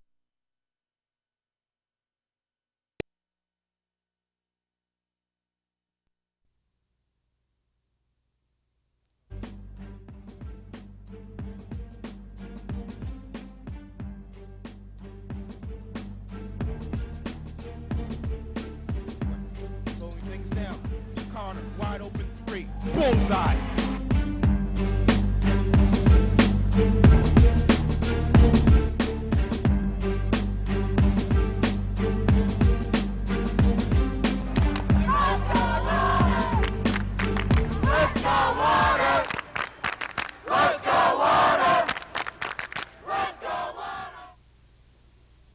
Here's our All Access. I'm Newbury Toe. I'm joined with Caroline Zachary. It is going to be an action-packed show, a great week in Bears sports this week. An absolutely phenomenal week, and we have a great game today. It'll be your Bridgewater State Bears against Maine Maritime. Really important game because it's a division game. Yes, Newbie, this is the first Bogan division game for both teams. Definitely a grudge match, I think. Maine Maritime kept Bridgewater out of the playoffs last year, and it's really going to be exciting to see how both teams get excited for the game. Whoever wins today has to defend it for the whole rest of the season. You know what? Bridgewater, they had a little bump in the road last week. They lost against Salvo Regina, And we're going to have some highlights coming up relatively soon. But I got to tell you what, I mean, that was a frustrating game. Bears wanted to go 3-0. They held momentum. We're going to check out the highlights right here of against Salve Regina as the Bears would lose 27-0. Check it out right here. First play of the game, we see this right here. It's going to be a long throw for a touchdown. This Bears has never really got a chance to really get a role offensively and defensively. Definitely a discouraging start to the game. Salve with that long drive. Exactly. I mean, Salve Regina just continued to pound. It was a back-and-forth game over and over, back and forth. But, you know, Salve Regina would come on top. We see it right here as Bridgewater would get a touchdown. That would make the score 7-6. But once again, it's just missed that extra point, and they never really caught up from there. And that's what it comes down to. Just small opportunities like that, you know, extra points. That things are just so huge. You know, that would be the difference between a win and a loss. You know, that separates good teams from bad teams. You see another score right there by Salve Regina will make the score 14-6. But again, it's just small little plays like that, Caroline, that separate good teams from big conference title teams. Exactly. Bridgewater, not that they're a bad team, they just had a frustrating game. Here we see a fumble, one of the few turnovers that Bridgewater forced. And that actually, you know, That's definitely a plus, though. It was a motivator for the team. But at that point in the game, you know, you think Bridgewater finally has the offense clicking, as they have a 2-yard touchdown right there. But again, they go for 2. After that missed extra point, try to go for 2. Jesse Texera, unfortunately, you know, couldn't get the 2-point conversion. Exactly, and unfortunately couldn't actually get the 2-point conversion. And it's just Texera the whole game. Yes. Just struggled. You know, just struggled the whole game, and Bridgewater just could not get their feet wet offensively. He's a crucial part of the team, and that one key part was missing. It's funny, I mean, look at this game right here. The final score. The 27-20 Bridgewater State Bears end up losing that game. It was funny because the offense last week against UMass Dartmouth was phenomenal. Oh, exactly. You know, scoring 40-plus points and to kind of lay an egg against Salve Regina. But the good thing about that is that was not a division game. So honestly, the loss in the long run didn't really mean anything. It means everything from here on in, though. This is the first division game. This is the big time. But again, that game, Jesse Texera struggled.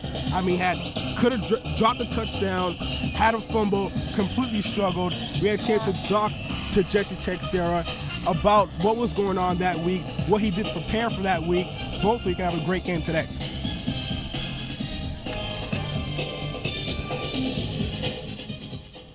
We're not really doing anything differently. Pretty much sticking to the game plan.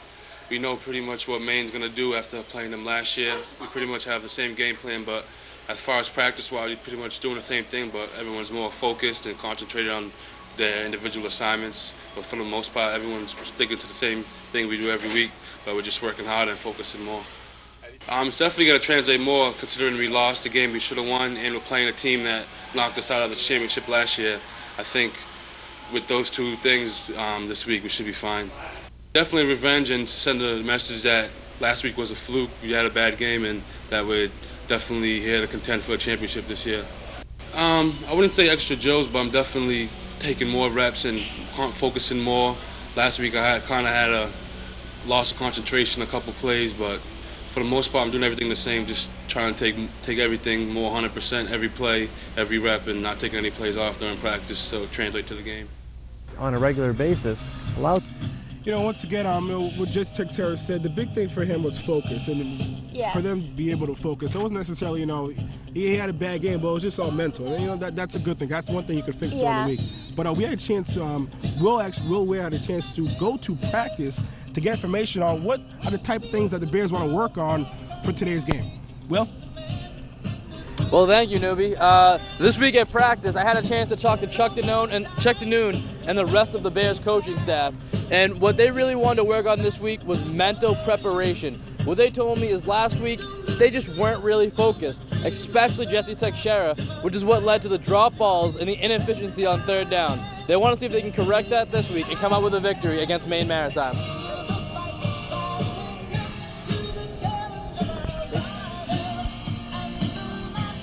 Once again, you know, good point by Will, just talking about focus and for them to be able to go on focus. But we're going to take a quick break. We'll have a quick preview of what's going to go on in this huge game against Maine Maritime. Then later, we're going to have Pat Rowley talk to Coach Chuck DeNoon. We'll take a quick break. We'll be back.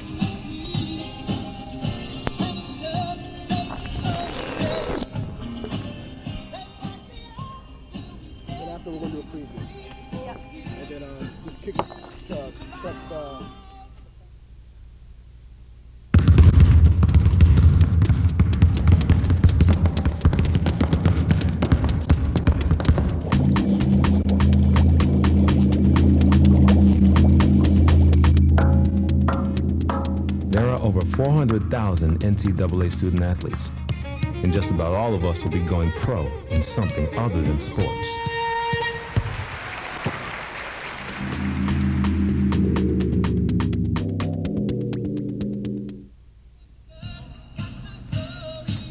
And we are back here, Bears All Access. I'm Bridgewater. I'm joined Caroline and Zachary. Just talk about what are the keys for today's game. All right, well, Maine Maritime has an awesome running team. Their first game of the season, as a team, they ran for 508 yards. Our defense is really going to have to step it up and really block them around. Chuck Scott, one of our analysts, he was telling me they were switching up positions all this week in practice, so it'll be interesting to see how the Bears figure that out. They've been switching out tackles with guards and vice versa. Maine Maritime also, they've let up a lot of yards. In the last game, they let up 272 yards. Yikes. I know. So it runs both ways. It'll be interesting to see how this game goes.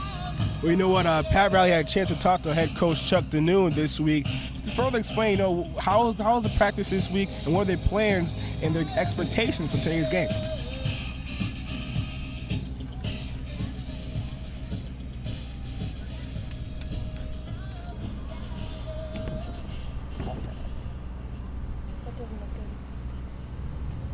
Thanks, guys. Sitting now with the Bears head coach Chuck Danoon. Coach, a week ago when we sat and talked, you said that you were nervous because everything had gone so well. The guys were very focused in practice. You hadn't had a chance to really get out any frustration on anybody.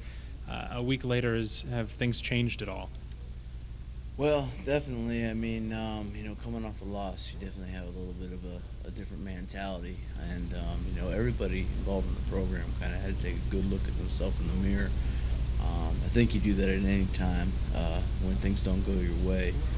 And it's one of those things where we practiced pretty well last week, getting ready for Salve, but we just came out and we did not play well.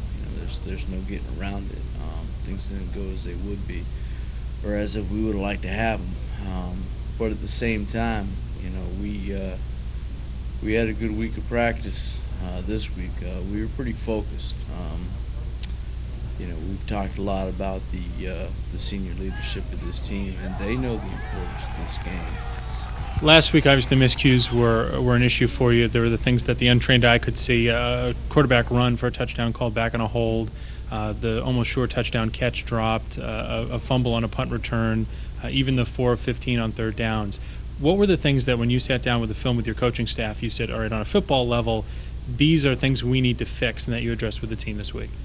Well, besides the obvious things that you just mentioned, and those are things that you hope those things don't happen, and you obviously you hope they don't happen consecutively in a game like that. I think we had a lot of things go against us as far as percentages. Jesse's going to make those catches 9 out of 10 times, and it's not often that you're going to get touchdowns called back on a consistent basis, but it happens. It's football, and it just things didn't go our way. Things that we were able to pick up on film that are probably a little bit more concerning were just the fundamentals, blocking at the line of scrimmage. We didn't control the line of scrimmage the way that I thought that we would. Offensively, we weren't able to push them around in maybe the sense that we're used to. And defensively, we did a good job stopping the run, but we really had a hard time getting any pressure on the quarterback, and it seemed like he had all day to just kind of sit back there, and that adds a lot of stress to the defensive backs. Obviously, this week you said, your coaching staff, your team knows the importance of the beginning of Bogan Division play, but also taking on a Maine Maritime team that you were tied with for the Bogan Division lead a year ago that had beat you and won the tiebreaker. They're a very good team. They're a veteran team and a tremendous offensive team. They run the ball as well, if not better, than anybody in this region. So how do you first stop their run, and then second, how do you beat them? Well, you said it. You've got to stop their running game. As far as their running games is concerned, they're basically a machine. That's it's what they do. They're currently probably leading the nation again in rushing, and which is a pretty current theme for them. they're going to make you tackle, 3 or 4 guys on every play. You're going to have to tackle the dive back, quarterback, pitch back, and you at the same time you got to be aware because they'll watch a cornerback 20 plays in a row, and as soon as they see him starting to cheat, they'll come up and they'll run a play action pass right against him as soon as he gets too involved in the offense. So you got to slow him down. You got to force turnovers. That's going to be a big thing. Is if we can force some turnovers. Us running the triple option somewhat ourselves, that's the downfall of the triple option is that you put the ball on the ground. So we've got to be able to get it in their backfield, disrupt them, make them put the ball on the ground and be there when it happens. Offensively, we've got to control the ball. We've got to keep our defense off the field, and we've got to be able to score at every opportunity that's given to us. They're going to put points up on the board. We can't expect our defense to keep them out. They're averaging probably around 50 points a game right now. Yes, it's early in the season, but that's pretty typical for them. So keeping our defense off the field and making the most out of every opportunity that they give us is going to be the key. And just coming out and playing with the intensity of the importance of this game. Coach, good luck. You've made Maritime today, and good luck in getting a good start in Boca Division play. I appreciate it. Thank you. That's the head coach of the Bridgewater State Bears, Chuck DeNoon. And thanks, Pat, for the interview right there. Very insightful. But I have the argument, Caroline, that I think this Maine Maritime team is a flawed team. I mean, they won 62-39 against Becker College. Newbie Research team was hard at work. Becker College, so far, they've lost 64-7, 62-39 against Maine Maritime, and 52-0. So my argument is, you know what? They're 2-0, but they're facing very flawed opponents. This is their first legitimate opponent. Yes, Bridgewater is definitely their first tough competition, but Bridgewater also, I don't think they've been playing with their full game yet this season. They need to step it up because Maine Maritime, there's a history between the two teams, and today's loss I really think will just break them for the whole rest of the season. Well, when it comes down to rivalry games like this, you can pretty much, I have all these stats over here, but at the end of the day, it's a grudge match. You can throw away these stats. Exactly. Exactly. You can completely throw away these stats, but, only time will tell. Only one way to find out. So we're going to kick it back to Chuck and Pat after this quick break. Guys, enjoy the game.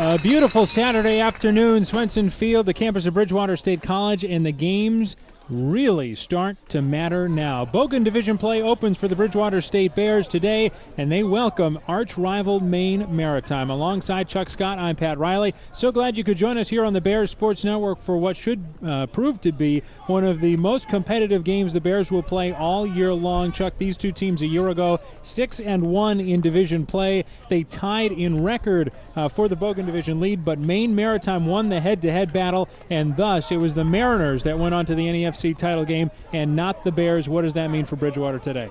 For Bridgewater, as we talked about before the game, Pat, whoever wins this game has an inside track to the Bogan division. These are probably the two best teams in the Bogan division, and last year they both showed it, tying with the record, but Maine Maritime having the win over Bridgewater and taking it. And Bridgewater, all they've been talking about this week is revenge. And you never want to say a loss is a good thing, but a loss next week has them focusing more, has them hungrier, and against a rival like this, watch for Bridgewater really come out fired up. Ready to get underway. The Bears won the toss. They will receive. It's Jared Ulak back on his own 23-yard line to get things underway for Bridgewater State. Bears take it up past the 35-yard line, going to be marked at the 37 to start. And I talked to Jared Ulak earlier this week, and we saw him a little bit last week, returning kicks, returning a couple of punts too.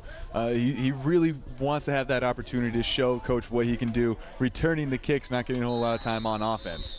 Bridgewater State offense led out by senior quarterback Stephen Clark. The Bears a week ago were stymied 4 of 15 on third down. They couldn't get the big play. Had a short touchdown drop by Jesse Texera. A Steve Clark touchdown run was called back on a hold. The offense just could not get things rolling.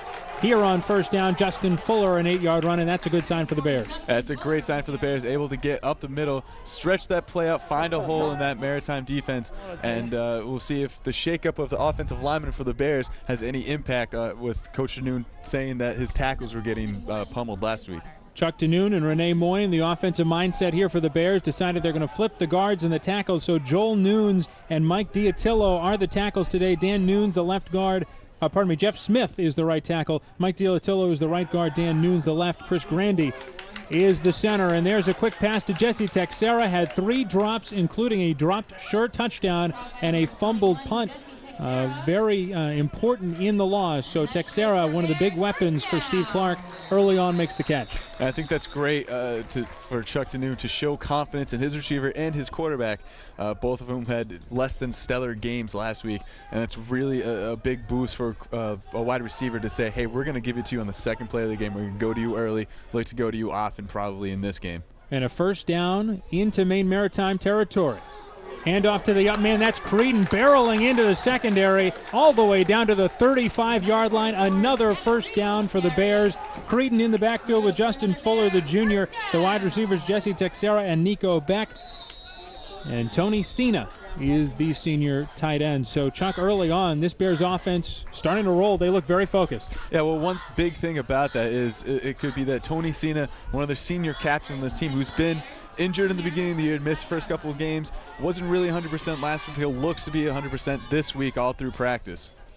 First down handoff. It's Fuller again, left side, stretching it to the sideline and pushed out of bounds inside the 25-yard line. They'll mark it on the 23. Another first down for Bridgewater State. They've got the chains moving, and with 13:30 to go, the Bears are starting to really run the ball down the Mariners' throat. Their defense, Mark Stambach, Andrew St. Michel, and Matt Herbert, the 3 on the line. They'll play 4 linebackers, Chris Braun, Travis Fergola, who had 8.5 tackles and 2 interceptions last week in the Maine Maritime win over Western New England. Brock Lawrence, the other linebacker, along with Wade Mondu.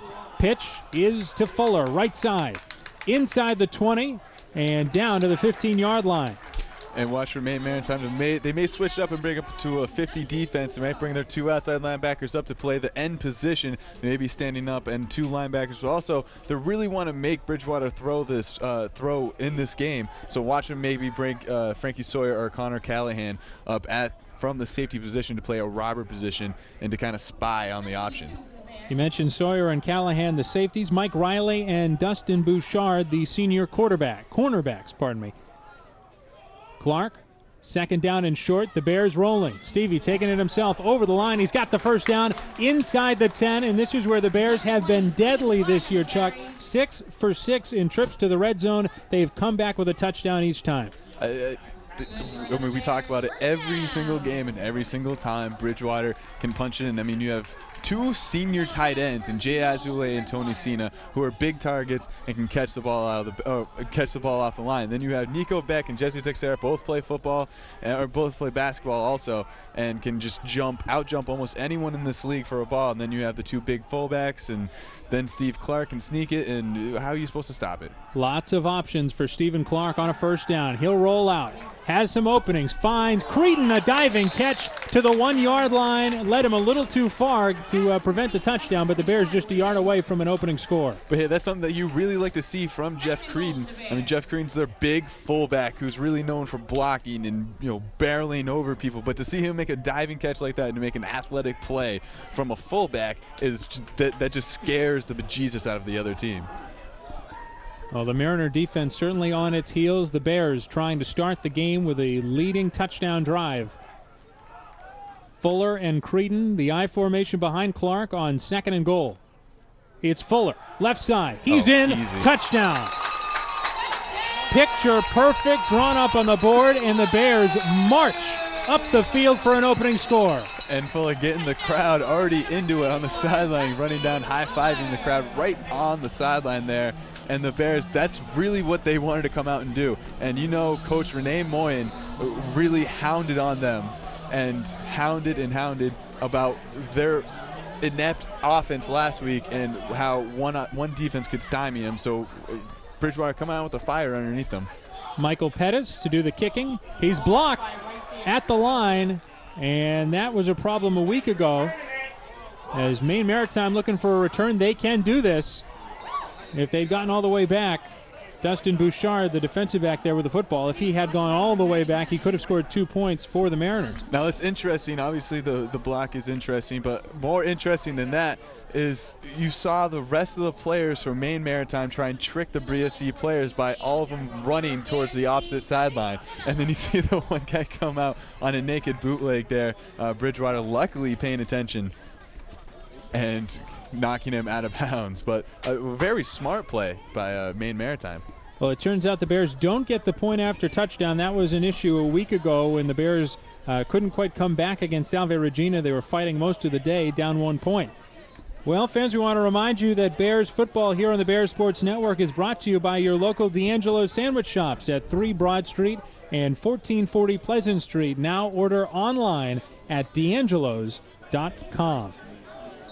Well, hard to get a better start than that for Bridgewater State. They lead 6-0 with 11 minutes and 14 seconds to go here in the opening quarter. And now they will kick away to a Mariner offense that is as vaunted as any in the country. One of the best rushing offenses anywhere in the United States as Nick Barassa takes the return over the 30 and down at the 32-yard line. Here come the Mariners and their quarterback, the senior Tyler Angel. But really, the strength of this team is in the backfield with Nick Barassa and Jim Bauer, Chuck. And Jim Bauer is just a kind of a freak in nature. I was down on the sideline and looking at this kid. I can understand how hard it is to bring him down. He's a very short and stocky man with massive legs. It's just weird to see his upper body and then his legs, and his legs look like a lineman legs. You came back and you said he's like a human bowling ball. He's all muscle. Here's Angel with the 3 backs. There's the pitch, left side, Barassa. Bears got a big hit on him. Barassa still on his feet and struggles for about 3 yards. It'll be 2nd and 7. And one thing we may see in talking to Johnny Faroba is they may bring a safety down to play that pitch man. They're going to be looking for Duquette and Faroba to come flying up on any option to their side, and they're the ones taking the pitch man. So one of the keys to this game is if Bridgewater safeties can get up there and eliminate the pitch man before he can get a full head of steam. It's going to be a tough offense to stop. 51.5 points a game, 574 yards of offense per game. Handoff is to the up man. Bauer, he fumbled. Scrum for the football. Bears say they have it. And the officials still waiting on an indication. Bridgewater State football. And that is huge for the Bears. I mean, their offense just ran it down their throats, and now Maritime offense only gets 2 plays. And if you're Bridgewater, that's got to be the best thing that can happen on any drive against this Mariner offense, is to get a turnover at some point during the drive and keep them from scoring. Well, head coach Chuck DeNoon said it in our conversation this week. He said, the one thing about playing the triple option offense, there's always an opportunity to put the ball on the turf. The Mariners did it there. Now the Bears take over on the 39-yard line. You just don't think that opportunity is a hand up the middle, though. Looked like motion on the line. Might have been Agile here on the near side. He was split out as a wide receiver. Looked like he bobbed his head a little bit ahead of the snap count. Interesting here, they're splitting out one of their tight ends, Jay Asley, on the end. Maybe they're using that for maybe a little bit of a preview for the student body play that we saw last week, where they put 3 trips wide receivers, Creedon, Jesse Texera, and Nico Beck, and sometimes Eric Regal on the outside, and just had Steve Clark follow him on the outside, and just they had an overloaded line too with it. So we'll see if they run that play at all during this game. Clark, handoff on the dive for Creedon, and he is barreling through the white jerseys. Picks up what was lost plus maybe one more, so a 6-yard run. It'll be 2nd and 9 for the Bears. And one thing that you really like to see for the Bears here is when you see their offensive linemen get downfield and getting on linebackers, you're going to have a lot of success. And that's maybe one thing that they missed on last week, is their linemen weren't getting to the next level to get the linebackers. And that's it enabled the linebackers last week for the Seahawks to come up and bottle up the run for the Bears. Clark, straight drop back. It's a delayed run. Clark through the arms of tacklers, barreling forward down to the 30-yard line. He is close to a first down, maybe about 1.5 yards shy. And on that play, they brought in Eric Regal. And one interesting thing here is Nico Beck has been on the sideline for most of this game. Doesn't look like to be one of the starting wide receivers. And Eric Regal will come out. But they did run that trips formation to the right side with the delayed draw with Stevie Clark keeping the ball. Bears now with a 3rd down and short. This is where Bridgewater struggled so mightily a week ago. Only 4 conversions in 15 tries on 3rd down. Bears have a lot of options here on short yardage. Mariners bring the 5-down lineman. Clark hands to Fuller. Across the sticks, he's got the first down and more. Inside the 20, the Bears in the red zone again and threatening to take a 2-score lead. And that's another thing that makes this Bridgewater offense so versatile, is they can run any formation, as you saw there. Usually in the pro set with 2 split backs in the backfield, but with the lineup in the I formation at points in short yardage situations like that, and just a long stretch handoff, stretch the defense out, find a hole, get it upfield, and get the first down. Well, so far, the Mariner strategy of making Stephen Clark a throwing quarterback has not worked at all. The Bears have been able to run at will through most of the first quarter. Clark on first down. Takes it himself through the middle. Gathers a couple, and it'll be 2nd down at about 7. Well, that's the basis of this Bridgewater offense. Get at least 4 or 5 yards each time, and you're going to keep moving the chains, and at some point you're going to get into the end zone. Renee Moyen doing a great job throughout his career here at Bridgewater in instilling that in the linemen and the running backs and keeping them as one solid unit. 8 minutes, 5 seconds to go here in the first quarter. And this is not the start that Chris McKinney and the Maine Maritime Mariners had hoped. They took a long bus drive from Castine, Maine, and they weren't coming down to get hit. Ball's on the floor. Clark dove back on top of it, and it'll be a 3rd down and long. Again, when you run that triple option, there are opportunities to force turnovers. Absolutely, and there it looked like some blown assignment on the line. The D tackle coming in through, and really Steve Clark didn't really have a chance on that one. The pitch man was taken, and he was gobbled up right after the fake handoff up the middle. It may have also been a misread by Steve Clark. Maybe should have given it up the middle to Creedon. So what do you do now? 3rd down and maybe 10.5 yards to go. Is this 2-down territory? Probably a little too far for Pettis to kick. Definitely. You can definitely get some yards back here and worry about the 4th down. If you get down to about the 10-yard line, a field goal is possible. Straight drop. He's thrown for the corner. It's Texera back there and can't make the play. Fine defensive play made on that side. It was Dustin Bouchard who got a hand up there to knock it away. So now 4th down and 10. And that's really what Bridgewater wants to run there, but Bouchard with just great coverage, and there's no way you're going to get that over him if he's stride for stride. And that's one thing that this far out, running the fade like that isn't really effective because Jesse Texera can't get the separation, and you can't get the ball up high enough for a jump ball. 3 wide receivers, Regal and Monahan come on. Now Clark, the delayed screen, gets it to Creedon. Right side, he's got a lot of work to do. Can't quite get there. There's a flag on the play. And a flag back in the backfield. At any rate, unless this is some kind of a late hit, Bridgewater State's going to give up the football, and Maine Maritime will dodge a big first quarter bullet. I think it's going to be holding on Jeff Smith on the screen there. And that is the indication. Holding against Bridgewater declined. Maine Maritime gets the football back. How big is that for the Mariners because they dodge a 2-score deficit here early in the first quarter? It's a great it's a great boost for Maine Maritime, especially seeing how that is Bridgewater's first trip into the red zone without any points. A big momentum boost there. And now we'll see if their offense can get started. Their offense has only been on the field for 2 plays, and we're over halfway through this first quarter. So back out with that vaunted offense, the offensive line, Michael Dorrell, Andrew McCann, Dan Weimer, Michael Secord, and Travis Berube. Run up the middle, doesn't get much, maybe a couple. It'll be 2nd down and 8 for the Mariners. Again, led by senior quarterback Tyler Angel.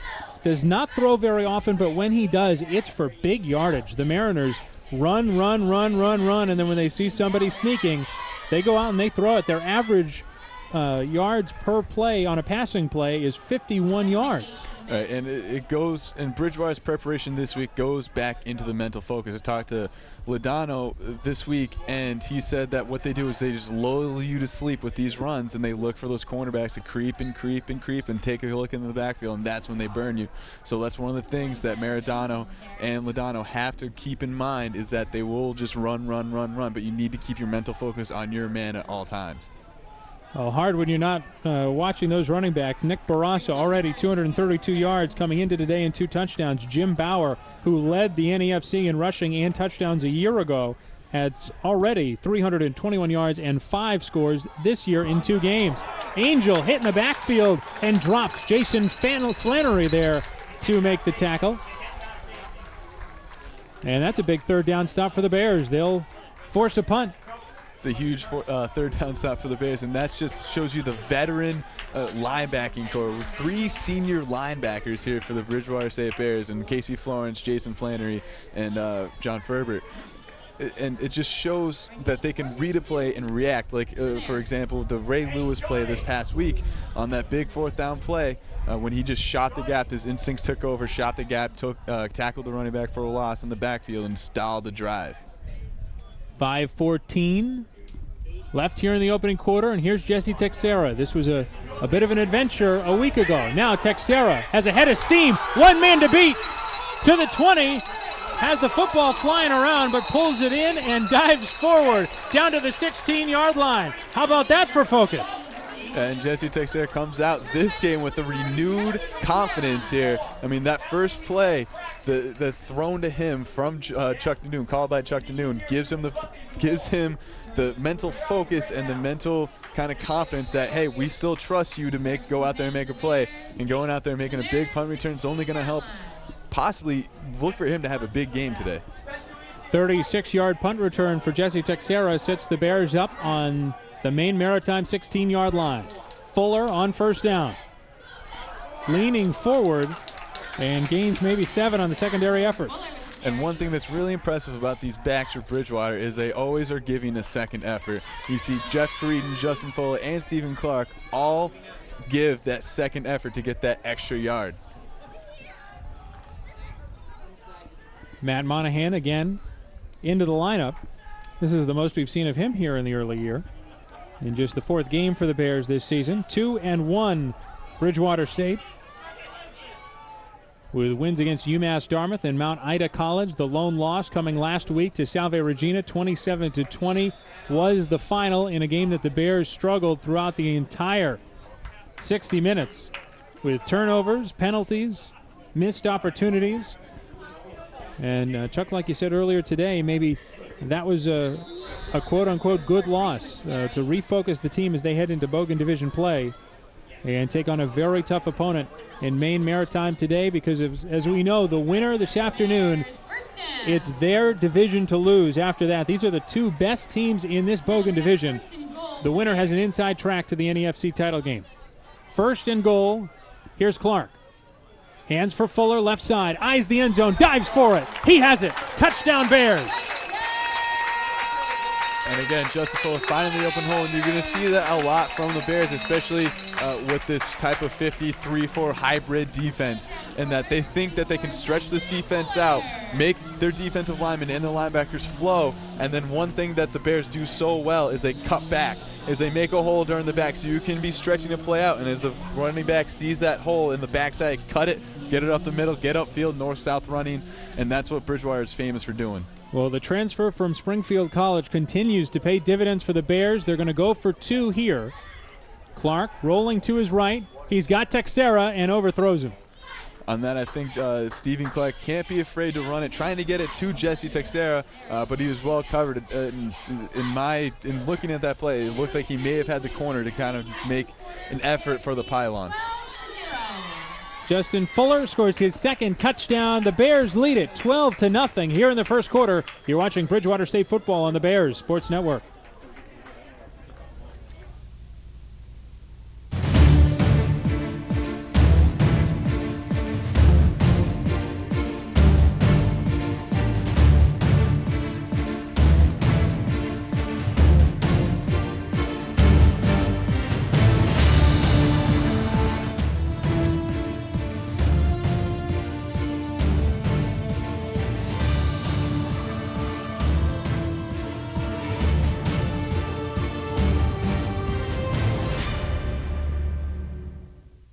Just more than 11 minutes into this first quarter, and it's been all Bridgewater State, 12-0. The Bears lead on a couple of Justin Fuller touchdown runs.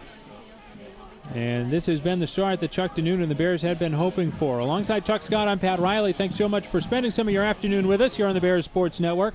Low squib kick from Michael Pettis, and it will be returned by Nick Barrazza from his own 25.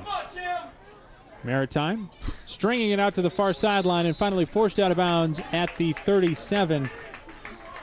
But it's one thing that you don't want to see as a Maine Maritime coach is John Hussey, the freshman running back on Maine Maritime, forcing his own player out of bounds on that play. But one thing that we want to see from this Jim Bauer run offense and Tyler Angel is you want to see Bridgewater has been weak a little bit up the middle throughout the year. We'll see if they can. I mean, they had one fumble up the middle, but they were moving it last drive. A big stop by Jason Flannery, so we'll see if they keep it up the middle. Tight first down formation. Here's Bauer with a football. Flag on the play.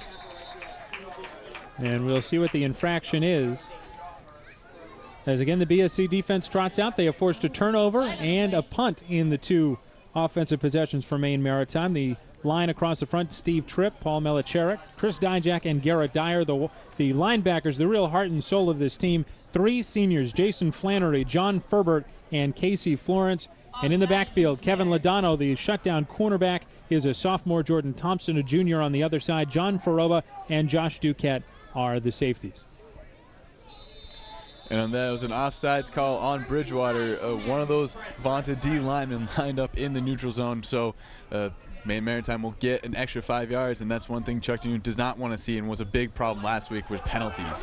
This is Todd Murphy on the pitch. He'll maybe lose a yard. And on that play, you see John Faroba making that play, and we said it earlier in the pregame that we're going to see these safeties for Bridgewater come flying up. But we'll see if it burns them a little bit with one-on-one coverage if there's no safety help over the top if Maritime decides to have a play-action pass. Puts a lot of pressure on the cornerbacks. Jordan Thompson, Kevin Ladano, Maradona Alcimi has seen some time. He's on the field now with Ladano. So when they fly those safeties up, it puts more man-to-man pressure on the corners. Bauer running left side, immediately hit and dropped Casey Florence in there to make the play and forces a third down and long. And one thing you really like to see against an option offense is you're going to see a defensive lineman tackle the quarterback.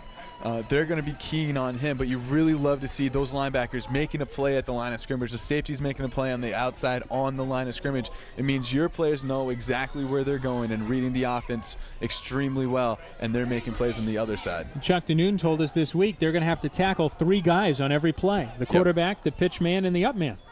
Here's Angel. He's going to throw deep. He's got an open man. Burned. Incomplete. Josh Duquette. Maybe a little early contact, but that ball probably uncatchable. Travis Shaw, the senior wide receiver, was streaking open down the middle of the field. And the Bears dodge a bullet. But on that, again, like we said, you need to keep your mental focus.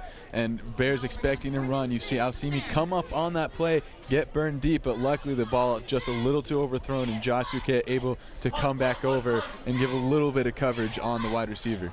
Oh, Chris McKinney and the Mariners taking a little bit of time to think about this thing on 4th down.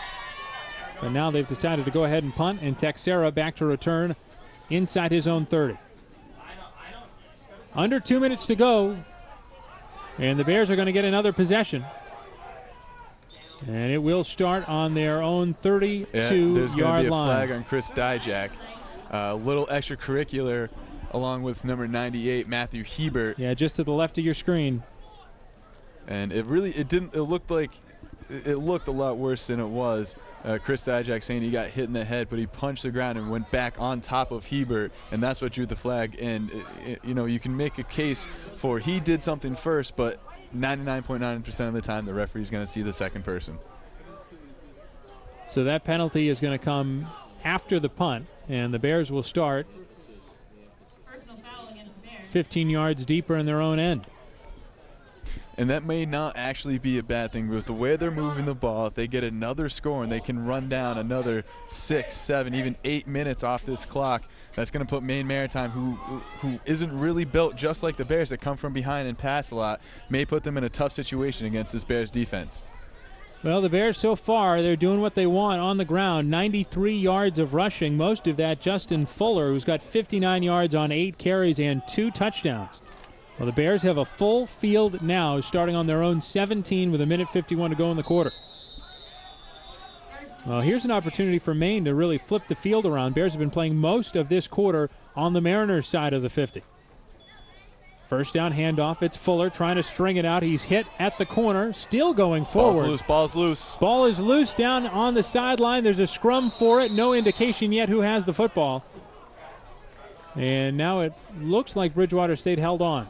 But again, we saw it last week. Justin Fuller, being the great running back that he is, sometimes when he gets to the outside, wants to go too far outside. Had a seal block from Jason Azalea, pushing the guy to the sideline. If he cut that up, had an open field, but tried to string it around into the block. And as Connor Callahan comes in and strips the ball from him, and another fumble for the Bears. It's been a problem all year. Bridgewater lucky to recover this one. And now break the huddle. They've got to hurry up. 3 seconds to get the play off, and they do. Clark, pump and go. He's looking for Texera near sideline, one-on-one. Texera goes for it. Mike Riley was right there, and it's out of bounds, incomplete. Wow, they both caught the football, and now Texera, a little pat on the behind for Mike Riley. Shared football is an offensive football, so if both feet had been in bounds or one foot had been in bounds, the Bears would have held on to possession there. Yeah, and it was a great jump ball by Jesse Texera to try and go up and get it, and then but also the second effort, because if number 7 Mike Riley comes down with that, it looked like he had his foot in bounds. So if Jesse Texera doesn't take the ball away from him, interception going the other way. An important third down for the Bears as we tick towards a minute to go here in the first quarter. Clark, delay, and the handoff is to Fuller. Skirting through tacklers, he dives near the sticks, and he has a first down. That's a big run for Justin Fuller, up over 60 yards now. And that's a great play. I mean, Bears throughout all of their games here have shown a pattern. And if they get to a third down and 5 or longer, they like to pass the ball. And it's a very predictable offense. But running the draw there with the defensive lineman rushing upfield, Justin Fuller able to find a hole, and it really caught Maine Maritime out of surprise. So a little studying by Maine Maritime, seeing the passes on third and longs, and then a studying from Bridgewater, the chess game going on here. Jeff Creedon barreling his way into the second level. Picks up 6. It'll be 2nd and 4 for the Bears, with maybe one play to go here in the first quarter if they want it. And you can tell that this is a rivalry game. Things getting a little bit chippy down there on the field. Dan Noon's in a little bit of extracurricular activities. A lot of veterans on both sides. These guys have seen each other before. Yeah, and Bridgewater knows that they lost last year, 41-31, a close one, and then Maine Maritime probably remembers that Bridgewater the year before that blew them out 32-6. Well, the Bears had won the previous 7 meetings before last year. This all-time series, 21-20-1. The Bears just barely with a lead in the series, and they're trying to extend it today. First quarter is over. Bridgewater State hopes the next three are just like the first one. They lead 12-0. Bears in front here on the Bears Sports Network.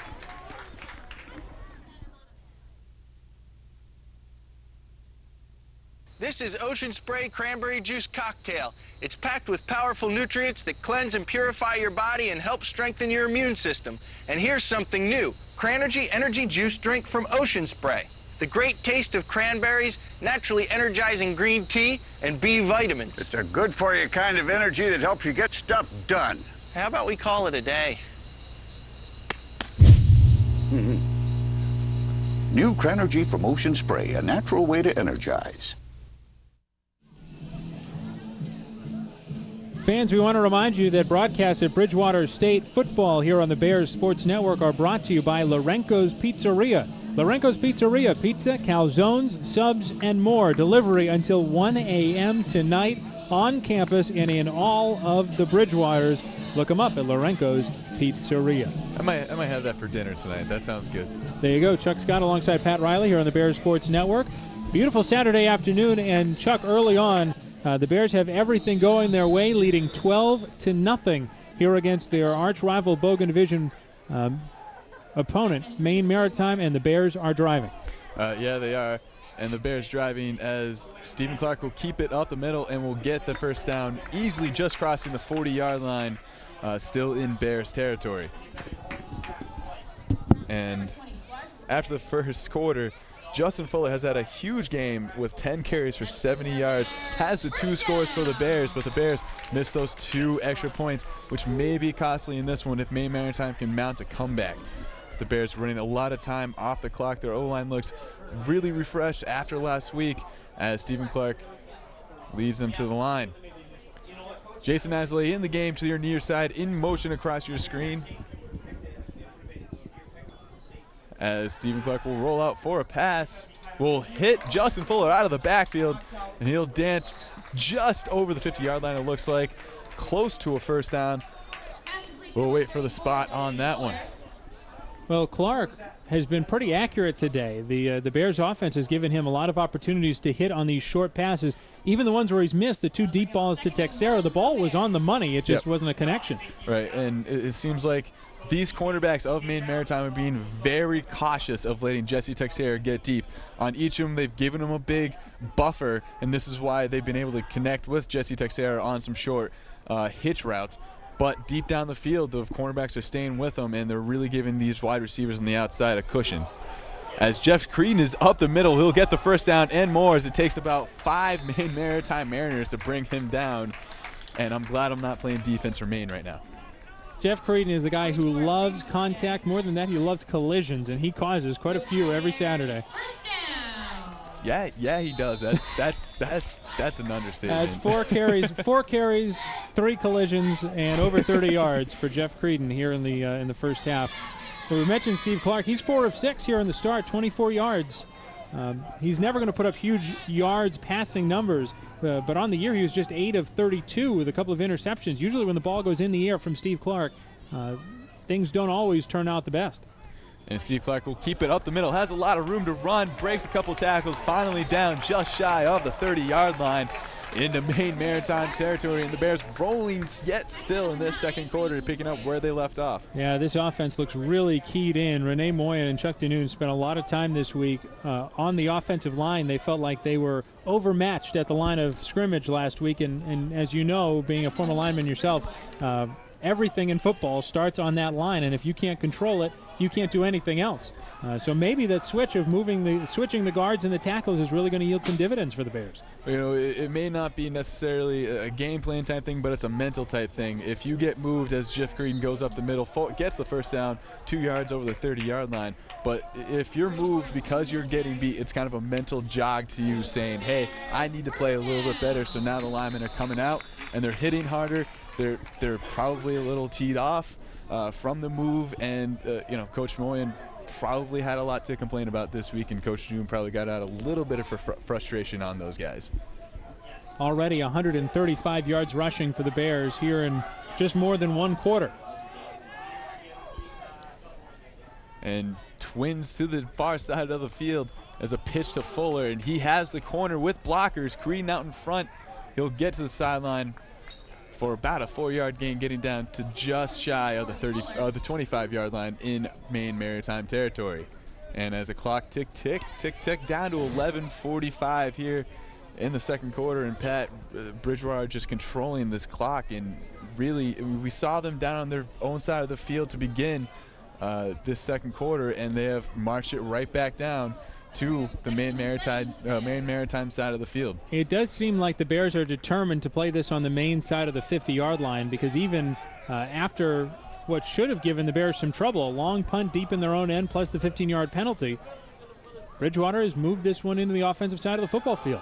And Stephen Clark drops back, but it's a draw play up the middle, and he'll get a good 4 yards off of that one, crossing the 25-yard line of the Mariners. And again, Pat, we saw that trips formation that we saw a lot last week with Jeff Creedon in the backfield this time, but they seem to really like that play, or excuse me, like that formation. It really seems to kind of throw a wrench into the gears of opposing defenses. Well, this is already a 9-play, better than 60-yard drive.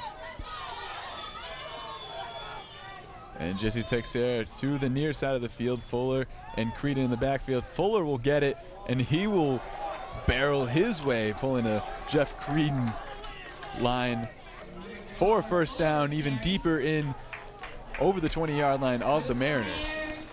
Well, you mentioned time of possession, Chuck. In the nearly 20 minutes of football that we've played, the Bears have had the football over 11 minutes already.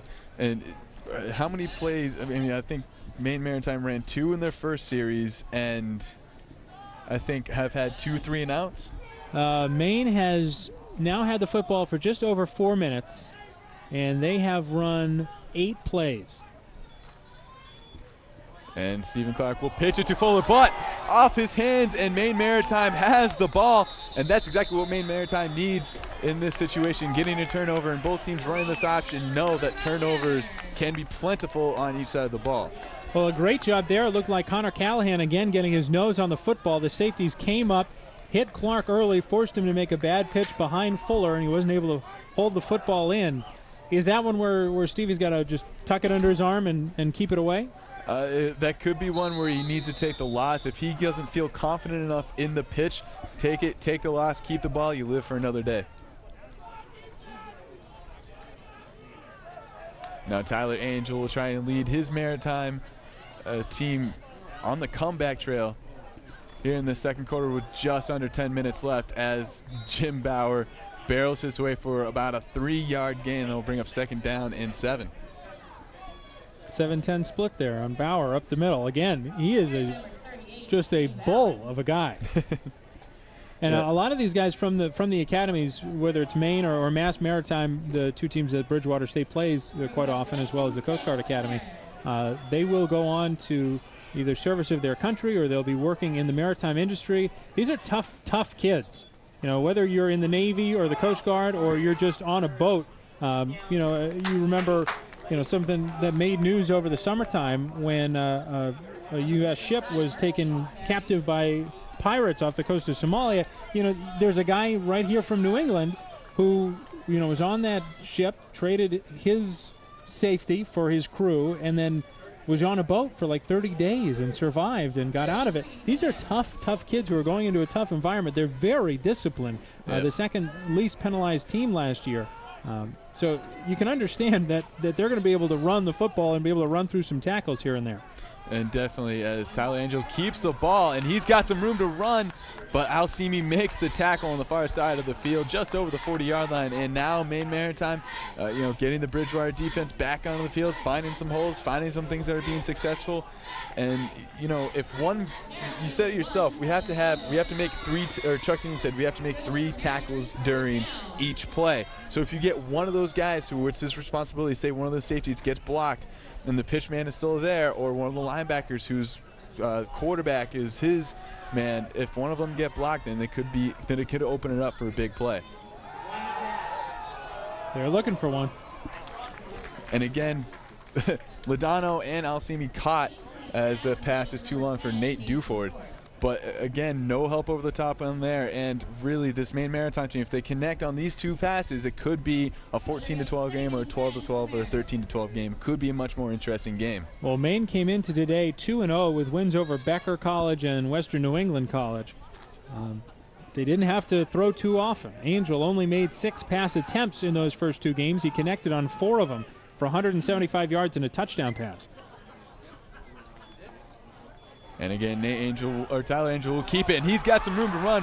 One man to beat in Josh Duquette, who will make the tackle just over the 25-yard line into Bears territory. And Maine Maritime making a run at the end zone. And really, they must have found something on the sideline. That's one thing. You know, we block this one player, and we can break it. Tyler Angel is going to get some holes to keep the ball and go around the corner. Well, turnovers are huge in football, and the Bears giveaway has now allowed the Mariners an opportunity to get back in this football game. Absolutely, and we'll see if Bridgewater maybe brings in, they were talking about as Jim Bauer barrels up the middle as a gang of red jerseys finally brings them down. But we'll see if Bridgewater wants to maybe bring in the 3-3 stack that Johnny Froba said that they might run. Bring in Tim Paddling, use him as a robber with 3 other linebackers, 3 down linemen, 2 safeties, and 2 corners. And that way you can have an extra guy to read the backfield and to spy Tyler Angel, see what he's going to do with the ball.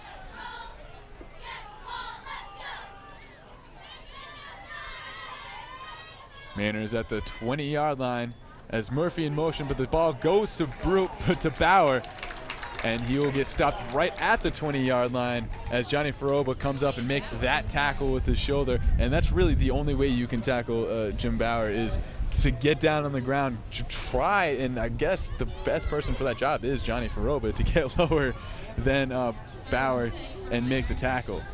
Just drove through those big legs, those big quadricep muscles, just try to knock him over. And Murphy in motion. Angel will keep it. And Johnny Froba again. And if you watch the play, Johnny Froba is starting as another linebacker, really starting up near the line of scrimmage. And Josh Duquette is the deep safety. But if anything comes to this side of the field, Josh Duquette is the one who has to come up, and Froba needs to get back in case for the play action. Well, that's 2 straight plays in which the junior safety has come up and made a run stop. And the Bears trying to pump up the crowd here. The sideline going. Nico Beck trying to get the crowd going here. The cowbells going. And the Bears looking for a big stop here on 4th down. And they're going to pass it to the end zone. Dufan is wide open, but in between 2 receivers. The ball is in between Nate Dufour and it looks like number 41, Nicholas Barusa, the big sophomore running back for this Maine Maritime Mariners. And again, it looked like it may have been blown coverage. It looked like they had 2 receivers open in the end zone, but Tyler Angel off on his 3 passes today, overthrowing 2 receivers that could have been big touchdowns, and again there, throwing it in between 2 receivers where it could have been a touchdown. So Maine Maritime missing on a lot of opportunities today. Well, that was their best drive and most sustained of the first half. And like you said, you know, they've had that pass open. You got to think they're going to connect sooner or later.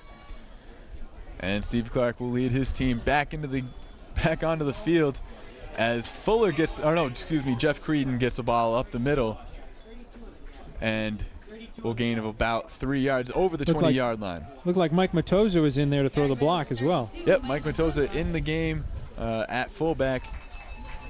And Mike Matoza is kind of an interesting story because we were doing a game last year and we saw him come out at halftime and had to switch jerseys to number 32 because they moved him from linebacker to fullback, and right now it's him and Justin Fuller in the backfield for the Bears, giving Jeff Creedon a little bit of a break on the sideline. And the give is to Matoza, and Stephen Clark keeps it. No, it's given to Fuller. Somebody's got it. Stephen Clark's got the football. Stephen Clark, I was right the second time. And he will get just to the marker. We'll wait and see what the call is going to be. It's going to be 3rd and about a yard here. And if you're the Bears, you think you just play it safe, get it up the middle, get the first down with under 5 minutes here to go in the first half? Well, you've got an opportunity here to try to drive and tack on another score without being able to hit either of the point afters on your first 2 touchdowns. It's important to get that third score and get a little bit more of a bubble. So whether you run or pass, this first down's big. And they give it to Justin Fuller, who busts through the line and easily gets the first down over the 30-yard line, just shy of the 35. And that'll move the chains for the Bears. And again, rolling along, just keeping pace. Yeah, a lot going right for Bridgewater State here in the first half.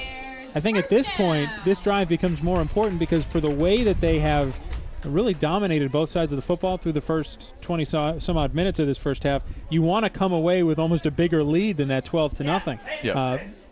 Maine Maritime with a 0 on the scoreboard this late in the second quarter is very different for them. They should expect to score 40 or 50 points in this game. So, the Bears can't be comfortable with a 12-0 lead even though they've dominated the pace of play. They want to be up 3, 4, 5 scores before they can feel comfortable at all. Right, and everyone on the team, the kind of mindset that you got from them, even from Coach,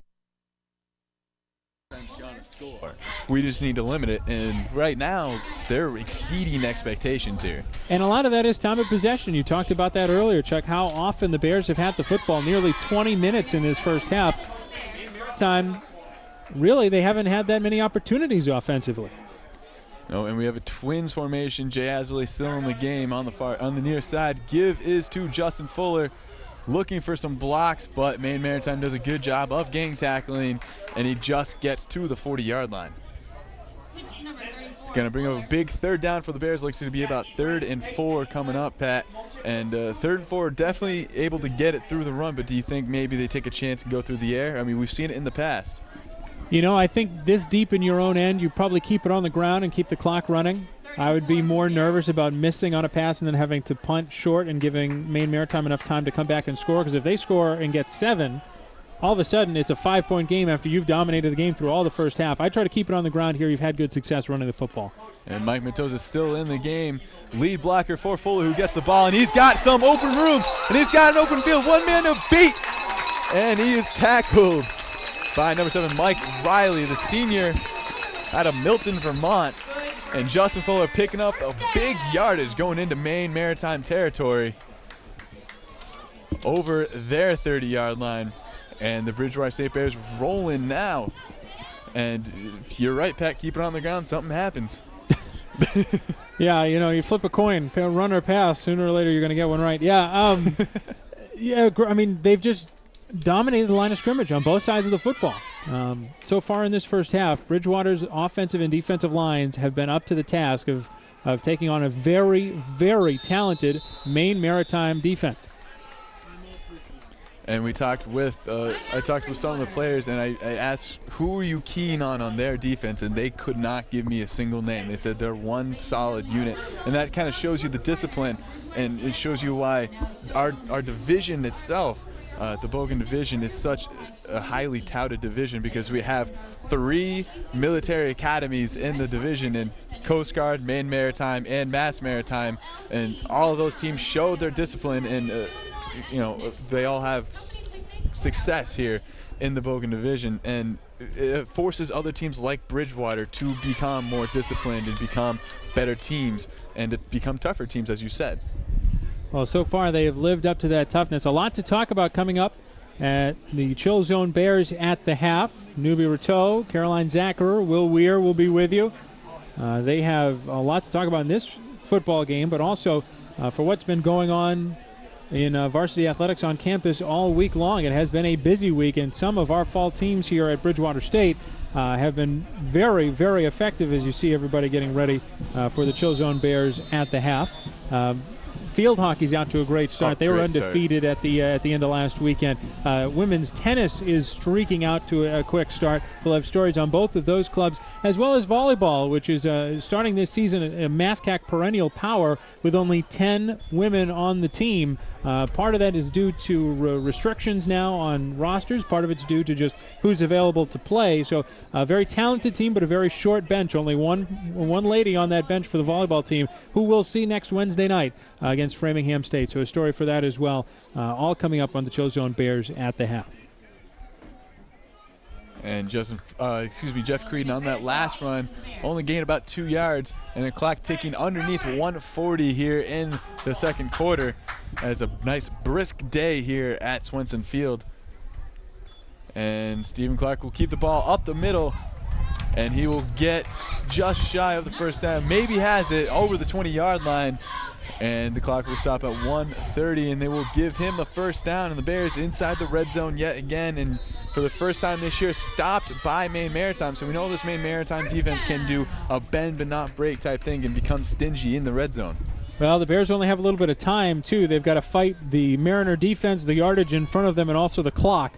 They do not really have a field goal opportunity in Michael Pettis. He's good from about 10 yards and in. So we'll see what the Bears can put together here with 90 seconds.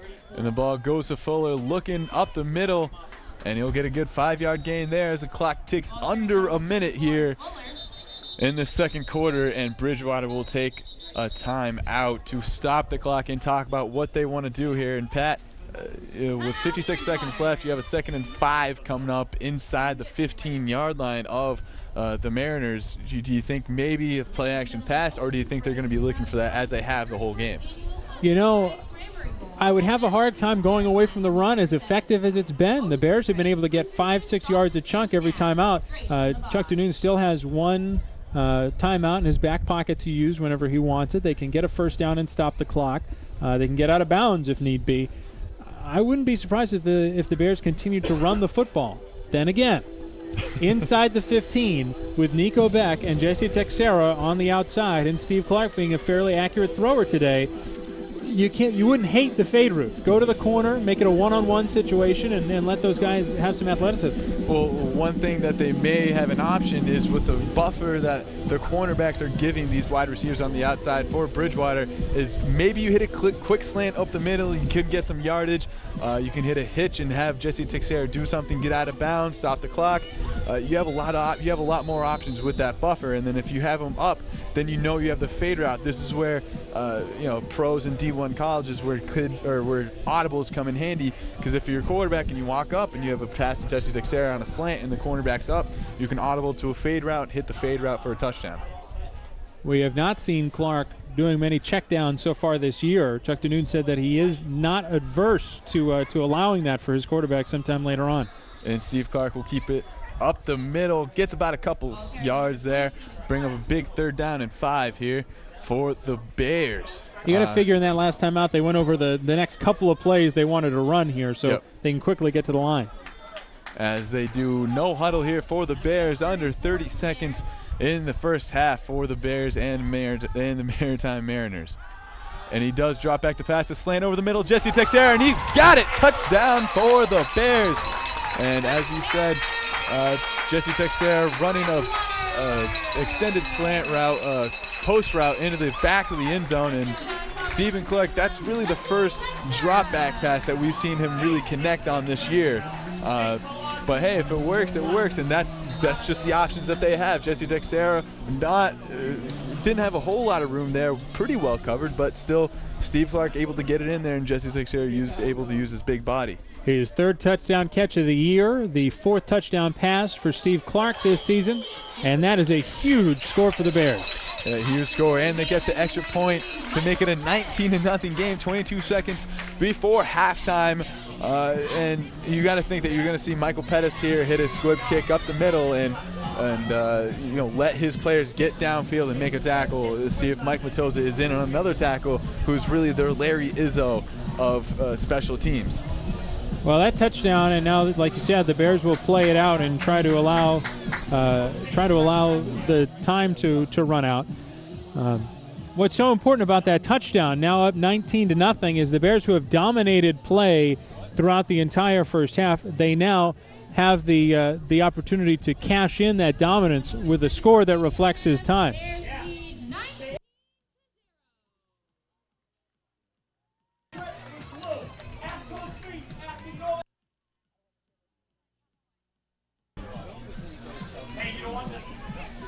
And the Bears looking to keep Maine Maritime on their side of the field. And it will be interesting to see how Maine Maritime takes this, because it's not hard for them to score 19 points and a half, as we've seen with some of the scores already this year, as Pettis kicks it up the middle.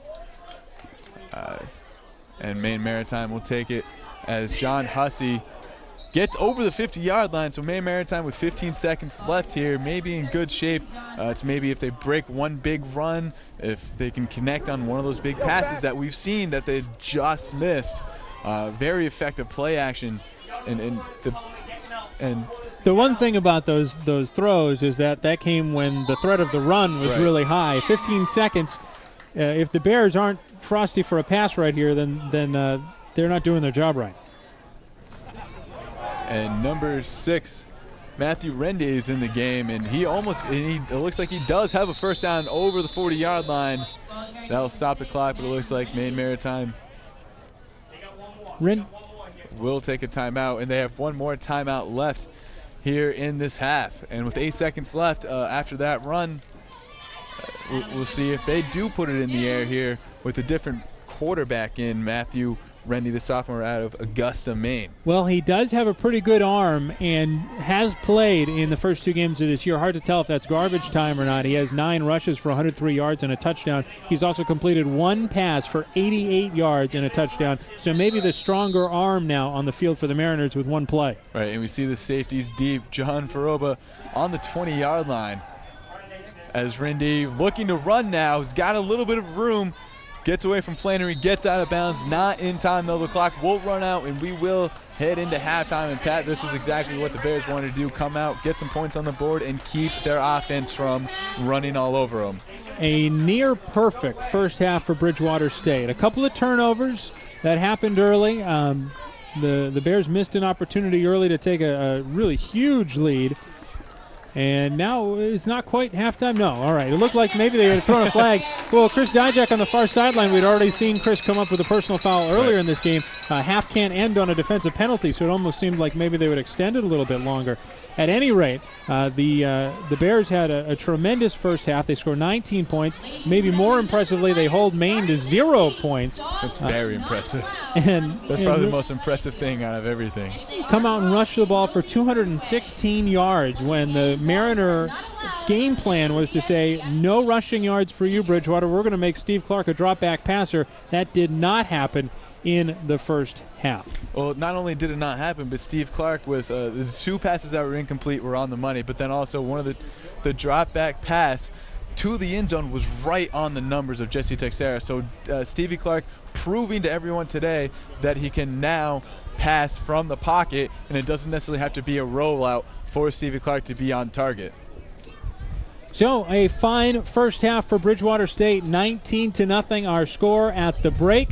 When we return, it'll be the Chill Zone, Bears at the half. Nubi Rateau and Caroline Zacherer will take you through all the first half stats and take you throughout all of the varsity athletics here at Bridgewater State, right here on the Bears Sports Network.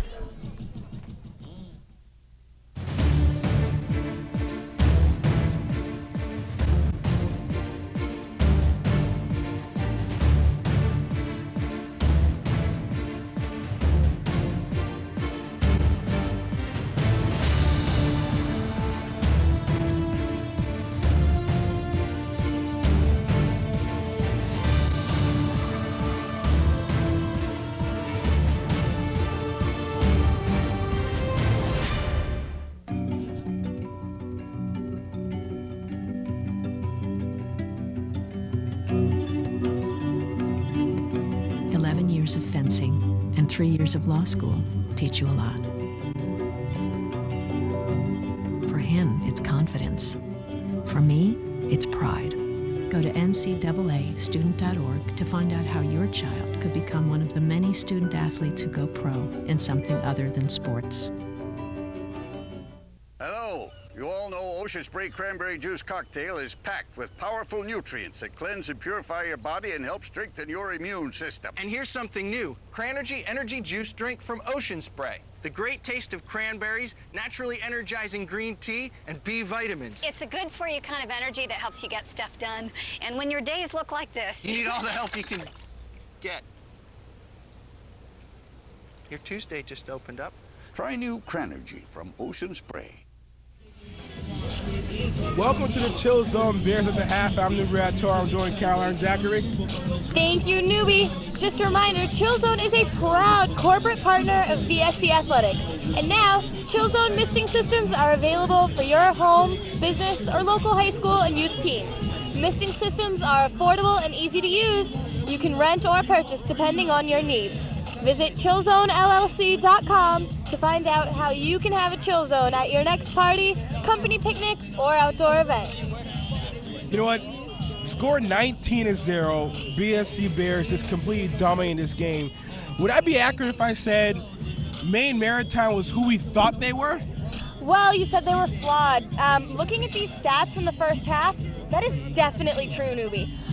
We did some research with the newbie research team. Yeah, a great research team. That research team, you know, let me just give a quick shout out. That research team, the newbie research team, honestly, as far as I'm concerned, best research team. Best work in sports. In the country, bar none. All right, let's look at some of those stats from that first half. All right, first of all, first downs. Bridgewater is dominating. The Bears have had 15 first downs. Maritime, they've only had 3. So that's definitely something to look out for. Rushing yards, Bridgewater has 216. Maine Maritime, severely lacking once again, 69 rushing yards. But you know, this is a classic case of, once again, I mean, I mentioned it, it's a weak schedule that Maine Maritime had. Classic weak schedule, classic case of falling in love with the name, but not with the product. Well, I mean, they are who we thought they were. I mean, if yes. when you look at this guy, oh, Maine Maritime, you know, you get scared. Right. We have a couple more interesting stats to look at. Bridgewater complete passes. We're 7 for 5 right now. We've attempted 7 passes. Completed 5, I'm sorry. And Maine Maritime, they're 0-3. So, yeah, Bridgewater definitely, they're controlling the ball. They're controlling the game. Exactly. You know, originally, with the defense that they play a 50 defense, which is basically what Maine Maritime does, is they put 5 down linemen on the line. So it almost looks like a 5-2. So, you know, you expect the Bridgewater Bear offense to say, you know, we're going to take advantage of this and throw the football and use Jesse Texera and Nico Beck. But they have not done that. It's been the running game. And you know, Texera and Nico Beck have been relatively very quiet. Yes, and interesting very enough, quiet. Nico Beck has He has no playing time. Yeah, has not played. But I had a chance to talk to Nico about his journey to Bridgewater State and what got him over here and the transition of, you know, which sport should I play. We had a chance to talk to Nico Beck, and he had some interesting stuff about in terms of switching sports and eventually playing football right here in Bridgewater State. In the words of the great William Shakespeare, to play football or not to play football? That is the question that Nico Beck asked himself when he transferred to Bridgewater State College. When Nico transferred from Clark University, he originally wanted to play basketball, but his heart still belonged to football. I've always had a passion to play football ever since I was young. I played in high school. I played Pop Warner a little bit before that, midgets we call it in Brockton. But I think I never really dedicated myself to improving myself as an athlete the way I should. You know, I played 3 sports in high school, and I did extracurricular activities like student senate, you know, peer mediator. So I didn't put in the time and the effort to better myself. But when Nico last played football in high school, his position was quarterback. Now, he's a receiver. Transition, it's not that hard of a transition. They said quarterbacks have the best hands anyway. So I played wide receiver freshman, sophomore, and then a little bit of my junior year, and then I transitioned over to quarterback. And so Nico Beck's decision to play football will help the Bears reach their ultimate goal, and that's a conference title. For Bears Sports Network, I'm Bridgewater.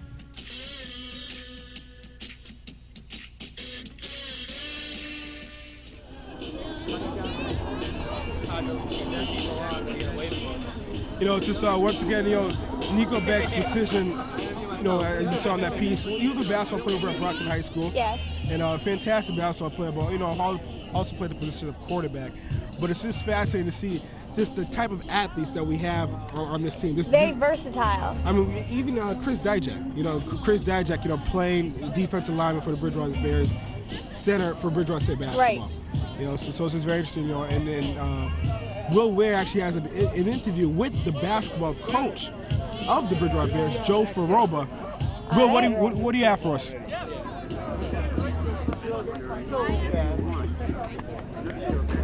Actually, we're going to send it to a break. I'm sorry. Yeah, we're going to send it to a break and interview Will Weir after the break.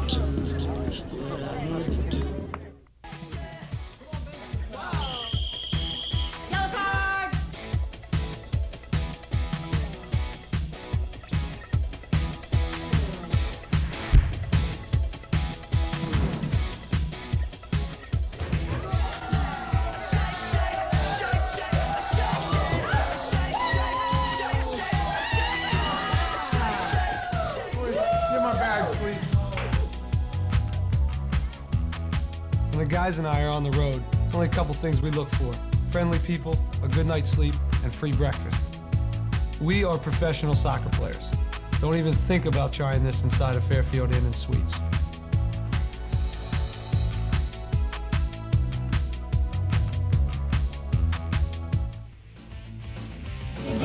And we're back here at the Chill Zone, Bears at the half. We have an interesting interview with Will Weir. Will, what do you have for us? And I'm here with men's head basketball coach Joe Faroba, and also proud father of starting safety John Faroba. Coach, it's a pleasure to have you here with us. Thank you very much. Thank you No very problem. And so far, your son has 3 tackles in the first half. What's your analysis of his play? Well, you needed to wrap up a couple of times. We'll talk to them after the game. No, I've been watching my son play for quite a few years. A North Attleboro graduate, so football's pretty big up there. But we do talk football afterwards, because I used to coach high school football for about 25 years, freshman and JV and things of that nature. But when your kids start to play sports, you want to go watch them play. So, but we do talk, and sometimes I'll make comments like I just did about, hey John, you got to wrap it up, and they give you some excuse. Now, being a head coach here, you also have the perspective of a coach and now the perspective of a parent. Yeah. What are the differences in views when you watch a game as a coach as opposed to a parent? Well, it's a little bit more, actually, it's a little bit more nerve-wracking as a parent. Obviously, you want your son, to do well. You worry about them, you get into the coach and making a play that he might cost the team or something of that nature, and but also you want the team to do well. So it's a little combination there. But I really enjoy. Well, I just enjoy it. I'm actually, funny thing is today when we were driving down, I said to my wife, I says, he'll be a senior next year. What are we gonna do? Because it will be, my daughter was a basketball player here, so obviously we watched her, and now in the falls, now we watch him. So it will be the first time within another year or so that what we do in the fall. Well, I'll come to the games anyways, because I like to watch the college kids, and I get to know the kids other than just being a basketball coach. Like Chris Dijak plays for us, and obviously he's a very good player in football, and he contributes tremendously to our program as well. He's a real solid individual, so been very lucky. Of course, as you just mentioned, Chris Dijak, one of the dual athletes we have here at this school, plays for your basketball team. Rumor is there might be another one. What is what's the update or the possibility of Nico Beck perhaps joining the basketball team this year as well? Yeah, well, he's talked about it, and we still haven't got any, solid. It's obvious. The other end of it is kind of wait till the end of the year, because once they're involved like that, you don't know if they're going to get banged up, or injuries sometimes take their toll. Like Jesse Texera, for example, he had been another player, and then he broke his leg on us, and then it was like we passed him by because we had guys filling those positions. So it's something to think about. Dominic has 1 year of eligibility left, which is a concern, because if you have someone maybe a little bit younger of equal talent, you're going to be more apt to go with the younger kid because you're going to keep him in your system and developing him. So I'm not so sure if he's as good as Stacey Garrick. You know what I mean? Stacey was one of those special players. So I haven't seen enough. I've heard good things about him, but I haven't really seen enough of Dominic. So we'll have to wait and see when he comes to the tryout. And obviously he can't try out till it's almost November 20th or something like that. So there's quite a wait for that. So. Absolutely. As you mentioned, Stace Garrick, one of the key factors to that Sweet 16 run you guys made a season ago. Can you give us a quick preview of this upcoming season and what your thoughts are? Well, we have the captains this year will be Matt McLaughlin and Anthony Goss. Anthony's been with us for 4 years. Outstanding student, I might add. One of the things what was really nice, we have a returning all-star, Judah Jackson, who will probably play the 3 spot. Very gifted athlete.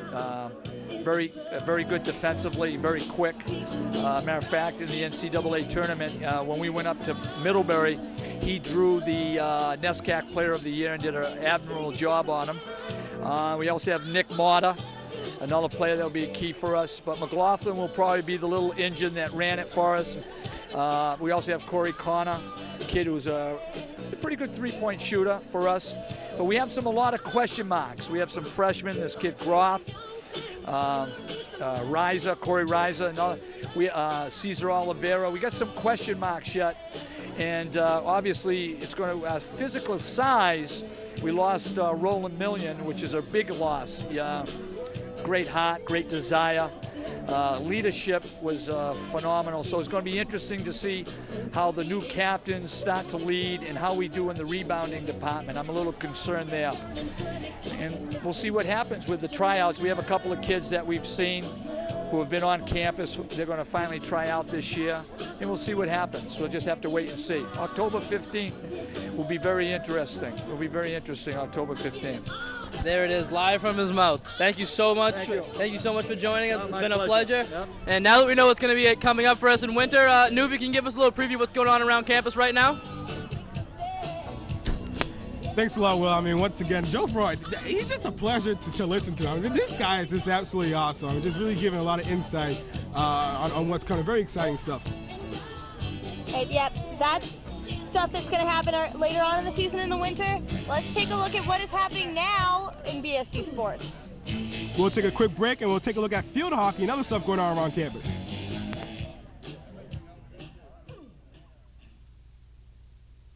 This is Ocean Spray Cranberry Juice Cocktail. It's packed with powerful nutrients that cleanse and purify your body and help strengthen your immune system.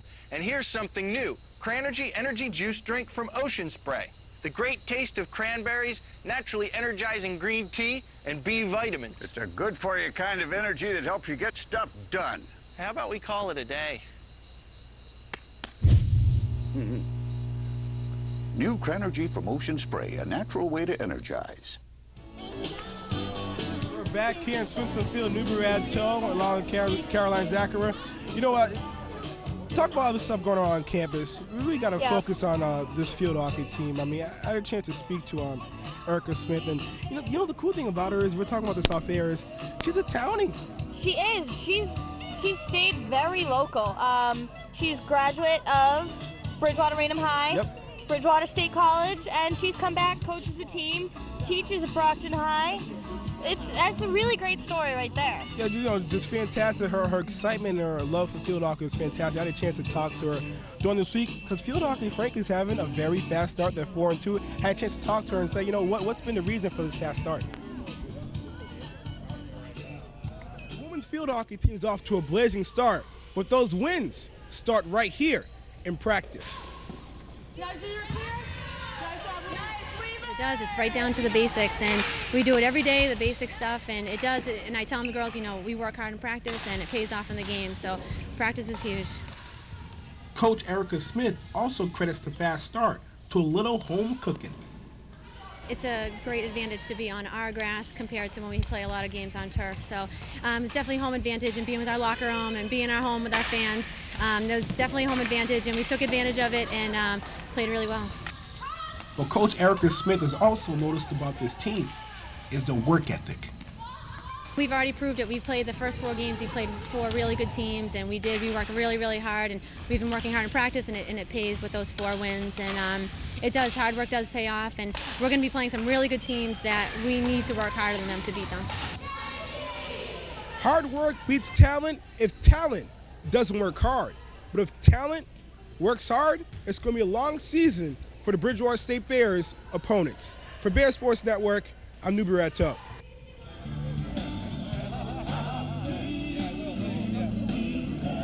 You know, it's just a real great pleasure to talk to Erica Smith and her passion for the game. I talked to her earlier in the season. She's incredibly nice, and she really loves that team. Exactly. I mean, you know, it's just so exciting because it's not just field hockey. All teams are doing well, relatively speaking, within their conference. I mean, look at volleyball. Volleyball is undefeated in their conference. Overall, they're not doing pretty well. They're 7-2. But within their conference, doing a great job. And I think, frankly, they're doing a fantastic job because they only have 10 players. Despite their small size. Right, this year they've downgraded to 10 players. So they're excited to kick off their season, though, I think. The team's got a lot of energy. Exactly. Now, BSN's own Kaylee O'Neill had a chance to talk to a few people on the volleyball staff. Take a look at this. Hi, this is Karen Mullen for the Bears Sports Network. This week I had the opportunity to catch up with Bob Roscoe, the head coach of the Bears girls volleyball team, and Shelly DePina, a sophomore starter for the team, to ask them a few questions about the small number of players in the team and how they think it will affect their season. And this is what they had to say. Do you believe the number of players on the team will negatively affect the team's overall record for the season? No, I think we'll have a better record this year because they'll be used to playing more and better in practice also. Since the team is small, will the freshmen get more playtime? One freshman has been getting a lot of playtime. The other two still have a lot to work. With fewer girls on the team this year, are the practices any harder? It's been harder because we do more running because we don't have as many things we could do as a team. It's we run more sprints and stuff, so I guess it is a little harder. What areas of the game do you have to improve on now with a smaller team? It's kind of easy with the subbing and stuff, so just passing maybe, and just I guess getting along, actually being a team, playing together. What kinds of things do the veteran players have to help the first-year players with? Just the whole around game, playing in college is different from playing in high school, different competitions, so just helping them out. Is there any kind of fear of injury on the team? If the starters get hurt, who the coaches are going to put in? Well, yeah, I guess there's 10 of us, so if the starter got hurt, it would be a thing, but I think we have it under control for now. And we're back. Chill Zone Bears at the half. Newberry Atto joined Caroline Zachary. Before we kick back up to Pat and Chuck, what your predictions for the second half? What's going to happen? All right, I'm feeling 3 touchdowns out of Bridgewater. I think they got it in them for a couple more. And I'm going to call Maine Maritime. I think they'll get 2. They have no score right now. They're hungry to get on the board. It's the third quarter. So I'm saying it's going to be a high-scoring game for Bridgewater, but maybe not Maine Maritime. Pat, Chuck, take it away. For the Bears, number 19, Michael Pettis. It has been a strong first half for the Bridgewater State Bears, who lead 19-0. We begin the third quarter. Maine Maritime will get the football, and again, my broadcast partner Chuck Scott has the play-by-play. Yes, and Maritime will pick it up, but tackled quickly by the Bears just shy of the 40-yard line, as the Mariners will take over on offense. Turning that was number 41, Nicholas Barusa. And one thing that we haven't seen and that we saw in the last game, Nick Barusa, or at least against Becker, in the 63-point drubbing. It looks like he can break off a big play, 8 carries for over 160 yards. Kind of interesting to see, really silent in the first half. You got to think that the second half, Maine is happy to have the football, and they want to establish the run.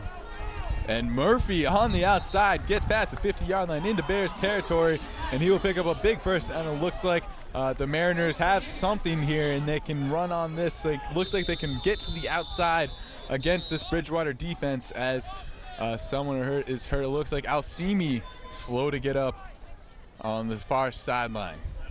The Bears don't want to be thin at cornerback, and that's what they will be if Maradona Alcimi is down and a little bit roughed up. As Thompson will come in. Thompson starting a week ago, but Alcimi coming in for him. Alcimi coming in for Lodano during last week's game for that concussion, but played so well that they moved Thompson back to a backup role and kept Lodano and Alcimi into the game for this week. And again, against this vaunted run offense, the Bears have been caught off guard on passes 3 times in the first half, but luckily the Mariners were unable to connect on any of those deep balls. Tyler Angel has been pretty good at the long pass so far in his career, and we'll see if that comes back to bite the Bears later on, or how they react to what were a couple of open plays if the Mariners could have made them. It seems to be a kind of a double-edged sword, because as a coach, you like to see your cornerbacks want to get up into the play and make a tackle, be physical, but then you also want them to be disciplined in that play-action pass and not fly to the line of scrimmage too soon. And Angel will twin to the near side of the field. And looks like they have drawn Bridgewater offsides, but they get a free play here as he gets it to Barusa on the outside, breaks the tackle, still in bounds, driven out of bounds, and another hanky on the field. And we'll see what this one is for. Looks like for maybe a late hit. Vieira pointing towards the main side, wants an explanation. He's pointing that something happened in the back here, maybe an illegal block as Barusa got to the outside. Well, Joe's been at this football thing for a good 3 decades now, and he maybe more than that. And he had a pretty good view of the blocking structure right in front of Barassa. And there was one definitely for an offsides against the Bears, Melicharik, and there's that call. Jumped the gun a little bit. And we'll see what the second one is. It's going to be holding on Maine Maritime. The penalties will offset. Or no. Yes, the penalties. Nope, they'll replay the down because it was a free play. Right. So they'll replay the first down for the Mariners here. The ball will remain just shy of the 45-yard line, right on the 46 there. And will remain a first down for the Mariners. Now, that's one thing, Pat, that we've seen the Mariners do later in the first half and early here in the second half, getting to the outside on the Bears. They are finding that corner. Tyler Angel's a couple of long runs that way, and Barassa there. And they blitz Thompson, trying to make Angel make a quick decision, can't decide which one to tackle, and it looks like they get a first down on that one. It's going to be close, right on the stick there, just over the 40-yard line. But brought Thompson on the blitz there, but it didn't really work. Thompson had the quarterback Angel bottled up in the backfield, but able to pitch it, no one having the pitch man on that. That's what I've noticed the last couple of plays. The Bears are leaving the pitch man open. Nobody is covering the pitch man. They're hitting the quarterback and hitting the up man. But that pitch has been open on the last 3 plays. It has indeed, as they give it up the middle to Bauer, and the ball is loose again, but Bauer bounces right back to him somehow, and football's a funny game sometimes that way. Loses the ball, stretching for extra yardage. It comes about a yard or 2 out from Bauer, and then gets kicked right back into his stomach for him to recover it. Steve Tripp and Josh Duquette both dove at the football. They knocked it away from each other, and Jim Bauer able to get a big right paw out on that football and hug it back into his chest. And Bauer kept relatively silent in the first half. Only having 11 yards, one of the nation's leading rushers, as Murphy is twirled around but stays on his feet at the 40-yard line in his own backfield, but is eventually pushed out of bounds by a gang of Bridgewater players. And there's a late flag coming in, and it looks to be on Maine Maritime here, as this game was getting a little chippy in the first half. Looks like the British want to clean this up. And that might be Jim Bauer there after the play. There was some pushing and shoving going on. The Bears turned around and pled to the head referee, and that's the call, personal foul. And that's going to kill the Maine Maritime Mariners here. I mean, they already had a loss on the play, and now to kind of put some more salt in that wound, another 15-yard penalty tacked on in the end of this play. And really with this Maine Maritime offense, you really can't afford to lose yardage at any point during a drive. You have to be a very disciplined team, and sometimes during a rivalry game, that discipline goes out the window and it becomes more of a passion game. Well, now the Mariners have 3 plays to try to make up more than 20 yards. And this will be second down and a massive long here for the Maritime Mariners, as the pitch is to Barossa on the outside, and the fumble. Ball is loose again on the ground, and the Bridgewater State Bears will push the Mariners even further back. Number 82, Josh Elwell, on the recovery there. And again, on the other, and this is a very, very long second down coming up, or third down, excuse me, coming up for the Mariners. This is a 3rd and 34 after a 2nd and 27. Not the way you want to start a first or second half, Pat. I mean, they seem to be moving it, and then one fumble, and then a personal foul, and then another fumble, and this is how drives just get destroyed. And Tyler Angelo will roll out, looking to pass, and fakes a pass, and he'll just take it and run out of bounds. And a flag comes in on a late hit. it seems to be it's going to be a late hit on the Bears. This may save Mariners on number 8, John Ferbert. This may save the Mariners' drive. And would be an automatic first down. And looking at that play, Pat, it looked like Tyler hadn't fully committed to going out of bounds when Ferbert hit him. Well, hard to tell. We're all the way on the other side of the field, and we don't have a great camera shot of that sideline. But at the same time, this has been a little bit of a chippy game, and maybe the referees have decided they're going to penalize anything close and really try to get a handle on it. And as you mentioned, new life now breathed into the offense of the Maine Maritime because at 3rd and 34, there's no way they were going to get it. No, and it was and this is huge because it's an automatic first down for the Mariners. We'll see if they can take advantage here. And Alcimi goes for the pitch man before getting the quarterback and Angel out of bounds, picks up a first down. And Flannery complaining to line judge there about probably a holding call of some sort. And that may have been why he wasn't able to get to the quarterback, and Alcimi has to take the pitch man. Something happened there because quarterback is the second priority, right? Up man, quarterback, pitch man. Yep. And Timmy Palin will come in for Steve Tripp here. Bridgewater running a 3-3 stack. Timmy Palin playing the robber, the up safety here for them. As a hand up the middle to Bauer will get them a good 5 yards here, maybe 6. As the Bridgewaters look to switch things up here. Maybe they bring in Timmy Palin to get an extra linebacker to get to the outside here. Well, we have seen a hot and cold third quarter, or at least the start of the third quarter from both of these teams. Mental mistakes as far as personal foul penalties, a couple of fumbles. The ball has been jumbled around towards the middle of the field, but now Maine in a great place here offensively. And Tyler Angel will keep it, leaps over a defender, and is taken down by John Ferbert. Jason Flannery on the tackle. And is close to the first down marker over the 10-yard line inside Bears territory. And it'll bring up a 3rd down and 1 here. Oh, 3rd down and 2 looks like. And a big play. Dijak trying to get the crowd pumped up. And as well as Briscoe the Bear here on the sideline. Bears big 3rd down. Trying to force a stop. And the give is to Bauer. Gobbled up right away by what looked like Paul Melicharic. And he may have just enough. The ball is spotted right before the 5-yard line. The referee will call a first down, and the Bears aren't happy with it. But really, Bauer just had to fall forward on that when he had the first down.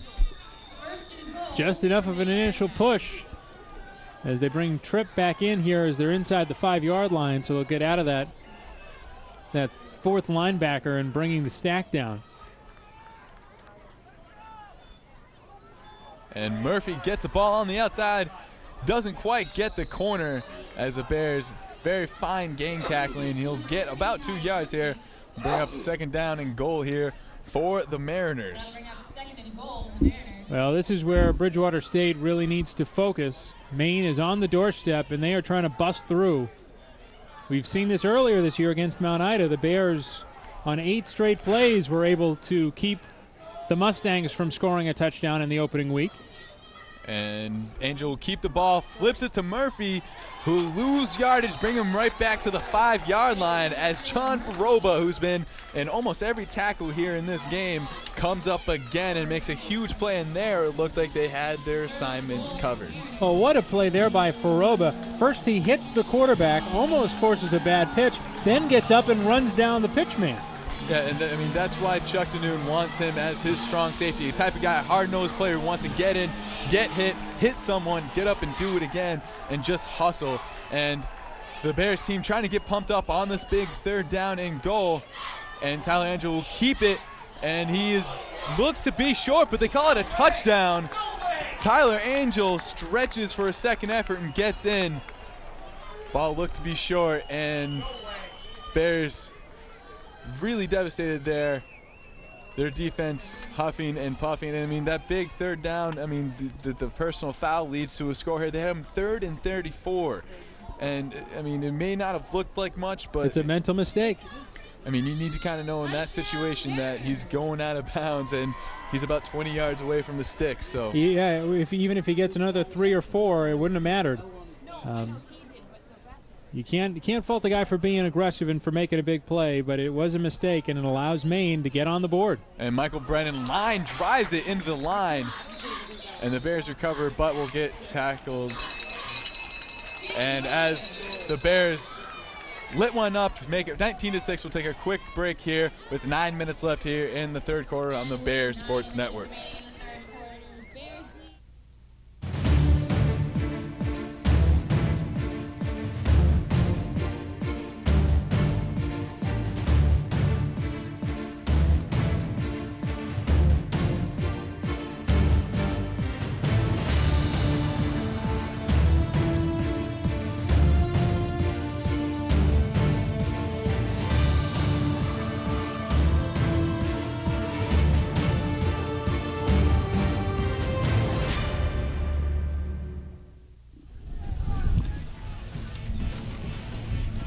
And a quick reminder for the residents in coming out of town, call today for a sport special root grades at 124 Liberty Street in Brockton.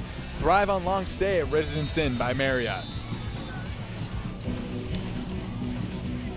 And Michael Brennan set to kick it off to Jared Ulak deep for the Bears. And a very good kick, driving Ulak back to his own 15-yard line, who muffs it and will take it and is gobbled up early by the Mariners. Well, Maine has started the second half, and they've accomplished what they wanted. Run the ball effectively, score on their opening possession, and now they've forced the Bears to look at a long field. They're going to start at their own 23-yard line, so 77 yards to go for Bridgewater to get into the end zone, and they'll see if they can get a few more possessions. If Maine can maybe turn over Bridgewater State, force a mistake, cause a couple of more punts. The Mariner offense just hadn't had the ball in the first half. It's been all about the Bears being able to run the football. And the Bears will continue to run the football at the hand up the middle to Creedon, but this Maritime defense may be motivated by their offensive success here lately, and they will gobble him up in the middle for a minimal gain of about 1 yard. Well, see, this is where the Bears need to be careful. Chuck Danoon said this week when we talked to him, he said, you know what? We're not going to be comfortable as a coaching staff unless we're up by 30 or 40. He said if we're up by 2-3 scores, Maine has all of the offensive firepower necessary to come back in a game like that. We need to stay focused and stay hungry.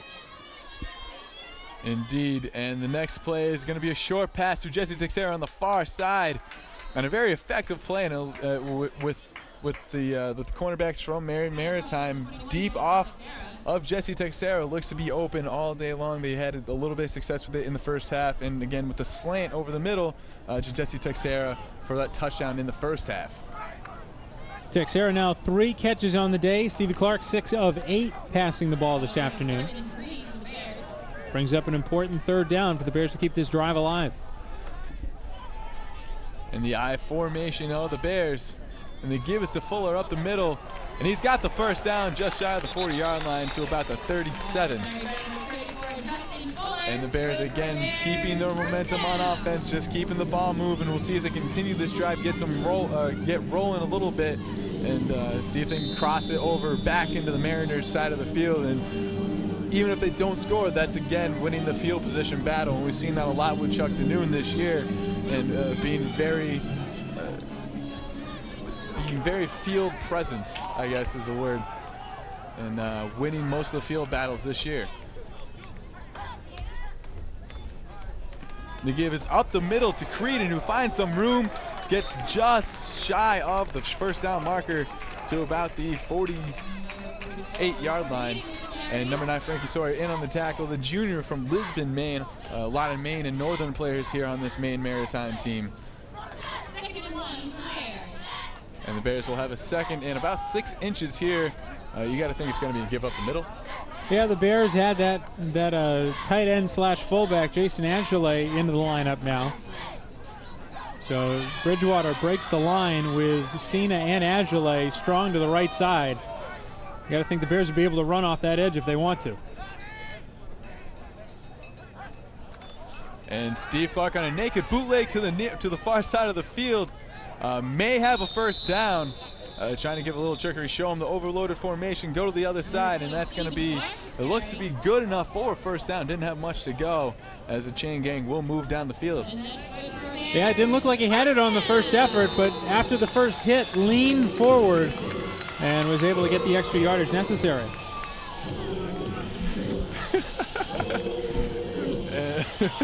And the Bears are marching down the field. Almost into Maine Maritime territory, just shy of the 50-yard line.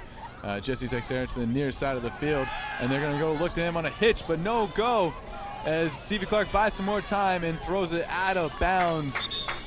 Great job there by the senior quarterback. And a very smart play indeed, yes. Didn't make the initial throw, although that was the plan. Saw that it wasn't there. Able to buy himself some time, let his receivers try to get open, and when it wasn't there, he didn't take the sack, threw it out of bounds, avoided the penalty. A perfect non-connecting play. You know, if you're gonna have a play where you're not gonna get any yardage out of it, that's the perfect one. Yep, definitely. And we'll bring up a 2nd and 10 for the Bears. And we've talked about it in the previous weeks. That play not so much a risk, but in other drives we've seen them stall out on, it's when they go to the pass on first down and end up in a 2nd and long situation. Is when those drives are stalled. As they give up the middle to Creedon, and he just bounces his way up near the first down marker into Mariner territory. And when you have runs like that, I guess you can do whatever on whatever down. Well, the Bears are getting just tremendous initial push from their offensive line. Chris Grandy, Mike Diatillo, and Jeff Smith there just carving open a hole for Creedon. And once you get beyond the initial push in the initial front seven for a guy like Jeff Creedon, he is going to run down safeties and cornerbacks and linebackers all day long. You got to hit him initially before he gets ahead of steam. And he's just otherwise he's just going to hit you. He's going to go down, but he's going to hit you. Oh yeah, he's going to make you feel it, and that is a first down after the measurement. But when Jeff Green gets to that 2nd level, especially if he gets to the 3rd level of DBs and safeties, the only thing they can really do is take him out of the legs, because if they try it and go up on him, it's going to be ugly. Well, I think we've seen, and throughout the game, we've kind of been chronicling some of these storylines. To me, what is really telling the tale of today's game is the Bears' ability to run the football and control the line of scrimmage. Definitely. They continue to run like this. They're burning clock. They're moving yardage. It's helping them completely dominate the field of play. And a try-play, a counter play given up the middle to Justin Fuller, who gets a good 7 yards on that one. And with the clock down under 5:20 here in the 3rd quarter, the Bears, Maine Maritime scores on that first possession, but they're having trouble stopping the run here against Bridgewater, and Bridgewater just ticking time off the clock. They get another score here. You never know. Will Maine Maritime be able to keep up? And Maine Maritime can't get in the scoring battle now, down 19-0 at halftime. And especially with time ticking, the way both of these offenses run so much, you're not going to get a 2-minute drive. These drives are all going to be 5-6 minutes long. Right. And Justin Fuller up the middle, gets just to the 30-yard line, but that's good enough for a first down for the Bears, driving closer and closer to their favorite part of the field, the red zone. Well, Bridgewater keeps going. There's been a lot of Bears first down out of the public address speakers today, and Bridgewater State continues to push the football forward. They're up near 300 yards of rushing today. Already with 19 first downs in the game, not even out of the 3rd quarter. That's a good game for a team, let alone a good first 3 quarters.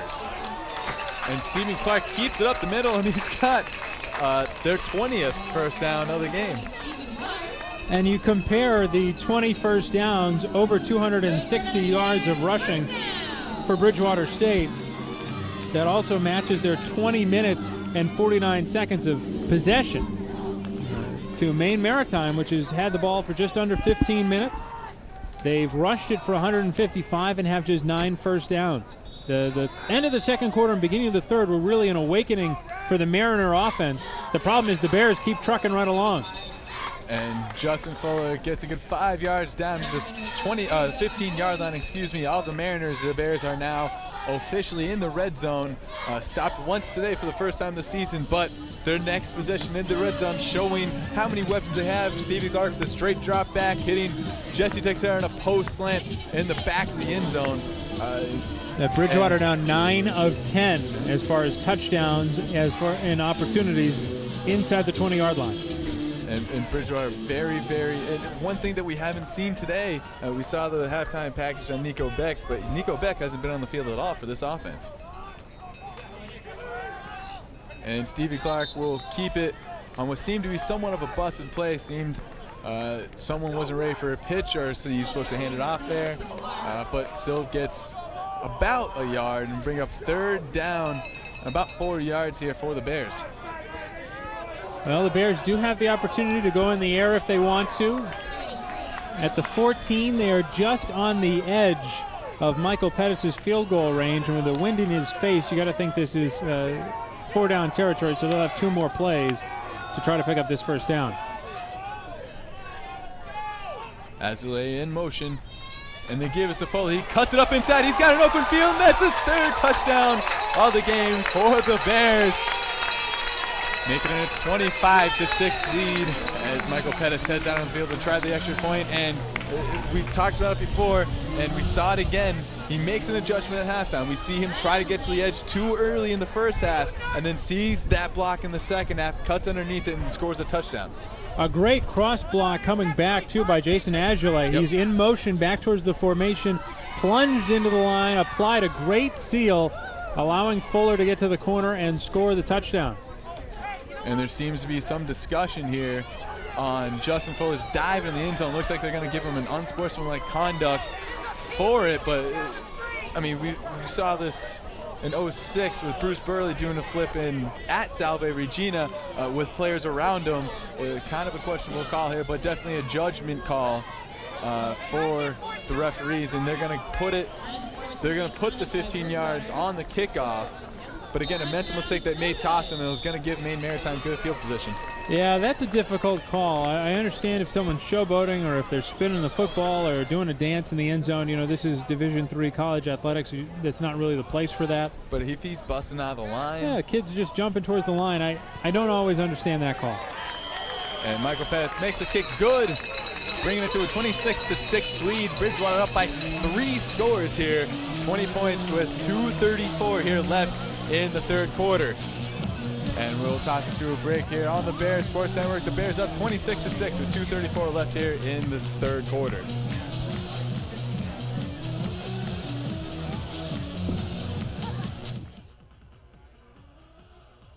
This is Ocean Spray Cranberry Juice Cocktail. It's packed with powerful nutrients that cleanse and purify your body and help strengthen your immune system.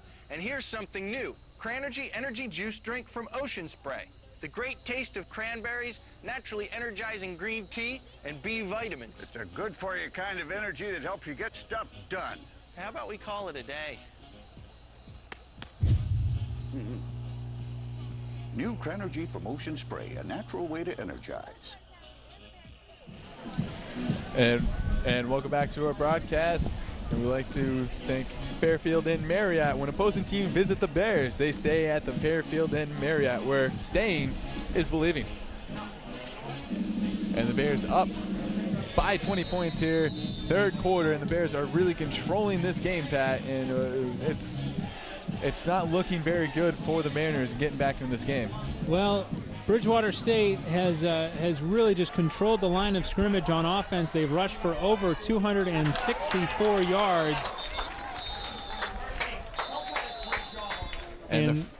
Sorry, go ahead. And the freshman Derek Healy with a great tackle out of Weymouth, Mass, just before the 45-yard line for the Bears. And what was that again, Pat? Well, the other thing I wanted to double check on, no turnovers for Bridgewater State.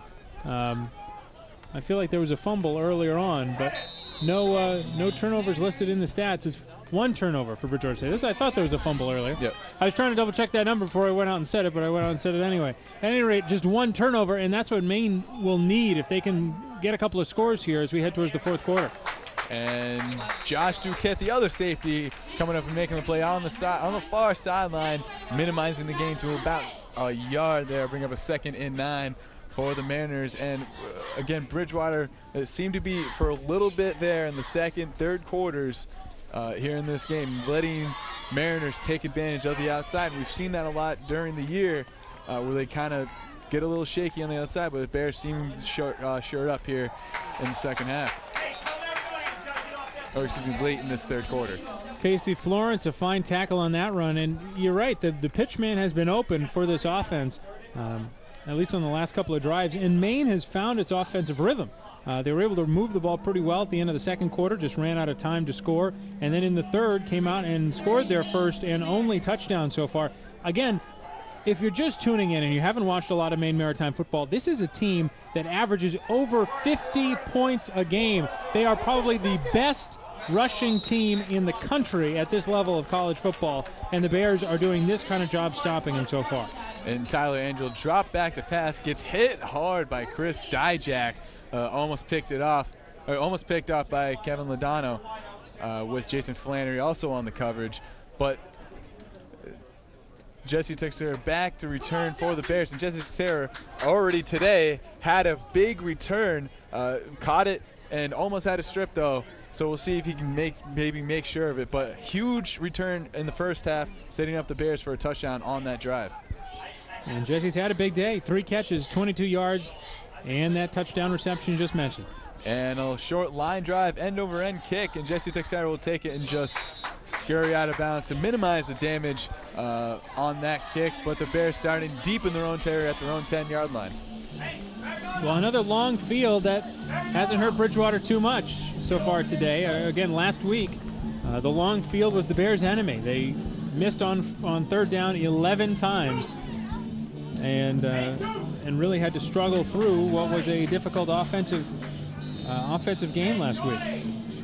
Indeed, and right now it seems like the long field is actually helping the Bears. They keep in possession, they're knocking time off the clock, and they're getting points at a regular basis. And that's one of the keys here, because we saw them have a lot of stats last week but not get a whole lot of points up on the board early. As Creedon barrels his way forward for a 2-yard gain, bringing up 2nd and 8 for the Bears. Under a minute here left in the third quarter. Bears up by 20 and looking for their offense to roll again with the long field, looking for them to go 90 yards here. If the Bears go 90 yards, that's going to be a 6-7 minute drive. Yeah, and we're within a minute of the fourth quarter. This is where Bridgewater, if they could put together a long, methodical drive, can really put this game out of reach for Maine.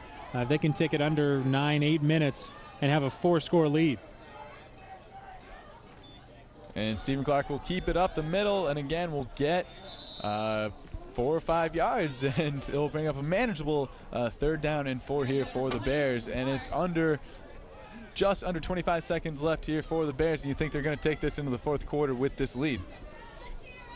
You have to think so. They don't have to run another play. I wouldn't.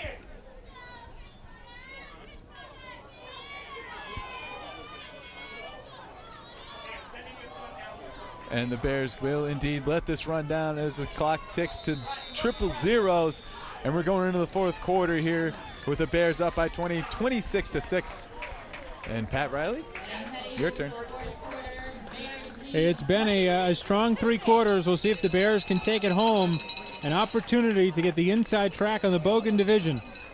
Here with their first divisional game. Bears in front 26-6. And again, fans, we want to remind you that broadcasts of Bears football here on the Bears Sports Network is brought to you by Pepsi, the official soft drink provider of Bridgewater State Athletics. Also, as we close the third quarter, let's take a look at our D'Angelo's Stat Pack wrap-up. The Bears so far really dominating the statistics on both sides of the football. Bears have run for over 260 yards of offense already through 3 quarters. Stephen Clark, 6 of 9 through the air. He's got 43 yards and a touchdown. Justin Fuller is up over 160 yards rushing. He has 3 scores. That makes 9 touchdowns on the year for Fuller, leading the NEFC at this time in the season through not even 4 games. Again, that stat track brought to you by D'Angelo's. D'Angelo's Sandwich Shops, located at 3 Broad Street and 1440 Pleasant Street. You can now order online You can do it at d'angelos.com. And one interesting stat for these Mariners is not a whole lot of prolific passing, but a lot of big play passing. Net passing yards, 0. Haven't connected on a pass yet. Bears with the ball on a big third down. Clark rolling to his right, nothing there, and he is swallowed up. Zach Rowe there along others to make the tackle. And you would think that the Bears would run that to the far side or the near side of the field, giving them room to really stretch that out, but running that towards the sideline really bottled up and allowed Maritime's defense to get in position to make a tackle on Stevie Clark in the backfield. So for the first time this afternoon, Michael Pettis is going to try out his punting leg. And we'll see if he can make it a little bit of a long field for Maine Maritime. A big punt coming. And this is a good one. Nick Barassa to return it from the 42. Crosses the 40-yard line and is then strung out of bounds around the 39. Mike Matoza there to force the stop. Had some help from Dean Lucier. And you'd love to see a guy like Mike Matoza who can just play every special teams, come in at fullback when you want him to. And let's be honest, if they really need him, he can play linebacker. He knows the system. He knows Coach V's mindset real well. Really versatile player and a senior who's a veteran that you love to have in any type of situation. Well, Tyler Angel and the Maritime offense with its shortest field of the day, and the handoff on first down goes to Jim Bowers up the middle. And in past games, and especially the UMass-Dartmouth game, the scouting report on Bridgewater was they're weak up the middle on defense. And really today, holding Jim Bauer to anemic numbers, especially considering what he had coming into the game, Bridgewater really showing that they've shored up that middle of their defense. Another rush. This is the quarterback, Angel. And it's going to be about 3rd down and 5 coming for the Mariners as the clock continues to tick down towards 13:30 here in the 4th quarter. You mentioned Bauer, 23 yards on 9 carries. His longest run of the day has been 5 yards. This is a guy who last year ran for nearly 1,700 yards. And a guy coming in, 52 rushes for 322 yards. Deep pass, underthrown. He was looking for Nick Barassa. Whoa. If this is a pass interference, this is a horrible call. The line judge coming in, and there was a flag down on both sides. Looked like the Bears were offsides on the snap, and we'll see what the second infraction is. It was offsides. It looked like there was a second flag that came later from the near side line judge. Just looking at our camera shot, it looked like maybe Paul Melicherick had jumped on the snap count. Well, Paul Melicherick, he's a rookie D tackle on this team, and what he likes to do is to get as close as possible to the ball. So sometimes you're going to have to live with those calls on the offsides because the ref's not going to tell him to get back all the time. You're going to give him one warning during the game. If he keeps doing it, you're going to start calling it. So Melicherick maybe just inching a little bit closer, trying to get that little bit of an edge. Here's Angel again throwing into the flat, tipped, almost intercepted. Casey Florence was right there, had his eyes on an interception, but Murphy able to grab onto the arm and keep Florence from hauling in the pick. And Bridgewater really fooling Angel there. Thought he had the back out of the backfield because he thought it was man coverage, but Casey Florence dropping back into zone coverage, fills the hole that was there, didn't get the ball there in time, and Casey Florence almost picks it off. As we see Nico Beck warming up on the sideline with number 12, Tony Lee. He might just be staying warm, but it's interesting to see him throwing the football. Todd Murphy on the pitch, corralled out of bounds. And there's a flag on the play, and it's a personal foul, but if you're running the option, you got to be able to let the D tackle the quarterback.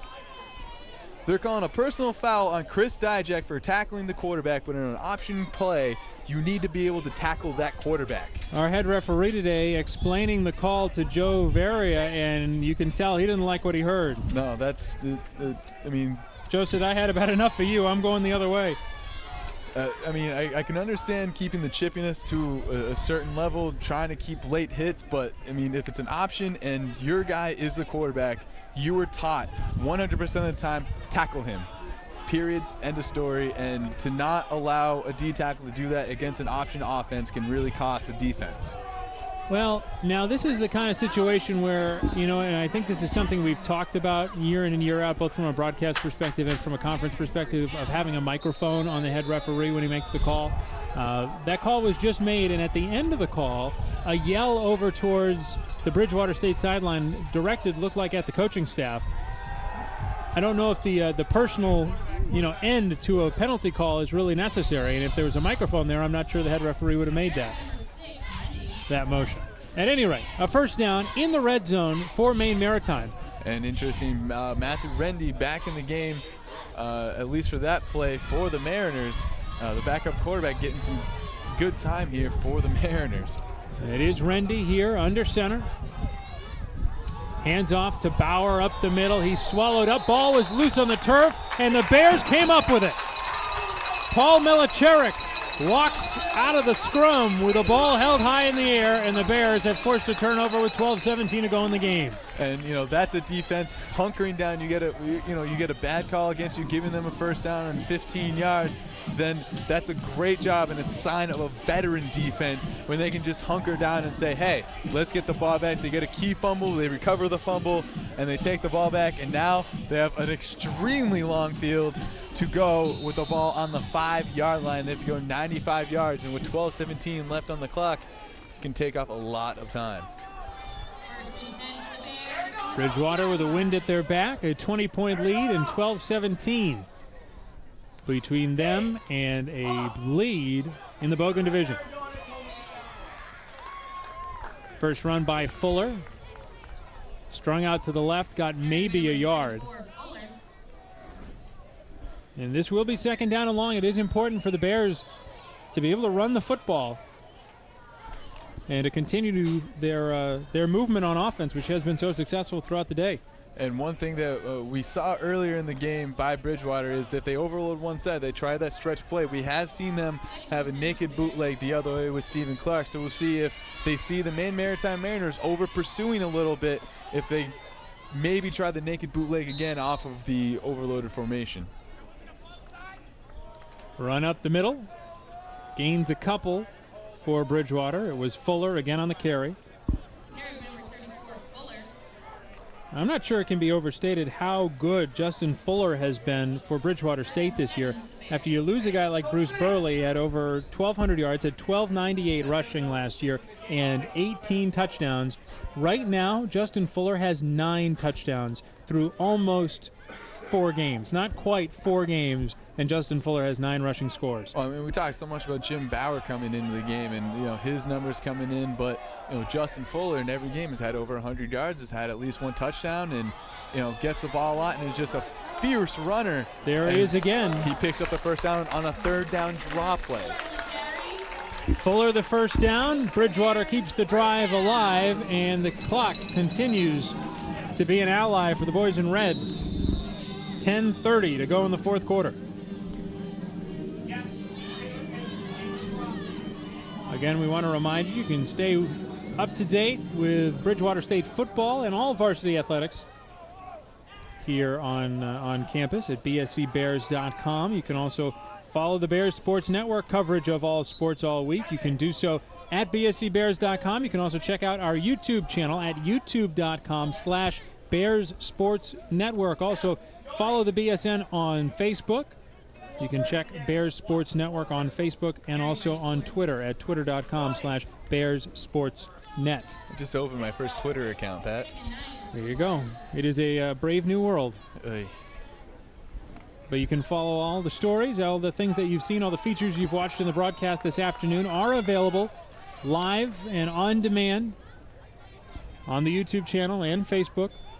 There are also links to them on Twitter. Here's Clark rushing on 2nd down. He's got the first and more. Rumbles ahead to the 37-yard line, and the Bears keep the clock moving in the chains. And one thing you really like to see from your lineman, Grande was down, Jay Asley, the tight end, was downfield blocking on a linebacker, saw Stevie Clark coming, and saw Stevie Clark get to start to get tackled, pushed him forward by trying to block the other player an extra 5 yards. That's the type of effort you like to see, and really comes in and is really the reason why Bridgewater can just run the ball all over the Maritime Mariners right now. A strong, sustained effort for Bridgewater State this afternoon. They came out really looking to take it to the Mariners. An initial scoring drive where the Bears marched all the way down the field, rushing the ball most of the time. They got an early 6-0 lead.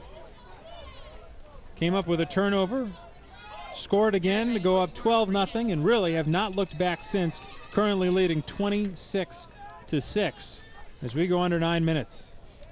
One more score, and I think you call this one over. Maine, at this point, 3 scores, it's not out of the realm of possibility for the Mariners to come back at this point, but they have not shown an opportunity for the big play so far this afternoon. Yeah, I mean, that's one big thing.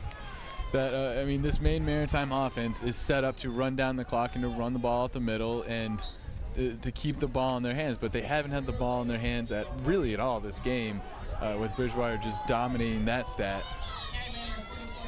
It's just hard for them to score quickly when they need it. I mean, they can score quickly on big runs. They bust one open, but that hasn't really been a factor here today, and their passing game has been non-existent.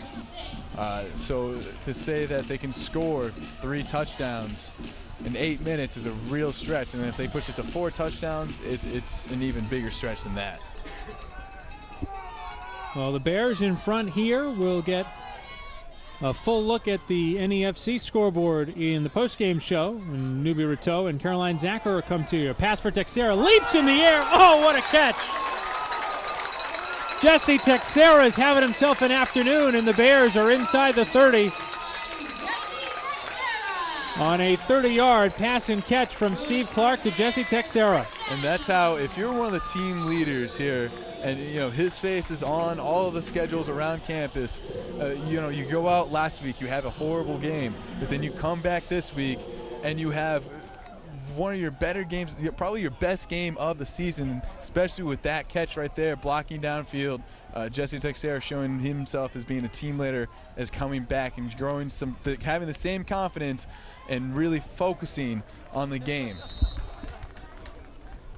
First down run, picks up a couple for Bridgewater.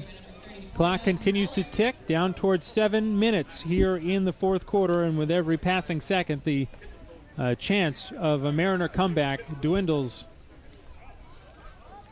And this is going to give the Bears their first Bogan Division win, it looks like. And also, as we talked at the top, a real inside track to the Bogan Division title. Certainly a lot more work to be done.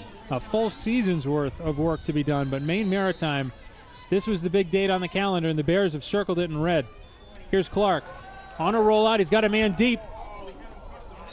Trying to throw to Agile, looked like. He had Tony Cena underneath and Jesse Texera, but he's trying to throw it to Tony Cena just over his head, though, and Tony Cena thinking that the ball was for Jesse Texera over his head. So, I mean, it's kind of weird seeing this game for Stephen Clark. We've seen a lot of drop-back passes where he's been right on the money, and then his first rollout pass of the game that he's at least let go off the mark. I mean, it's kind of interesting to see that kind of vast difference compared to the first 3 games of the season. Clark give up the middle, and another strong run for Bridgewater and Jeff Creedon. Picks up the first down. And they're inside the red zone again, where the Bears now 10 of 11 this season, scoring touchdowns inside the 20. That's just. It's silly, isn't it? That's like almost on cue with the Patriots numbers in 07. I mean, you figure you got to have at least 1 field goal in there. You got to figure at least have 1. I mean, they only have 1 stop, and it's in this game. Well, the Bears continue to be good in the red zone. Steve Clark on first down. Hands for Fuller, has room, spinning into the second level and drives all the way inside the 10. They'll mark him down at the 5-yard line. That'll be close to a first down and goal for Bridgewater State. 5:52 to play. Well, the Bears next week are going to be on the road, and they're going to take on Fitchburg State College. The Falcons taking on the Framingham State Rams this afternoon. No score yet reported in that game. a couple of Bogan Division foes. Fitchburg and their tough quarterback, Jordan Canova, will be a tough match for the Bears. A good passing team, almost 500 yards of passing already in just 3 games. Fitchburg coming into their game with Framingham today 2-1 on the year, with a loss in the opener to Springfield and then wins over Anna Maria College and UMass Dartmouth. So it'll be Fitchburg next Saturday, and then we'll have you home here again on October the 10th as Framingham State College will kick it off with the Bears at noon. Bears All Access, as always, tips you off at 11:45.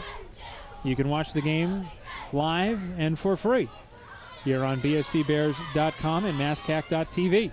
It'll be interesting to see in that Fitchburg game, because Fitchburg likes to spread the field, the guns formation, the spread offense that Bridgewater has had a lot of problems with. We saw them have a lot of problems against Salve Regina. We'll see if they have any more problems, if they maybe fix some things. Fuller diving for the line. He's got his 10th touchdown of the year, and the Bears dominantly in front, 32-6. And that's probably the dagger right there. And Justin Fuller, it's his 4th one of the day, isn't it? That's Justin Fuller's 4th touchdown. All 4 outside of the 1 touchdown pass have been Fuller runs. So 5 scores, 4 of them have been Justin Fuller touchdown runs. I mean, you think when you lose Bruce Burley, you're going to have a little bit of a lull or some sort of gap there that you're not going to be able to fill for a little bit, and then you get a guy like Justin Fuller who transfers out of Springfield and goes right in and picks up where Bruce Burley left off in his career. 33-6. Bridgewater State is opening Bogan Division play with a resounding effort. We'll close it up for you next here on the Bears Sports Network.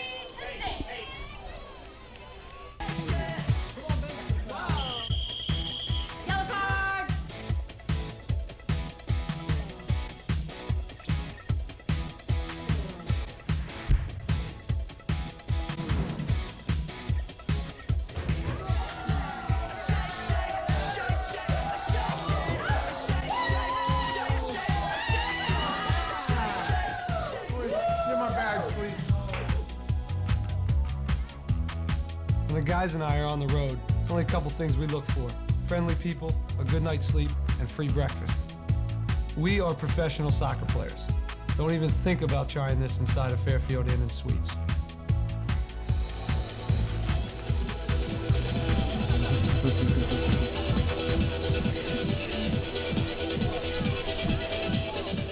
It's a party atmosphere at Swenson Field in Bridgewater. The Bears with a 32-6 lead over their arch rival Maine Maritime. Nick Barasha on the return. He pushes it out past the 40, be down at the 44-yard line. That's where the Mariners will take over. Fans, we want to remind you that broadcasts of Bears football here on the Bears Sports Network are brought to you in part by Primetime Sports, the official supplier of Nike team athletic gear to Bridgewater State College. Alongside Chuck Scott, I'm Pat Riley here on the Bears Sports Network. Thank you so much for spending part of your Saturday afternoon with us. The Bears have rewarded you, if you're watching from the Bridgewater side of the ledger, with a fine effort this afternoon. And they are just about 5.5 minutes, make that 4.5 minutes, from closing out their first Bogan Division victory. Matthew Rendy on a quarterback keeper. He'll be dropped right at the line of scrimmage. Chris Dijak in there to make the tackle, along with Tim Powling. So, Chuck, how do the Bears build off of this effort? Certainly it's a great high to come out here and play this difficult team and beat them the way that they have today.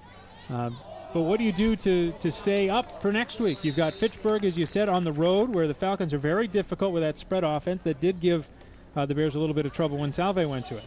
Oh, yeah, definitely. If you're Chuck DeNoon and you're this Bridgewater coaching staff, let them have this victory tonight, into Sunday. Monday, come at them again with the Salve film.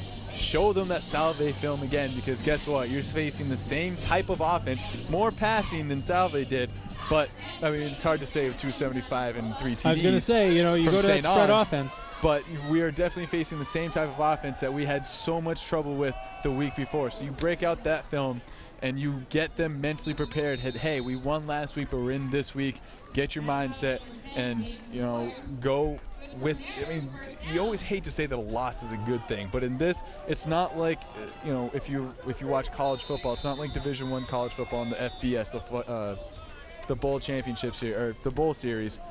It's not like that where one loss just demolishes your whole season. You can have a loss and then regain it in this, unless you're in the Bogan division, which we saw.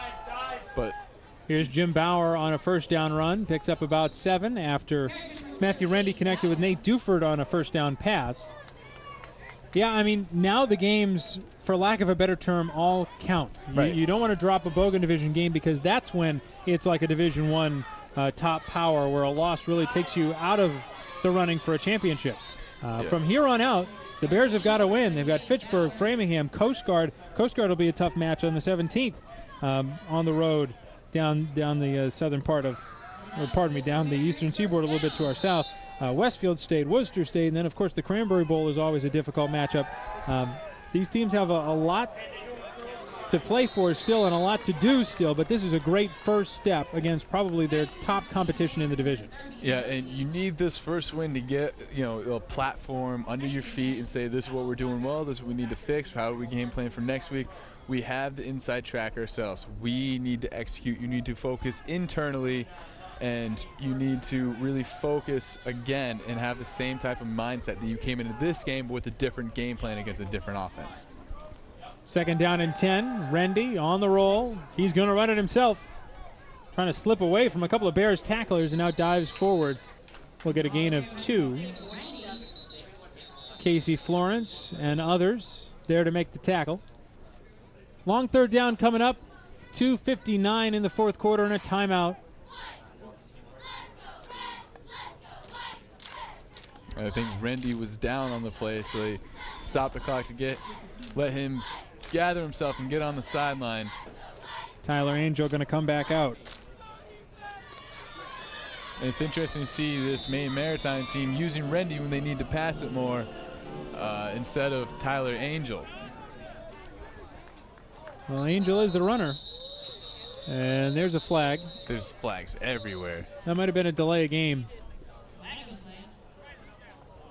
Oh, false start. Coming against Maine Maritime. It's going to push him back, make this a longer third down play. It'll be 3rd and 14 coming up for the Mariners. They will have 2 plays to get it. This is 4 down territory, so you got to figure they only need to get half of that 14 yards. But Tyler Angel has not been the Tyler Angel we're used to. He does have 91 yards of rushing, did score the touchdown earlier, but 0 for 5 throwing the ball. And this offense just has not quite been what we expected and what they expect of themselves. And, Bridgewater said themselves, we expect them to score a bunch of points, but we need to limit them. But Bridgewater's really just held them in this game as Tyler Angel finally connects on a pass. And he finds Duford, and that's right near a first down, depending on the marking. Looks like the ball will be marked on the 17, and that is good enough for a first down. Mariners in the hurry-up offense. Here's Angel, rolling to his left, looking for Duford. It's not there. Now throws to the corner. Duford slipped behind the defensive backs on a secondary move and almost had the end zone. Well, Angel, being the veteran quarterback that he is, attacked the line of scrimmage, which brings up the safety of the corner, brings up everyone seeing the run, and then good communication between him and his wide receiver to get into the end zone and kind of float it up there and give him a chance to get underneath it. Just a little too far in front, and it's been a pattern this whole game.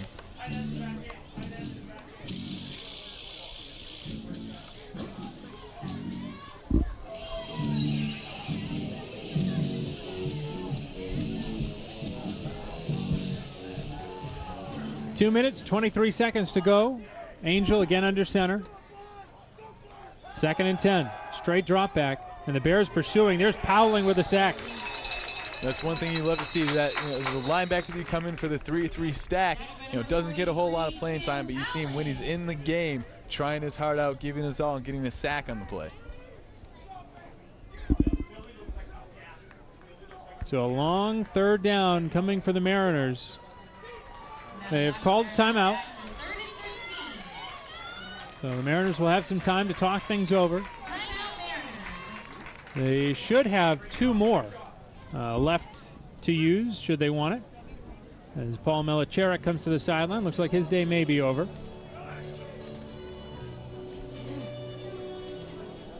Bears certainly have a lot to be proud of on a fine afternoon. You just look at that score, 33-6. Did not expect a blowout either way. The Bears happy that it's been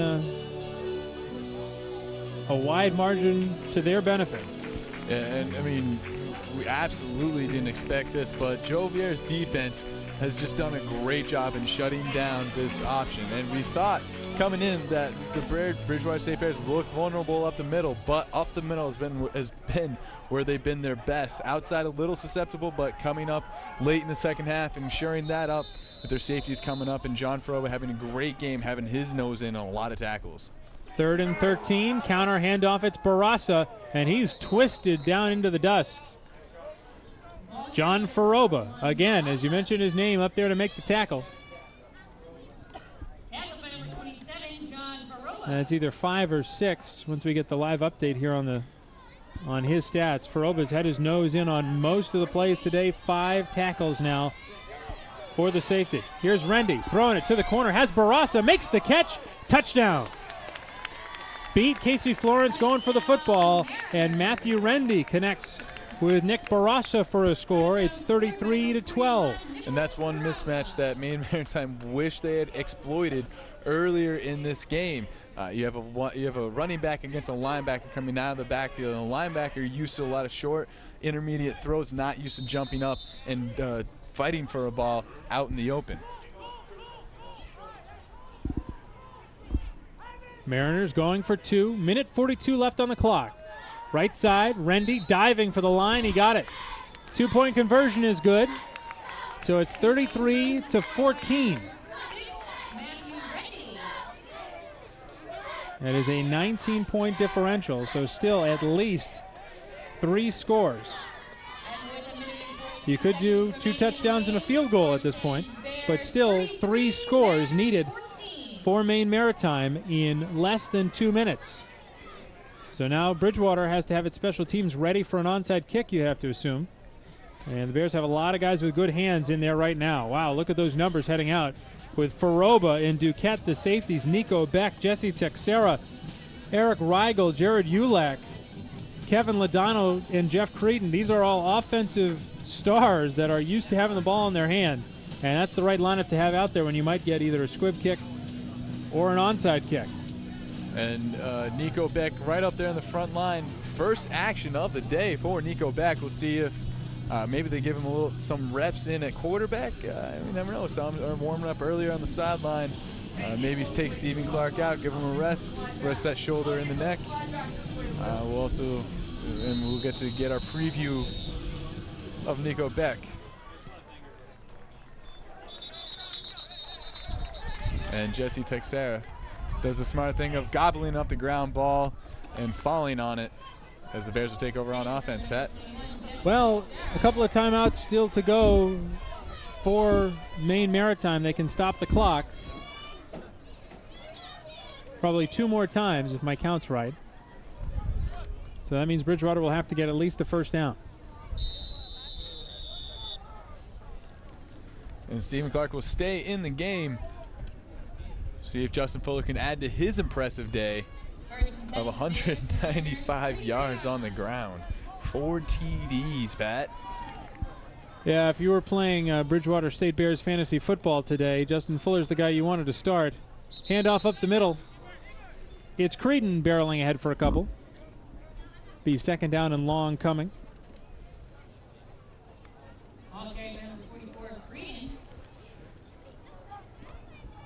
And the clock runs.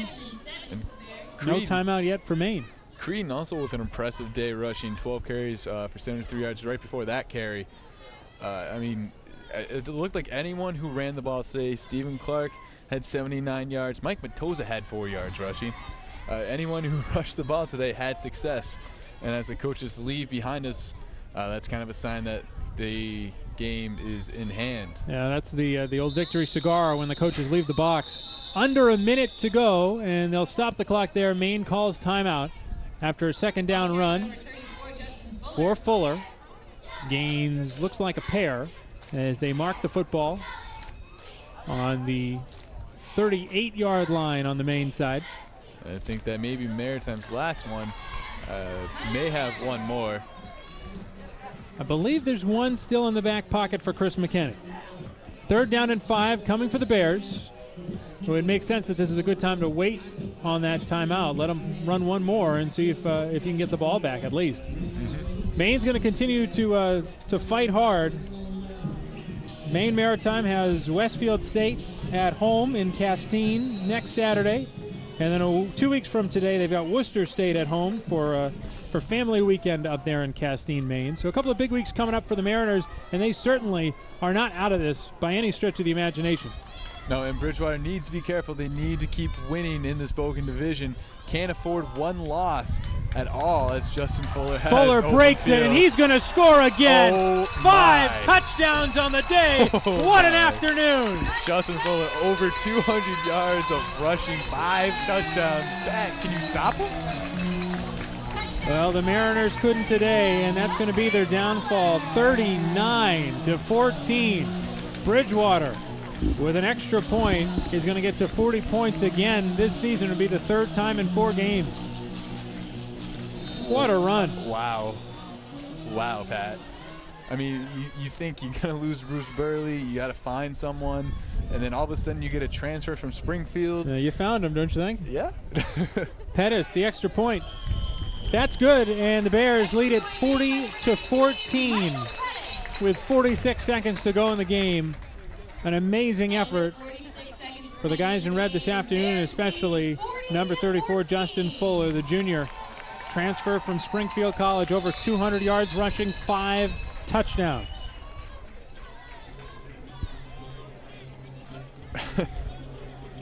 Speechless, Pat. Yeah, it's a heck of an afternoon for the young man, Justin Fuller. Well, just a few seconds to go. We want to remind you, stick around and get the final stats, the recap of the game, and a look towards next week's matchup with Fitchburg State College. That's all coming on the Bears postgame show with Nubia Rateau and Caroline Zacherer here on the Bears Sports Network. Some thank yous to pass along as Caroline and Nubia get ready down on the sideline. Some thank yous for today. A whole crew put together our broadcast this afternoon. We want to thank all of them. Kurt Mitchell, Austin Nader, Dick Fowler, Rob Martin, and Andrew Stacy doing the work on the cameras. They were bringing you all the pictures of today's football game. Jason Pritchard, our audio engineer, so you can make sure you hear everybody. Kate O'Neill has been running our tapes as our VCR operator. The director today, John Luck, pressing all the right buttons on the Bears Sports Network. Dick Fowler, our key grip. Our graphics coordinator, Sean Stevens. And, of course, our on-air crew, our sideline reporter, Will Weir. Caroline Zacherer and Nubia Rateau, who will be coming up in just a bit. Chuck Scott, the man to my right, and, of course, I'm Pat Riley. Thank you so much for joining us here this afternoon. The executive producer of the Bears Sports Network is Jeff Fowler. And I just got word. Looks like Justin Fuller has accomplished a record today. Yeah, he's tied for rushing TDs in a game with Steve Marshall, 5. He's tied the record in a game for the Bears. It's tied with Steve Marshall there. So an impressive day. Final stats for him probably. 33 rushes, 235 yards of rushing, and 5 touchdowns. That last one, his longest one of 38 yards. Well, 22 seconds to go and counting. Maybe 1 or 2 plays left for the Mariners. It's Rendy again. The sophomore runs up the middle, dives for 1.5 yards. And that looks like it'll do it. They won't run another play. Bridgewater State. You can hear over the PA. Justin Fuller, 200. Fuller, 235 yards rushing, 5 touchdowns. Bridgewater State, a focused, terrific effort this afternoon, and the Bears blow away Maine Maritime. 40-14 the final. Bears get their first Bogan Division win and take the inside track in the New England Football Conference. Chuck, your thoughts? Their destiny is in their hands. We saw today what their offense can do. I mean, this kid, Justin Fuller, has just been an absolute tear for this team. Really just picking up where Bruce Burley left off in his career, and he's just been an impressive guy. And then, Steve Clark, that veteran quarterback, coming back A lot of questions if he couldn't come back this year with the departure of Tyler D'Ambra and Jesse Rezendi, but they get a veteran quarterback who can lead their team, a veteran linebacking crew, and this team is set up to do some damage in the Bogan division. Nubia Rateau and Caroline Zacher are standing by. They'll bring you the Bears post-game show in just a bit. You're watching the Bears Sports Network.